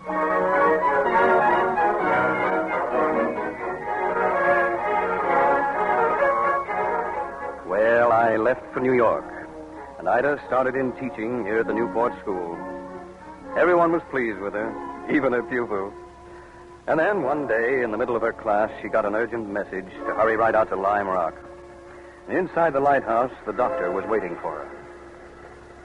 I rode over as fast as I could, Doctor. What is it? Did something happen to Father? Ida, your father's had a stroke. Oh, Doctor. Is he very bad? My child, I'm afraid so. But is he suffering? No, the pain is over. Thank goodness. But the worst of it is he'll always be crippled. Oh, he may be able to take a few steps with a cane, but I'm afraid that his hands will be useless. Well, then how can he won't be able to tend the light? Yes, that's what hit him the hardest, knowing he'll have to give up his job here. But the lighthouse service is his life. I know it, and believe me, child, if there was anything I could do, any hope I could hold out. Doctor, is he going to die? That's up to you, Ida. He can live to a ripe old age if he wants to. It's up to you to make him want to.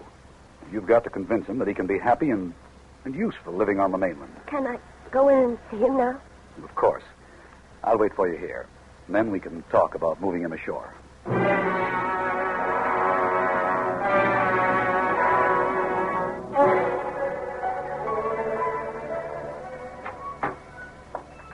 Are you awake, Father? Yes, Ida. I was just lying here, waiting for you. Can I get you something? Some water, or would you like some nice hot soup? Ida, I'll have to quit the service. Well, what's so awful about that? You've been here so long, maybe it's time you had a change of scenery. A change of scenery? Ida, is that you talking? Don't you know what this place means to me? It's in my blood. It's part of me. It's all I know, all I want. But, Father, if you'd only... Oh, if this thing had to happen to me, why didn't it kill me? If I have to leave Lime Rock, I might as well be dead. Father, please, you mustn't talk that way. What about me? I need you. I want you to live for a long, long time. I'm sorry, dear. Don't mind what I just said. I was just yelling a lot of silly nonsense. I'll go ashore whenever the doctor says. I'll call him in. Doctor, Yes? would you please stay with Father for a minute? I'll be right back.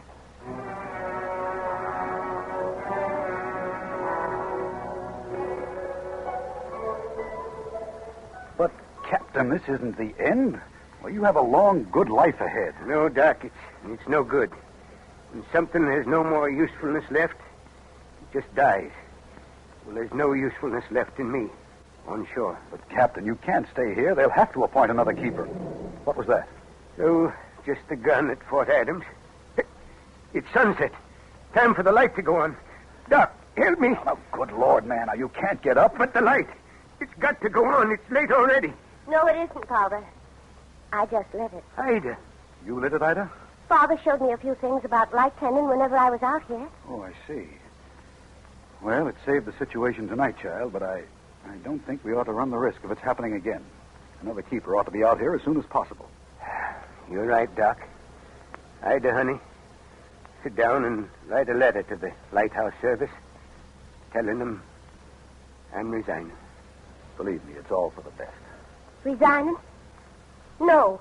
No, you're not resigning. My dear child, you don't realize Yes, what... I do, Doctor. Father can't live any place but here. And he's not going to. But Ida... He's always been in lighthouse service. He knows everything there is to know about tending the light. But, Ida, honey, I can't move from this bed. You won't have to. With you to give the orders and me to carry them out, we'll keep the light going as smooth as before. Now, just a minute, Ida. You can't teach school all day and tend a lighthouse all night. I'm not going to teach anymore. I'm making this my job. Oh, no. I won't let you. I know what your teaching means to you. Do you think I'd let you make a sacrifice like that for me? I'd never forgive myself. It's not such a sacrifice, Father. I love it here at the lighthouse. But it's hard work, and it's risky, and it's lonesome. There's no life in the world more lonesome than a lighthouse keeper's. And there's no money in the lighthouse service.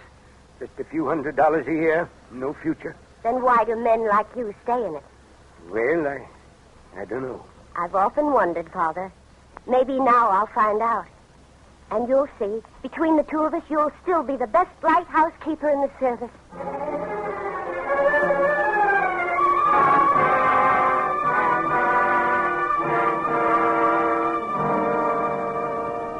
So Ida Lewis learned the business of light tending and went about it quietly and efficiently. It must have kept her pretty busy because in the next 10 years, many of my letters went unanswered. And then, one bitter March day in 1869, two soldiers, trying to row back to Fort Adams in the midst of a howling blizzard, were flung into the icy waters of Newport Harbor and dragged ever farther out to sea.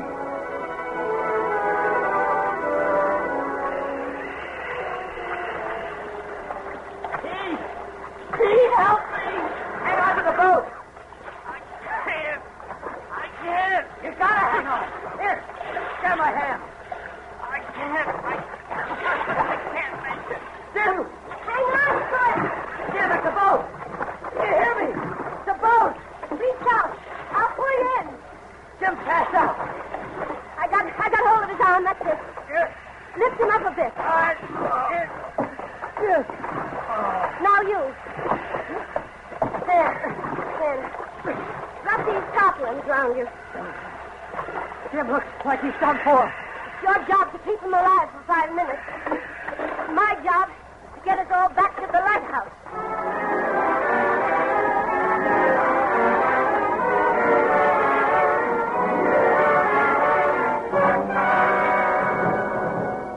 Ida Lewis got those two soldiers safely back to the lighthouse. And thanks to her resourceful care, they both recovered. Ida had rescued others before, but the stories never found their way into the newspapers. And this one did, however. And overnight, Ida Lewis was a national heroine. Suddenly, the eyes of the whole country were turned on that little lighthouse, and people made special pilgrimages to heap honors and awards upon her. Her most important visitor was Ulysses S. Grant, President of the United States. Her least important visitor was me. Oh, Will, it's so good to see you. Sit down. Tell me all about yourself. What are you doing? Interviewing you for the New York Herald? You know, the real reason I came up here was to find out why in the name of Goshen you didn't answer my letters. Actually, one word would have been enough. Just the word yes. Will Carver, don't tell me that after all these years you're still a bachelor. Yep. I'm still waiting for you to make up your mind. Or change it, as the case may be. Ida, show Will the medal they gave you. Yes, Father. And tell him about the gold watch and chain and the resolution drawn up by the Rhode Island Assembly. Oh, I know all about that, Captain Lewis. Oh, you do, huh? Yeah. Do you know about the hundreds of letters Ida received asking for her hand in marriage? Know about them. I wrote them. Oh, well, these were from other young men. Oh. Well, of course, you realize they're after you only because you're famous. Oh? What's your reason? Oh, I don't know. I guess I like the way you polish a lamp. Oh, well. Look, why don't you come ashore and have dinner with me? There's so much I want to tell you. I'd love to, but I can't. Oh.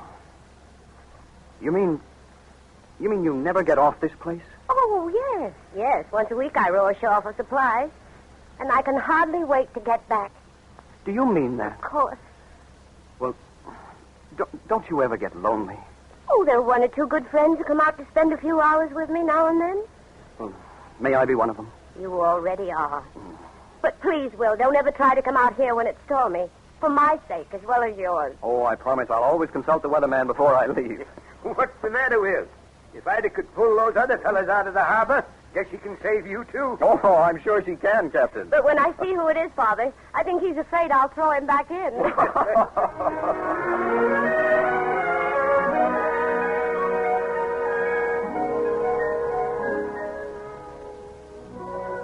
You are listening to The Woman on Lime Rock, starring Shirley Booth as Ida Lewis, on the Cavalcade of America, sponsored by the DuPont Company, maker of better things for better living, through chemistry.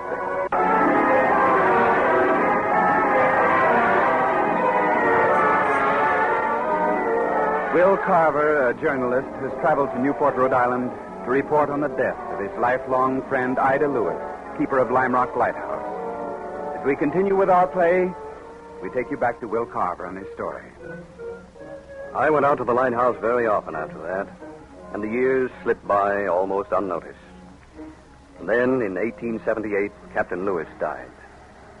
Too bad about your father, Miss Ida. Sorry to hear it, but we all got to go sometime. Very kind of you to come out here, Mr. Jacobs. I might as well tell you, I've asked the lighthouse board to appoint me keeper here in your father's place. Sent my application to Washington last night. Didn't waste any time, did you? My father was only buried yesterday afternoon. Well, light can't be left untended, you know. Miss Ida, I don't want you to think I'm hurrying you, but when the appointment comes through, I'd like to be able to move right out here. So if you'll have your stuff all packed and ready to take ashore... You speak as if it were all settled, Mr. Jacobs. I got no reason to think they'll turn me down. What reason do you think they'll have to turn me out? Why? Because you're a woman. What difference does that make? I've lived and worked out here for 20 years. I've tended the light and kept it as clean and clear as a man could. Mr. Jacobs, I don't want to leave. But your father's dead. You got no right to stay on. No woman's ever been an official lighthouse keeper. There always has to be a first. Well, it ain't going to be you. I got friends in Washington. They'll soon see to it that you're hustled off Lime Rock so fast you won't know what hit you. Meanwhile, I'm still in charge here, and I'll thank you to leave.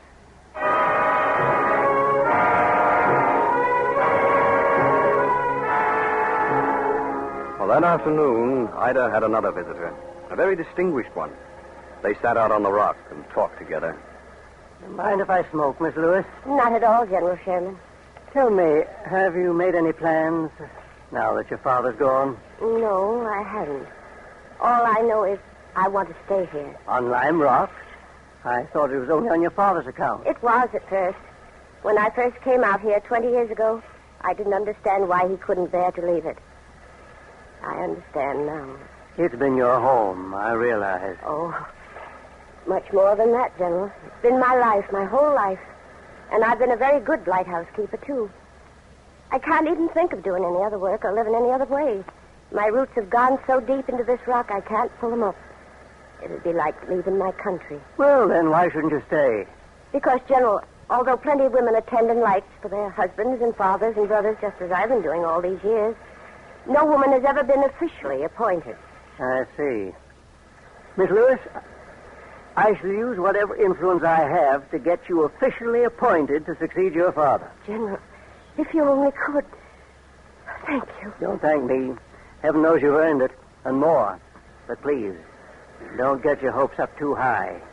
You know the foolish prejudice that exists against women holding down positions of responsibility. General Sherman, surely you must know that in this country of all countries, that prejudices can be broken. And women have been breaking them for years, and they'll continue to do so. Oh, Miss Lewis, I admire your spirit. I do indeed.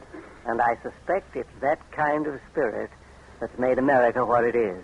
General, I promise you, now that I'm on Lime Rock alone, I'll make all the more certain that nothing goes wrong.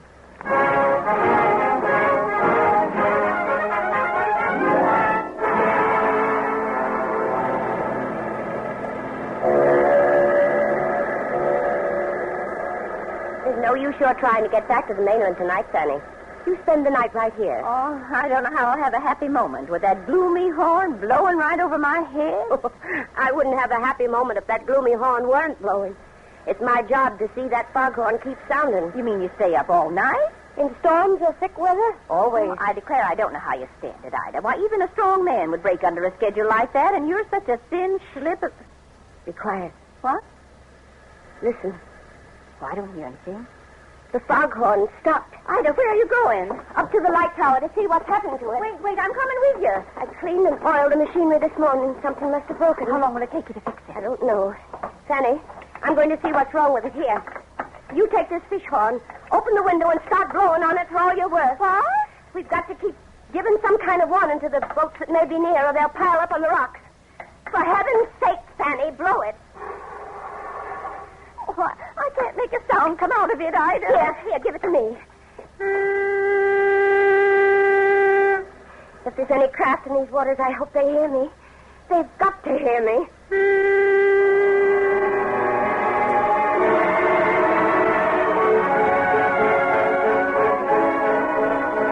While Ida blew with every ounce of her strength into the emergency foghorn, a passenger vessel loaded to the gunwales with immigrant women and children was inching its way through the fog that blotted out even the strong rays of Lime Rock light. Are you going to try to make it in this fog, sir? Yeah. Pretty soon we ought to be hearing the Lime Rock horn. That'll set us on our course. Seems to me, though, I should have heard it before now. Newport Harbor's a mighty narrow channel, Captain. If we should run into the reef with all them women and kids below... It's too late to turn back now.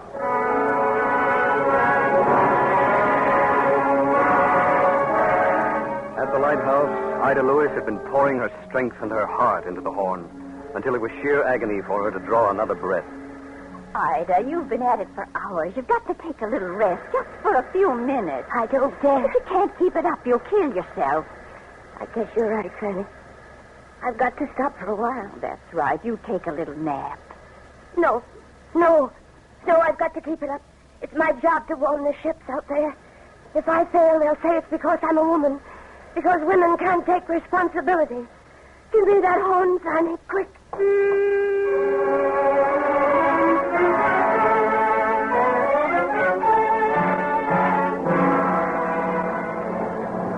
You hear anything yet, Captain? Not a sound. I can't understand it. What was that? I heard it. Off our port bow. Wait a minute. That's not the Lime Rock horn. But it's coming from where Lime Rock ought to be. Somebody's trying to signal. Swing her hard to starboard. That's it. Another minute and we'd have piled onto the rocks. Yes, we hear you, Ida Lewis. We hear you. Bless you.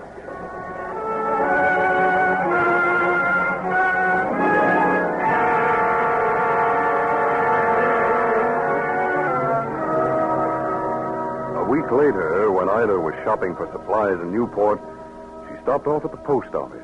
Oh, Miss Lewis, there was a telegram come from Washington a couple of days ago. But we couldn't get it out to you on account of the storm. Here it is. Thanks, Danny. You look kind of nervous, Miss Lewis. I am.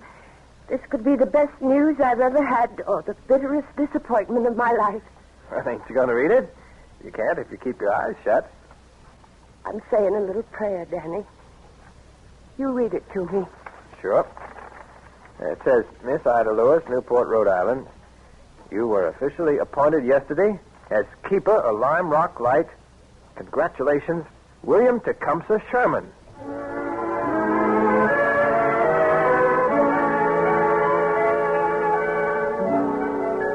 The next Sunday, I went out to Lime Rock. Ida fixed a picnic lunch, and we sat on the rocks below the light. You're very happy here, aren't you, Ida? Oh, yes, Will. The last few weeks were torture. Oh, I felt as if I were here on trial, as if any minute I'd be ordered off Lime Rock forever. Now I know it's all right. I'm here because I belong here, because I love it. Ida, how do you think a man feels when he realizes that his rival is a lighthouse? Oh, my dear. And it certainly isn't very flattering when the lighthouse wins. I guess I just didn't have enough charm. Listen to me, Will. That isn't true. You're very, very dear to me. But everyone's life takes a certain path, and after a while it's too late to turn aside. I had to stay on Lime Rock, just the way my father did. I love you, Ida. I'm afraid I always will. Thank you, Will. With all my heart, thank you.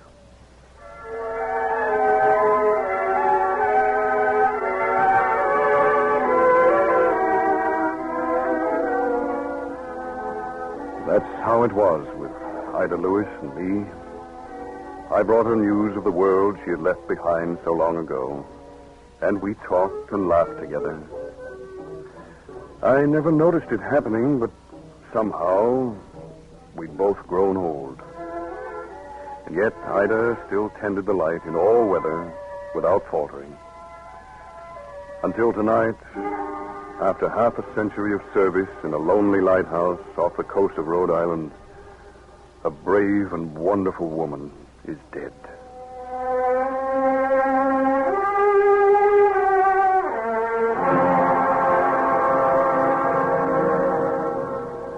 Near every rocky shore of the American coastline, the lights still shine bright.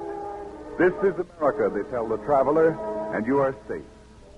For the lighthouses are symbols of America, and we would not have them were it not for women like Ida Lewis and men like her father. Human beings so devoted to duty that their duty becomes their cause. And that's American, too. Extra service to our fellows in need. A neighborly spirit that keeps the light glowing in our homes and on our coastlines and in our hearts.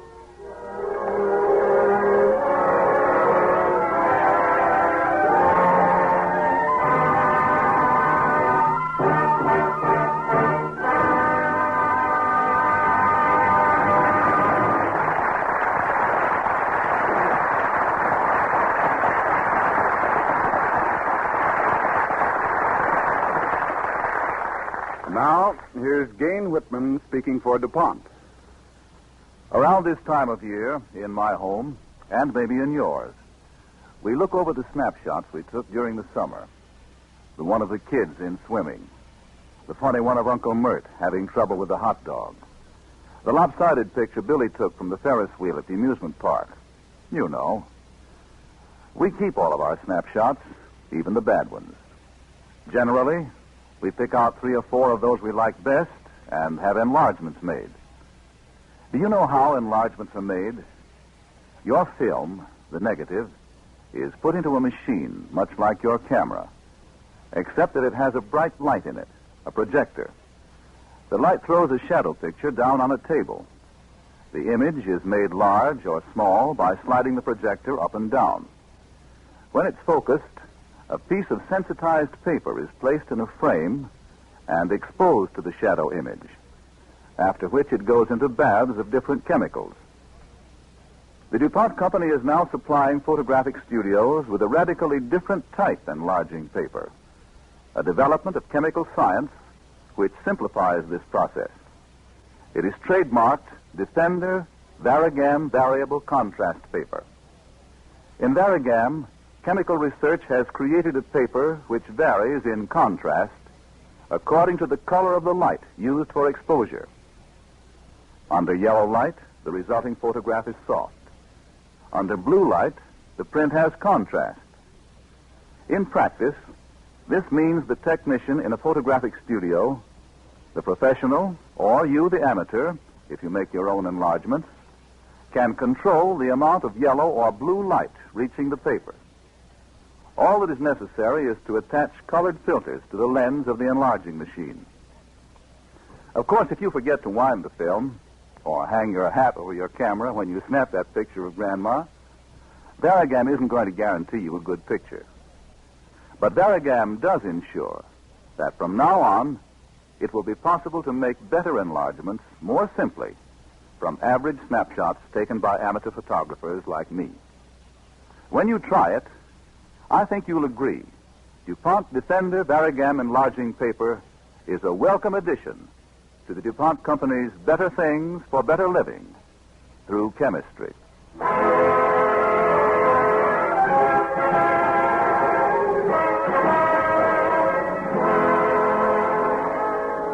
Ladies and gentlemen, 10,000 men are needed for the United States Coast Guard for important peacetime work.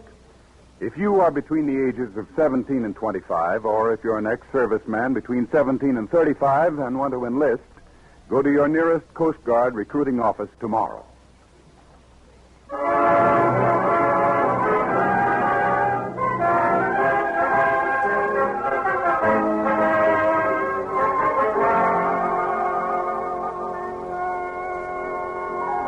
Next week, the DuPont Cavalcade brings you Ralph Bellamy and Louise Albritton in The Prairie Burner. It's the exciting story of the Santa Fe. Be sure and listen next Monday at the same time to The Prairie Burner, starring Ralph Bellamy and Louise Albritton on the Cavalcade of America.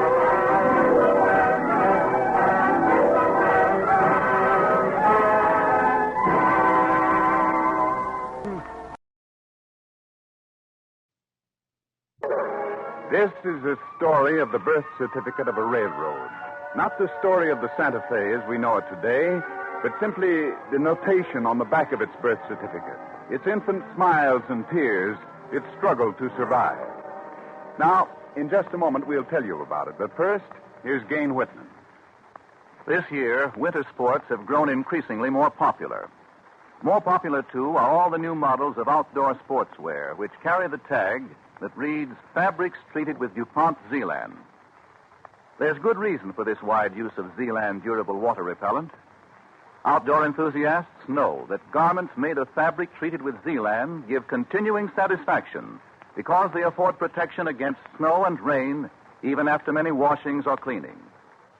Zealand, it's one of the DuPont Company's better things for better living through chemistry.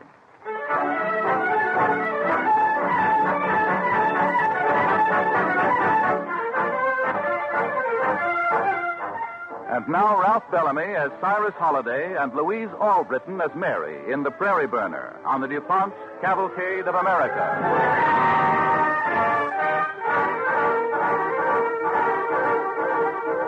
It's the year 1866, just outside a frontier town in Kansas.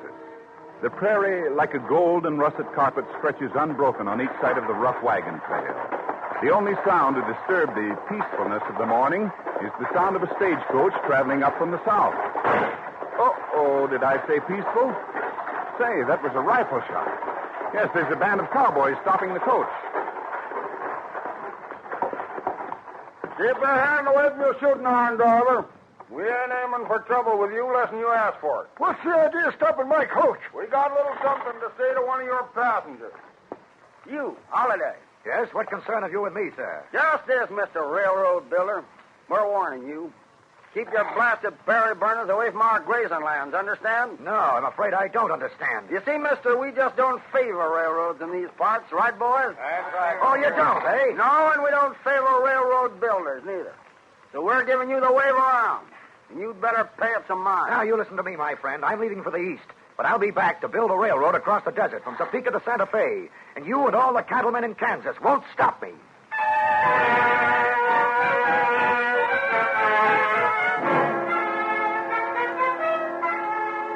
Cyrus Holliday, back home in the East, found that the problems of building a railroad were not confined solely to the West. In the year 1867, we find him seated at the dinner table, glowering down at the plate before him.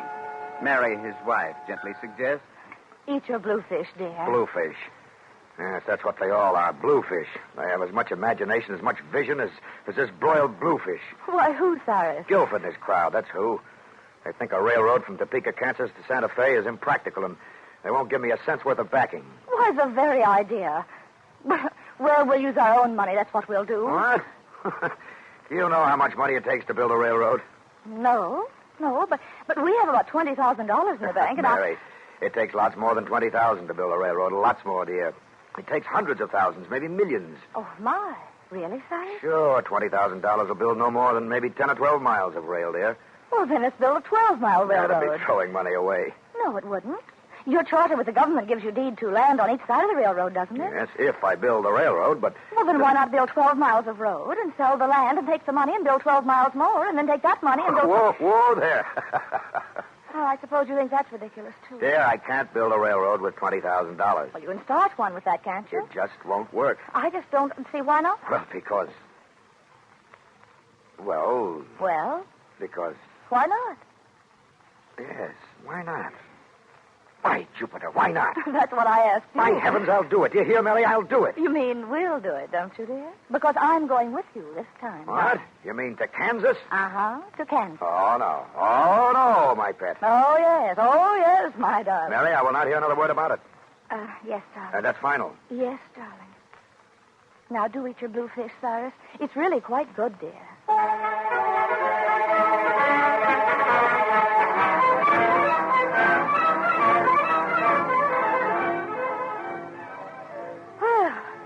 So this is Topeka.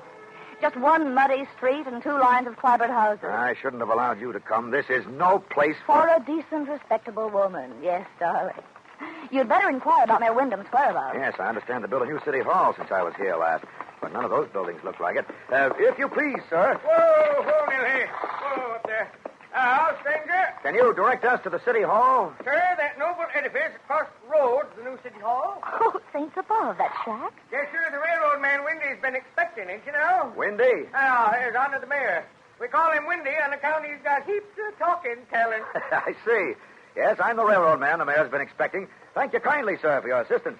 Careful of the mud, ma'am, when you cross the road 6 inches before you hit bottom, I reckon. Thank you. Guess I'd better carry you across to the boards, Mary. Oh, how nice, dear. Up you go.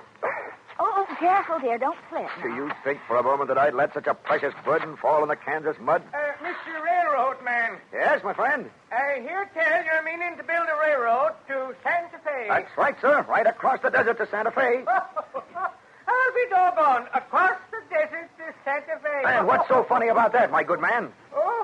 Now, Cyrus, don't get into a fuss with him. At least carry me out of this mud first. Yes, let him laugh, the confounded... Mister. Yes? Cyrus, please. No skin off my hider again, but what are you expecting to tote on your railroad, mister? Buffalo bones? Buffalo bones? Now, let me tell you something. You... Oh, look at that. Oh, Cyrus. Good heavens, what a mess. Look at I guess I now. slipped. Mr. Halliday, my dear sir, welcome indeed to Topeka. Mayor Wyndham. Dear me, I fear you've met with a mishap.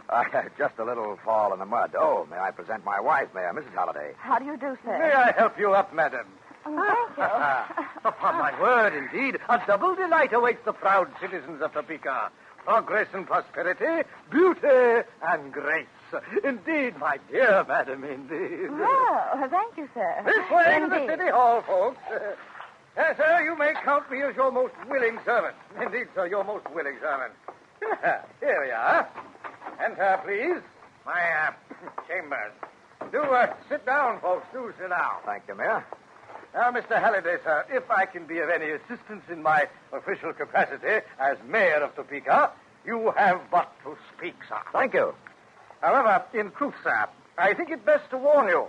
There may be a bit of trouble. Trouble? No, nothing to be concerned about, I assure you, madam. Nothing at all. Just Sam Coulter and some of his boys. Sam Coulter. Do you know him, Cyrus? Yes, I met the gentleman on my last trip here. Sam Coulter, sir, can't abide the sight, smell, sound, or thought of a railroad. In fact, sir, a railroad man to Sam is lower than, excuse me, ma'am, a sheep herder.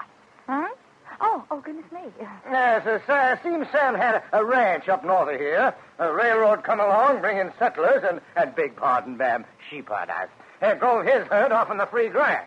Sam, he fought like all get out, but didn't do him a mighty good. Said he'd rather sell out than have any truck with a railroad. And by George, he did. Yes, sir. Yes, he hates railroads worse than he does a horse thief. Well, Coulter and all the cattlemen in Kansas aren't going to stop me from running a line to employ you. Oh, there's a man of spirit, madam. Indeed, a man of spirit. Might I inquire, sir? I see you don't carry any firearms. Firearms? Well, I'm sure I have a few spare ones around. Yes, here are the good ones. Oh, my, what a pretty pearl handle. May I Sorry, just... for the love of heaven, put that thing down. Oh. Thank you kindly, Mayor, but I don't think I'll need a gun. Yes, well, perhaps not, sir. Perhaps not. Oh, Cyrus, do take the gun. It has such a pretty pearl handle. Mary, please. Yes, darling. No, I don't think we'll need guns to build the Santa Fe. At least, I hope not.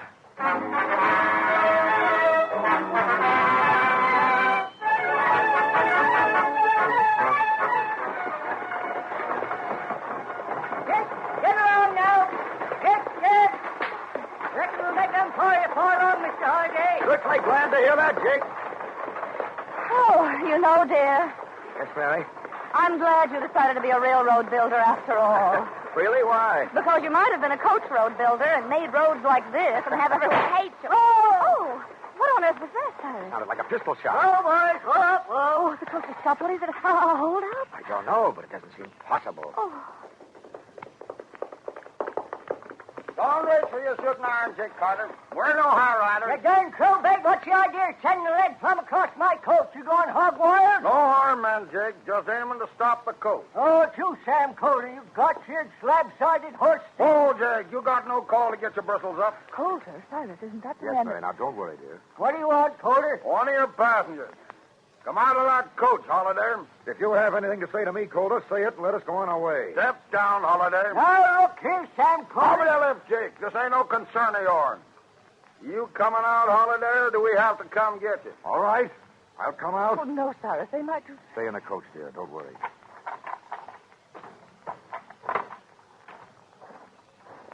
All right, boys, let's take him and get it going. What the doggone? The lady's packing a shooting iron, Coulter.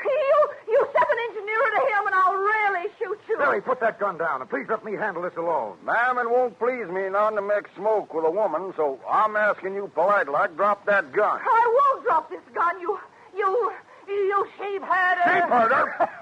That's laying it on to him, ma'am. Ma'am, if you wasn't a lady... If I wish I weren't a lady, then I'd really tell you what I think of you.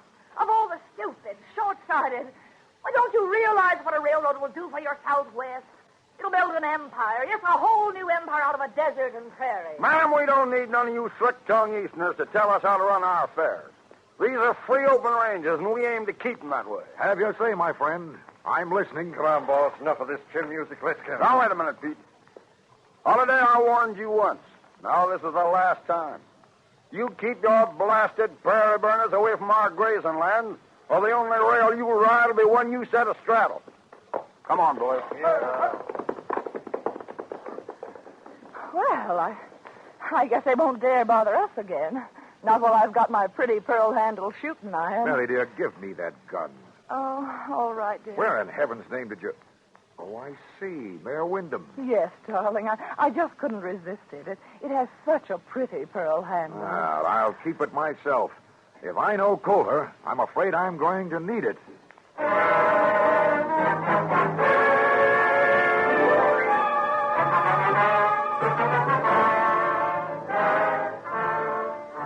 You are listening to Ralph Bellamy and Louise Albritton in The Prairie Burner on the Cavalcade of America, sponsored by the DuPont Company, maker of better things for better living through chemistry.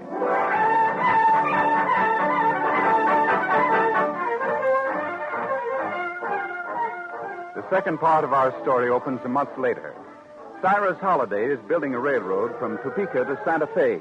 The rails are being laid in record time. Everything is going well. And then, just before sundown one day, the first trouble starts. Keep your head down, Mike. Oh, sure, Mr. Holiday, those cowboys ain't the shots they're made out to be. The way they're shooting, You're aiming high, Mike, on purpose, trying to scare your men into quitting. Quitting. We'll quit when we drive the last fight down in Santa Fe. And then a mysterious fire broke out one night in a supply house. Call off the men, Mike. No use fighting that fire any longer. The sheds are goner. But the railroad ties, Mr. Holiday. I'm afraid there's nothing we can do about them now. Oh, black cross on them. This is going to set us back for a month or more. Yes. And we need that month with the government deadline coming closer every week. And then the rails were torn up almost as fast as they were laid. Mike, tell the operator to get on the keys and raise Kansas City. We'll need a new batch of rails to repair the section they tore up last night. But, Mr. Holiday, sir, are you sure that we have the money to cover it? I don't know, Mike. But one thing I do know. One more setback and we're through.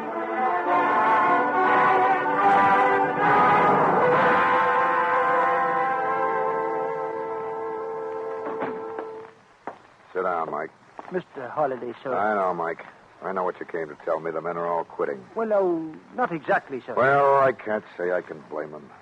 Can't expect them to work without the certainty of being paid. Well, no, sir. Tain't as bad as all that. Only about half the hands have quit.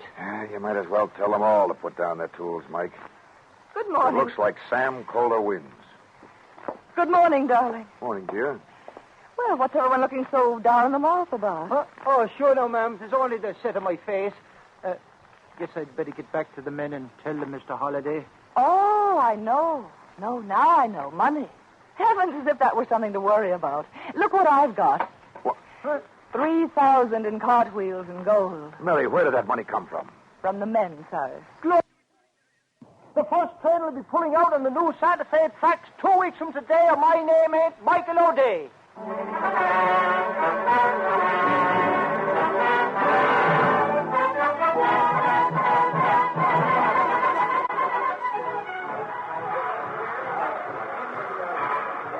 Oh, Jake, must you toot that whistle? Oh, just celebrating Mrs. Holiday, ma'am. By Godfrey, never thought Jake Carter would be driving the first iron cayuse on your railroad, Mr. Holiday. Never thought anyone would, by the way it looked for a good while. When do we let her book, Mr. Holiday? You know as well as I do that nothing gets started around here without a speech from Mayor Wyndham. Tarnation. How do you like your new saddle, Jake? Guess driving an iron horse is a little more complicated than a stagecoach, huh? Ma'am, I feel as jittery as a close-hobbled horse in fly time. Don't worry, Jake. Mary and I will be riding in the engine with you on this run. Mr. Holliday, sir. This is a most memorable occasion, man.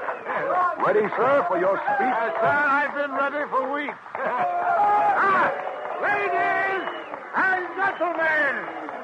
Ladies and gentlemen, this day, April 26, 1869, shall go down in the annals of the city of Topeka as the most memorable, the most treasured record in the great unwritten future that... Jake! Oops, sorry, ma'am. I can see the Santa Fe stretching on and on in all directions. To Galveston, to San Francisco, aye, even back east to Chicago. I can see the coming tide of immigration flowing along these lines like an ocean wave, advance up the side of the towering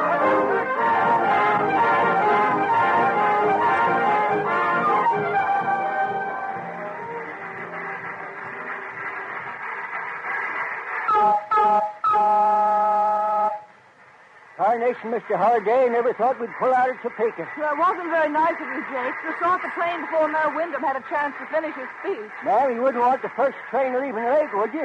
Reckon he never even missed us. Wouldn't surprise me in the least if he was still there in his lungs. Look at there, Mr. Holiday. What's wrong?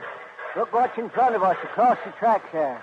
A herd of cattle. Goodness, I didn't know there were so many cows in the whole world. Yep. Appears to me, Mr. Holiday, they've been herded and bedded down sort of purposeful like. What do you mean? See the way they're strung out? Yep, Bar T brand. Calder's marking all right. Yep, here they come riding up to us. Well, if there's going to be gunplay, I reckon it's mighty easier shooting from the cab of a locomotive than it is from the seat of a stagecoach. What do you think they're up to, Jake? I can't say, Mr. Holiday, but I know Sam Calder can't be up to no good. Anyway, we'll find out soon enough. Here he comes. Well, the name's Jake Carter. You sure look mighty pretty inside that tea kettle, Jake. Get your herd off in them tracks, Calder. I reckon I just can't, Jake. Why not, Calder? Well, you see, Mr. Railroad Man, my cows are sort of peculiar. They don't understand a mite of English. Jake, keep away from your gun, or you'll have a mighty short career nursing that prairie burner. Mr. Calder, I hope you're not going to keep that herd on the tracks until they learn the rudiments of English. Don't bandy words with him, Mary. Jake, stop the locomotive. I'm warning you, Jake. You hit one of them What do you cows. expect us to do, Calder? Wait here until they make up their minds to move? I reckon if you don't fancy waiting, Mr. Railroad Man, you can back this rattler to Topeka. But I ain't moving that there hearse. Start the engine, Jake. I reckon that won't be necessary, Mr. Holliday. No, sir. What are you going to do, Jake? I'm going to practice on my little tutor, and if I know cows, they'll run and keep running till kingdom come. I say the Kohler, they're stampeding. Turn them before they pile up. Look at them doggies go. Horse, come on, they'll run us down. I wouldn't forget the stick, Kohler, or you will, Holiday.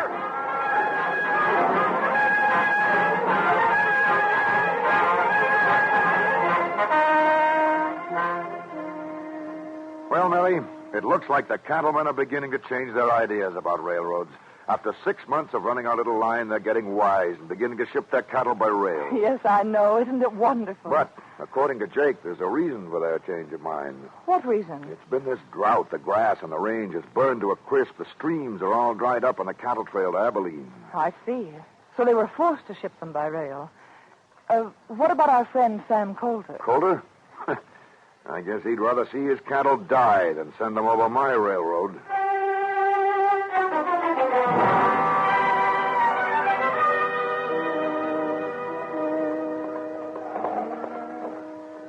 Come on, chouse them up, cut plug. Coulter, what's the use of driving the poor critters any further? They ain't had a lick of water for 2 days. Look at them. They'll never make the market at Abilene. Chouse them up, I say. Look here, boss. Why don't you do like I say? If you don't... No, blast you, cut plug. I'd sooner see them cows dry up and bust than load them on a railroad. I won't have no truck with them blasted prairie burners, I tell you. You'll have to hog tie me first.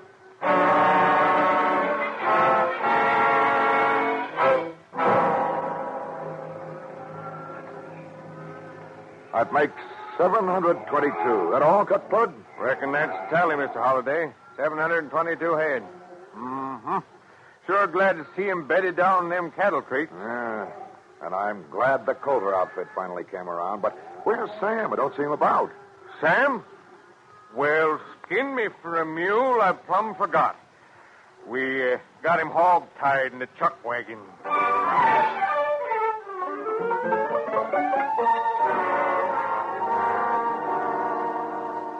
Well, Mary, after 6 months of running our little railroad, we're beginning to show a profit. Yes, my dear, Topeka's in for a boom. And the cow business... are you listening, my dear? Cyrus, that man. Huh? What man? Stop digging into that desk drawer and tell me... Mary, will you stop playing with that gun for the last time? You don't need that gun, ma'am. Coulter. Yeah, Coulter. Tell your missus to set down the shooting iron, Holiday. I want to have a talk with you. Mary? Yes, dear, I'm putting it down. Well, Coulter, what can I do for you? I want to know what I'm owing you, Holiday, for shipping my cattle to Abilene. I won't be beholden to no railroad man. Well, I got your bill here, but I'd much rather you'd pay me off in goodwill. No, you won't have no more trouble from me, Holiday. I had to be hog-tied first, but I reckon I know when I'm licked, and come the next cattle run, I'll sign a contract right regular like. Can we shake on that, Coulter? Well, never shook hands with one before, but... You know, Holiday, for a railroad man, you ain't such a bad hombre after all. Shake, partner? Shake, partner. And now, Mary, I think you can give Windy back his gun. Oh, must I, dear? Mary? Yes, darling. But it's such a pretty pearl-handled revolver.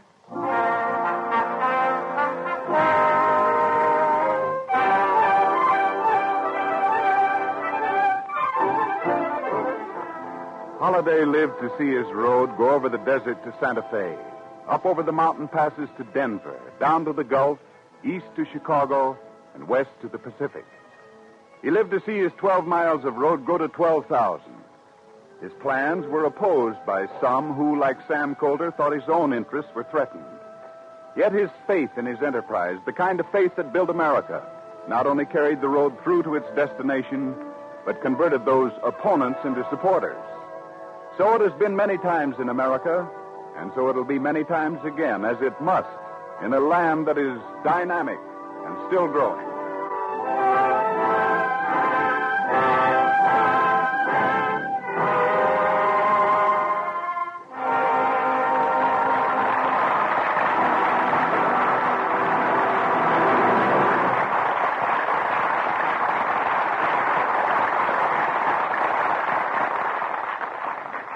Now, here's Gain Whitman speaking for DuPont. The other day, I had some oil put in my car. While the man at the service station was pouring in the oil, I happened to pick up the can and read the label. Gee, I said to myself, this oil manufacturer claims a lot for his product. But then I realized, well, say, these aren't just claims. These are facts, or the oil companies wouldn't print them on the label along with their brands. Listen to some of the things a modern motor oil does. It has a detergent in it, what you and I might call a cleaner, that prevents carbon and sludge from dirtying up your engine. The oil you buy today tries to help keep your engine clean. Today's oil must operate under much higher temperatures and pressures than motor oil used to. But today it doesn't break down so quickly because it has been made more stable, stands more heat, and it runs more freely, even when the thermometer gets well down below zero. But perhaps the most striking improvement of all is that chemistry has developed compounds called lubricant assistants. When these are added to oil, this is the thing that seems unusual to me, they actually make it oilier. So I asked myself, there at the gas station as I looked at the label, how did all this happen? How did this lubricating oil we buy nowadays get to be so much better than the oil my dad used to buy for his car in, say, 1920? There are two answers, and they both begin with the letter C. Chemistry and competition. Years of scientific research in the laboratories of the oil companies and the laboratories of industrial chemical companies like DuPont have made oil better. Why have scientists done all this? Just to give you better oil for your car? I suppose partly because human beings are that way, always trying to develop and improve things. But mainly because that other C, competition, leads businessmen to give you the best oil you can buy so that you'll continue to be satisfied customers and keep buying their products. The best oil or the best baking powder, the best refrigerator. That's the burr under the blanket of our American business system. Competition. Petroleum additives, helping to make modern lubricating oils as good as they are, deserve their place on the roster of the DuPont Company's Better Things for Better Living through chemistry.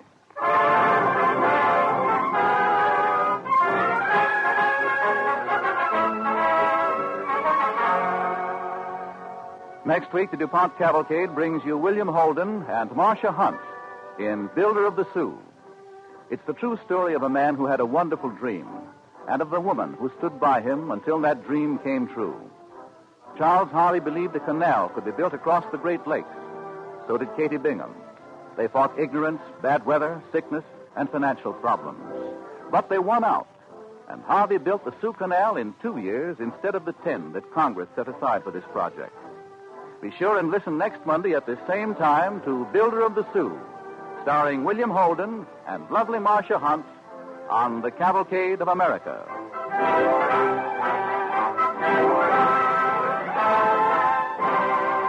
The music for tonight's DuPont Cavalcade was composed by Arden Cornwell and conducted by Donald Borey. Our cavalcade play was written by Henry Walsh. In the cast with Ralph Bellamy and Louise Albritton tonight were Ted DeCourcy as Coulter, John Griggs as Wendy, Joseph Boland as Pete, Cameron Andrews as Jake, Walter Kinsella as Mike, and Ted Osborne as Cutplug. This is Ted Pearson inviting you to listen next week to William Holden and Marcia Hunt in The Builder of the Sioux on the Cavalcade of America, brought to you of Wilmington, Delaware. This is NBC, the National Broadcasting Company.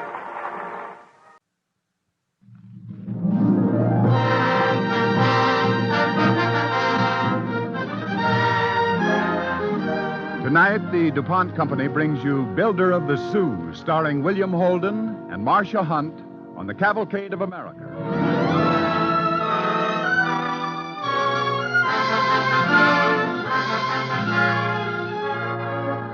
But first, here's Gain Whitman. If your ski clothes and other winter sports garments no longer shed rain and snow because the water-repellent finish came out at the cleaners, you'll appreciate the protection offered by garments made of fabric treated with DuPont Zealand Durable Water Repellent. Zealand continues to give protection, even after many washings or cleanings. So look for the Zealand tag when you buy jackets, ski clothes, and outdoor sportswear. Zealand is one of the DuPont Company's better things for better living through chemistry.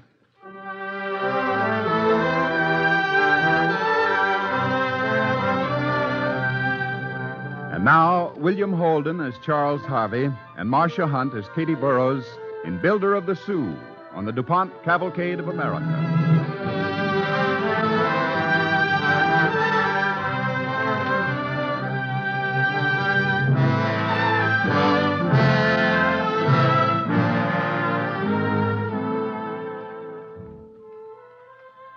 Nobody today remembers my name.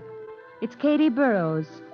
And only a few remember Charles Harvey, the man who, more than any other in the 19th century, changed the face of America. I can still recall the first time I saw him. It was Thanksgiving Day, 1852. Mother brought him in at dinner time.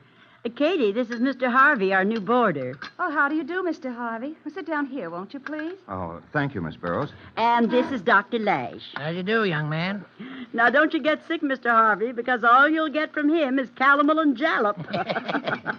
That is, if you can spare your time from his checker playing. Over here is Major Morris, our Army engineer. How do you do? Now, just help yourself to the turkey and cranberry sauce, Mr. Harvey. There's plenty of it. Oh, thank you, but I had my dinner on the boat, Mrs. Burroughs. I would like a cup of coffee. I'll bring you some.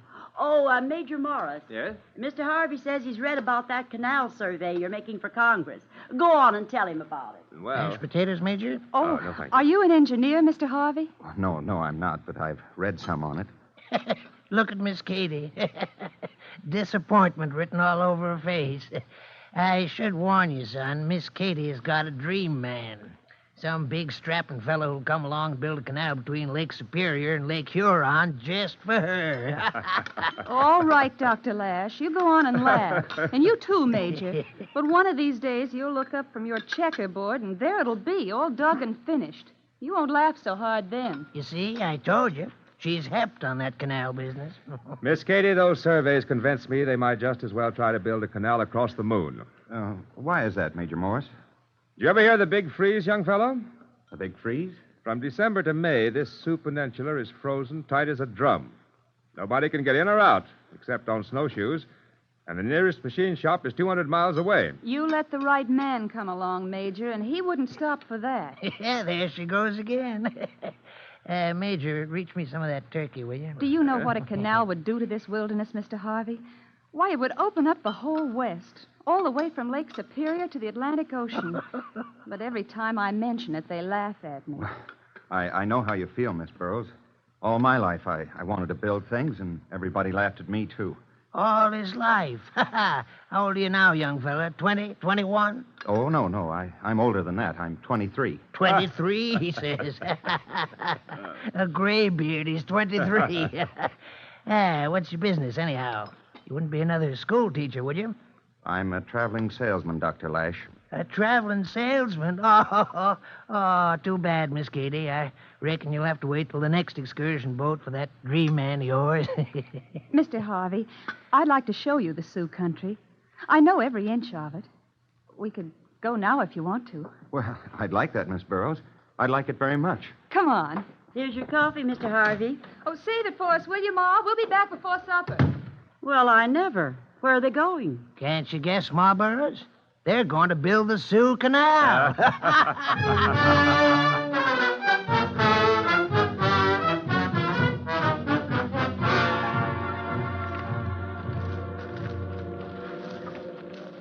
From the top of this hill, you can see the Sault Ste. Marie River and the rapids. It's only a little way up. All right, let's go. Oh, look out for those briars. You know, this country makes me think of home. When I was a kid, I was dying to be an engineer, and I used to build bridges across the creek behind the house. Oh, real ones? Bridges you could walk on? Well, the first time everybody laughed and said it would collapse. And did it? So I got hold of old Blossom. She was our cow. Took her across. And after that, I suppose everybody used it. Yes, but that didn't keep him from laughing just the same the next time. I suppose not. Well, here we are. Oh. There's the river. You see that tiny stretch down there? Oh, yes, I see. Those are the rapids. Only a mile long. That's where they'd have to build the canal. Oh, Miss Burroughs, I have a confession to make to you. That canal is one of the things I came up here to look into. Well, from the way you talked at the table, I thought as much. But back east, everybody says it can't be done. Well, they said that about your bridge, too, didn't they? Miss Burroughs, I'll tell you something else. You know, you're just the kind of person I wanted to meet, and, well, if I thought that canal was possible, I know it is. Well, I might get backing from Mr. Fairbanks, my boss. Then why don't you write him? Tell him about it. Oh, what could I tell him? Well, tell him the company that builds that canal has the right to claim the greatest ore-bearing land in the world. Oh, now, wait a minute. I'm not an engineer, Miss Burroughs. You took Blossom across that bridge, didn't you? Yes, but that... Did she care whether you were an engineer or not? All she asked was that the bridge didn't collapse. You know, it's funny. When I listen to you, it makes me feel like I can really do it. Oh, look, Mr. Harvey, why don't you try it? Well, it's a tempting idea, all right, but, well, I hardly know where to start. Well, first you have to go before the Michigan State Assembly. Do you think they'd give me a grant? Why not? They want the canal, and you want to build it.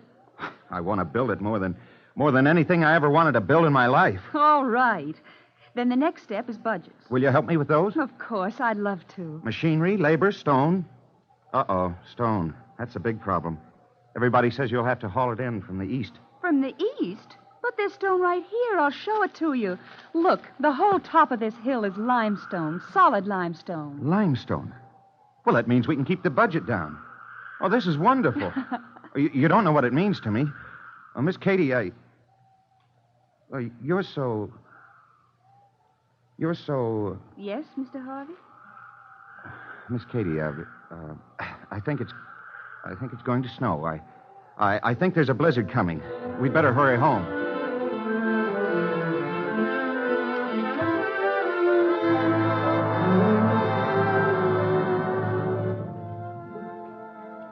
The State Assembly met in January, and Charles Harvey was off to Lansing. Then, for 6 dreary weeks, I heard nothing. Till one day, a trapper brought a letter in by snowshoe. It said, Dear Miss Katie. Miss Katie. I think the Assembly liked our plans for the canal. Our plans? But opposition arose from Major Morris. This project is completely impractical. Congress has allotted the state of Michigan 775,000 acres of public land to be awarded the construction company on the condition that the canal is completed in 10 years. Now, Mr. Harvey proposes to build locks 350 feet long, though the longest vessel sailing the Great Lakes measures less than 200 feet. It's a pity that Mr. Harvey's not an engineer. If he were, he would know that the construction he plans would take at least 20 years. In fact, as an engineer, I don't believe he'll ever get it done. That's all I have to say. Mr. Chairman, may I... Yes, Mr. Harvey. Quiet, please. Mr. Harvey has the floor. Gentlemen, I will sign a proviso that my canal must be completed within 2 years. If I fail, the loss will be solely my own and that of my backers. The state of Michigan will still have 8 years left in which to authorize a smaller canal built by anyone who wants to. Major Morris, do you consider that fair? I suppose so, since there is no other builder at the moment. Then, gentlemen, if there's no objection, I propose that authorization with a 2-year proviso be granted Mr. Harvey. Objection? Mr. Harvey, the opportunity for a canal is yours. And though I don't see how you'll do it, I hope you win, my boy.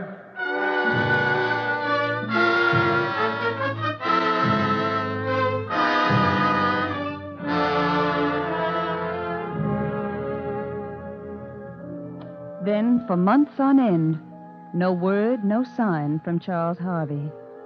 And for me, the winter days seemed suddenly empty and dreary.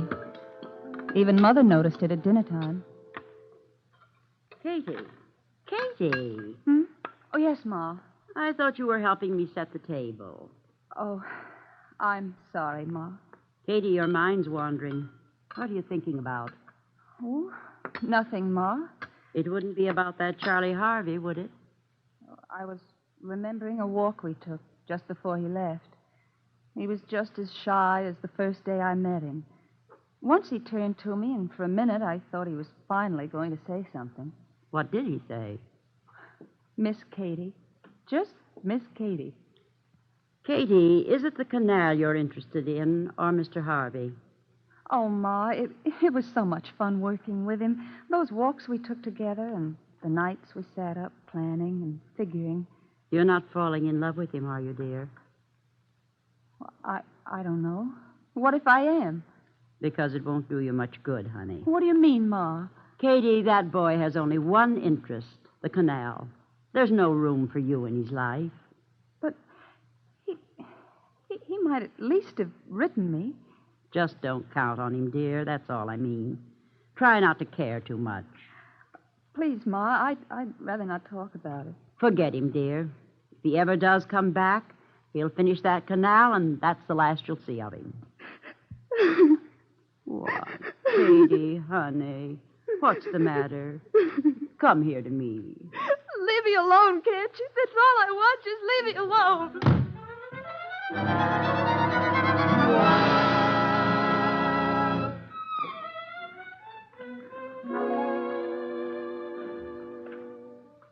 Spring that year did not really come till June 1st. And that was the day Charles Harvey returned to the Sioux with the first boatload of men to build the canal. By summer, the big ditch began to creep across the face of the earth, foot by foot, a relentless race against time. One day in August, when I was down at the coffer dam... What happened? The scaffold of the coffer dam. It collapsed. Come on. Oh, no.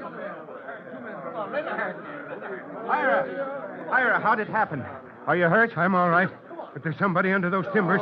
Here, you men. Lift that beam. It's Johnny Cassidy, sir. Johnny, where are you hurt? It seems to be my side, sir. Now, don't try to move. Let me see it first. I feel like I can't hardly breathe anymore. Give me your knife, Ira. I want to cut this shirt away. Right, sir. No. Katie, get Dr. Lash at once. Tell him to hurry.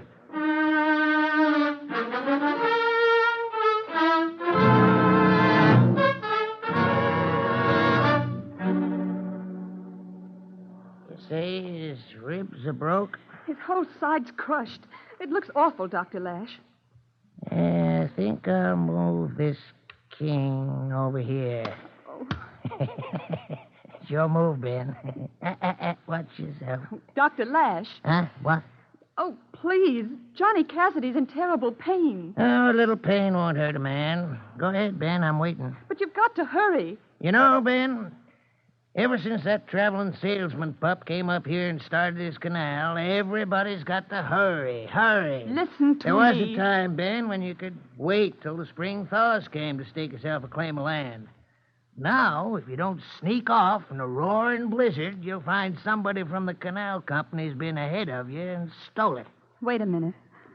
I don't care what you think of Mr. Harvey or me, but Johnny Cassidy's dying. Do you hear? He's dying. You've got to come and help him. What you do, Miss Katie? You go to my medicine cabinet and take that man a dose of calomel and jalap. That's as good as anything for... What is it you say? His whole side's crushed? You'll move, Ben.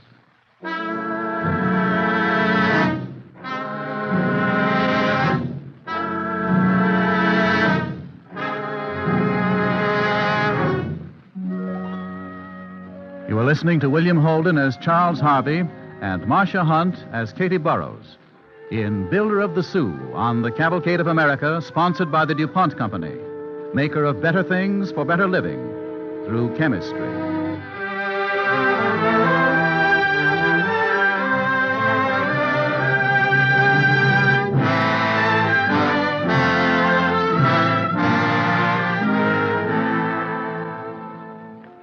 When Charles Harvey came to the little frontier settlement of Sault Ste. Marie, Michigan, in 1852, and talked of building a canal that would open up the Great Lakes to the whole country, I felt that here was a man with the courage to see his ideas through.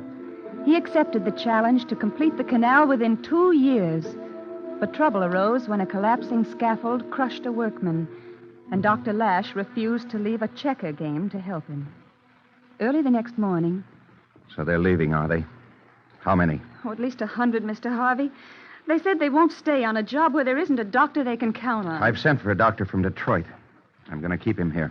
Oh, I wonder what Dr. Lash will say. Dr. Lash. He's no doctor, Miss Katie.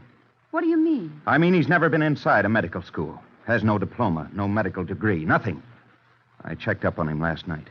Oh, no. If Johnny Cassidy dies... Is he feeling any better? Come in. Oh, hello, Ira. Good morning. I'd better go see if I can do anything for Johnny. Excuse me, Ira. Yes, sir. Well, it's the timber crew, Mr. Harvey. We've run into trouble. More trouble? What kind? Well, you know we've been cutting firewood in that timber stand across the river. Oh, what's wrong with that? Land belongs to us. Yeah, but to get there, we go up a road through an unclaimed strip. Well, last night, somebody chopped down trees across that road and put up a big sign. No trespass. What? We started snagging those trees aside to take our cutters through. Well, just then, Dr. Lash came out of the woods with a gang of saloon toughs. Dr. Lash, huh? Yes, sir. He said that land belongs to him. Since when? Since yesterday. Said he put a claim in for it. Now, what difference does that make? We've got the right of way through that strip. Well, I told him that, but he yelled, "You tell that salesman pup to keep his men off my land." Oh, he did he? Well, sir, I didn't want to pick no fight. We got trouble enough in this camp. Does he think I'll let a quack like now, that... Listen, Mr. Harvey. You start fighting the townspeople and you'll lose what men you have left. Mr. Harvey, Johnny Cassidy, he just died. Ira, go down to the camp and call the men together. Tell them I want to talk to them.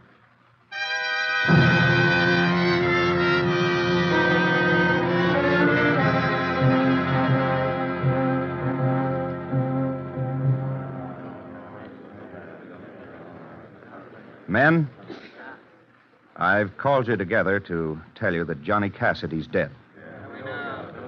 He died because Dr. Lash couldn't be bothered to help him. But last night I did some checking up on Orrin Lash, and I found out that he was never a doctor at all. I've got a good man with a medical diploma coming here from Detroit. He's bringing hospitals and equipment with him. But I want you to know that all these years, while Lash has been defrauding you, he's kept a real doctor out of Sioux. Now, wait a minute. None of that. I'm going down to talk to him now. And I think when I get through, we won't see Mr. Lash around here anymore.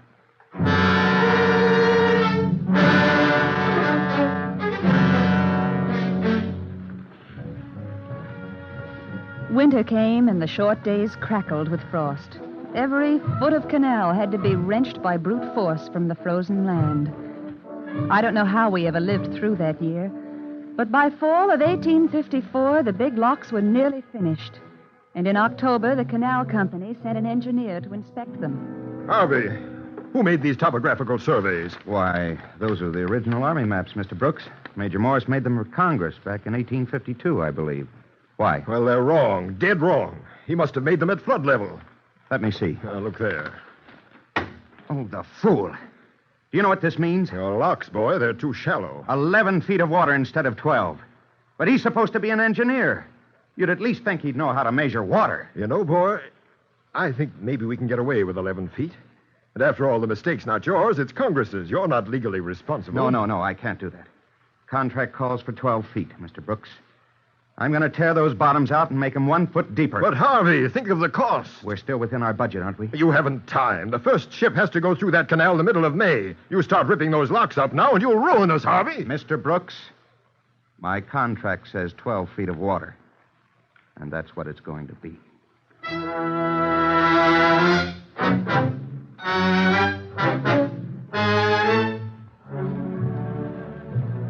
Every foot of that canal had to be deepened. In February, a diver was sent down to explore an obstruction in the lake channel. Major Morris's map showed it as a sandbar, but the diver said... Sandbar? Mr. Harvey, that's a rock ledge, 6 foot thick and an acre wide. In desperation, he set out on sleigh to consult engineers in Saginaw. Harvey, the only solution we can see is another cofferdam. And that'll cost money. Lots of money. How much? At least 100,000. All right, we'll do it. When can you start? Start? Oh, not till the April thaws, Mr. Harvey. Well, how long will it take? Well, now, that's a pretty big job. An acre of 6-foot rock and 10 foot of water. I figure that'll take you at least a year.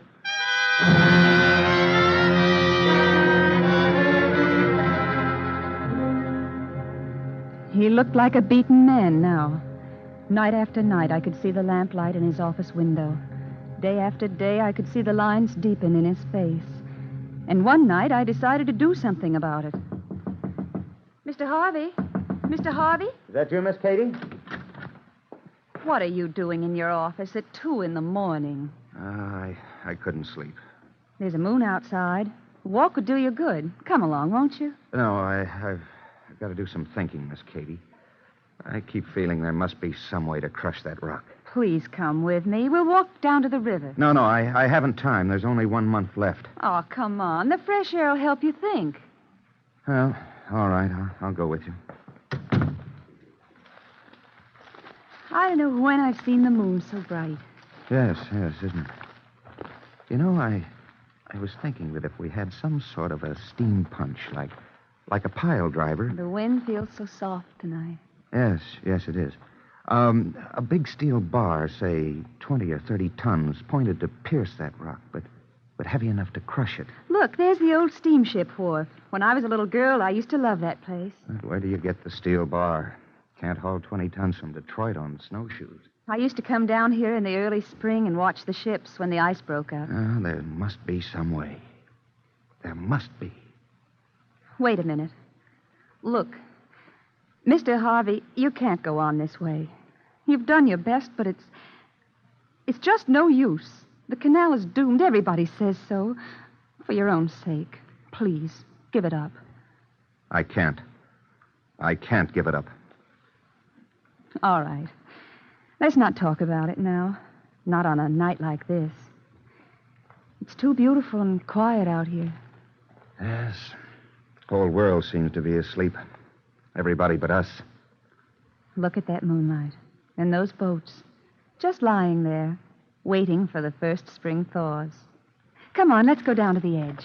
Wait a minute. What is it? Those boats. What's the matter? Suppose we borrow their propeller shafts. Propeller shafts? Yes. The first steamer in from the east could bring them new ones. What for? I mean, lift the boats out of the ice and... What are you talking about? Steel bars to make the steam punch with. Oh, Miss Katie. Miss Katie, Yes, Charles? I can do it. I know I can. I can crush that rock.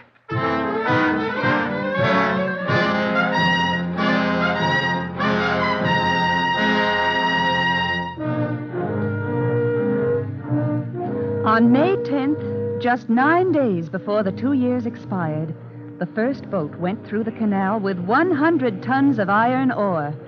All Sault Ste. Marie was there to cheer. Charles Harvey and I stood at the last lock gate. Captain Wells. Ahoy there, Captain Wells on the Illinois. Ahoy there, Mr. Harvey. How are the locks, Captain Wells? And the channel? Mr. Harvey, we sailed right through like a fish.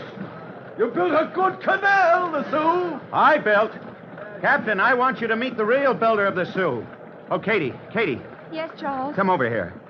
Captain Wells, you know this girl, don't you? Well, sure. Everybody knows Miss Katie. Well, it won't be Miss Katie long. I want you to meet the future Mrs. Harvey.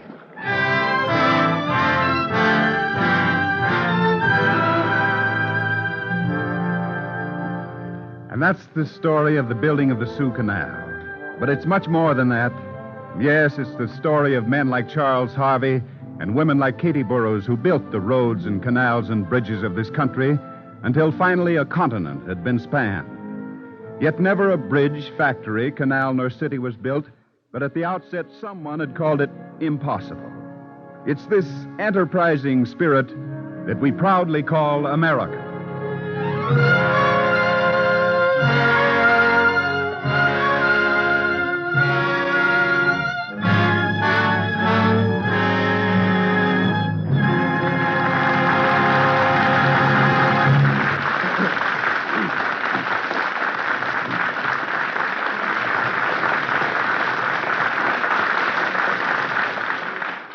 And now, here's Gain Whitman. Rats cost you money. Plenty of money. No matter where you live. How many rats there are, nobody knows. Estimates put the figure as high as 500 million in the United States alone. And that's a lot of rats. On American farms, rats destroy as much food every year as 200,000 farmers can produce. For that matter, there are plenty of rats in any city. I heard not long ago of a fellow in one eastern city who thought he had 4 or 5 rats in his place of business. He put out bait, dusted with a rat poison, and in the morning he found 139 dead rats. Today, thanks to scientific research carried out during the war, there is a new poison that is unusually effective for brown rats. It's the one that killed the 139 rats I mentioned a moment ago.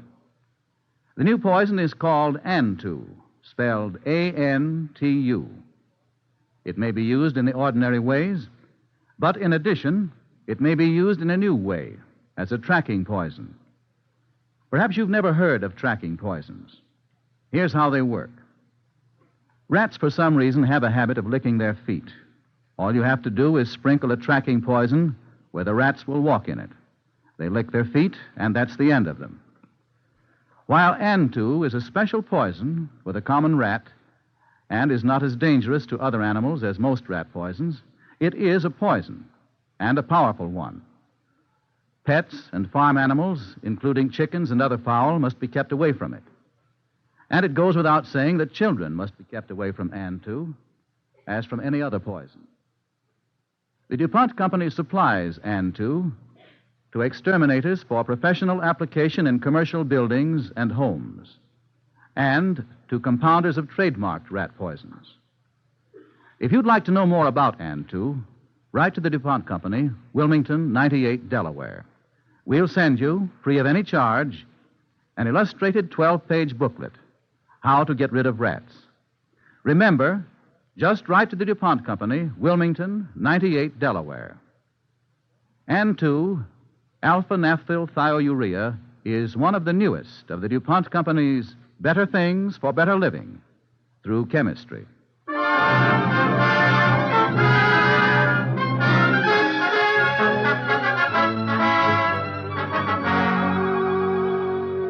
Next week, the DuPont Cavalcade brings you Basil Rathbun and A Chance for Jimmy, the story of Francis Henry Brown, a young doctor in Boston who started the first children's hospital in America.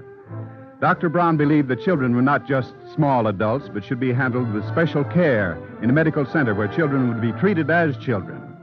A medical center where research could be carried on about their particular illnesses.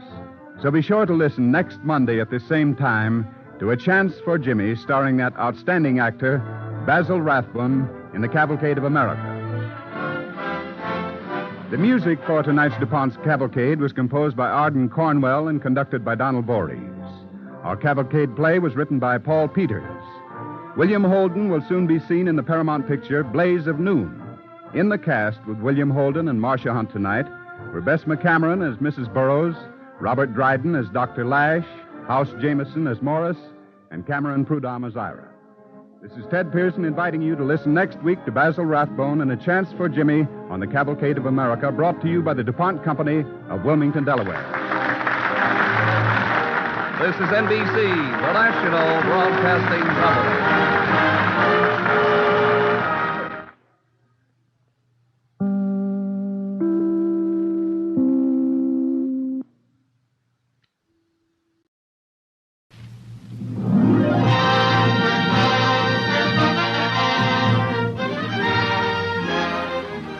Tonight, the DuPont Company brings you A Chance for Jimmy, starring Basil Rathbun on the Cavalcade of America.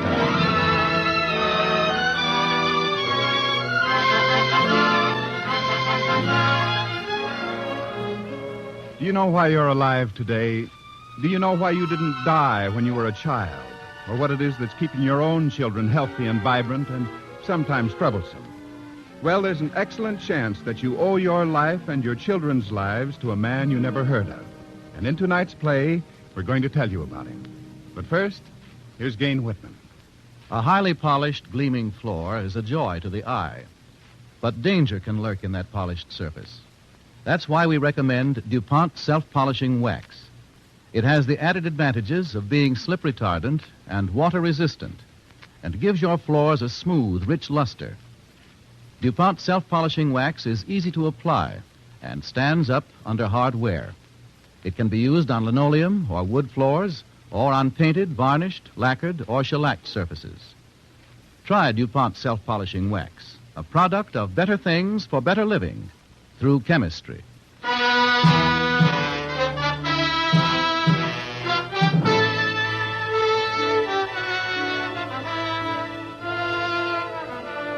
And now, Basil Rathbun as Dr. Francis Henry Brown in A Chance for Jimmy on the DuPont Cavalcade of America.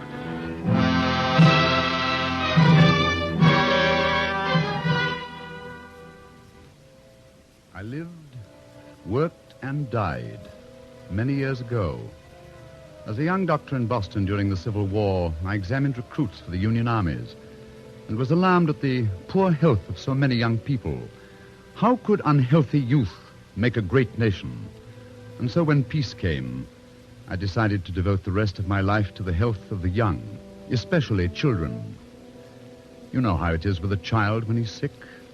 It's the same in your day as it was in mine. Let's say you have a boy, and let's say his name is Jimmy. He's 6 years old. One moment he seems to be perfectly well. Mom? Yes? Would you read me the funnies? No, dear. You gotta read me these funnies. Now, Jimmy. Oh, Mom, you gotta. Is that any way to ask me? Please. Jimmy, I told you yesterday if I had to read you those Saturday funnies, I would not read you the Sunday funnies. Now, I gave you the choice, dear.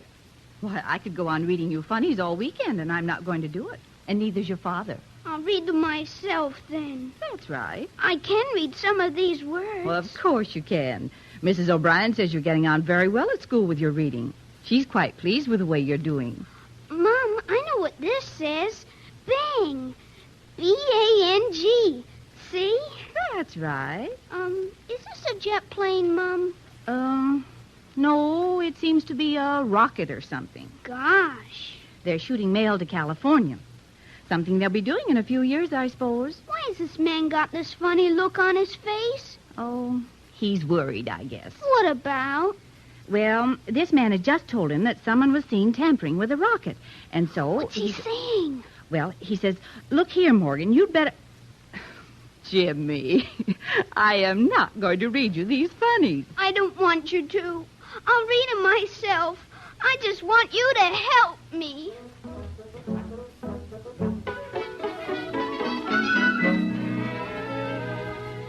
Yes, he seems to be quite all right. A little extra touchy, perhaps, but you don't think about that till later. Then, when you're at lunch... Eat your meat, dear. I don't want it. Well, you like chicken. It doesn't taste good. Probably been stuffing himself with candy again. I have not. I saw you eating a lollipop. And I only had one. And I don't want anything to eat. You assume it's the lollipop that has spoiled his appetite, so you think no more about it until later. Then that night, he sleeps restlessly and calls out a few times. You don't worry too much about that either. But next day, an hour after he leaves for school, he's back home again. I was sick. Oh, you poor boy. Here, let me feel your head, dear. Wait, you've got a temperature. I don't feel so good. Young man, you're going to bed.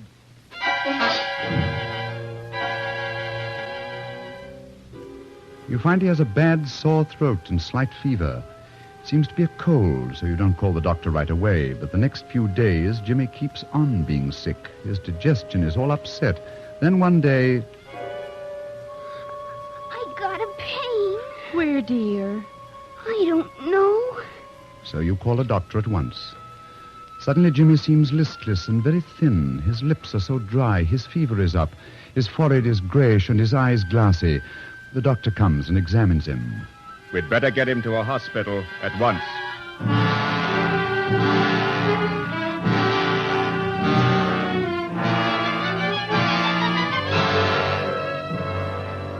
That's how it is in your day of 1947, and that's how it was in mine.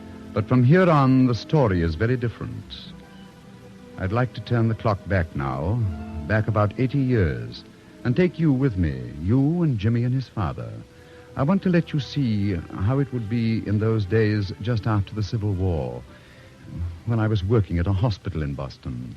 In those days, medicine was still somewhat in the Middle Ages. The existence of bacteria had not been proved. We knew nothing about antiseptic methods, almost nothing about nutrition, nothing about blood chemistry. In fact, very little about anything. And much of what we thought we knew was wrong. Our hospital was still full of wounded veterans at that time, and when someone like Jimmy arrived, it was our custom just to put him in with everyone else. Doctor, is Jimmy going to be all right? I'm so worried about the way he's breathing. We'll give him every care we can, ma'am. The ward is down this corridor. Can you manage, sir? Yes, I can carry him. He's so light suddenly, poor kid. Has he been in pain? Well, when we started out in the stagecoach, he complained of pain, but then it seemed to go away. Well, that's good. His breath is rather raspy, isn't it? It's been that way all day. Oh, what does he have, Doctor? Our own doctor didn't tell us. He just said we ought to bring him here at once. Yes, Doctor, Just what a is moment, it? please. In this way. This is the ward. Here now. Wait a minute, little boy. Now, we're putting him in this corner bed. Oh, for pity's sake, Doc, do I have to have a kid next to me? Say, this is going too far. You'll be yelping all night long. Now, men, please. We've got to give everybody the best care we can. We have no other bed for this child. I don't think he'll be much trouble. Oh, I'm awfully sorry, Doctor. It's all right, madam. He'll be all right. Attendant, Yes, Doctor. come here, please. Yes, Doctor. This child has the usual digestive symptoms and high fever. We'll give him a dose of tincture of opium to slow up his digestive tract. Right, Doctor. Shall we also use a leech, sir? Yes, we better bleed him a little. See if we can get those poisons out of him. Yes, Doctor. Well, we'll leave him in your care now. I'll attend to him. He'll be yammering all night long. Doctor, are you sure he'll be all right? He'll get the best care we can give him, madam. This way, please. I can't understand it. Last Sunday he was fine. I remember I was reading him a picture book about the Pony Express carrying the mails. And then suddenly, a little while later, he was sick. Just what is it he has, Doctor? Yes, please tell us. I'm afraid it's what a lot of children get. We call it typhlitis.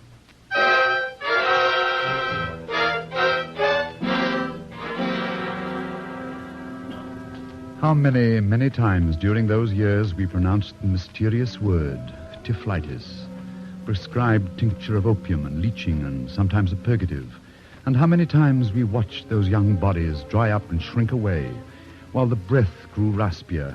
I remember how that breathing used to haunt me. Oh, don't worry about it, Brown. At least relax over your dinner. Now, how can I help worrying? What do we mean calling ourselves doctors? Do we even know what we're doing? Well, all we know is that the kid is very sick and that it's typhlitis. Do we even know that? Do we even know that there is such a thing as typhlitis? What do you mean? Of course we do. Do we? Oh, look here, Brown. Light your pipe. Let's order another cup of coffee. Waiter. Typhlitis. Take it easy, Brown. You've had a hard day. Don't eat your heart out. Can't be a doctor that way. Typhlitis. We invent a word and it sweeps aside 1,000 problems. Waiter. Yes? But it doesn't solve them. 2 more cups of coffee, please, and some pastry. It's true, they all have that dried-up look and upset digestion, can't keep food or water inside them. But how do we know that isn't the way children react to all sorts of diseases that affect adults in other ways? Oh, it's possible, but where does it get you? Look, the kids that have died of it, you've examined some of them. Sure. Are they all the same? No, there are always puzzling differences. Exactly. Some of them had a lung infection, some had a kidney infection, and some looked more as if they had some kind of epidemic fever, but we just call them all typhlitis. Well, we do know there's little we can do to help them except the opium and the leeching. To help them? We know we can help them? How do we know they don't die of what we do for them and not what they've got? Now, Brown... Your coffee, sir. Oh, fine. And here's some pastry. I brought you some chocolate eclairs. Oh, very good, thank you. I tell you, we haven't begun to know what we're doing, and this is what must be done. We're going to start a hospital for children only, as they've begun to do in Europe, based on the idea that a child is not just a small adult. Good. A place not only to treat children, but to learn about them.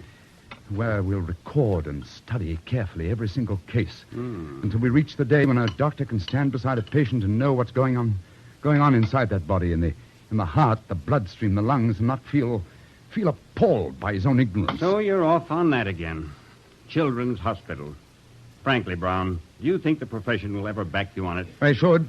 To them, it may seem like criticism of the way they're doing things. Then we must go to the public for help. I tell you, I'm going to see this idea through if I have to collect money on street corners.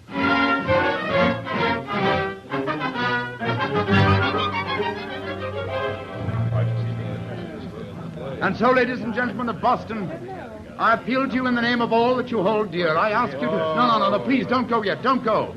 I'm almost finished. Just one more moment, please. I thought it was going to be about politics. Now, please, friends. The health of your children and of our country demands that we take this forward step. Several colleagues join me in appealing to you. Help us finance now, in this city, a hospital for children. Sir, mister? Yes, boy? I have a nickel. Can I give a nickel? Oh, thank you. People of Boston, there are children dying needlessly in our hospitals. I assure you this boy's nickel can help. Thank you, my boy. Thank you. May I give something? Oh, thank you. I'd like to give $1. Thank you. I'll give something. Oh, thank you so much. Thank you.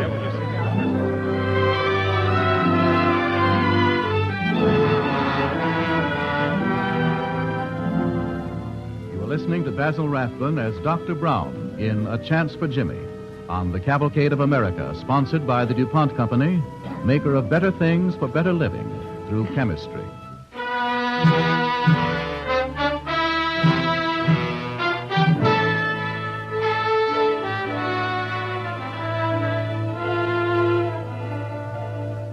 Soon after the Civil War, with the help of the people of Boston, we founded the Children's Hospital, the first of its kind in the United States.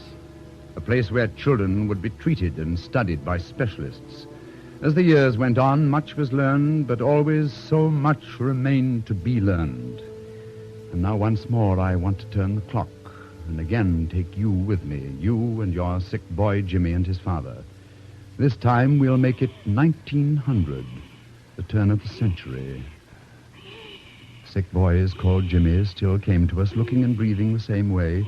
The symptoms are the same, but the words are different.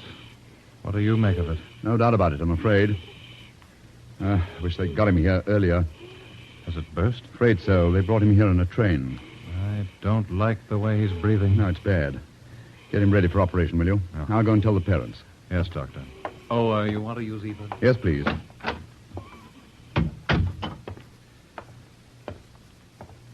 Oh, Doctor. Hello, Doctor. There you are. Any news for us, Doctor? Yes, I have. Well, what has Jimmy got? I'm afraid it's appendicitis. Oh. Is that something awfully Well, serious? We have to operate. Oh, dear. I think I read something about that. Isn't that an infection down around the abdomen somewhere? Yes, it is. The appendix seems to have burst, too. That means complications. Oh, Doctor, have we done something terrible? No. You did all you could. Now it's up to us. Last week he seemed to have just a sore throat. That's why I didn't call a doctor at No, once. that I often thought... happens. There's a certain kind of sore throat that sends its infection to the appendix by bloodstream. Oh. It's something we don't quite understand just yet. Well, has the cold lowered his resistance much, Doctor? Somewhat, I'm afraid. I see. Now, I'm going to do this operation at once. They're preparing the boy now. Oh, please, believe me, this is the only way. We'll do our best. I know, Doctor. Yes, Doctor. Goodbye.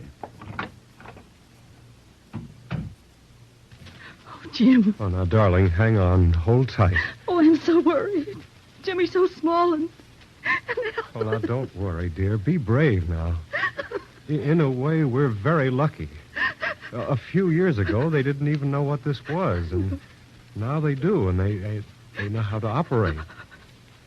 So have courage, darling. They know so much now. We should be thankful we're living in 1900.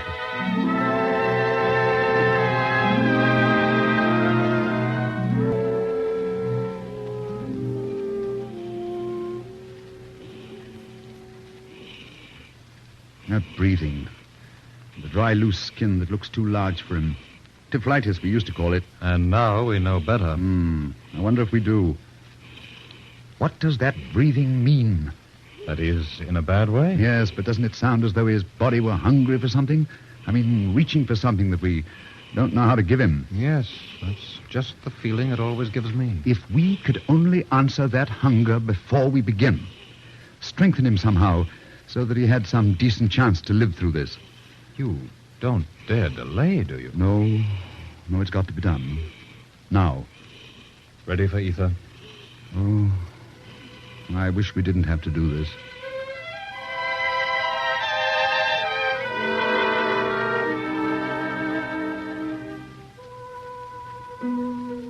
The surgeon is a lonely man. At least we were in those days of 1900. For the men of the laboratory, the men of research, were only just beginning to give us the knowledge we needed. But they were looking forward. Because always at our children's hospital, the very center of our plan was research. The patient gathering of facts for tomorrow.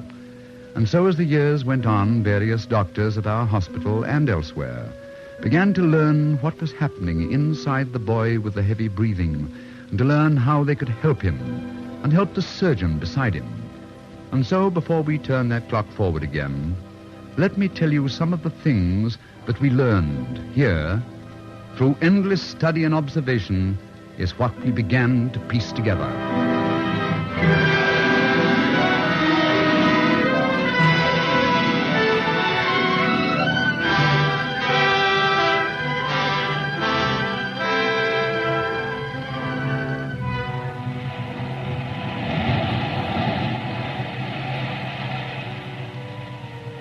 Life began in the sea.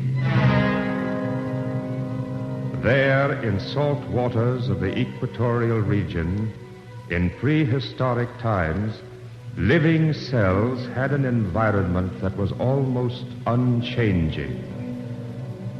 Before they could come ashore, eons ago, they had somehow to bring that environment with them.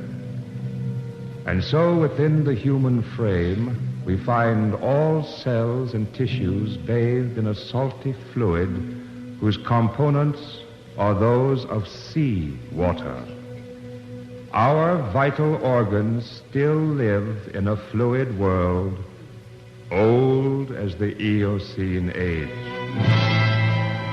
We learned that the human body still depends on the constancy of this fluid environment.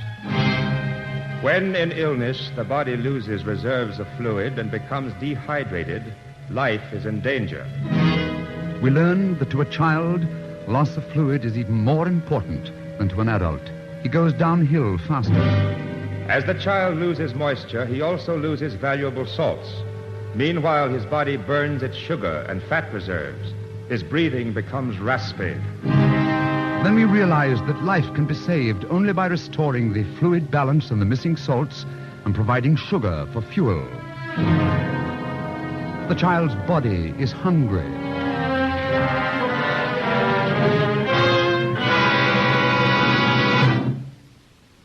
How could we restore the fluid and salt equilibrium of a sick child? We knew in my day that the answer we were looking for was within reach.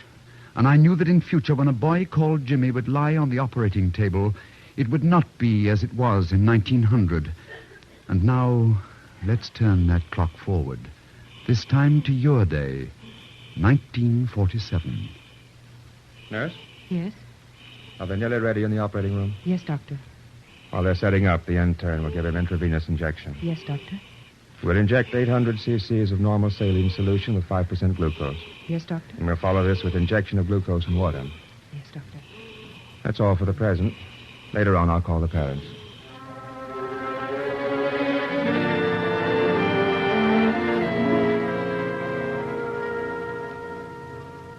Would you come this way a minute, please? Oh, yes, Doctor. You mean we can see Jimmy before the operation? Yes, I'd like you to. I'm just giving him an injection to put some vitality into him before the operation. You'll see. This way. Yes. Come in. All finished, nurse? Yes, Doctor. Well, he looks better already. Now watch. You'll see the change come over your boy. What change? You'll see. His color is coming back. He's waking up. Doctor, it's like a miracle. Mom. Jimmy. Hello, Mom. Oh, Jimmy. Hello, son. Hello, Dad.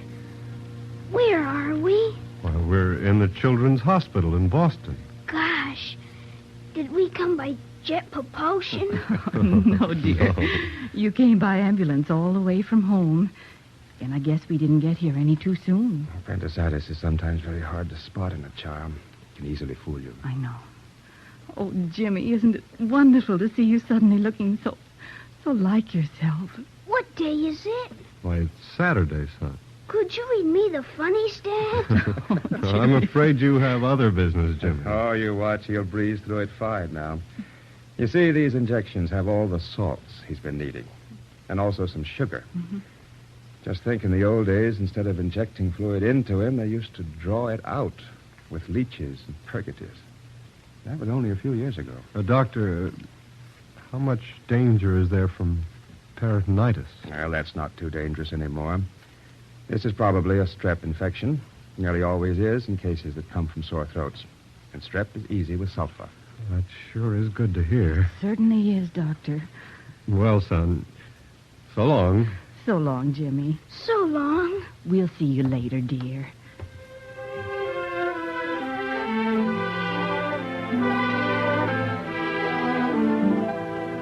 Now your son Jimmy goes in for his operation.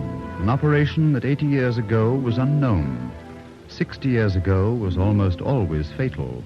And 30 years ago was very dangerous. But this is 1947. Scalpel. The surgeon is at work, quickly, skillfully. Snap. He knows his job. He knows the thinness of a child's intestines different from an adult's. Sponge. He knows that the child's restored bloodstream will see him through. Tie. Each cell of the child's body is bathed in its prehistoric salty water. Cut. This boy has today almost 100% chance of recovery. From behind the surgeon stands a team. The team of research men that gives a hospital its ever-growing strength. Stitch. The team that brings this man to his work with the knowledge that he needs.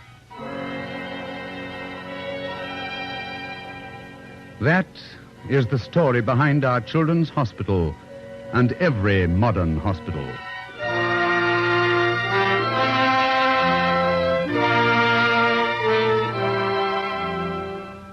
And that's the story of a chapter in modern medicine, and in the part played in it by Dr. Francis Brown and in the hospital he founded. It's also the story of numberless doctors and researchers whose patience and skill have made modern hospital techniques what they are. But above all, it's the story of Jimmy. Jimmy, the boy who grew up to become a good citizen and a healthy American. America does not sell Jimmy short, and Jimmy in turn serves America well. He's here when we need him, grinning, a little impudent sometimes, but always with his shirt sleeves rolled up and his muscles tensed for the job at hand. America can count on Jimmy, and one reason is that Americans like Dr. Francis Henry Brown have always realized how important Jimmy is.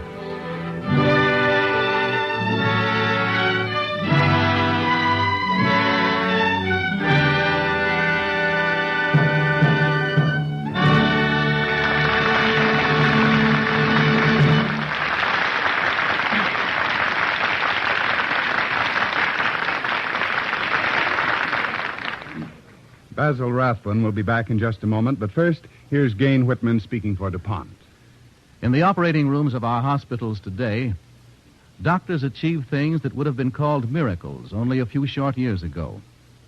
I happened to visit an operating room a few days ago with a surgeon friend of mine, and to my surprise, the walls were not white. They were a soft green. My friend told me this color is used because it reduces glare and helps doctors and nurses see more comfortably. Color is now used in this scientific way not only in hospitals, but in industrial plants. Probably you have always thought of paint as I have, giving your house a coat of paint to protect it, or tinting the walls of a room to make it more attractive. But industry has learned that color can do more, much more. In practically every industry, accurate seeing is essential. Dull, drab machines soak up light. and so do soiled or dirty walls. White walls, on the other hand, produce glare that causes eye strain and fatigue. All of these result in decreased production, more rejects, and lowered morale. DuPont Color Conditioning is a scientific plan for the application of color to overcome these industrial hazards. It suggests colors for machines that make seeing easier. It provides for color on walls to do away with harmful glare. It can make rooms with high temperatures seem cooler, or cool rooms seem warmer. All of this adds up to increased production, fewer rejects, greater safety, and improved morale. Color conditioning has been widely tested in hundreds of plants. It uses no more paint. It only calls for better planning. For further information about this scientific way of using paint in your plant or business, write a letter on your business stationery to DuPont, Wilmington, Delaware, and ask for the free booklet on this subject. Color conditioning is a development of the DuPont Company, maker of better things for better living through chemistry.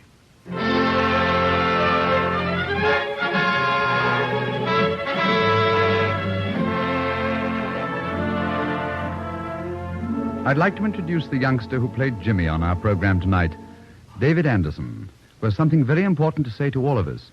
Jimmy, how are you feeling after all your operations? I'm feeling fine, thanks, Mr. Rathbone. But there's a lot of kids who don't.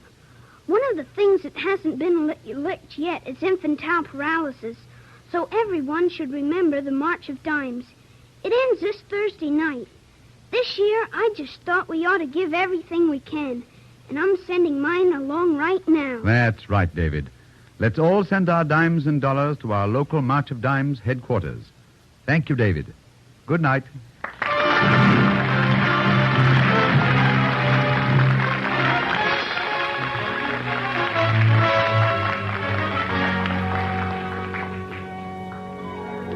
Next week, the DuPont Cavalcade brings you Burgess Meredith in The Magnificent Failure. It's the exciting and dramatic story of Josiah White, a man with a million ideas. His greatest idea, which placed America on a par with the world in its economic freedom, was the development of a black stone, which we know today as anthracite coal. Be sure and listen next Monday to The Magnificent Failure, starring Burgess Meredith on the Cavalcade of America.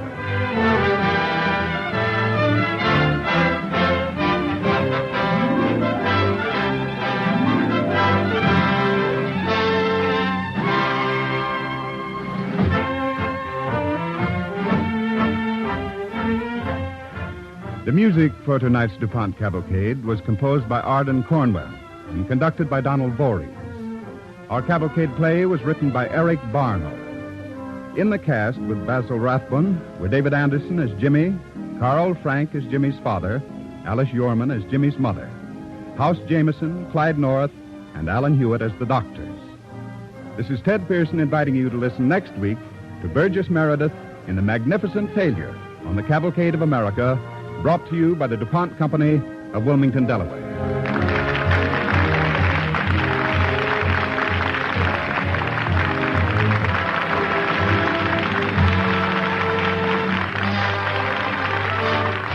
This is NBC, the National Broadcasting Company.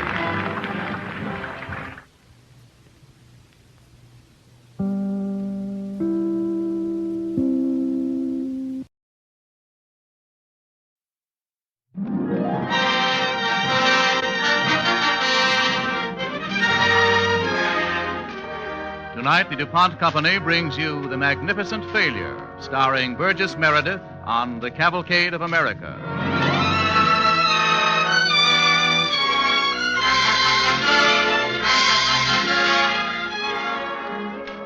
Tonight's story is about a man so far ahead of his time that thoughtless neighbors called him a crazy fool. Yes, they called Josiah White crazy. But like all great men, men with new ideas, Josiah proved that his idea could work. Fortunately, too, because, well, your home tonight might be awfully cold if it weren't for Josiah White. Now, first, here's Gain Whitman.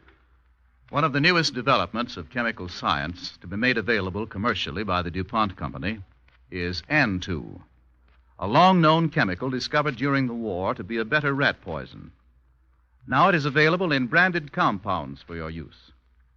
An-2 is so powerful that a few 10,000ths of an ounce will kill a rat. It is easy to use in a bait or as a tracking powder.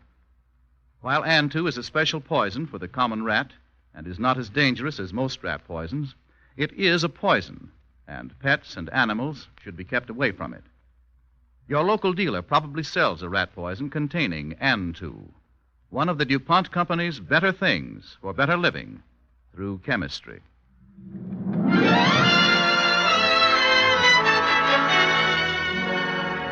And now, Burgess Meredith as Josiah White in The Magnificent Failure on the DuPont Cavalcade of America.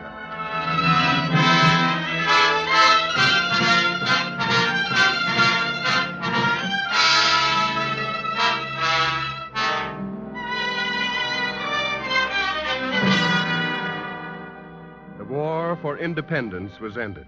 There was victory in the land, a new nation. But soon the celebration was over.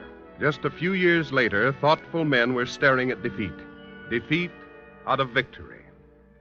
Gentlemen, I'll tell you frankly, when something like this happens, I feel we lost the war instead of having won it. Mr. Smith, I object to that remark. After the valiant work of Washington, Jefferson, and Mr. Franklin, Yes, I think... Mr. Howell, but I am not Washington, and you are not Jefferson.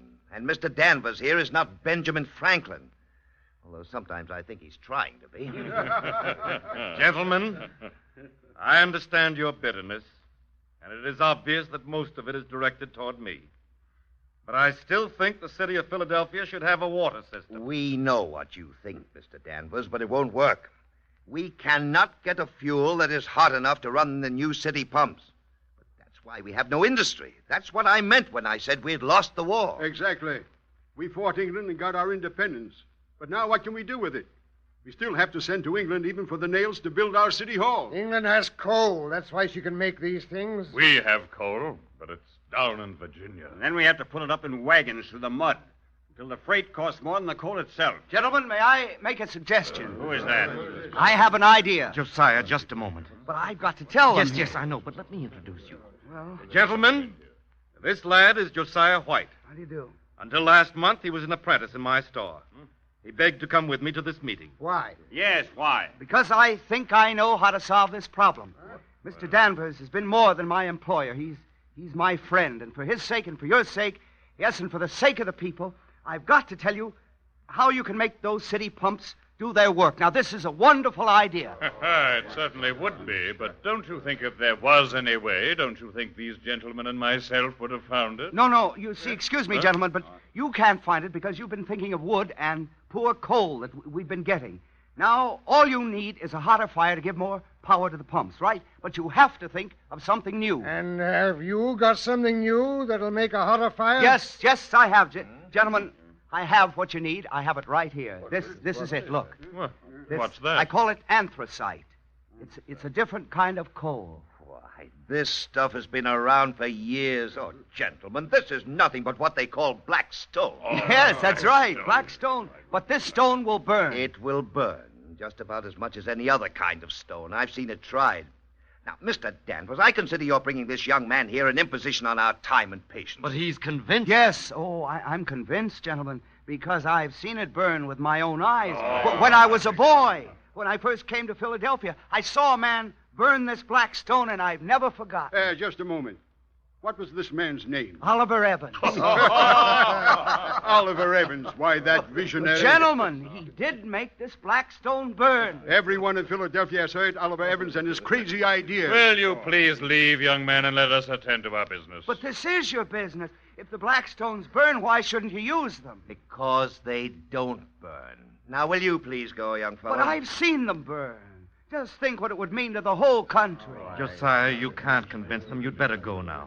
Very well, Mr. Danvers. But someday I'll convince them because I know this is a wonderful idea.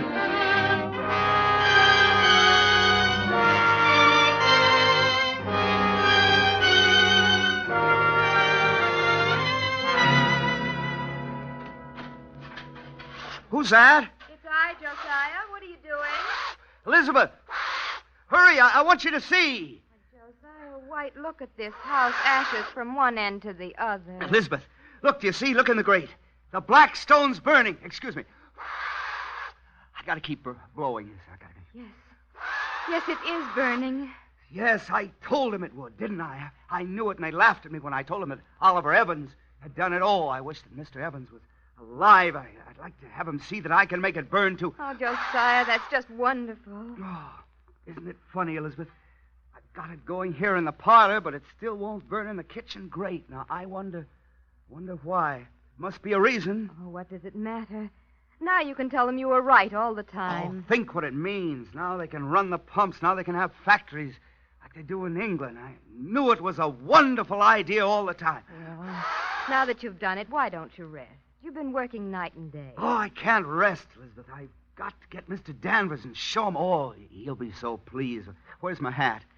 Oh, here. Elizabeth, while I'm gone, will you keep blowing on the fire, will you? Just keep thinking what it means to the whole country. I'll be back. I love you, darling, but keep blowing.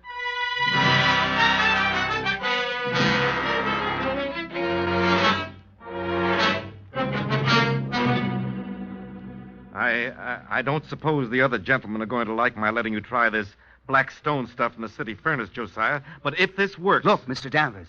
It's working. Look in the furnace. You can see it. Yes, I know. I see. But most of that fire is wood. Ah, but over there, Mr. Danvers. See, there's a piece of black stone on fire. Can't you see? But we still haven't got the steam up, Josiah. All we need for that is more fire. Now, when the rest of the gentlemen get here... Here come the carriages. I guess it's them. All right, now we'll show them. We'll get this fire roaring. All right, Jake, put in some more. Put in a lot yes, there. Mr. White. Throw it in. Come, Josiah. We'd better go meet them. Oh, how do you do, gentlemen? Mr. Smith, Mr. Howell. Well, Mr. Danvers, what is it this time? We've asked you to come, gentlemen, because we wanted to show you that the black stone will burn. Oh, for heaven's sake, it's that crazy young fellow who talked to us at the meeting. Are you still listening to his rant, Danvers? Yes, I am, gentlemen. Because he has proven that the black stone will burn. I've seen it with my own eyes. Well, I still haven't seen it. Where is the fire? Right over here in the furnace, gentlemen. You can watch it burn pretty soon. You'll see the pumps begin to work, and you'll be just as impressed as Mr. Danvers was. All right, Jake. You can show the gentlemen our beautiful fire. How's it going? It ain't. What do you mean? Them black stones smothered the whole thing out. It's coated in a boatload of fish. I don't understand. We had it going. We saw it. Ah, another hoax. Oh. Mr. Danvers, are you deliberately trying to make fools of the city council? Mr. Smith, we have been fools. I suggest we get out of here quickly. No, wait, gentlemen, it'll burn. It's got to. It's a wonderful idea. Oh, come on, men, before the taxpayers stick us in that furnace. But, Mr. Smith, Mr. Howell, all we've got to do is to find out the right way to make this burn. Well, you're not going to experiment in the city's furnace. You both get out of here at once, or you'll be put under arrest. Yes, come on. Well, Josiah, I guess now they think I'm a bigger fool than ever.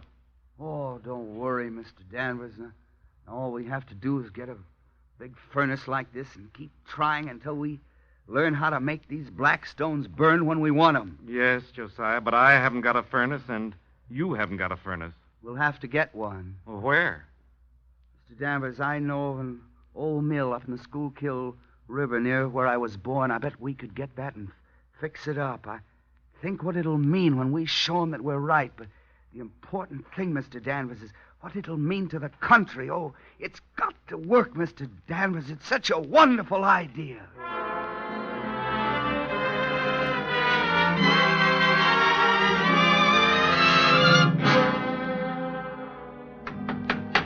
Josiah. Oh, Josiah. Yes? Mr. Danvers. Oh, I'm glad to see you. Now, wait till I get down off this ladder. Wait a minute. There.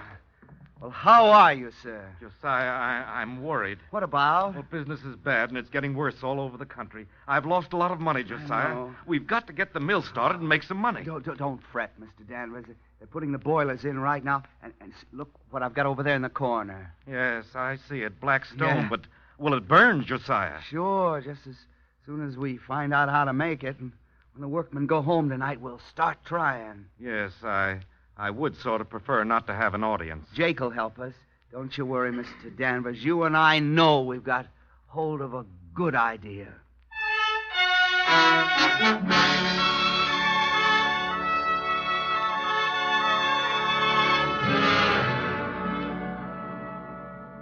Josiah, Huh? do you know what time it is? No, Mr. Danvers. What time is it? 3 o'clock in the morning. Oh. Well, I'd like to try just once more here. Josiah, it's no use. I'm afraid your stones just will not burn. I guess he's right, Mr. White. You saw I built a good fire, but when I put more stones on it, it goes right out. We saw it burn. I don't understand. We left the furnace door wide open. There's plenty of air. I blowed on it myself until my lungs are sore. It just won't burn, Mr. White. Son, you and I had a vision, I guess. But from now on, I'm going to believe only half of what I see, and I'll still be skeptical about that. Mr. Danvers, you're not going to give up. Yes, I'm afraid I am. No. When you get to be my age, the sort of faith you have, Josiah, is too expensive. I was hoping I could stop them laughing in Philadelphia, but I've got to tell you, Josiah, my money is gone. Mr. Danvers. Yes, I know. You're going to tell me it's a wonderful idea. Oh, yes. All I know is it has cost me every cent I've got. Jake, will you go harness up my horse? I'm going back to Philadelphia. Then can I go home too, Mr. White? It's awful late. Yes. Well, all right, but I never heard of a better idea in my life. Josiah, you tried and tried. Now, why don't you give up? All right, Jake. Close up the furnace door. All right. Go home and get some rest and get this foolishness out of your head. Sometimes I wish I could, but I can't. Guess I never will.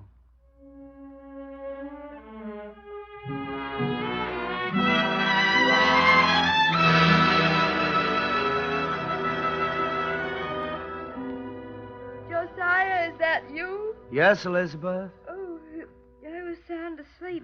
What are you doing? What time is it? It's 4 o'clock. I've been sitting here thinking, Elizabeth.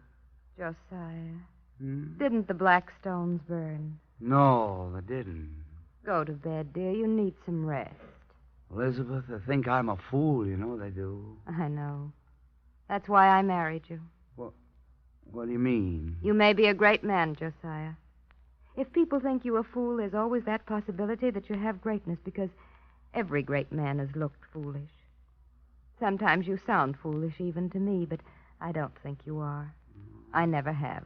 Elizabeth, maybe I am foolish, but if this thing would only work, if this country could find the right kind of fuel, we could build an industry and we'd get roads and canals and everything we need to make us a whole wonderful new nation. And if it would only work. Josiah, I've never heard you sound so unsure of yourself. Mr. Danvers given up. Oh? Yeah, he cost him so much money. I feel bad about that, Elizabeth.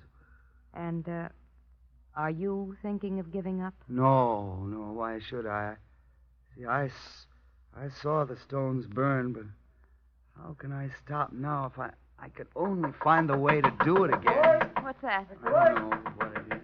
What, Jake? What is it? The mill's on fire. What did he say? I'm not sure. I heard him. He said the mill is on fire. I'll go see. Now, don't worry, dear. I'll be right back.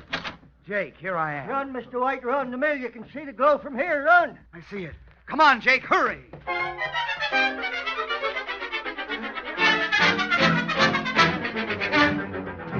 Wait, Mr. White. The window's all red. Fire's still inside. Open the door, Jake, will you? Maybe we can get something out of here before the walls collapse. I forgot my key, Mr. White. Oh, Wait until I break off the lock here. Hurry, Jake. It's getting redder. The whole place will cave in any minute. All right, Mr. White. Be careful. I'll grab the tools. Wait. That mill isn't on fire. What?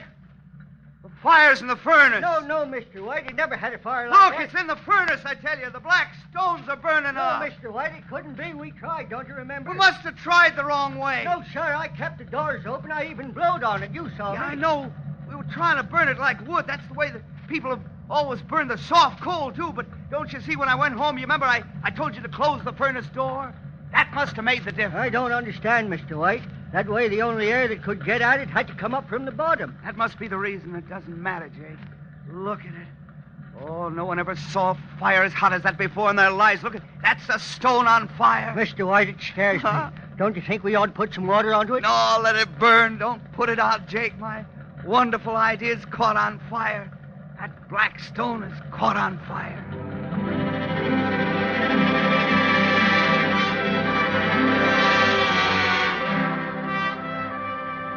You are listening to Burgess Meredith as Josiah White in The Magnificent Failure on the Cavalcade of America, sponsored by the DuPont Company, maker of better things for better living through chemistry.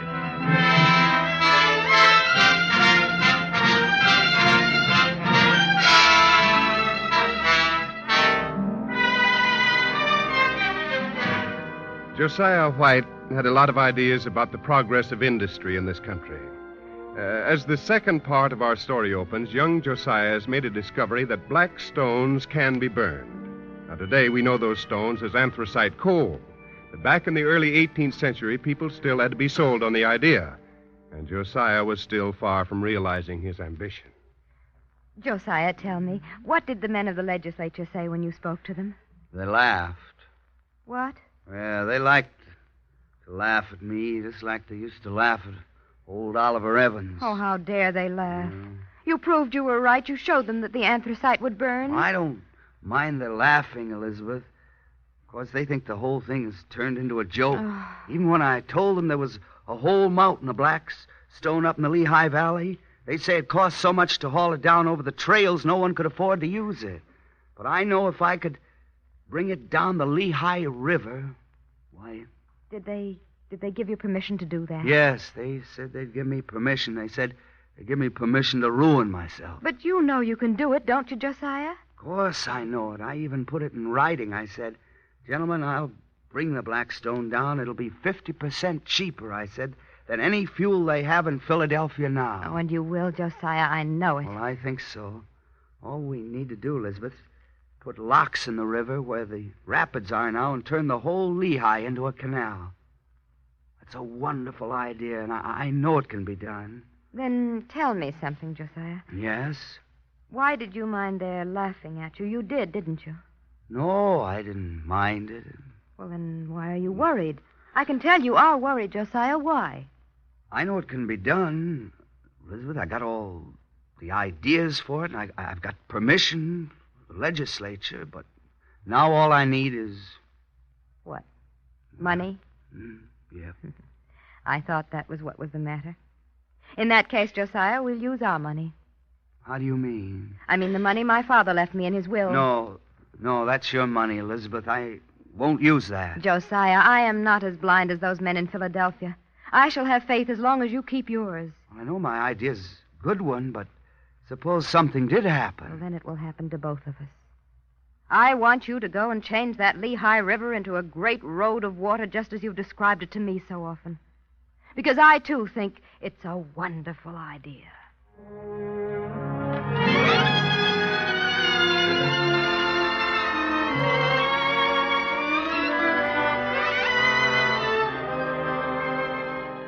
Mr. White, there's a man here who says he's come up from Philadelphia to talk to you. Yes, who is he? It's me, Josiah. Mr. Danvers. Oh, come in. Hello, son. How are you? Tell me what's happening in Philadelphia. We've sent 365 tons of the black stone down there. What do they think of that? Josiah, you told me once that you were going to move this mountain from the Lehigh Valley down to Philadelphia. Yes. Well, that's what it's beginning to look like. A mountain on the waterfront of Philadelphia, and it's getting higher and higher. What do you mean? Josiah, I thought it was mighty kind of you when you took me in on this proposition and made me your salesman in Philadelphia, and I still think so. The only trouble is I can't sell it. And I don't think anyone else ever could either. Why not? Oh, I could give you 1,000 reasons why not. All the reasons they've given me. But they all come down to the same thing. You just can't make people try it. This is new, and they're used to the old. But this is better. This doesn't have the clinkers like the old coal. It's cleaner, it's hotter, and wood is getting more expensive. Of course, I haven't succeeded like I promised, but I'll soon have it cheaper than wood or coal, and it's better, I tell you. Well, come see for yourself. I want you to see how stupid people can be. And there's another reason why I came up to talk to you, Josiah. What's that? Elizabeth. She's missed you. She's lonely. You haven't been home for 6 months. Well, if what you say is true, how can I face her? Josiah, there's something about you.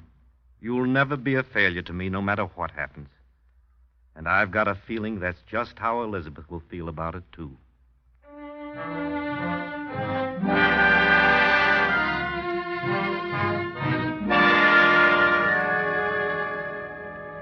I've missed you, Josiah, but now I'm frightened.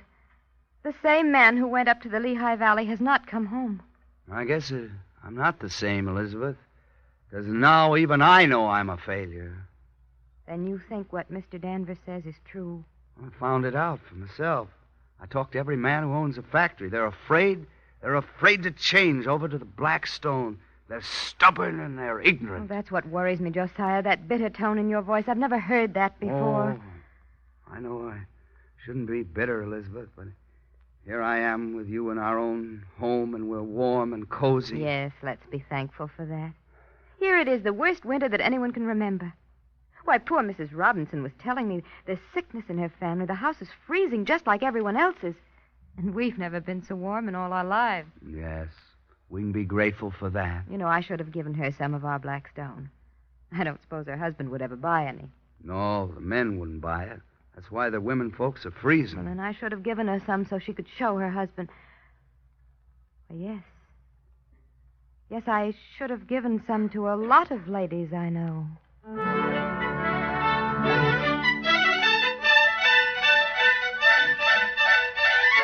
I'm telling you, Mrs. Perkins, it saved our lives.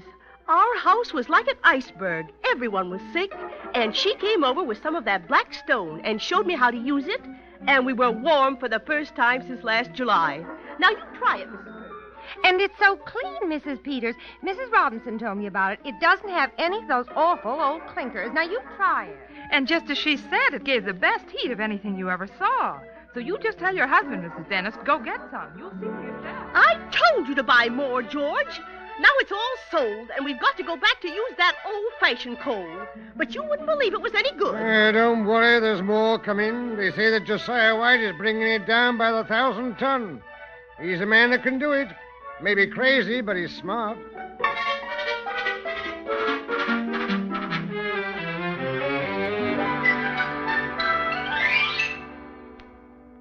Now, hold still, Josiah, and let me fix your tie. You know, I was worried for fear you'd never get down out of that Lehigh Valley in time for the dinner. They've been planning this banquet for weeks. Oh, Elizabeth, you know something?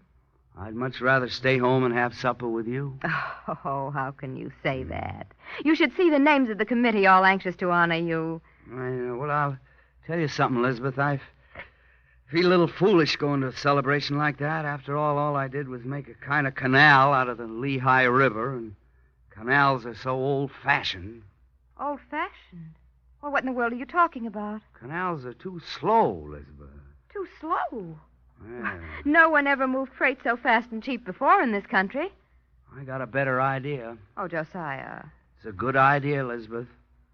What the country needs is a railroad. You heard me tell you about the kind they got in England? Oh, Josiah, no. I got it all planned. Listen to me, Elizabeth. The land is level, all along the river. It would be easy. I could do it. I tell you, it's a wonderful idea.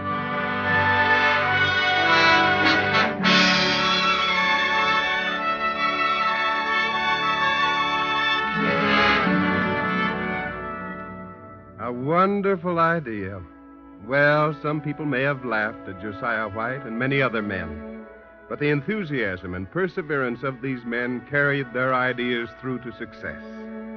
In our magnificent anthracite industry, for example, to call the roll of the innovators and the men of vision is to name not only Josiah White, but also men like Colonel George Shoemaker, who proved the worth of anthracite in the working of iron, Philip Ginter, who pioneered in mining operations in the Lehigh Valley, Colonel Weiss, Erskine Hazard, hundreds of others.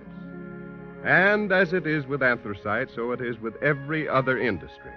Hundreds of men with imagination and initiative in each, adding up to thousands, have cooperated to build this country into the greatest industrial nation on earth.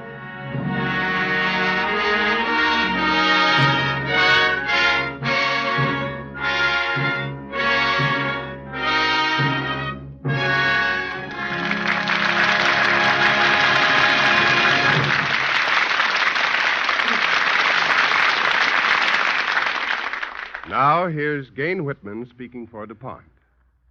As a result of long, continuing research in the field of commercial explosives, the DuPont Company today manufactures more than 200 different formulations of dynamite as well as other explosives, blasting supplies, and accessories. DuPont research has also brought to light new and more efficient ways of using explosives, including a new and better way to fire them, the DuPont blasting timer.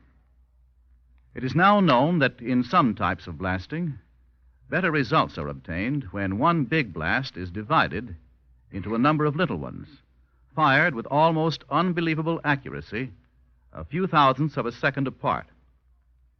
The new DuPont invention, the DuPont blasting timer, detonates blasts in just this way.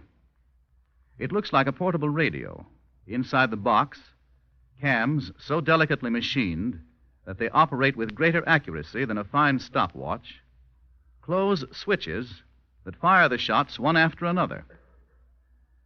In developing natural resources such as coal and other minerals, blasting must occasionally be carried out near residential and business districts. Here, the timer is of service because it reduces the vibration of the ground.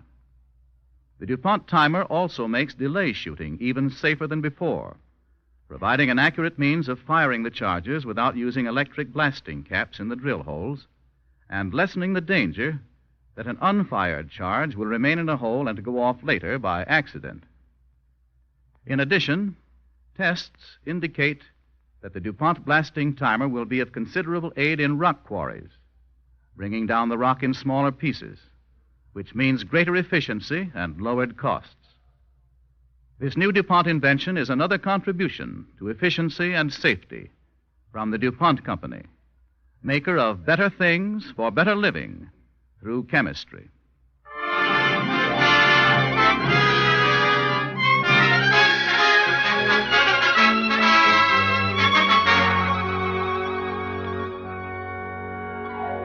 Next week, the DuPont Cavalcade brings you Dane Clark and Donna Reed in The Voice of the Wizard, the dramatic story of young Thomas Alva Edison, whose genius lights the world today. Yes, Edison was a genius or a wizard or whatever superlative you care to use, but he was a human being, too, just like all the rest of us. So be sure and listen next Monday to The Voice of the Wizard, the human story of Thomas Alva Edison, starring Dane Clark and Donna Reed on the Cavalcade of America.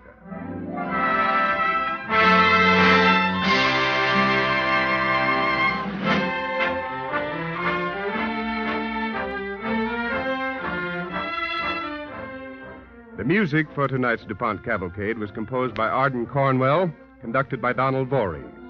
Our Cavalcade play was written by Philip Lewis and was based on the book Josiah White by Eleanor Morton. In the cast with Burgess Meredith were Alice Reinhardt as Elizabeth, Martin Wolfson as Danvers, Charles Penman as Smith, Cameron Andrews as Jake, and Alan Hewitt as Howell. This is Ted Pearson inviting you to listen next week to Dane Clark and Donna Reed in The Voice of the Wizard on the Cavalcade of America, brought to you by the DuPont Company of Wilmington, Delaware.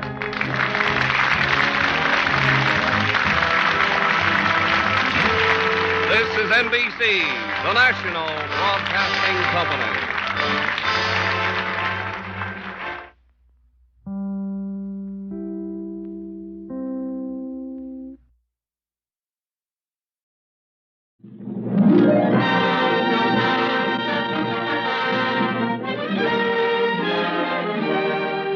Tonight, the DuPont Company brings you The Voice of the Wizard, starring Dane Clark and Donna Reed on the Cavalcade of America.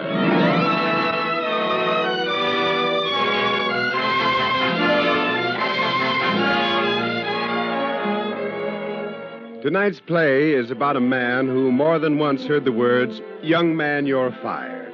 He was the genius Thomas Alva Edison, and we'll hear more about him in just a moment. But first, here's Gain Whitman. From the wonder world of chemistry comes another DuPont product to make your household tasks easier.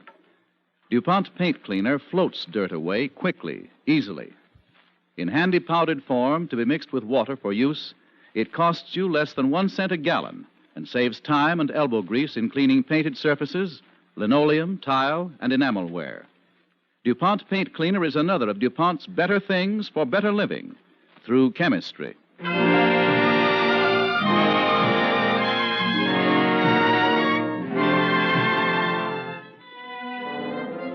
And now, Dane Clark as Thomas Edison and Donna Reed as Mary in the voice of the Wizard on the DuPont Cavalcade of America.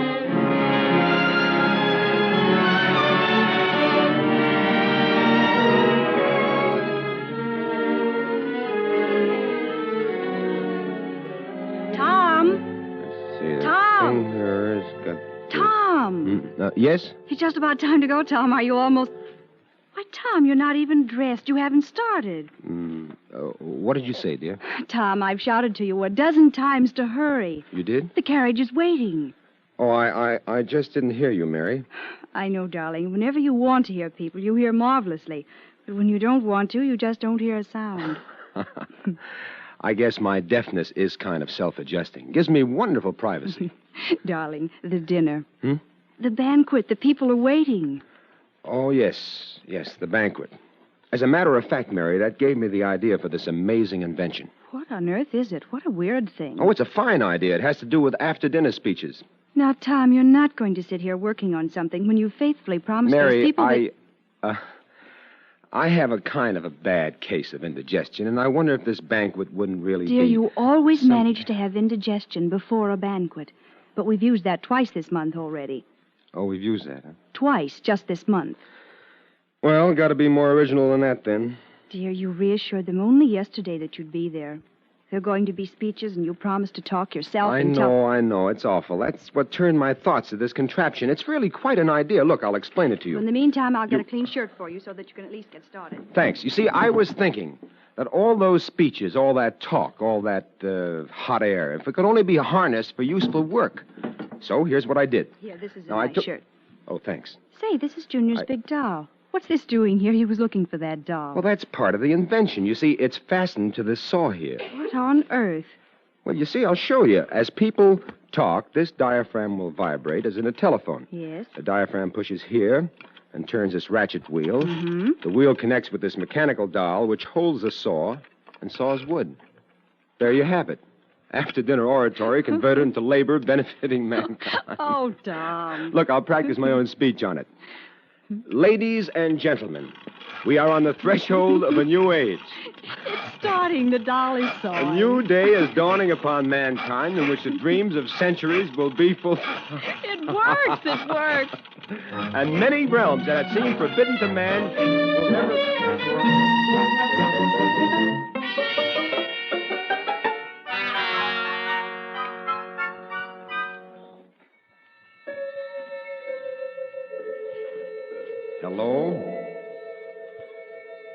Hello. This is Thomas Alva Edison. When I was still on Earth, I invented that torque harnessing machine to show how I felt about, well, occasions in honor of this or that. But now, in 1947, when they tell me it's 100 years since I was born, and that I'm to take part in this broadcast, I feel differently. Because, in a way, a broadcast like this is the climax of things I worked at. In a way, I can't help being here. This microphone and the tubes in your radio, I had a hand in them.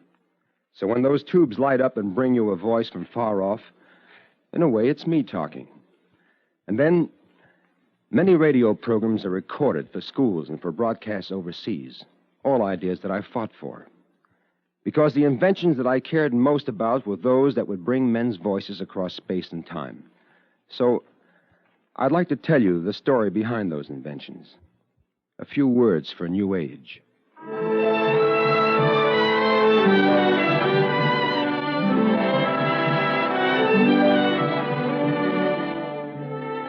Many people think of inventions as coming on a man all in one piece by inspiration. Well, things don't happen that way much. The phonograph, for example, was a long time coming, and it came step by step. For my own part, it started way back in the days of the Civil War when I was a young telegrapher in Indianapolis. In those days, the telegraph was beginning to bind the world closer, and being an operator was one of the most exciting jobs there was. Sitting in a dingy little room, often with other operators side by side, we'd receive messages from many distant places.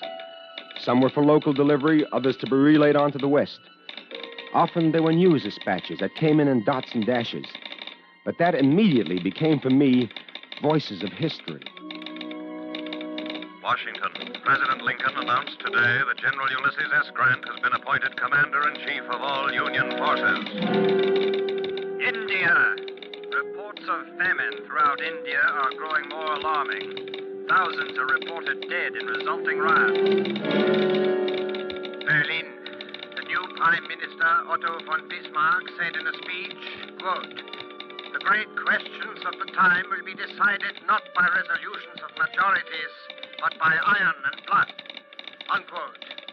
A state of war between Prussia and Austria is considered imminent.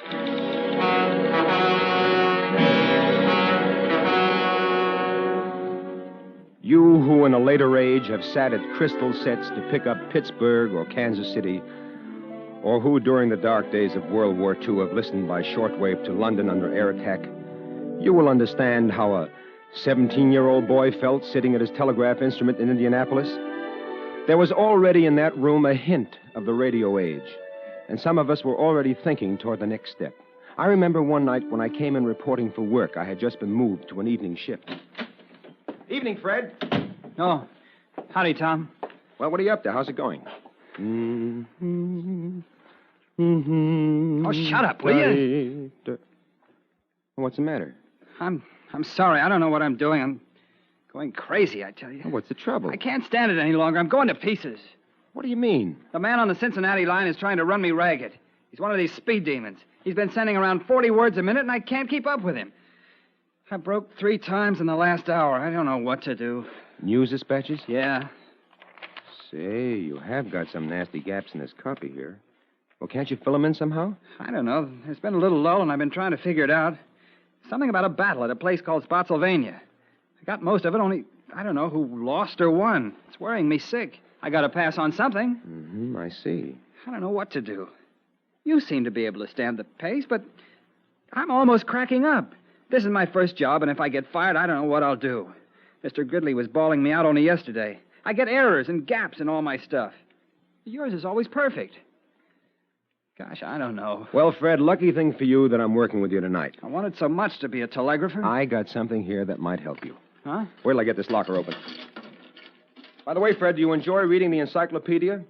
I talked the librarian to let me take a couple of volumes overnight. It's good reading. It steadies the nerves. When would I find time to read? That speed demon in Cincinnati will be at it again in a few minutes, trying to trip me up. Don't worry about him. We've got him licked already. Oh, there we are. What? What's all that? Oh, it's a little contrivance of mine. You see this moving band of paper? Well? As a telegraph clicks, it punches dots and dashes in this paper. Oh, say, that's fine. Then you've got a record to check. I've heard about that idea. Wait. That's not all. When you hook it up with the sending set and run the paper through again, yeah, the set repeats the dots and dashes. Hey, then the stuff that has to be relayed out west, all we have to do is hook it up. Why do you think I brought this reading matter? No use wasting a whole evening. Might as well relax over an encyclopedia. For land's sake. And what about messages for local delivery? Oh, we just record those, too. Play them back to ourselves at a lower speed when things are quiet. Oh, something's starting now. Hook it up, Fred. Here, I'll show you. Like this. Well, I feel like a new man already. Which volume of the encyclopedia do you want? Egg to Fub or Pooh to Ram? Whichever you don't want. Hey, this is going to be the life. Sure, why not? Boy, I was all set to retire to a sanitarium for the rest of my life. That fella had me down. You want a sandwich? Sandwich? You think of everything. Listen, there's so much to be done, so much to be learned in this world that a man's a fool to slave over something a machine can take off his hands. So put your feet up, Fred. Let's get some good reading done. Well, I guess you talked me into it. Well, aha. Oh, hello, Mr. Gridley. Oh, hello, Mr. Gridley. So, taking it easy, huh? Yes, sir. You see, sir, I've been working out this machine that automatically records... Automatically? I thought as much. Oh, what do you mean, sir? I've been wondering why your copy was so perfect, Edison, and now I've caught you right in the act. What happened? The messages been going through, Mr. Gridley? Never mind about the messages. The point is I've been swindled. Swindled? How so? I pay you a big salary, $70 a month, to receive and transmit messages. But you said yourself... And instead you sit here and read the encyclopedia. But Mr. Gridley... Do I pay you $70 a month to read the encyclopedia? I don't see why it isn't all right to read Do I pay you $70 to sit here with your feet up eating sandwiches? Now, look here, sir. Do I have to support a reading society? But, Mr. Gridley, You're through, Edison. What? Through. Fired. Fired? Fired? Yes, fired. And now, get out!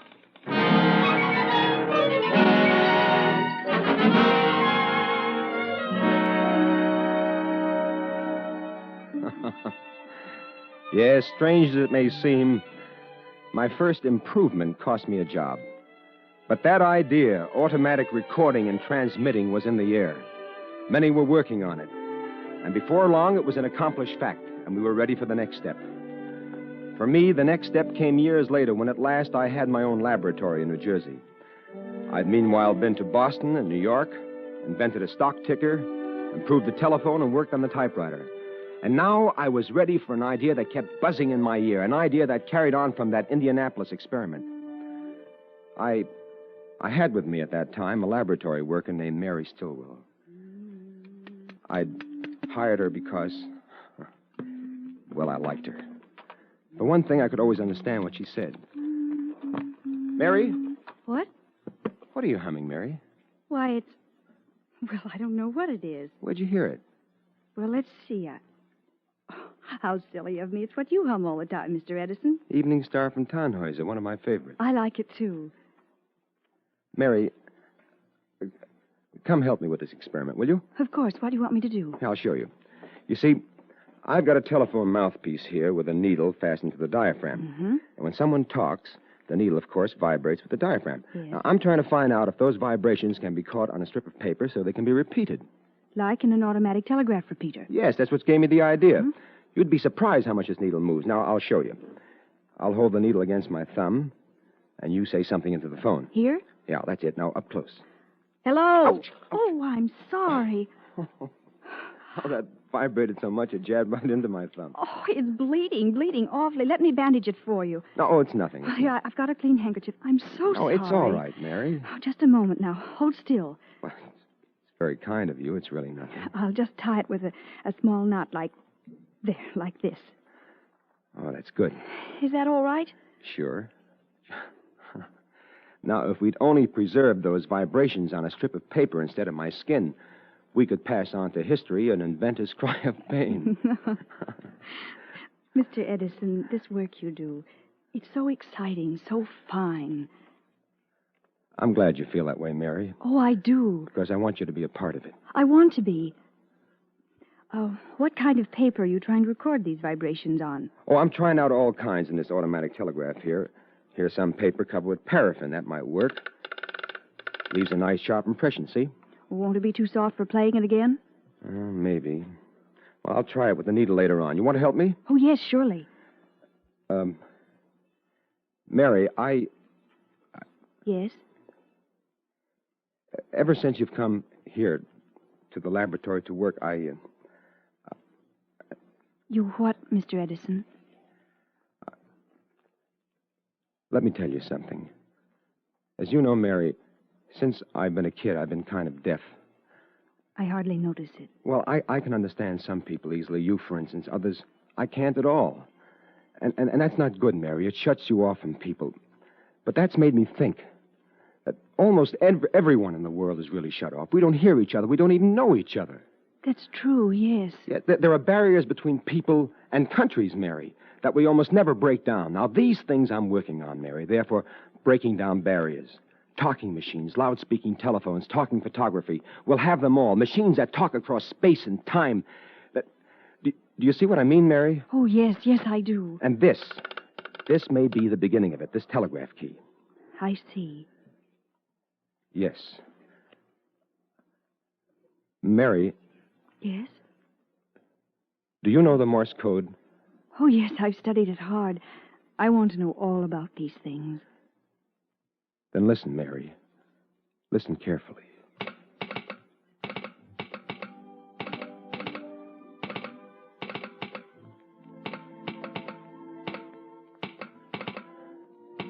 Do you get it? Well?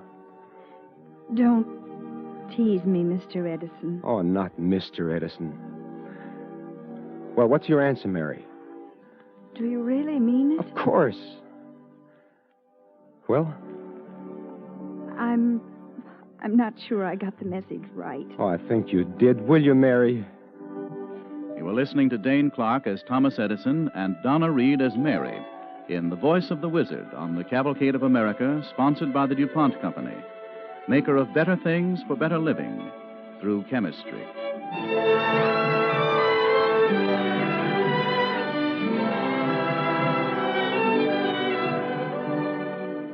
After a laboratory romance and a proposal in Morse code, Mary and I were married.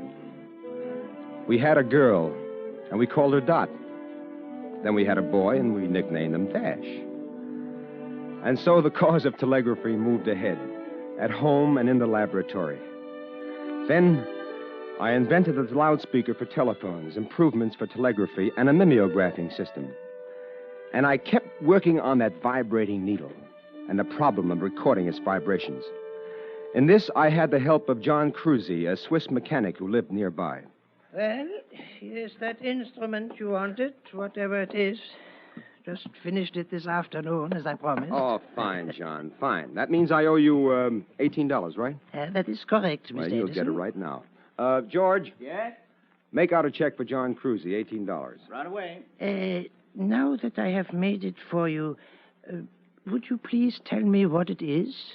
I wondered all the time I was making it.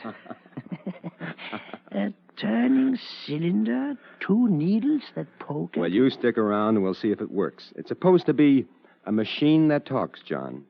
A machine that talks? Mm-hmm. You mean I make a machine that talks? I don't believe it. You see, we wrap this sheet of tinfoil around the cylinder. Yeah? That way. Got to be very careful about this. I bet you $2 it don't work. Well, I can't spend $2 more on it, John, but I'll bet you a barrel of apples. Me make a talking machine. No. Now, look. That's it. Now, we turn the crank and we talk into the mouthpiece. Mary had a little lamb. Its fleece was white as snow. And everywhere that Mary went, her lamb was sure to go. Hey, what's the Edison Laboratories coming down to now? Are we going to take up singing nursery rhymes for relaxation, Mr. Edison? You'll see, George. Stick around. Have you got that check from Mr. Cruzy? Yeah. Here it is, Mr. Cruzy. Oh, thank you. This is supposed to be a talking machine, George. Huh? That little thing? Yeah, and I make it. Now, let's see if it's any good. I'll move it back and I'll crank it again. Mary had a little lamb, its fleece was white as snow. And everywhere that Mary went, her lamb was sure to go. Hey, what do you know? It works. Now, I've seen everything. Wait a minute. I don't trust something that works the first time. There must be something wrong with it. I'm scared. This machine, would it talk also for me, Mr. Edison? Well, let's try it. I'll move the needle over a little more and start cranking. Now, go ahead, John. What will I say? Bend over a little closer. Yeah. Now, that's it. Now, sing that little song. Go ahead. Mary had a little lamb. Its fleece was white as snow. I can't go on. I am too moved. I make this machine. All right, now, let's see what it sounds like. Oh, Tom. Your husband's in here, Mrs. Edison. Oh, hello, everybody. Hello, Tom. Hello, dear. Hello, Mrs. Edison. I was sure you'd be working late tonight, Tom, so I thought I'd bring supper over for all of you. Oh, that's wonderful, Mary. Wonderful. My, look at that spread. Thank you, Mrs. Edison. Thanks, dear. Thanks very much. I guess we will be working late. I knew this would be an important evening. Is the machine finished? Does it work? Listen. Mary had a little lamb. Its fleece was white as snow. I can't go on. I am too moved. I make this machine. Now, wait a minute. There's something wrong here. I can believe all right that a machine can talk, but a machine can't talk with an accent, can it? It doesn't seem quite right, does it? Oh, you don't think so? Well, listen then. Now, wait a minute. There's something wrong here. I can believe all right that a machine can talk, but a machine can't talk with an accent, can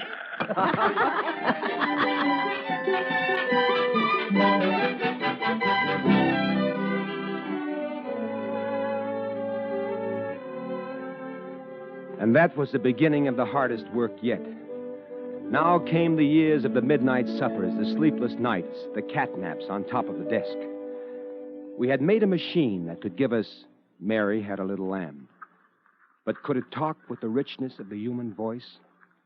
And could it play Evening Star from Tannhäuser with the beauty of a fine orchestra? Until it could, had my work even begun? And so we recorded and worked and worked. And music squeaked away at us out of a long paper cone. And we lengthened the cone and we shortened the cone. And the music still squeaked.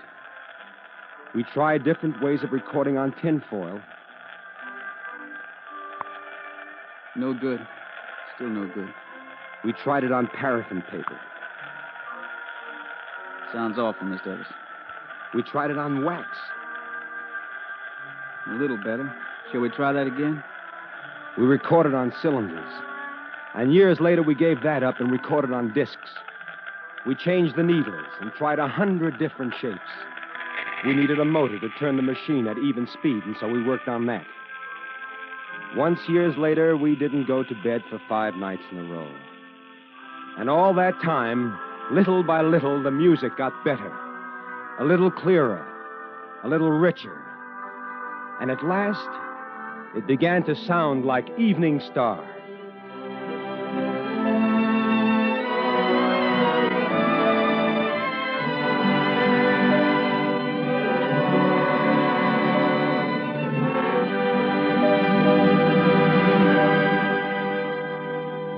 Now, these things happened over a period of many years, and during quite a few of those years, people kept asking me questions. Oh, endless questions.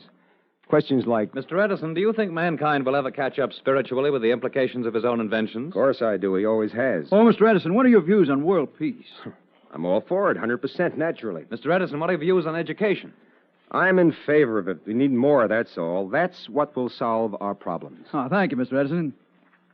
Questions like that, especially on my birthdays. And I guess those questions still hold. And the key to that education is in these things I help to work on.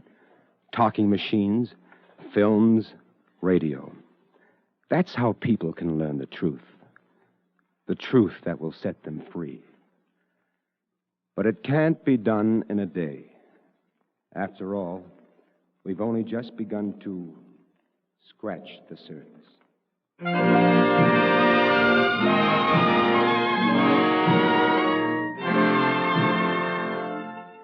And while Edison was right, while he had just begun to scratch the surface, still Edison's genius on this, the eve of his 100th anniversary, lights the world today, provides music for the world, and motion pictures for everybody's entertainment. Yet for all his genius, Edison was a typical American. Typical because he was a plain, honest sort of man who never left his own pasture, but dug as hard as he knew how in it. Perhaps Edison's greatest asset was that he was born in America and had the freedom of opportunity to develop his ideas without restriction or interference. Edison's inventions are not the only American inventions to make life easier for people everywhere. But the sum of Edison's ideas can be expressed as the American idea. And the whole world is better off because there is an American idea.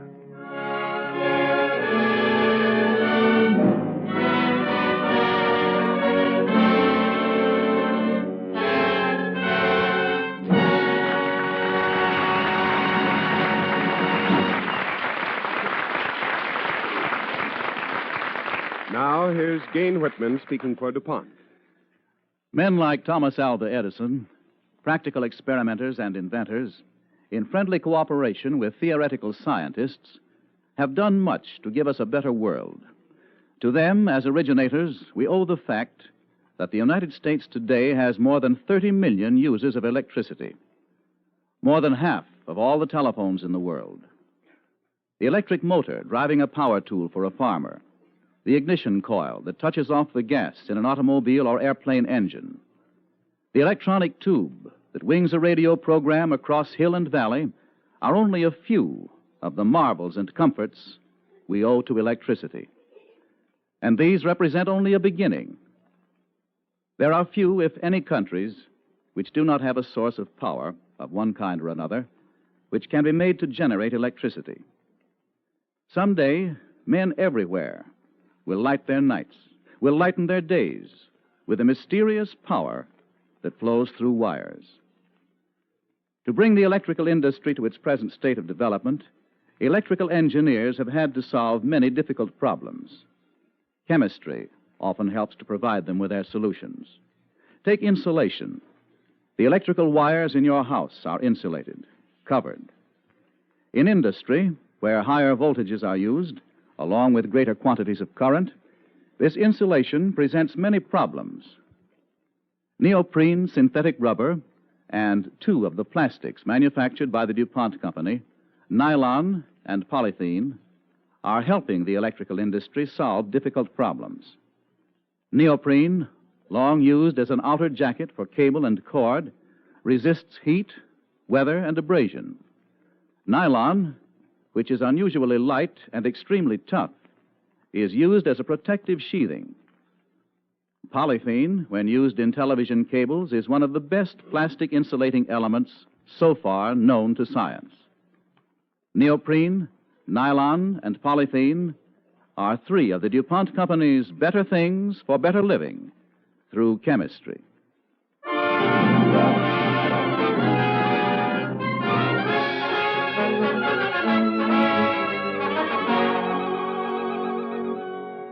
Next week, the DuPont Cavalcade brings you Chester Morris in Man Against the Mountain, the dramatic story of the conquest of Mount Whitney, the story of Gustav Marsh, who determined to blaze a trail up the eastern slope and build an observatory at the summit.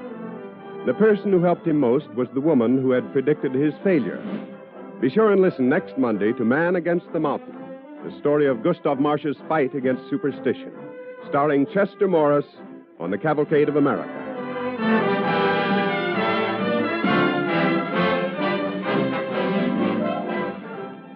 Dane Clark, who played Thomas Edison on tonight's Cavalcade, will soon be starred in the Warner Brothers production, That Way with Women. And Donna Reed appears by arrangement with Metro-Goldwyn-Mayer, producers of the new murder mystery, Lady in the Lake. In the cast with Dane Clark and Donna Reed were Alan Hewitt as the manager, Robert Dryden as Cruzy, Jack Manning as Fred, John Sylvester as George, and Chester Stratton as the reporter. The music for tonight's DuPont Cavalcade was composed by Arden Cornwell, conducted by Donald Voorhees. Our Cavalcade play was written by Eric Barnow.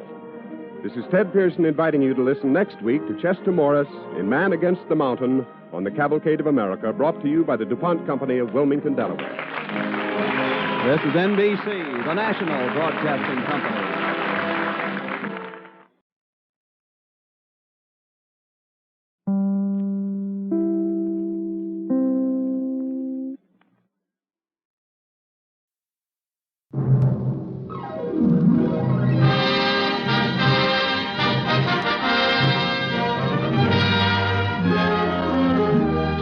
The DuPont Company brings you Man Against the Mountain, starring Chester Morris on the Cavalcade of America. But first, here is Gain Whitman. Chemical science has provided in Antu, A-N-T-U, a better poison for the common brown rat. A few 10,000ths of an ounce will kill a rat. Rat poisons containing Antu are therefore more effective and easy to use. Your dealer has or can readily secure for you a reputable brand containing Antu, which gives good results as a bait or as a tracking poison. Bear in mind, of course, it is a poison, and pets and animals should be kept away from it. If you would like a free copy of a 12-page illustrated booklet, How to Get Rid of Rats, write to the DuPont Company, Department A, Wilmington, Delaware. Antu is one of the DuPont Company's better things for better living through chemistry.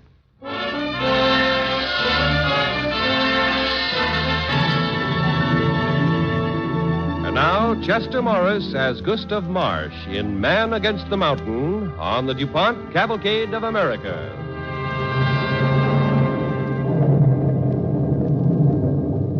Did your husband go up on that mountain alone, Elizabeth? No, Aunt Hitty. Gus took a ranger and a photographer with him. Well, he better be getting back. There's another one of those storms brewing up there. When Whitney's in that mood, it ain't safe. Aunt Hitty, you talk as though the mountain were alive. Mountains don't have moods. Whitney does. It's vicious, I tell you, Elizabeth. It ain't just a mountain. It's a devil. Killed my own husband. Caught him in an avalanche at a time of the year when there ain't avalanches.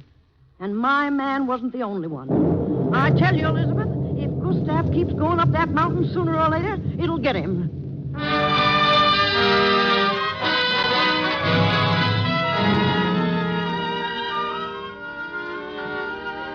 In the little village of Lone Pine, California, dusk comes unnaturally early, for directly to the west, rearing itself almost 15,000 feet against the sky, is the towering bulk of Mount Whitney, highest peak in the United States. Because of its avalanches and the fierce electrical storms which swept down from its peak to engulf them, the villagers of Lone Pine regarded Mount Whitney as a malignant force bent on their destruction. Then in August 1903, Gustav Marsh, a newcomer to Lone Pine who had no superstitious fear of the mountain, set out to conquer it. Elizabeth! Gus! Oh, Gus, I'm so glad you're back. Hello, darling. How are you? How's the baby? Fine. Everything's fine now that you're back. You just got here in the nick of time, Gustav. The storm's going to hit here any minute. Oh, we've been racing it all the way down. Tell me, Gus. I found what I was looking for. Oh, are you sure? Positive. Now we can go ahead and make that mountain earn its keep. What are you talking about, Gus? What am I always talking about? Mount Whitney. I'm going to put that mountain to work, Aunt Hitty. Don't talk like that, Gus. The mountain will kill you, for sure. Well, maybe it will, Aunt Hitty. But if it kills me, there'll be others to push the job through.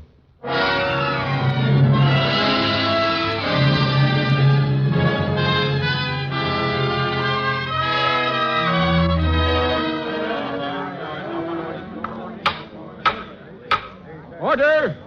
Order! That's better. Now, I don't know the reason for this town meeting any more than you do. Gus Marsh asked me to call it, and Gus will have to do the explaining. Okay, Gus, it's all yours. Well, thanks, Bert. I didn't give you folks much notice about this meeting tonight. I couldn't. If we're going to do what I hope you'll agree to do, we'll have to start work right away. Now, what is it? What do you got in mind, guys? Well, I want to build a trail up the east slope of Mount Whitney. A trail up the east slope? Yeah. How far up? All the way. It's impossible. Clear to the top. Nobody's ever reached the top from this side. Well, it can be done. You know, Ed Cross and Fred Spears will bear me out on that. They went along with me on this last trip. We climbed to 13,000 feet, took pictures, drew maps, and found a way to reach the summit from the east slope. After you get up there, what good will it do Well, you? wait, now, I was coming to that. I want to put Mount Whitney to work. Useful work. You stayed up on that mountain too long, Gus. Make a mountain work. Wait a minute, boys. If we build a trail up the east slope, the kind of a trail I have in mind, one that can be traveled safely by men who aren't mountaineers, well, Mount Whitney will work for us. You mean it'll draw tourists? Yeah, it may. But I was thinking of scientists. Scientists? Sure. You know, Whitney's the highest spot in the United States. The best place in the country for scientists to study the atmosphere, observe the stars, and, well, carry on experiments. Can't you just see a long-haired college professor lugging a telescope up Mount Whitney? Well, he won't have to, my friend, if there was an observatory up there. An observatory? What do you mean? Sure, well, that's my dream. An observatory equipped with all the latest scientific apparatus on top of Mount Whitney. But the first step is a trail. That'd be a son of a gun of a job, wouldn't it, to build the kind of trail you're talking about? There won't be any picnic. Costs a lot of money, too. And what would Lone Pine get out of it? Well, if tourists did start coming here, we'd all profit from it, you see? We'd have the satisfaction of having given something to the country. Something that no other village, no other group of men and women could give. That ain't enough for me. Quiet, Jerry, quiet. How much do you think it'd take to build the trail, Gus? Well, I don't know, Tom, but we'd all go into this together. Whatever it takes, we can raise it. Well, I'll start you off with $5. Yeah, you can put me down for $5, too. There's over 300 people in Lone Pine. If each one of them donated $5, it wouldn't be a drop in the bucket. I told you to shut up, Jerry. Now shut up and get out. Now let him alone, Tom. He's right. There isn't enough money in Lone Pine to pay for building that trail. We'll have to build it ourselves. Hack it out of the mountain with our own sweat and blood. Now, think it over, boys, but think fast, because this is August. We only have a few weeks to work.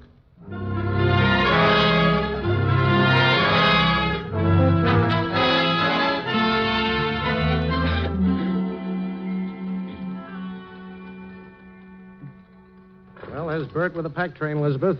I have to be getting back up the mountain. Are the men still as enthusiastic about building the trail, Gus? You'd think it was their idea. Oh, wonderful. Yeah, a few more days, a week at the most, and we should be at the top. Don't start boasting now, Gustav. Oh, You afraid the mountain will hear me, Aunt Hitty? The trail ain't finished yet. Well, don't be too sure. The men had only a few more 100 feet to go when I left them to come down here. There are still things can happen. Oh, Aunt Hitty, stop it. The mountain's been warning you ever since you started to work. That blizzard that come early and almost snowed you in. Then them rock slides out of nowhere. Men took sick mysteriously. Oh, that was the altitude. Running out of money. Well, we've always managed to get more, a little at a time. I'm sure we've got enough now to see us through. You know, it seems to me you made a contribution to the work yourself, didn't you, Aunt Hitty? Well, I didn't want to be the only person in Lone Pine who held out. Oh, it's been wonderful the way everybody's helped. The women with their box socials and cake sales. They'll all be waiting for the news. Well, just keep watching the mountaintop. You going to signal to us? Sure. We've got huge bonfires ready, and I'm taking up fireworks for this trip. Dynamite, enough to blow the top off the mountain. Be careful somebody don't get blowed to Kingdom Come. I'll handle it myself. Oh, Gus, be careful. Oh, don't worry, I will. But when that trail's finished, everybody in Lone Pine and up and down Owens Valley is going to know we made it. The dynamite may start an avalanche. We'll be on top. I know. You're certainly doing your best to scare me, Aunt Hitty. It ain't that, Gus. It's just that I know that mountain, and there ain't any man has set himself against that mountain yet and come off winner. Hey, Gus, it's time we were starting. Oh. I'll be right with you. Goodbye, Elizabeth. But take care of yourself, and don't let Aunt Hitty frighten you. I'll try not to, Gus, and do be careful. Sure.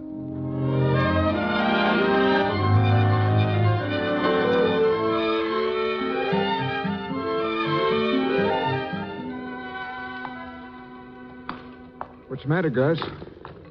Huh? We're over the worst part of the trail. Why are you looking so worried? I can't hear the men working. Of course, they may have knocked off for rest. It ain't meal time. Say, you suppose something's happened? I don't know. Hurry those mules along, will you, Bird? Well, there are the boys now. Tom, Oscar, what's up? We are, Gus, darn near. You mean you reached the top? It's only about a half hour's more work, Gus. We figured as long as this trail was your idea, you ought to be in at the finish. Well, I'm here now, boys. Let's go.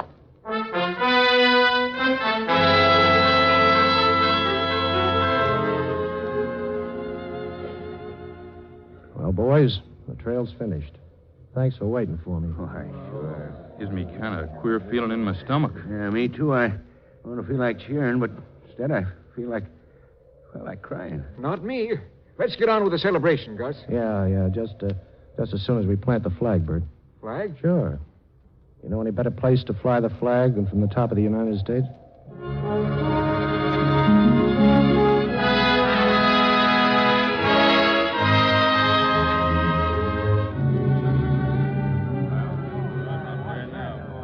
There's a storm brewing, Gus. If we want to signal folks down in Lone Pine, we better hurry up. All right, get the rockets ready, boys, and the dynamite. You're all set, ready to touch off. Bonfire's all lighted. Boy, look at that pitch pine burn, will you? Folks down below think Whitney turned into a volcano. Hurry up. Storm's coming quicker than we thought. Look at that lightning. Trying to compete with our fireworks, huh? And with our dynamite. All right, boys, set off the rockets and the powder. Okay. Here they go.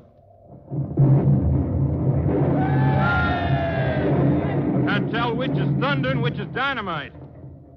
Well, that was thunder, all right. Better get back to camp, boys. This is a bad one.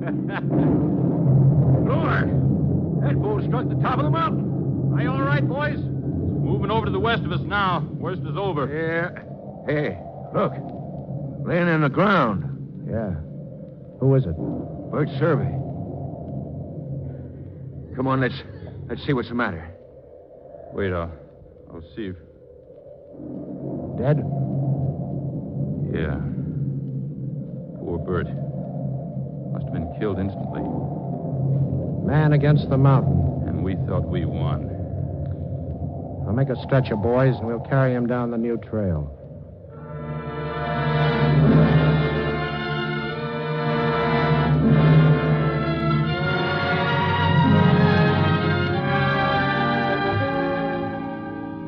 The death of Bert Survey increased the superstitious dread of Mount Whitney. And again, Gustav Marsh had to inspire the people with enough courage and faith to continue work on the trail, always urging them on towards the goal of building an observatory at the summit. It is now the autumn of 1907, and the great crest of Whitney is still bare, except for the mounds of stones that hold the names of men who have climbed the mountain for adventure only. From his house in Lone Pine, Marsh stares up at the summit more than 2 miles above him and talks to his wife. Oh, another summer gone, Elizabeth. And still no further progress. Gustav, don't be discouraged. Oh, I'm not really. But sometimes I can't help wondering if... Somewhere in this country there must be men with the necessary vision and the brains and the money. I'm sure there are. If I just knew how to get in touch with them. Get in touch with who? Oh, hello, Aunt Hitty. Who are you trying to locate?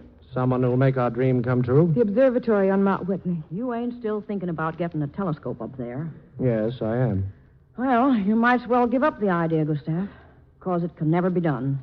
On some mountains, maybe, but not on Whitney. Yeah, how do you know? No one's ever tried it. Oh, yes, they have. Who did? When? Oh, long time ago. Back around 1880. Yeah? When I was just a girl. Some men from Washington come out here with a big telescope. Got a bunch of soldiers to lug it up the mountain, the west slope, of course.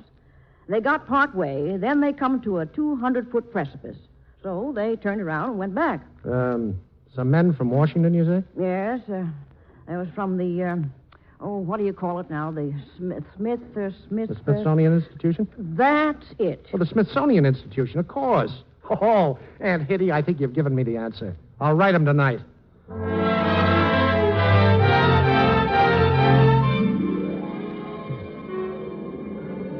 Well, gentlemen, I hope you feel repaid for your climb. You say the summit is always clear of snow like this, Mr. Marsh? Yes, the year round, Dr. Abbott. Amazing. At almost 15,000 feet. Well, you see, the wind keeps it swept bare, even in the dead of winter. You don't think the wind would blow the observatory right off, do you?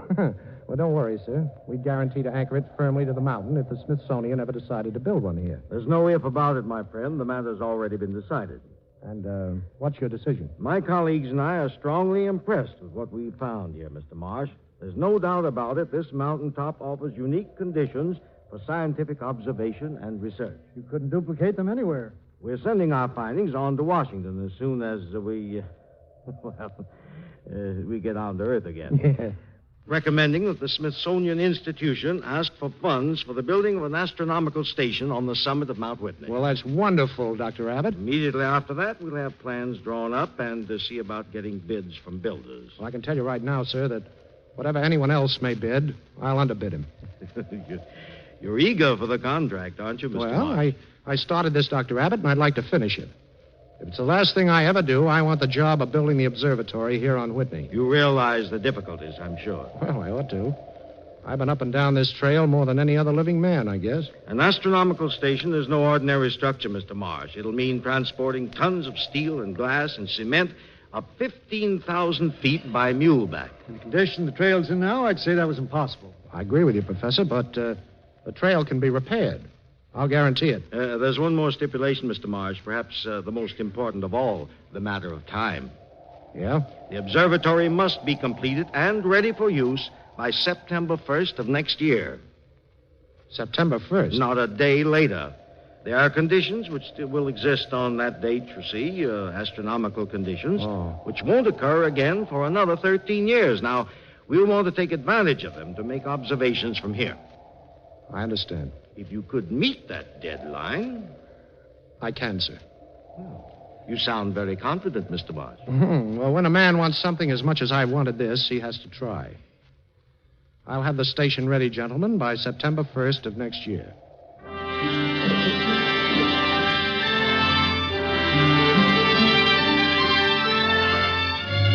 You are listening to Chester Morris as Gustav Marsh in Man Against the Mountain on the Cavalcade of America, sponsored by the DuPont Company, maker of better things for better living through chemistry. The people of Lone Pine, California, were afraid of Mount Whitney until Gustav Marsh overcame their superstitions and persuaded them to build with their own hands a trail up the hitherto unscaled eastern slope of the mountain. With the trail completed, Gustav was forced to mark time for 3 years until the representatives of the Smithsonian Institution traveled out to Mount Whitney and inspected the site on which he proposed to build an observatory. When they accepted his site and his bid for the building of the observatory, he was elated. But Now that the first flush of excitement has passed, Gustav realizes the tremendous difficulties still to be faced and conquered. Oh, I guess I was crazy, Elizabeth, to say I could do it. You've got a year. Yeah, I've got exactly 2 months. Till next September. 2 working months. It'll be next July before we can tackle the trail up there above Timberline. And if you could see the shape it's in. Very bad. Oh, it'll have to be entirely rebuilt in some places, widened the whole way. That's a season's work in itself. If you put enough men to work on it, hire a big crew. Well, I would if I had the money. Oh, won't the Smithsonian Institution? Now, the Smithsonian is financing the observatory. But the work on the trail is my responsibility. That was the agreement. Oh. 2 months. 60 days. The folks of Lone Pine turned out to help before. Perhaps they'll help again. What, after what happened to Bird's survey? They're more superstitious than ever about the mountain. It's their mountain, though, Gus. Yeah. Don't forget that. The biggest, the most important thing in their lives. Call them together and tell them what you've undertaken, and I'm sure that they'll back you up.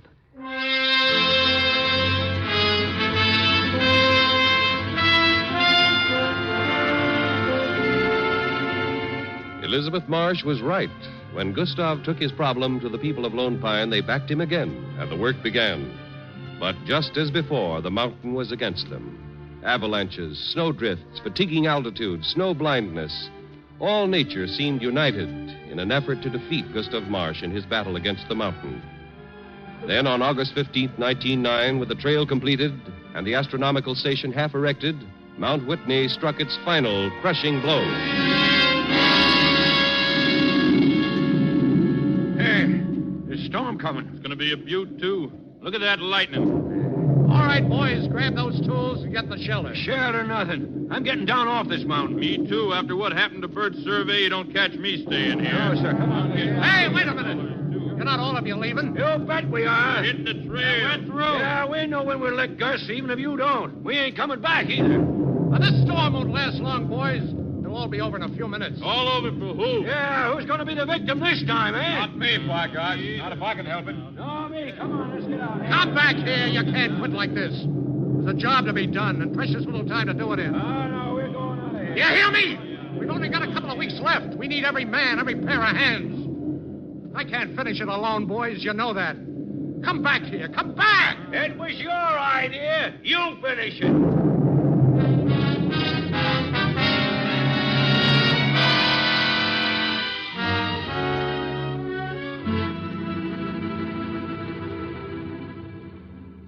And you left him up there on the mountaintop all alone? Well, he didn't have to stay. Could have come down if he pleased to. You deserted him, the whole bunch of you. When he needed you most. You cowards. You ought to be ashamed of yourselves. That storm was aiming at us both barrels, Aunt Hitty. Man's got his own life to think of after all. You know how the mountain can act. It's how you act that matters. How you stand up to it. Yeah, but If that job ain't done up there, if that observatory ain't finished 2 weeks from now, you realize what's going to mean? Well, all right. It ain't just Gustav Marsh who'll lose out. It's all of us. Every man, woman, and child in this town. Putting that trail up there, having a hand in building that observatory, is the biggest thing Lone Pine has ever done. And you're doing your best to spoil that chance. Throwing away all your work.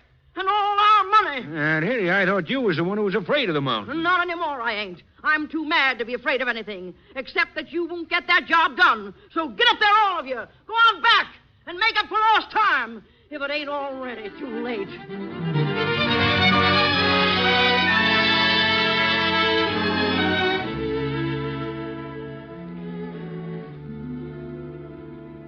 Fireproof and earthquake-proof. Those were the specifications. And it looks as though we'd filled them. Guess there's nothing you overlooked, Gus. Except the payroll. And you'll get that. Look, you don't owe us anything. Not a cent. What about these last 10 days you worked? We're giving you those to make up for the time we walked out on you. I shall never forget how I felt coming back and finding you working up here, single-handed. Well, you came back. That's all that matters. Hey, here's Louis with the pack train. Hi, Louis. Hi! Say, who do you think I passed coming up the trail? Who? Them fellas from the Smithsonian, a whole party of them, telescope and all. Yeah, where are they? Oh, they're camping at Pine Lake, 5,000 feet below us overnight, but they'll be up here at the summit tomorrow. Well, let them come. We're ready for them. It's all done? Yeah. The Mount Whitney station is finished. And 24 hours ahead of time, too.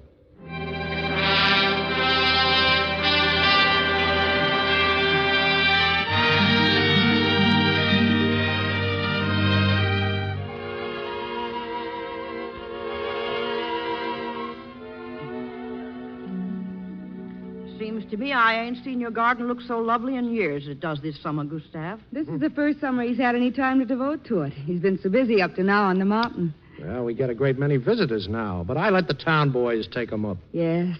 It does seem that the old sleepy days are over. And a good thing, too. What? Well, time this valley did wake up, become a part of the world. We've got something to offer that nobody else has got, and we ought to realize it. The mountain? Of course. I don't mean just for scientists who are carrying on experiments, but for plain folks and the others who've come here. Folks who want to climb and hunt and fish. You're right, Aunt Hetty. Oh, this is the place for 'em to take off from, to get themselves outfitted and find themselves guides.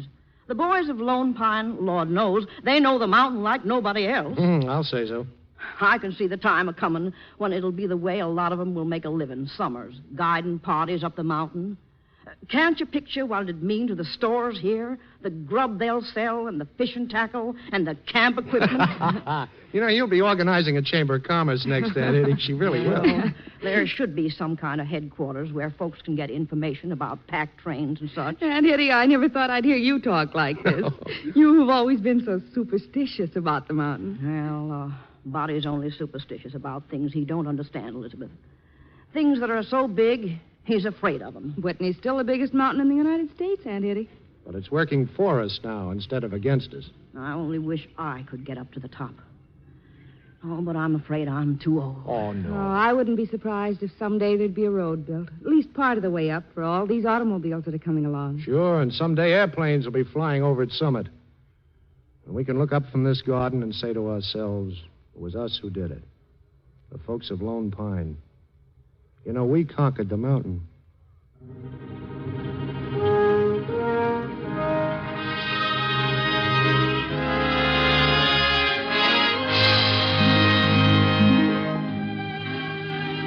We conquered the mountain. That phrase would be a good title for a study of material progress in America. Americans like Gustav Marsh, men who see more than what is directly before their eyes, have always been somehow able to make their visions over into actuality, ahead of time and beyond expectation. Often, like Marsh, these men have needed the cooperation of their communities, and then they have proved their gift for firing the people with some degree of their own enthusiasm. This is due partly to the kind of people they have had to deal with. Americans who are daring and venturesome, strong and hardworking, generous, and above all, community-minded. From such qualities come observatories and steel mills and laboratories and community chests, ahead of time and ahead of the rest of the world.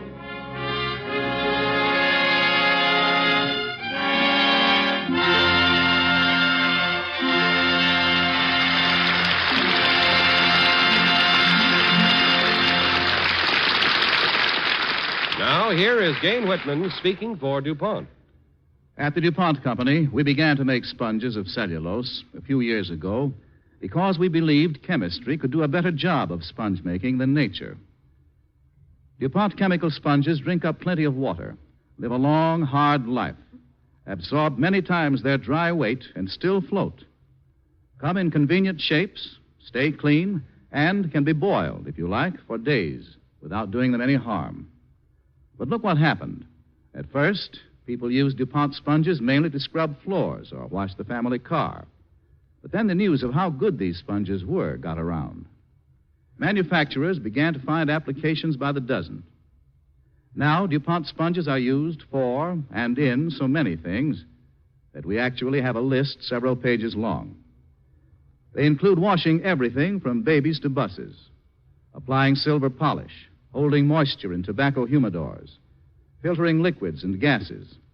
They're used as cosmetic sponges to apply makeup. There's a mop made of cellulose sponge that's more absorbent and longer lasting than most household mops. They're even using specially treated DuPont material in coal mines to lubricate bearings on coal cars that formerly were packed in oily waste. The result of all this is that although we're making more sponges today than ever before, we just can't make enough. We thank you for your appreciation of them, but until we can complete a new plant and get it into operation, we can't supply all the sponges people want. These many uses which manufacturers have found for DuPont sponges illustrate an even more important point of our American competitive system. Just give an American businessman something to work with. Set his imagination free, give him a chance to make a fair profit, turn him loose, and he'll do the rest. He'll come up with something of greater service to enough people so that they'll want it. DuPont cellulose sponges, depending on size and texture, sell for from 20 cents to $1.50. They are a product of chemical science, the chemistry that brings you the DuPont Company's better things for better living through chemistry.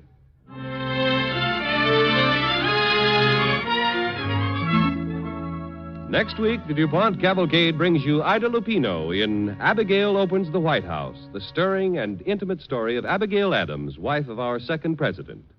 John Adams began his administration with the knowledge that the country had little faith in him and that his political enemies were demanding war with France. It was Abigail who persuaded her husband that peace with the French was worth at least one more diplomatic gesture, and it was on Abigail's ability as a hostess that the success of that gesture depended.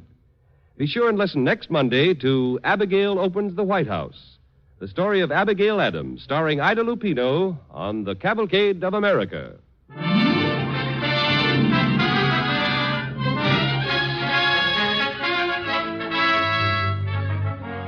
The music for tonight's DuPont Cavalcade was composed and conducted by Robert Armbruster. Our Cavalcade play was written by Ruth Woodman. Chester Morris is soon to be seen in the Columbia picture Blind Spot. In the cast with Chester Morris were Martha Wentworth as Aunt Hitty, Virginia Gregg as Elizabeth, Bill Johnstone as Tom, and Barney Phillips as Oscar. This is John Easton inviting you to listen next week to Ida Lupino in Abigail Opens the White House on the Cavalcade of America, brought to you by the DuPont Company of Wilmington, Delaware.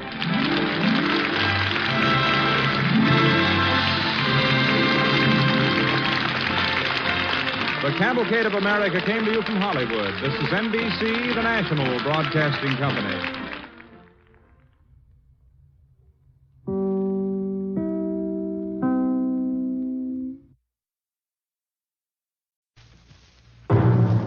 The Cavalcade of America, starring Ida Lupino.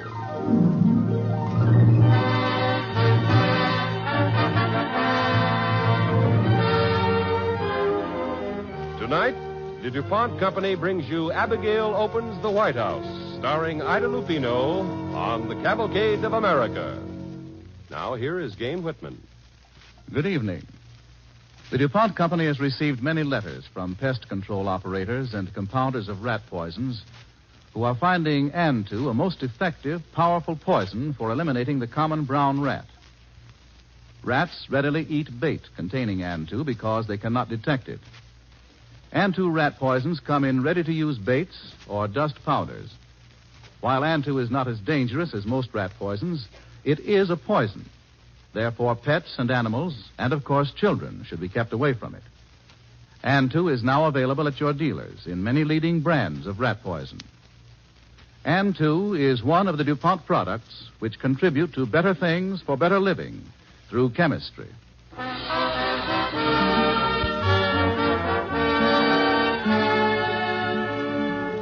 Now, Abigail Opens the White House, starring Ida Lupino as Abigail Adams on the DuPont Cavalcade of America.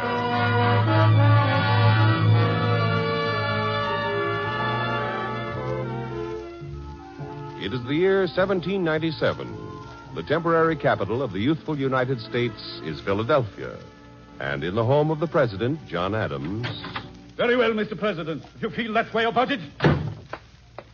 Good afternoon, Mr. Hamilton. Good afternoon, Mrs. Adams. Just a moment, please. Yes? Mr. Hamilton, is there anything wrong? Wrong? Why do you ask? Well, when Alexander Hamilton slams a door and roars at the president. Oh, I'm sorry. Forgetting my manners is unpardonable. But I didn't know you were out here. Is there something wrong, Mr. Hamilton? Mrs. Adams, if you have any influence at all with your husband, you'll talk with him. Politics, sir? No, national honor. Ours. He insists upon a conciliatory attitude toward France. And you? I say have war with the French. If they want it, we'll give it to them. Mrs. Adams, if your husband continues his present policy, he won't be known as the second president of the United States, but as the man who disgraced his country by a shameful knuckling under. I don't believe that, sir. No? Suppose you ask him then, Mrs. Adams. Good day.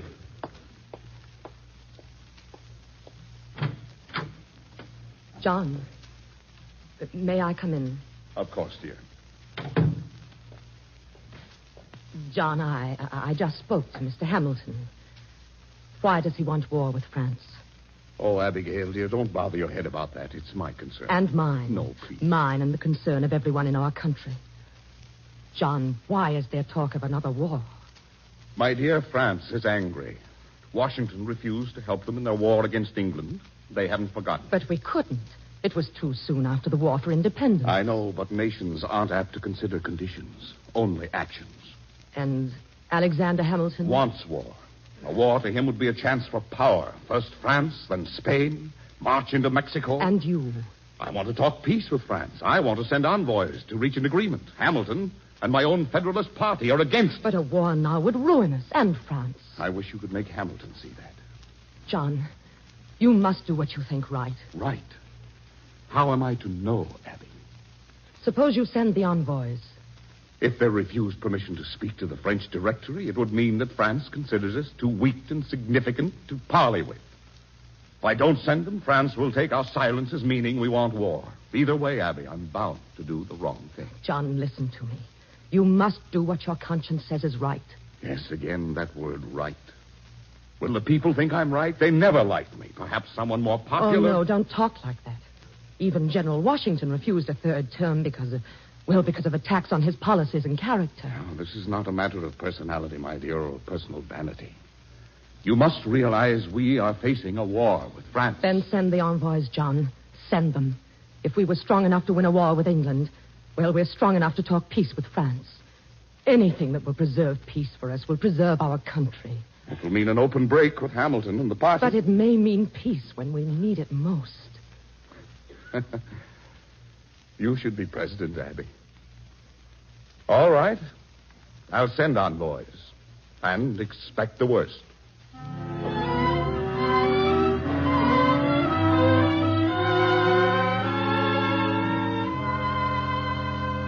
Good afternoon, Mrs. Adams.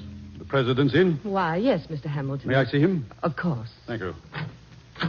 Mr. Hamilton is here, John. May I see you, sir? Of course, Mr. Hamilton. Abby, will you excuse us? Certainly, my dear. By your leave, Mrs. Adams. Mr. President, this is the worst disgrace any nation has ever had to face.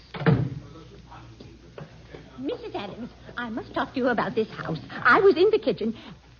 Mrs. Adams, do you hear me? What?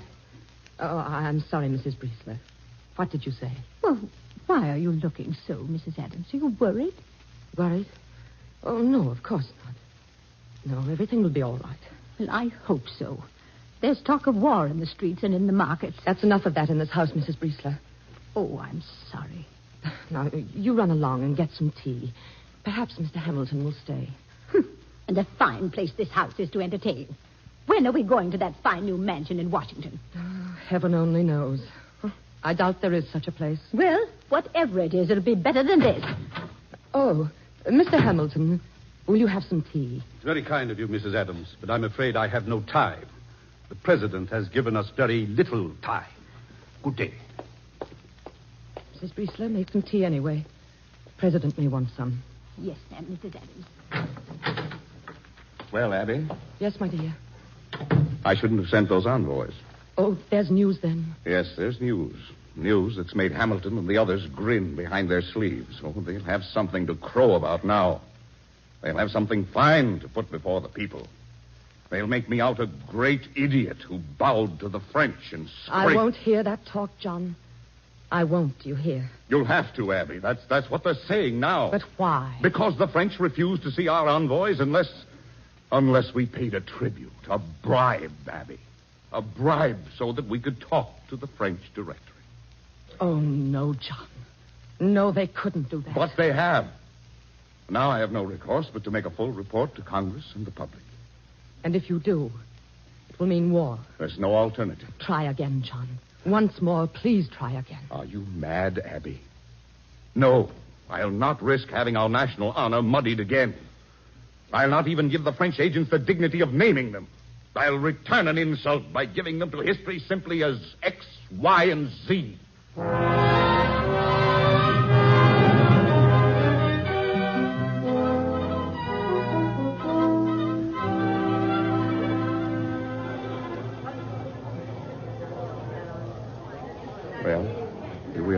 This is our box. Now, John, try to enjoy the play. Forget your worries for tonight, please.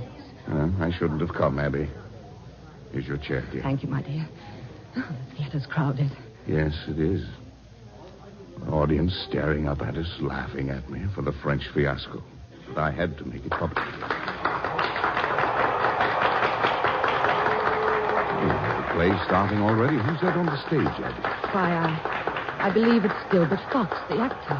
If you please, ladies and gentlemen. If you please. One moment, please. Ladies and gentlemen, we have the great honor tonight of having with us in yonder box Mr. John Adams, President of the United States.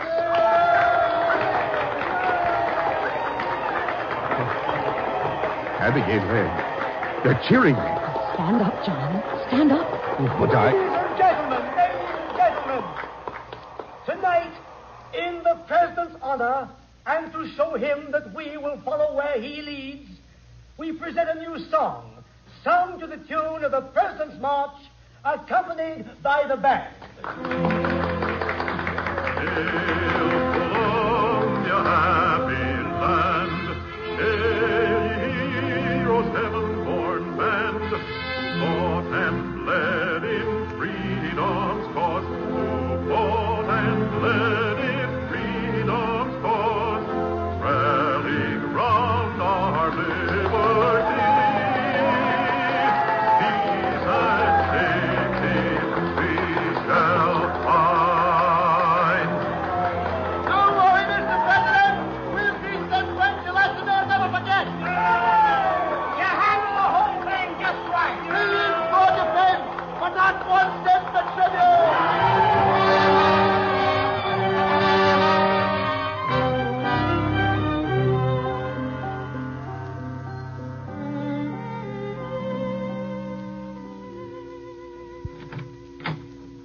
John. Oh, yes, Abby, dear. I'll be through in a moment. I didn't mean to disturb you, my dear, but I wanted to talk with you. I can't sleep. Well, no wonder. The excitement tonight, the play, the people at the theater, that song. Oh, Abby, I was afraid they'd hate me, laugh at me. And the applause, the cheers. You liked them, didn't you? Of course I like them. I'm human. So are they, my dear. Yes. Well, now, please, dear, there's so much to be done. There always is when there's a war coming. Abby, darling, what's done is done. I did my best. You know what happened. But there mustn't be any war. There mustn't. It's out of our hands. Oh, no, it's not out of your hands. You're the president. Listen to me, Abby. You heard the people tonight. They're not afraid of war. They want it. Yes, they want it. Like children reaching out to touch a fire. It looks so beautiful and heroic. No one ever looks ahead to the hurt and agony. Oh, Abby, you're overwrought. Please go to bed and try to sleep. I can't, John. Neither can you. I will when I finish. No, you won't, and you know it. What do you mean? Oh, you're too honest, too good, too true to yourself in the country to let this thing happen. I tell you they want it. I can't stop it now. France had her chance. And you still have your chance. Abby, I'll hear no more. Go to bed. John, listen to me. I can't believe you share your party's eagerness for this war. And why not? From a man who thought he brought dishonor and disgrace to his country, I find him a man who's popular for the first time, Abby. Why, they've rallied to me. The Federalists support me to a man. I'm acclaimed a hero. And for those little things you... Little things? How can you call them that? How can you realize what it means to a man to be president and know that the people in his party think him a fool? And then suddenly to realize They've gone blind with war hysteria. The bands, the shouting, the cheering. Those are little things. Too little for you, John. Oh, Abby. Abby, why did you come in here? My darling, think. Think. Not of those little things, but of the years ahead. Think what war means. I have thought, Abby. You've never been more miserable in your life. You're right. Right, as usual. John, isn't the future of our republic worth one more attempt at peace? But even if it is, my dear, Hamilton and the party will never allow it. They've made all plans for war. Washington called out of retirement to lead the troops, fighting at sea. But no declaration yet. John, you're president. The people chose you, not Alexander Hamilton. Yes, Yes, of course. I can send my own envoy without consulting anyone to ask for a fair and honorable peace. Will you do it, John? I'm glad you came in here, Abby. I feel as though a great load has been lifted from my heart.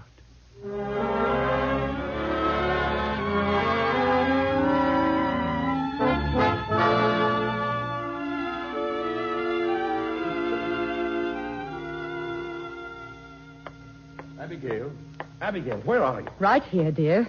Oh, Abby, I've wonderful news. From France. Your envoy. No, nothing yet from France. This news is for you. We're moving at last to Washington. The mansion? It's finished? After 12 years, yes. Oh, John. John, it's wonderful. We'll be lost in 30 rooms, Abby. Oh, 30 rooms. Oh, now we can give parties, receive foreign ambassadors, envoys. Why, we'll be able to use all our wonderful linens and silverware. And the piano, John. We'll set it up. Oh, dear, I must tell Mrs. Briesler. Mrs. Briesler! Mrs. Briesler! Oh, what's the matter, Mrs. Adams? What's wrong? Well, you can stop your eternal sniffing at this house now. We're going to Washington. Glory! To Washington? The mansion? Finished. 30 rooms with great shining windows, smooth walls, and polished floors. Oh. We'll be able to use all the furniture we've had stored away for so long, and the crimson velvet chairs. Oh, we'll make it look like a mansion. Fit for the second president of the United States. And all the rest to come after.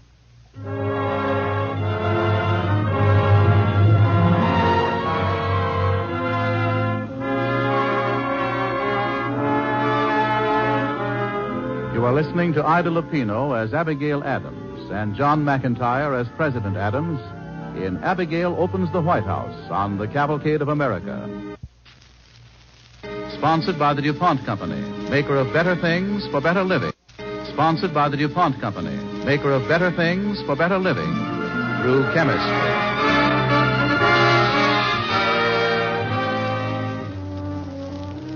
As the second part of our story opens, Abigail Adams becomes the first wife of a president to occupy the presidential mansion in Washington.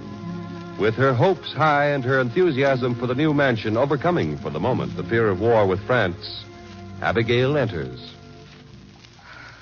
Oh, but Mrs. Briesler, it's not finished. Look, the walls aren't even plastered, and the windows. Some of them don't have glass in them. Mansion. It's no better than a big barn. And a cold one at that. 30 rooms. Not 6 of them fit to live in. Look, they're dark and... Hey, the men are here with your things.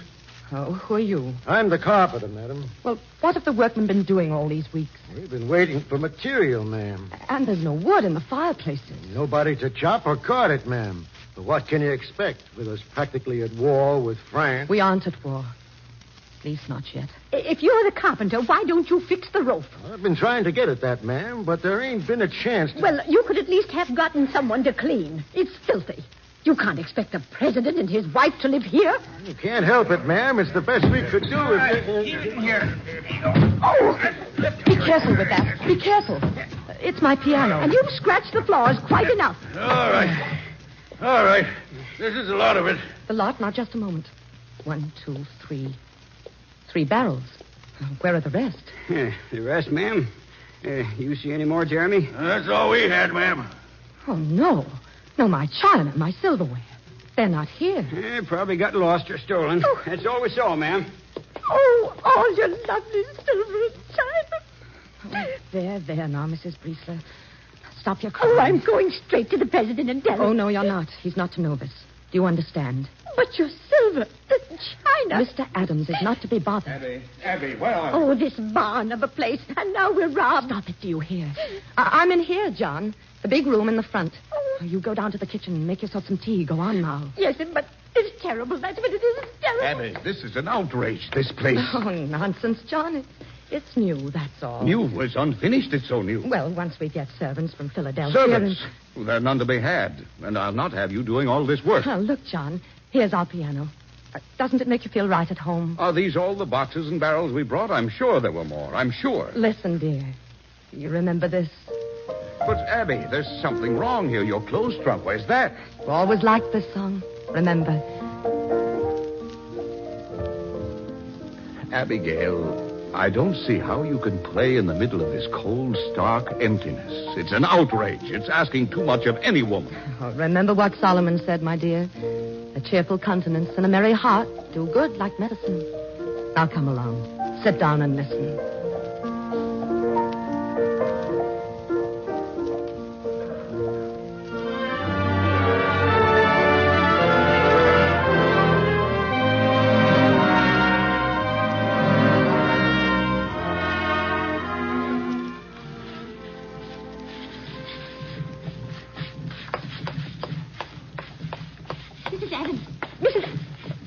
Mrs. Adams, what are you doing? Scrubbing the floor. Mrs. Otis is waiting to see you. Who? Mrs. Otis of Georgetown. Oh, dear. Help me out quickly, dear. Oh, where is she? I told her to wait in the Oval Room. Good afternoon. Oh, dear.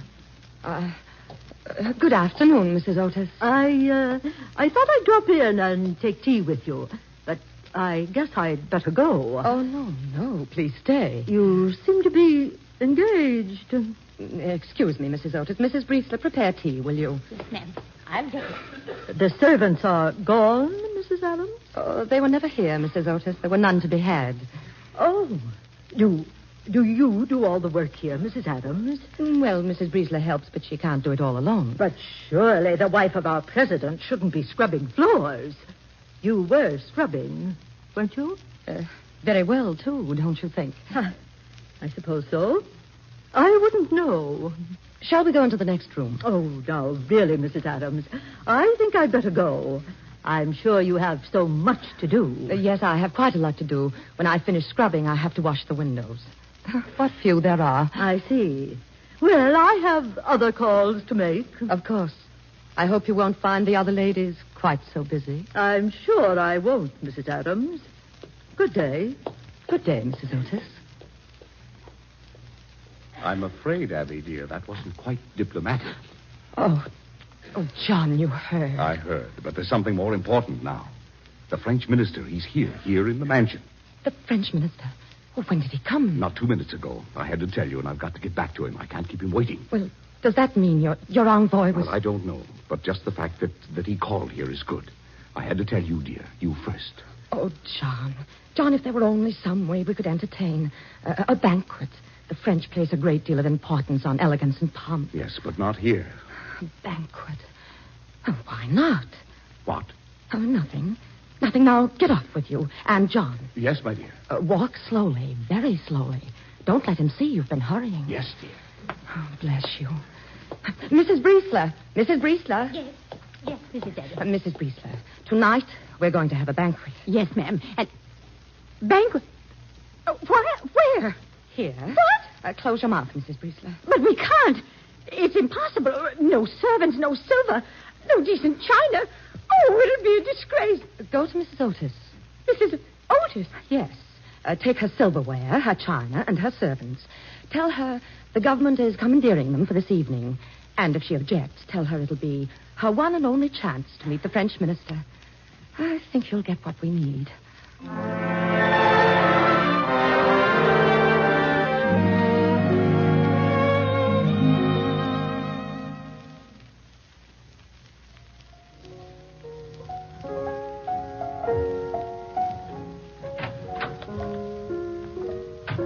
John, is that you? Yes, Abby. I've been waiting for you. Come, sit here at the piano with me. Is anything wrong, dear? Just this. What is it? The latest outrage. Oh. Yes, Hamilton has published this letter about me, calling me a traitor. Look at the title. Concerning the public conduct and character of John Adams, Esquire. But why, John? Why should he do that? Because it seems that our banquet with the French minister and my actions have deprived the party and Hamilton of their war. Well, what do you care what they say? You prevented war at a time our country needed peace desperately. Do you know what this letter means? Do you know what this attack will do? Yes, I do. You won't be reelected, is that it? That's it, Abby. Well, then let it be that way. You and I, we'll go back to Massachusetts, to Quincy. But, Abby, everything I tried to do for my country will be swept away. All my principles forgotten. Oh, no, my dear. No, you've left the country a legacy of peace. That will never be forgotten. It was forgotten 2 months after the peace treaty was signed. Only because people are still too close to it to realize the true value of your action. I hope you're right, Abby. I know it. Oh, listen, John. I'll go back to Quincy before you, and I'll get the house ready. Then we can take up our private lives again. Private? Abby, either Jefferson or Burr will win the election, and no matter which, I'll wager our son John Quincy will be humiliated. He'll be recalled as minister to Prussia, but I won't let them damage the name of Adams anymore, Abby. I'll recall him myself. Yes, John. Will people remember me as the fool who dishonored his country? Or the president who saved it from war? Remember this, my dear. Hail, Columbia, happy land. Yes. My one brief moment of popularity. Oh, John. Knowing what is right for your country and doing it, no matter what the cost, is a far better thing than a few moments of cheering and popularity. But people forget and only remember the bad. No. No, it took strength and courage to do what you did. And someday America will know it. Thank you, my darling, for this moment. Thank you for all the happy moments in here. You made this a home, Abby. Not a mansion for show and pomp, but a home. I'm sorry you'll have to leave it, Abby. Well, it doesn't belong to us, John. It belongs to America now. But it will still be a home, my dear. A home for those who will follow us. And may God give them all the wisdom and courage to do what is right. Always.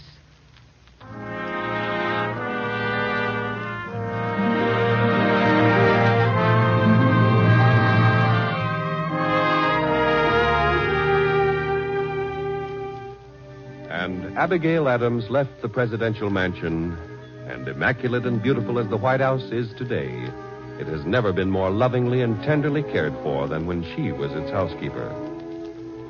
Only in America could the wife of the highest governing officer be a housekeeper. Only here could a housekeeper give advice to the highest governing officer. For it is in America that the will of the common people is supreme. The wisdom of cobblers and butchers and foundrymen and housekeepers is as great as their numbers. It is in America that great men know the value of little people, and that little people become great men and women.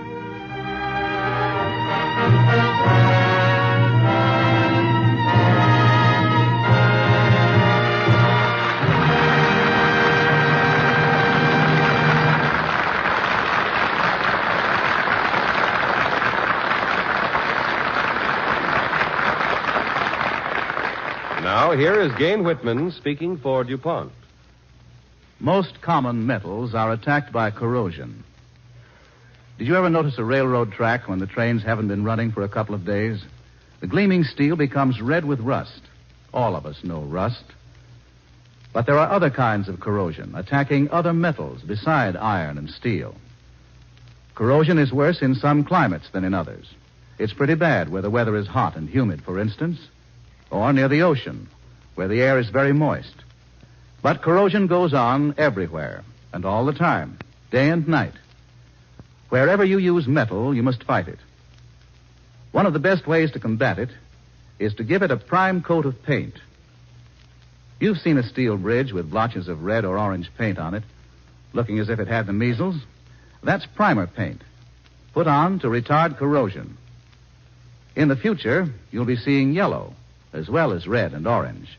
For DuPont zinc chromate, which is bright yellow in color, has been added to the list of primer pigments by chemical science. DuPont zinc chromate helps form a corrosion-resisting paint film. It neutralizes the acids formed when a coat of ordinary paint breaks down and brings about the formation of an invisible protective film on the metal, which greatly decreases the natural tendency of steel to rust. The standard tests for primer paint, along with standard tests for just about everything else manufactured in the United States, from petroleum products to welding rods, are those of the American Society for Testing Materials. We take this means of congratulating the men and women of the ASTM on their new headquarters in Philadelphia. And we wish them all success in their continuing effort to see to it that the most reliable products made anywhere are those of American manufacturers. Products among which we are proud to include our own DuPont Better Things for Better Living through chemistry.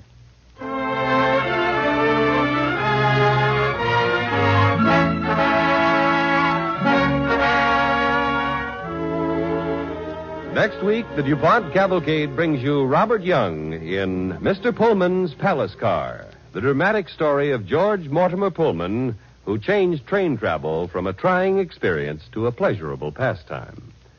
Be sure and listen next Monday to Mr. Pullman's Palace Car, the story of the first sleeping coach starring Robert Young on the Cavalcade of America.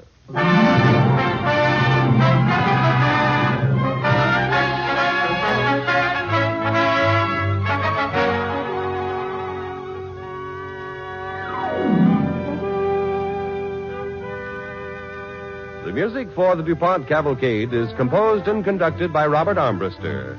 Tonight's cavalcade was written by Priscilla Kent. Ida Lupino may currently be seen in the Warner Brothers picture The Man I Love.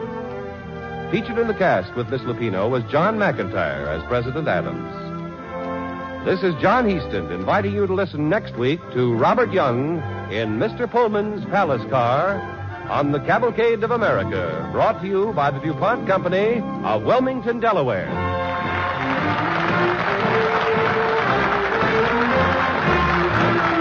Cavalcade of America came to you from Hollywood. This is NBC, the national broadcast.